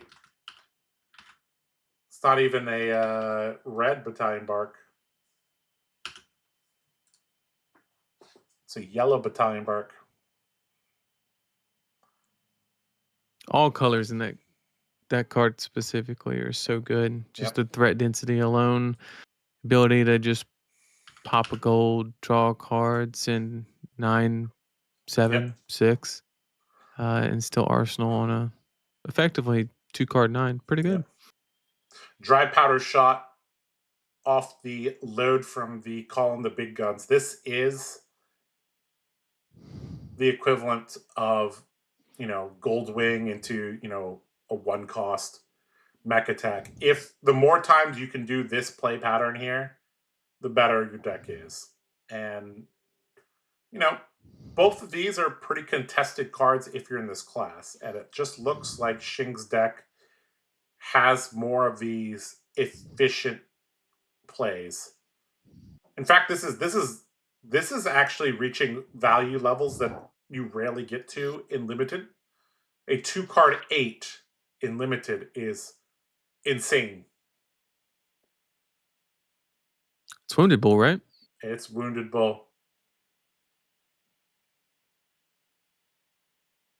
It's Fendel's Fighting Spirit when you're below them in life.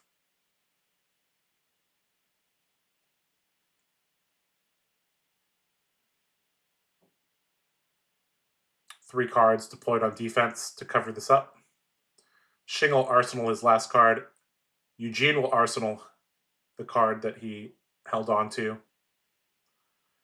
And we're in a familiar game state, Nathan, with Shing with full tempo. Let's see if he can convert this hand a little bit better than his previous hands. Looks like we got a headshot. I believe another arrow there as well. Might be looking to kind of set up a good sloop here by popping a couple pieces of gold. Yep. Really strong play when you have tempo and you're up by 5 life. So pushing that initiative, because it seems like Eugene's trying to keep. He seems to be telling Shing basically, "Hey, look, you better have it. If not, I'm gonna get some free tempo." But Shing says, "Hold up, I got gold," and gets refunded on that gold by letting a little bit leak over the top of that horizon. Well, no, this is a blue Swiftwater sloop, I think. Or was it? You can't quite tell the pitch. The on the horizon didn't cover up the whole thing. I guess it's a yellow on the horizon against a blue Swiftwater sloop, I think is what's happening here. Correct, which is 3 on 4. Yep, 3 on 4. Yep. All right, any more turn extenders for Shing? Or is this just going to be pump up the card in arsenal. Call in the big guns. Gonna load a salvage shot. 2 floating, so I presume another card is going to be pitched. Activate the hammer, or sorry, the cannon, and going to use the chest piece to help pay for this massive arrow.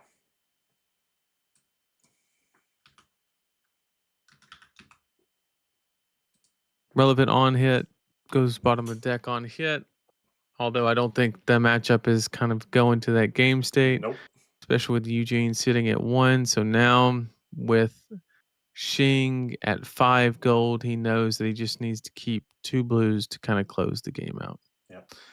Can he draw said 2 blue cards? All right. So Eugene going to make a harpoon, play a trade in, get rid of this harpoon. Gonna draw a card. Gonna load a headshot face up. That looks like to be a red headshot as well. So we got 6 coming up as well. But first, got to deal with this 3 go again from this trade in.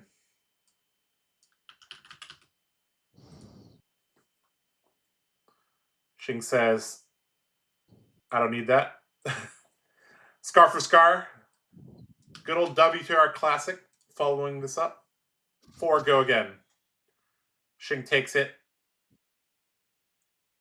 And I mean, good little turn that Eugene put together here, but it might just be a little late.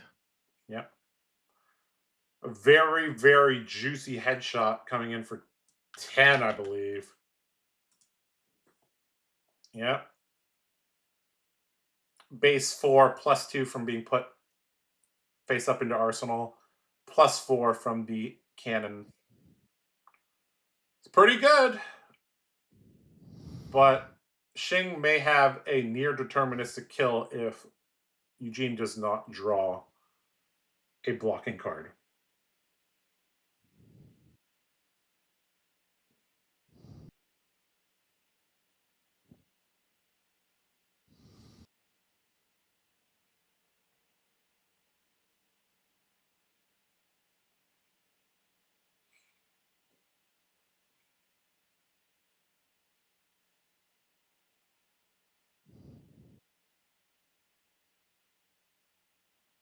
A battalion bark blocked with, giving us a little bit of insight into the texture of Xing's hand.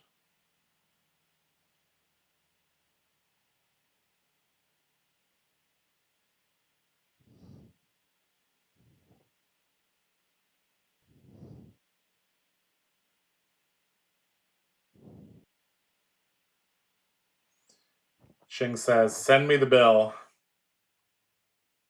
and drops down to 4. And if Eugene does not draw a block card, I think he is dead this turn. Let's see if he can do it. Glide fin going to load, and okay, it looks like this does not have a overpower, but this is still a pretty good turn. Now the question is, oh, he did draw a block card, I think. That might have been an expedition, I don't know. But netting shot. Let's see. Netting shot for 8, no relevant on hit. On hit death, the most important one. Yep, that is true. Even something like Siren would not save him here.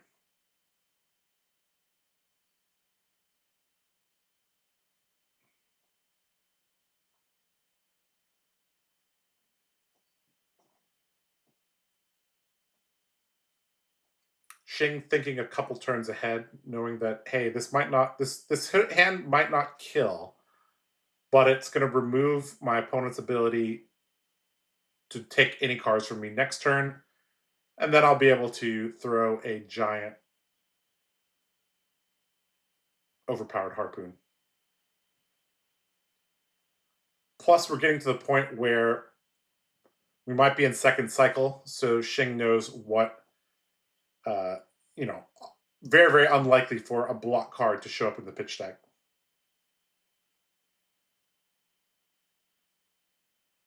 All right. Looks like Eugene just gonna pass it back. Let's see if Xing can close this out. Gonna activate Marlin, get a harpoon.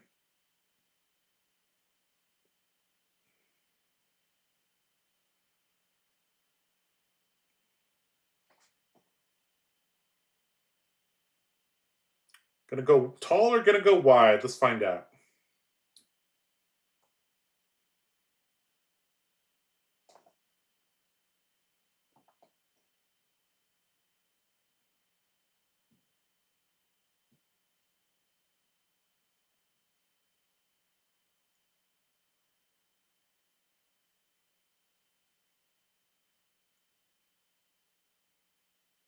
Ching just looking at how to close the game out. Really commanding position, a lot of tempo. Has the harpoon in hand. Trying to figure out the resource, and does Eugene have that block card to just stay in the game? Currently only, one piece of armor left on Eugene's side, so kind of running out of options.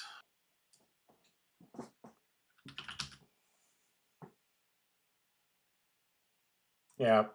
We see the Swiss Strike bracers on Eugene's arm slot. Hasn't been able to find a turn to use it. He might not even have an embolism left in his deck.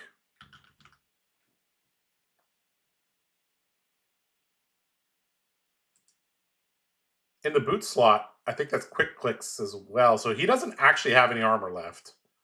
He has pieces of armor, but they are both nimblism-based armor pieces. Unfortunate for Eugene to not be able to extract any value from his armor pieces.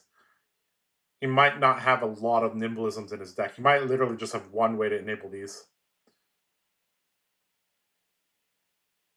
All right, there's a dry powder shot with Go Again from the Flying High.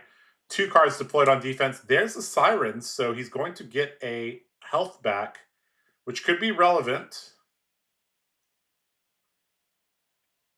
Shin gonna draw a card with the gold. Did he find what he needs? Gonna load with Marlin.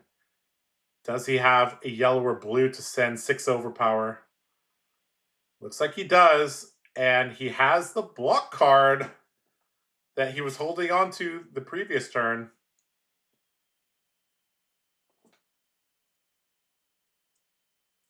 On the horizon, worth its weight in gold.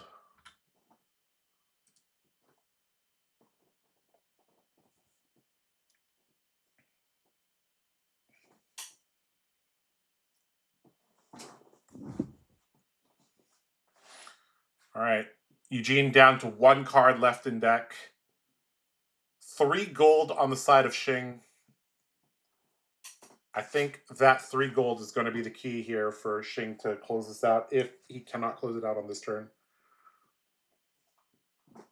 Gonna make a harpoon. There's the draw. Yep.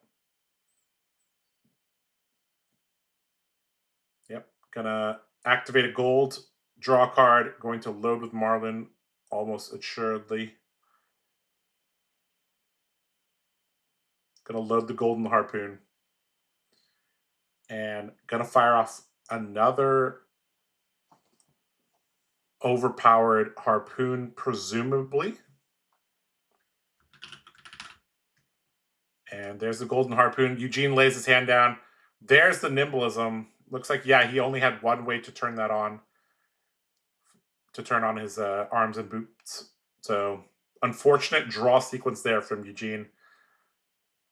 But yeah, Xing takes the game, moves on to 7-1. And Nathan, we could have a potential back-to-back Nats champion. A impressive and rare feat at that.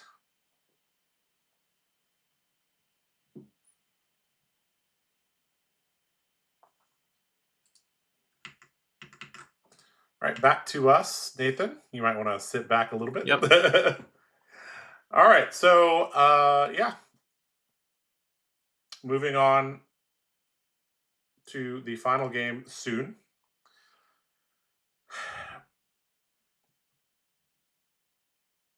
I'm Shane sure. recovering from that early loss puts him probably into kind of like a top 10 position.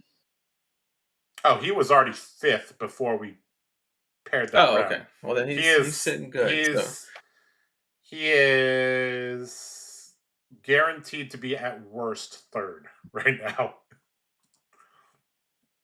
well, that gives him the opportunity to defend his title. Yep, definitely does. Let's see if we can get some more results from this one. We could actually take a look at that right now. So, round 8 booster draft results. Pudding Tam beat Bun. Wow. Really? Yeah. Looks like David and Terry still playing. Kaiser and Ian still playing. Nova took out Evan King. So these 4 matches up here are from the first pod. We just saw Shing win his match. Alan still battling against Wayne. Ray still battling against Teddy. PH Chung, you know, in that striking distance. We'll see if he can make another run at top 8. And yeah. Down here looks like Dennis got a bye because nobody showed up to his match.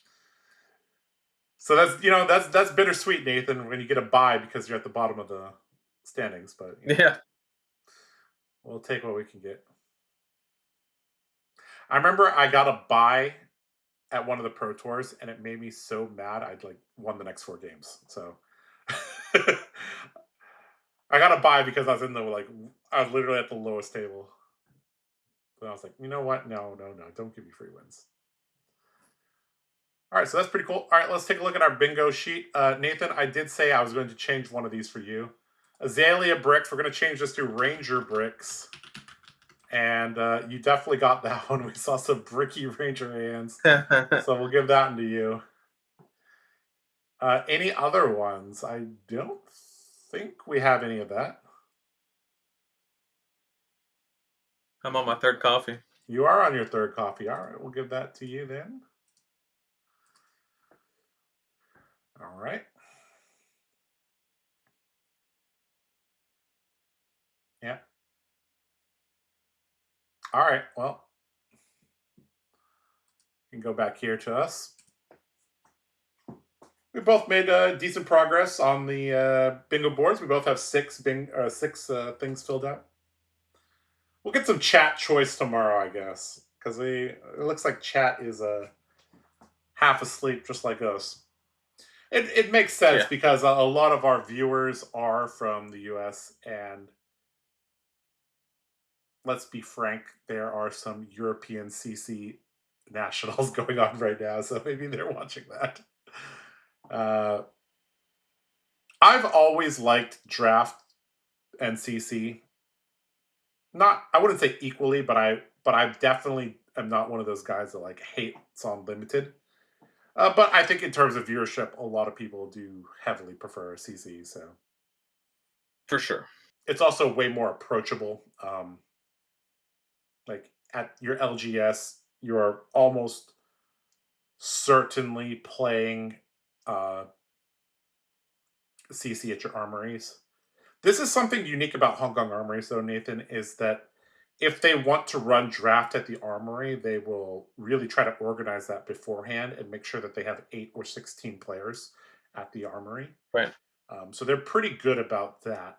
So that's one of the reasons why Hong Kong is such a strong region is that they do get to practice multi formats.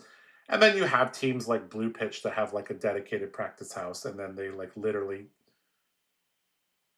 have they have 9 people on their team now, but Jack is a little bit more inactive these days, so they have 8 players to practice with, and yeah.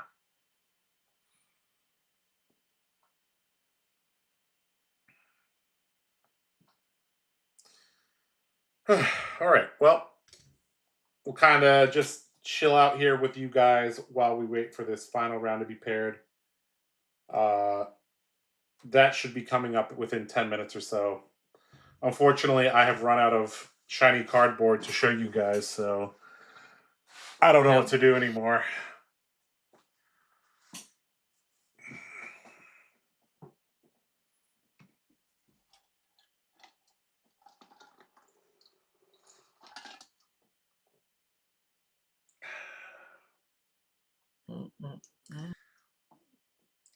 Part of me wants to take a 5 or 10 minute break, but part of me knows that that is extremely dangerous for Mr. Nathan Crawford. Because if I say, hey, Nathan, come back in 10 minutes, you might shut your eyes and go away and then leave me stranded here all by myself. So, Brian on stream typing that Olympia and Betsy should have been draft only doesn't give me a lot of confidence that those heroes will ever be good as long as they keep pumping for new heroes a set. let me solve that for you. Classic Battles, Olympia versus Betsy. The perfect pairing. I don't even think that fixes it. I think that it literally comes down to the hero ability. Is just absolute hot dog water. Warrior. And I don't mean that in a bad way. I'm not trying to talk bad about the design or anything. I'm just saying from a competitive standpoint, those two hero abilities are just below most heroes in the game. The reason why Olympia's hero ability is bad is because there's no gold payoffs for. Well, there used to be cash in, but they took that away. There needs to be warrior specific gold payoffs that don't brick Kasai. That's hard to design. Because if they print something really good for Olympia and don't make it a specialization, Kasai is going to abuse that to high hell.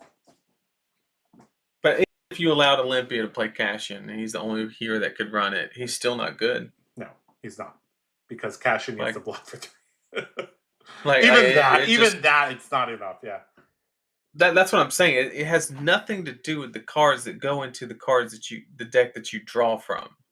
It's all the fact that on the hero text, you get little to no value. Whereas you could, play Syndra. That'll give you like literally 8 free value from recurring your daggers and flicking a dagger every turn. Or I know how to fix this hero. Prism 2, the Prism Awakener of Soul, was garbage when they had bad Enarma, the bad Luminaris, Celestial Fury. When they had Luminaris, Celestial Fury, they were absolute garbage. Had they fixed that, they printed Luminaris Angel's Glow. I hope I'm getting all these names right. They printed the better Luminaris. That took the hero from complete garbage to, okay, we got something now. Same thing could happen for Olympia. You print a weapon of that tier, we could be in that. In fact, print a pair of weapons. Print him, let him be a dual-wield warrior with really powerful abilities on both of them. Different abilities. Don't make Hatchet of Body, Hatchet of Mind. Make them unique. Hell, make him a shield that lets him wager on defense. You bet that they can't hit you. I still don't think it fixes it, because if you look at Prism's hero ability, completely remove her weapon. That hero ability says search your deck for a card and put it into play. Yes. Compare that to bet I can hit you. Yeah. Okay, here's what we need to do. It's like the very first what if scenario I ever ran through was back in 2021. This was Crucible of War Monarch era, I played Azalea. Complete garbage hero back then. And I was losing. And I was like, with my friend, I was like, okay, let's do a thought experiment. Every arrow in my deck has +1 attack. Let's play a game. That was not enough for Azalea to beat Ira. Even with every card in my decks having +1 power. This is something maybe we need to do. Play Olympia against the meta decks. Let me have 5 intellect. Is that enough? It might not be, actually. I don't think it is. It might not be. I don't think it is. That's actually a very good stream idea. 5 intellect Olympia takes on the meta gauntlet. And if he can't do that, if he can't at least come somewhat close, oh boy. I actually want to try that now that I think about it. Because you can't just say, oh, +1 your attacks, because he doesn't have arrows. But just say 5 intellect. Go. You have gold is the payoff. You know what? Let's just, you bought a Harvard degree, a Harvard diploma. Yeah. But yeah, so on the other side, Betsy. I actually think Betsy's closer to being good than Olympia is closer to being good. I mean, she has a ridiculous helmet. She got an extra specialization from a expansion slot card. I guess Olympia did as well, but I disagree. I just think the Guardian card pool just is better with shitty heroes. I think that's all it is. It has nothing to do with her. Because the couple Betsy's that like I've seen play, like they don't even use the hero tags. Like it's literally just a blank hero. And by the way, they're starting. Oh, okay. Cool. All right, let's take a look and see. Oh. They're literally starting. Okay, let's go over there and see what's going on. All right, so we got Nathan. I got to update all these things. So why don't you chat about this? Looks like we got Rosker Tang on Marlin against PH Chung. All right, well let's get this going. I think. All right, so we got Marlin versus. Go ahead. I was thinking. I think this is a 6-2 game. This might be a. Let's see. PH has 6 wins. Rosker Tang also 6 wins. So both these guys are 6-2. Yeah, take it away. Okay. Let me set up everything. So yeah, we got Gravy versus Marlin. Obviously, Gravy wants to kind of slow things down a little bit and stop the gold generation on Marlin's end. However, Marlin does have the critical arm piece that's oh so important. And then yeah, Gravy has a good set of equipment, missing the arm piece for Necro specifically. However, in draft, it's not really the end of the world, and in fact, in this matchup particularly, the offensive hands might actually be a little bit better depending on the scenario. So we have Gravy going second. Sorry, just starting with a juicy 7 attack, because why not? It seems to be the theme of the set for most turns. And then Marlin's going to try to preserve the Treasure Island, it looks like, by blocking for a total of 7 as well. Yep. Keep that counter, and then probably push back a little bit of damage to try and contest it. It's actually really... It has to be my favorite thing about... I thought for a while what this set would feel like if you took away Treasure Island. Treasure Island? Oh, it'd be completely different. Holy shit. Yeah, I think it literally just...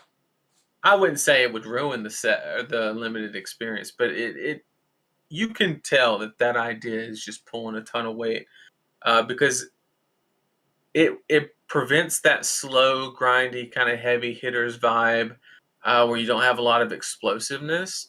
Yep. And it turns it into some suspense from the very first turn. Yep. There's also it increases the viewability as well. If outside of Treasure Island. And okay, so it looks like PH gonna take all this damage. 2 gold being returned to him. And PH going to crack back with a 5-card hand. And he has the perfect extender with, I believe this is a Jittery Bones. I believe. No. Restless. Sorry, Restless Bones. They all look kind of the same. Restless 6 go again. Yep. And discarded a Cutting Shark out of hand. It was not lucky enough to banish it off the top. Mm-hmm. It is a red, so we still need to play a blue card to be able to get that Cutting Shark out of the discard pile. But we'll see. A mutiny right here with the Marlin being at 2 gold would be the perfect time to have one. Yep. Treasure Island only has 1 counter on it right now because Rosker plundered that last turn. Looks like Rosker preparing 2 cards to block.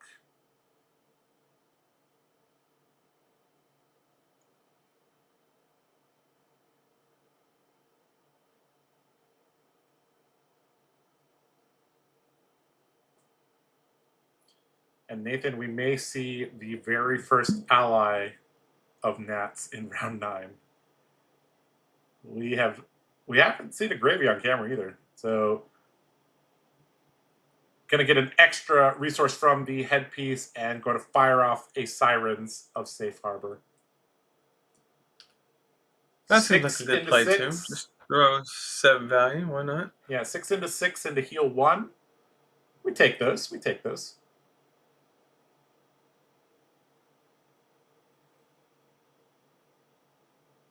And does Rosker want to just shut down the gold generation? It looks like he does. PH going to heal 1 because Sirens went to the graveyard. And let's see how PH converts a 5-card hand with no gold. Rosker going to get a Harpoon and going to end the turn placing that into Arsenal, kind of setting up. Yep, that's actually one of my favorite plays with Marlin is just get that free 5th card from that gold. And it really just... Also the free reload by Arsenal. Right. Yeah. And it just... it gives you much more of a distinctive way to extract value directly from gold rather than, pitching to reload by cracking the gold and things like that. It's just a very...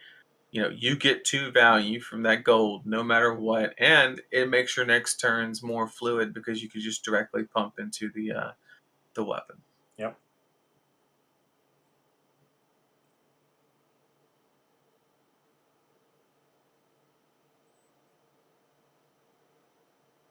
All right, what can Gravy Bones do with full tempo? We're about to see.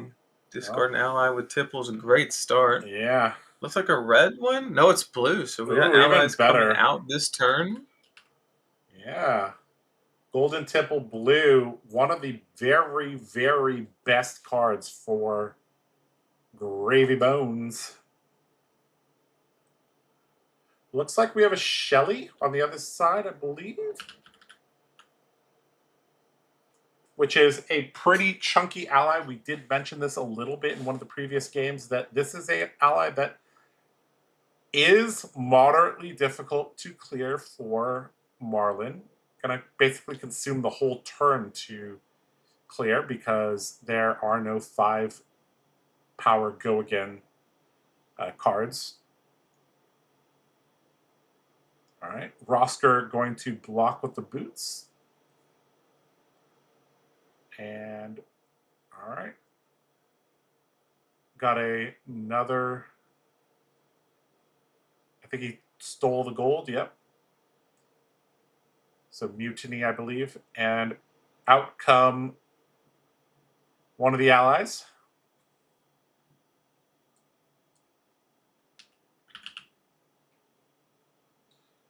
Cutty Shark Quick Clip, aka the Go Again ally.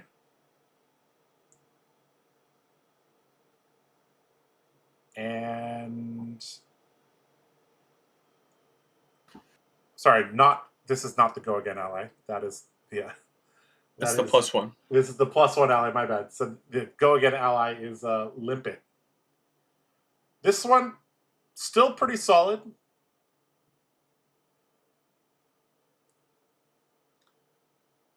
I believe PH Best has thing about one it in resource. limited specifically is it definitely has a 4 butt on it, so having much harder to kill. Yep. Especially considering that Rosker is at higher life. Not going to be easy. And I guess he had go again from the mutiny or some other source.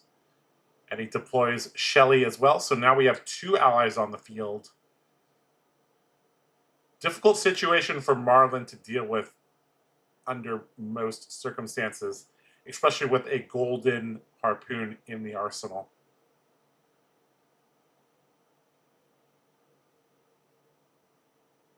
Cannon activation. And I think Shelly is not long for this world.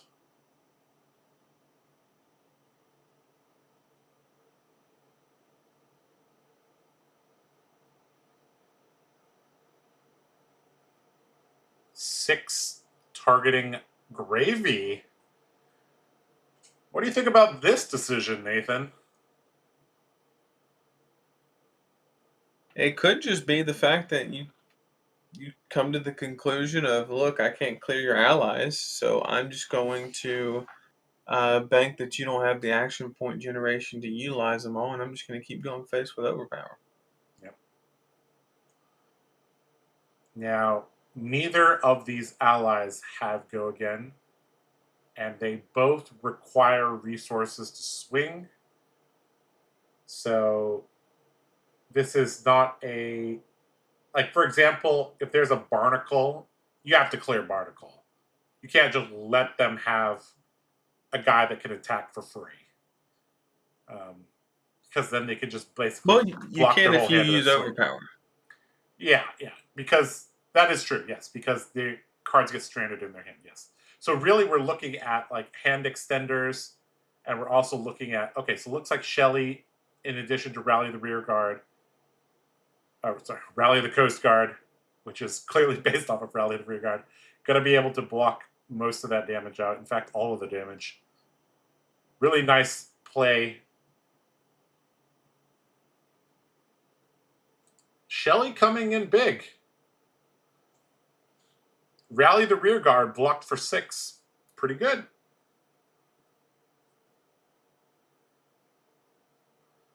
Shelly might be one of the harder cards for Marlin to race, because giving an extra +1 defense to your attack action cards really does negate some of the sting of overpower. Yeah, I think that and Chowder are kind of at the top of the list as far as like what kind of goes against your game plan. Yep. And here we're going to get to see the arm piece that gets +2 if you played a Nimblism, and the boots that give go again. Quick clicks gives the next attack action. Sorry, next attack. So we were looking for extenders, Nathan. This looks like a beautiful extender. Although the Nimblism is not going to really do much unless the last card in hand is a 0 or 1 cost, or is a brute card, apparently, as we learned earlier. But still a good way to utilize the equipment. And he's going to get to deploy another Cutty Shark quick clip, sorry. And Ross, this is that kind of spot where like typically when Gravy Bones builds a lot of allies, they usually can't leverage all of them due to action point inefficiencies in limited, because you can't just play out of Vast Cheese. Not every deck has access to cards like that. Yep. But in this situation specifically, all of these allies have effects on them to where they can just kind of boost the value on all your other stuff. So really just has the ability to kind of just manage the game from this point. And I'm interested where you get. And if you attack Shelly, I mean, like, what is that actually doing for you? Because then you're facing down 2 sharks, and so he might be forced into the point of no return.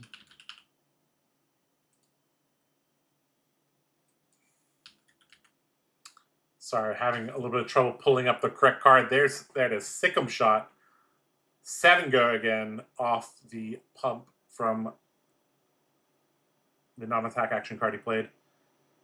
Shelly plus the headpiece plus a card going to come out. Going to defend as well with another card. And looks like we got another stuffed arrow. Marlin running into a brick wall called Shelly.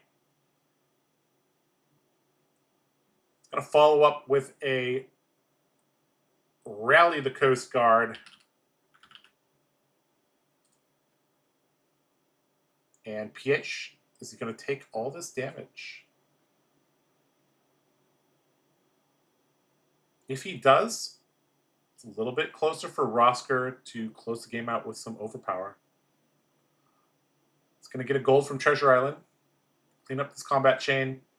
PH going to gain a life. And it's got 2 Cuddy sharks to work with. And a trade-in. Going to put a ally into the bin. And is this a blue or red trade-in? Looks like it is a blue trade-in. So more allies potentially coming out to play.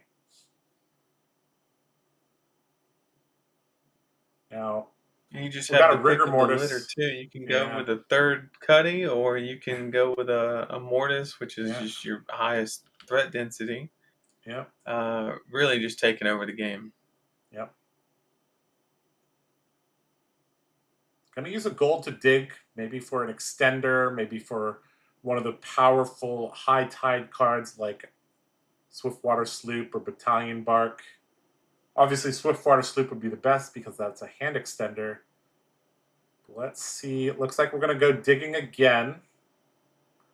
We're kind of at that point where we've seen almost all the deck, but not quite. So if there's a very specific card PH is looking for, there's a high probability that he saw it in those 2 cards.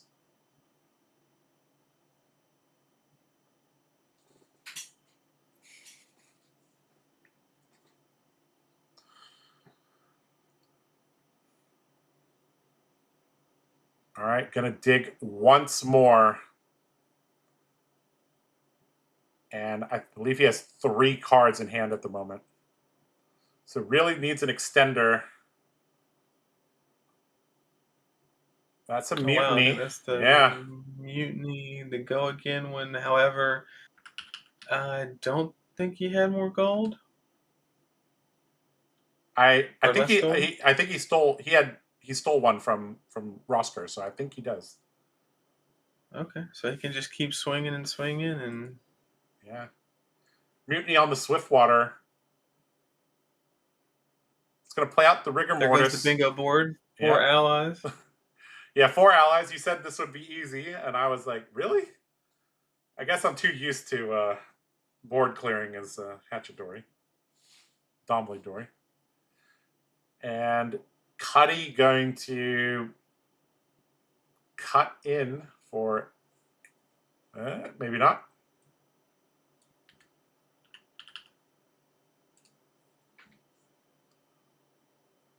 In terms of resource efficiency, Cuddy costs 1. Rigor mortis also costs 1. Of course, rigor mortis hits as hard as 2 Cuddy sharks.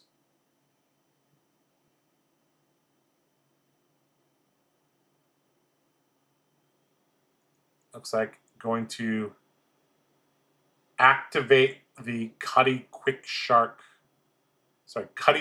Quick Clip ability, giving the next ally +1 attack. So Rigor Mortis coming in for a breakpoint. But forget breakpoints. This is just, 70-something% of Rosker's life. So I don't think he can really take this. Looks like he has an extra arrow that he doesn't need. Maybe we're going to block with a salvage shot.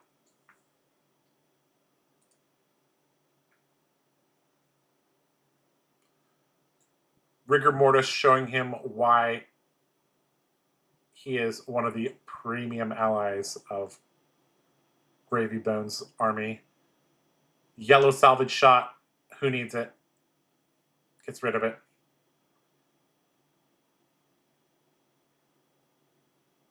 Oh, sorry. The Cuddy came in first. Now the Rigor Mortis is coming in. Of course, because the Rigor Mortis wasn't tapped. Yep. Okay, so 7. Yeah, so 4 into 7. Deploying an ally as well. This is not looking good. Not looking good at all, especially considering Marlin has no gold at the moment.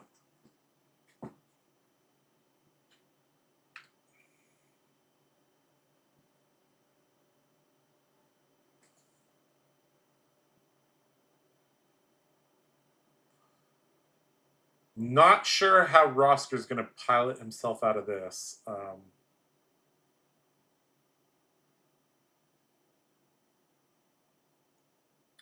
If we were on the Manta Marlin build, maybe we could stabilize a little bit, but looks like it's going to drop down to 6. And I mean, at this point, are you going face? Or are you clearing allies? Like it feels like if you clear allies, that was something you should have did a long time ago. I think at this point it doesn't really matter. Yeah, sending a Rally the Coast Guard into a Rigor Mortis is the biggest overkill that we've seen in a long time. Even if that was a blue rally. See, now you're just behind on tempo, and they're just going to, play something and then cutty into something. Yeah, if PH has any turn extenders in his hand, that's going to rip the whole hand. Or force you down to Restless Bones would go again. Yep, Restless Bones. Putting another ally into the graveyard. 6 go again. This is pretty much the Swiftwater Sloop of Gravy. This is the extender that you really, really want to have, especially when you have full tempo. 2 cards from Rosker deployed to block this Restless Bones.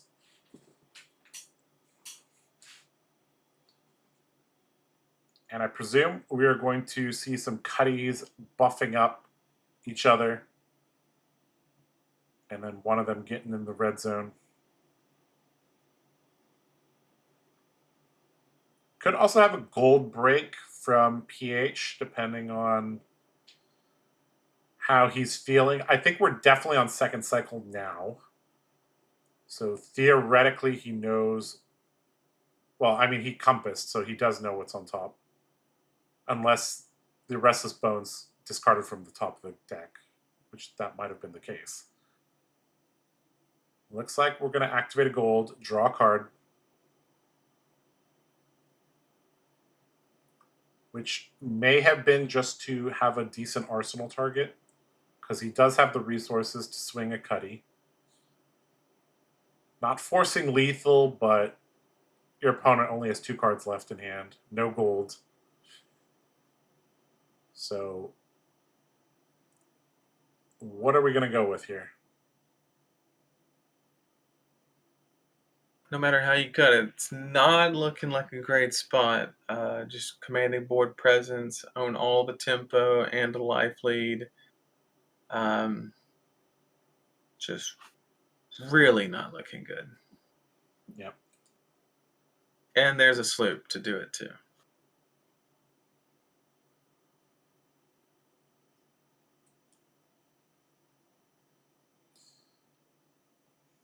Swiftwater Sloop. Basically like Restless Bones.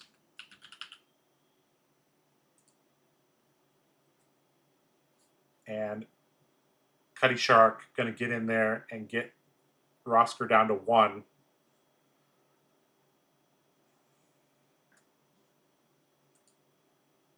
And now, absolute worst play you can make is Cuddy into Shelly for 5 damage every single turn.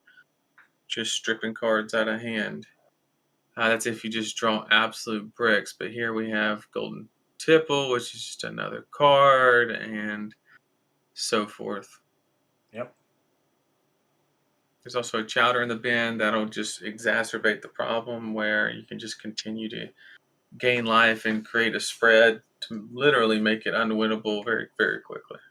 Yep.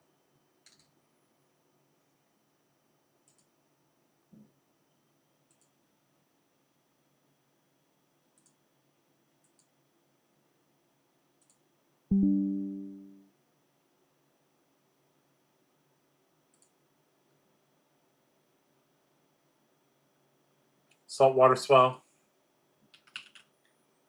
A excellent extender, especially considering it's coming in at a break point. And Golden Tipple, another extender, going to get another card. And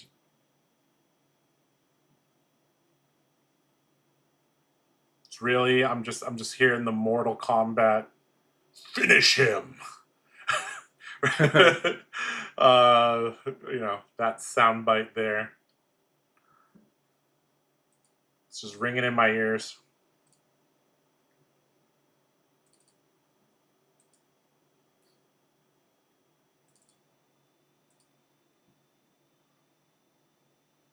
Little bit of an update in terms of the metagame breakdown. Well, I guess we'll review it after this this one.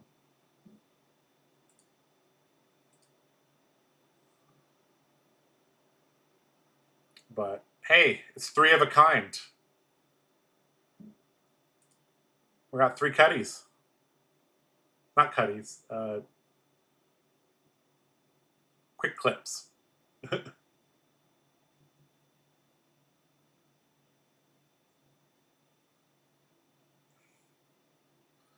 All right. Yet another turn cycle where Rosker has nothing to do on his turn. And like you said, even if PH draws the brickiest of bricks, he can always just buff up his guys and swing Cuddy. But Golden Tipple going to provide a little bit of extra room this turn.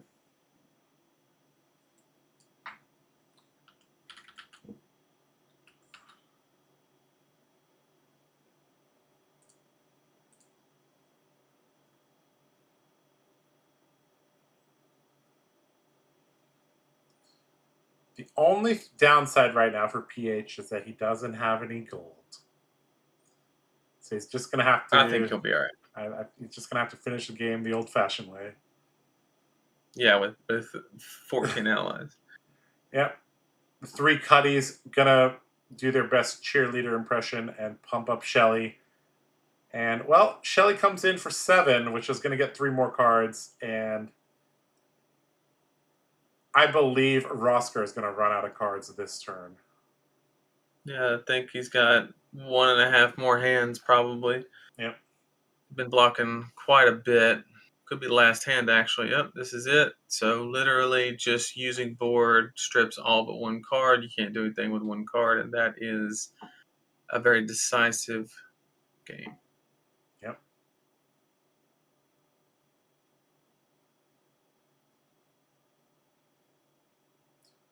Pump, pump, pump, pump, pump. And swing for 7 gets 3 cards, just like you called.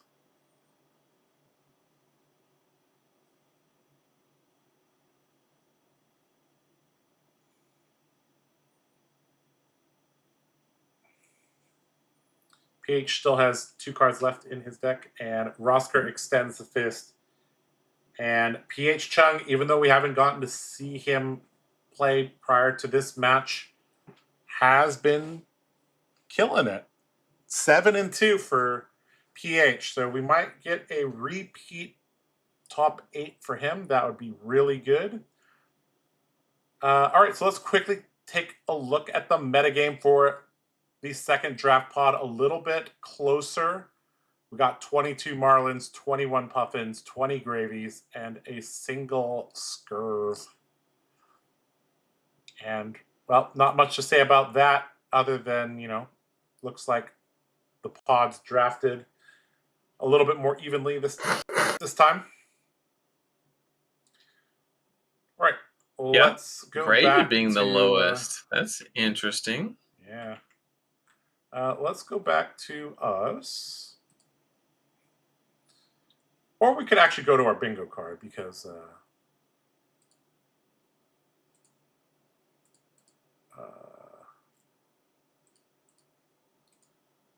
you did get some things, right?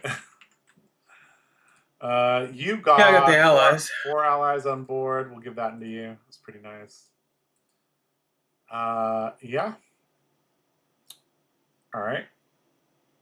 You can also quickly look at the... I don't think we have standings for round 9. Yeah, we don't have standings for round 9, but we could take a look at the results from round 9. That'll give us a pretty good idea of how things are going. Wow, Nova beat Bun. I want to know how cracked Pudding and Nova's deck was to beat Bun with that type of draft deck. So Bun went 1-2 with a deck that we thought was god tier. See, that's why nobody's drafting Puffin. Right. Maybe that's the case. I'm astounded that that happened. But all right, Pudding also beat Terry, so I think Pudding won the pod, so he should be way up there. David beat Ian, Kaiser beat Evan King, Alan took out Shing, and Ray took out Eugene there. So yeah, this is we're getting pretty tight. A little bit of I think there's a lot of people at 7 and 2. So we'll kind of have to check in there later. Well, Nathan, I'm gonna move us back to the big cameras. So, well, Nathan, I'm not gonna keep you up too much more. We're gonna wrap this up pretty quick here because it is 7:43 in Alabama. It is almost 9 o'clock over there at Nathan's area. Yeah, which means it's 9 p.m. in Hong Kong, which is it's time for them to go get some good dinners there. All right, so quick recap. We had 3 games of CC. We had 3 games of draft. We had 3 games of draft. We have 9 games today. We're going to come back tomorrow, half an hour earlier than we started today. Check YouTube. We already posted the video there. You can find it easily. Tomorrow, we have 3 rounds Classic Constructed, followed up by the top 8, which is also Classic Constructed. And tomorrow, we will crown a champion for the Flesh and Blood National Championship over in Hong Kong for the year 2025. And the 2 lovely casters will be full of energy and insight. Yeah, way more awake. Way more awake and insightful than, Golden Tipple, good card. So, yeah. We might say Golden Tipple, good card tomorrow, but, hopefully we'll have more to say. We'll also give you a, quick metagame recap of, who's been, which heroes are kind of in contention. We'll kind of do that tomorrow. But, yeah. This has been Josh Lau, Nathan Crawford, with the Card Guys. We've done this 5 times so far. Maybe 6, 7 times. It doesn't get easier. It doesn't get easier because we get older. Yep.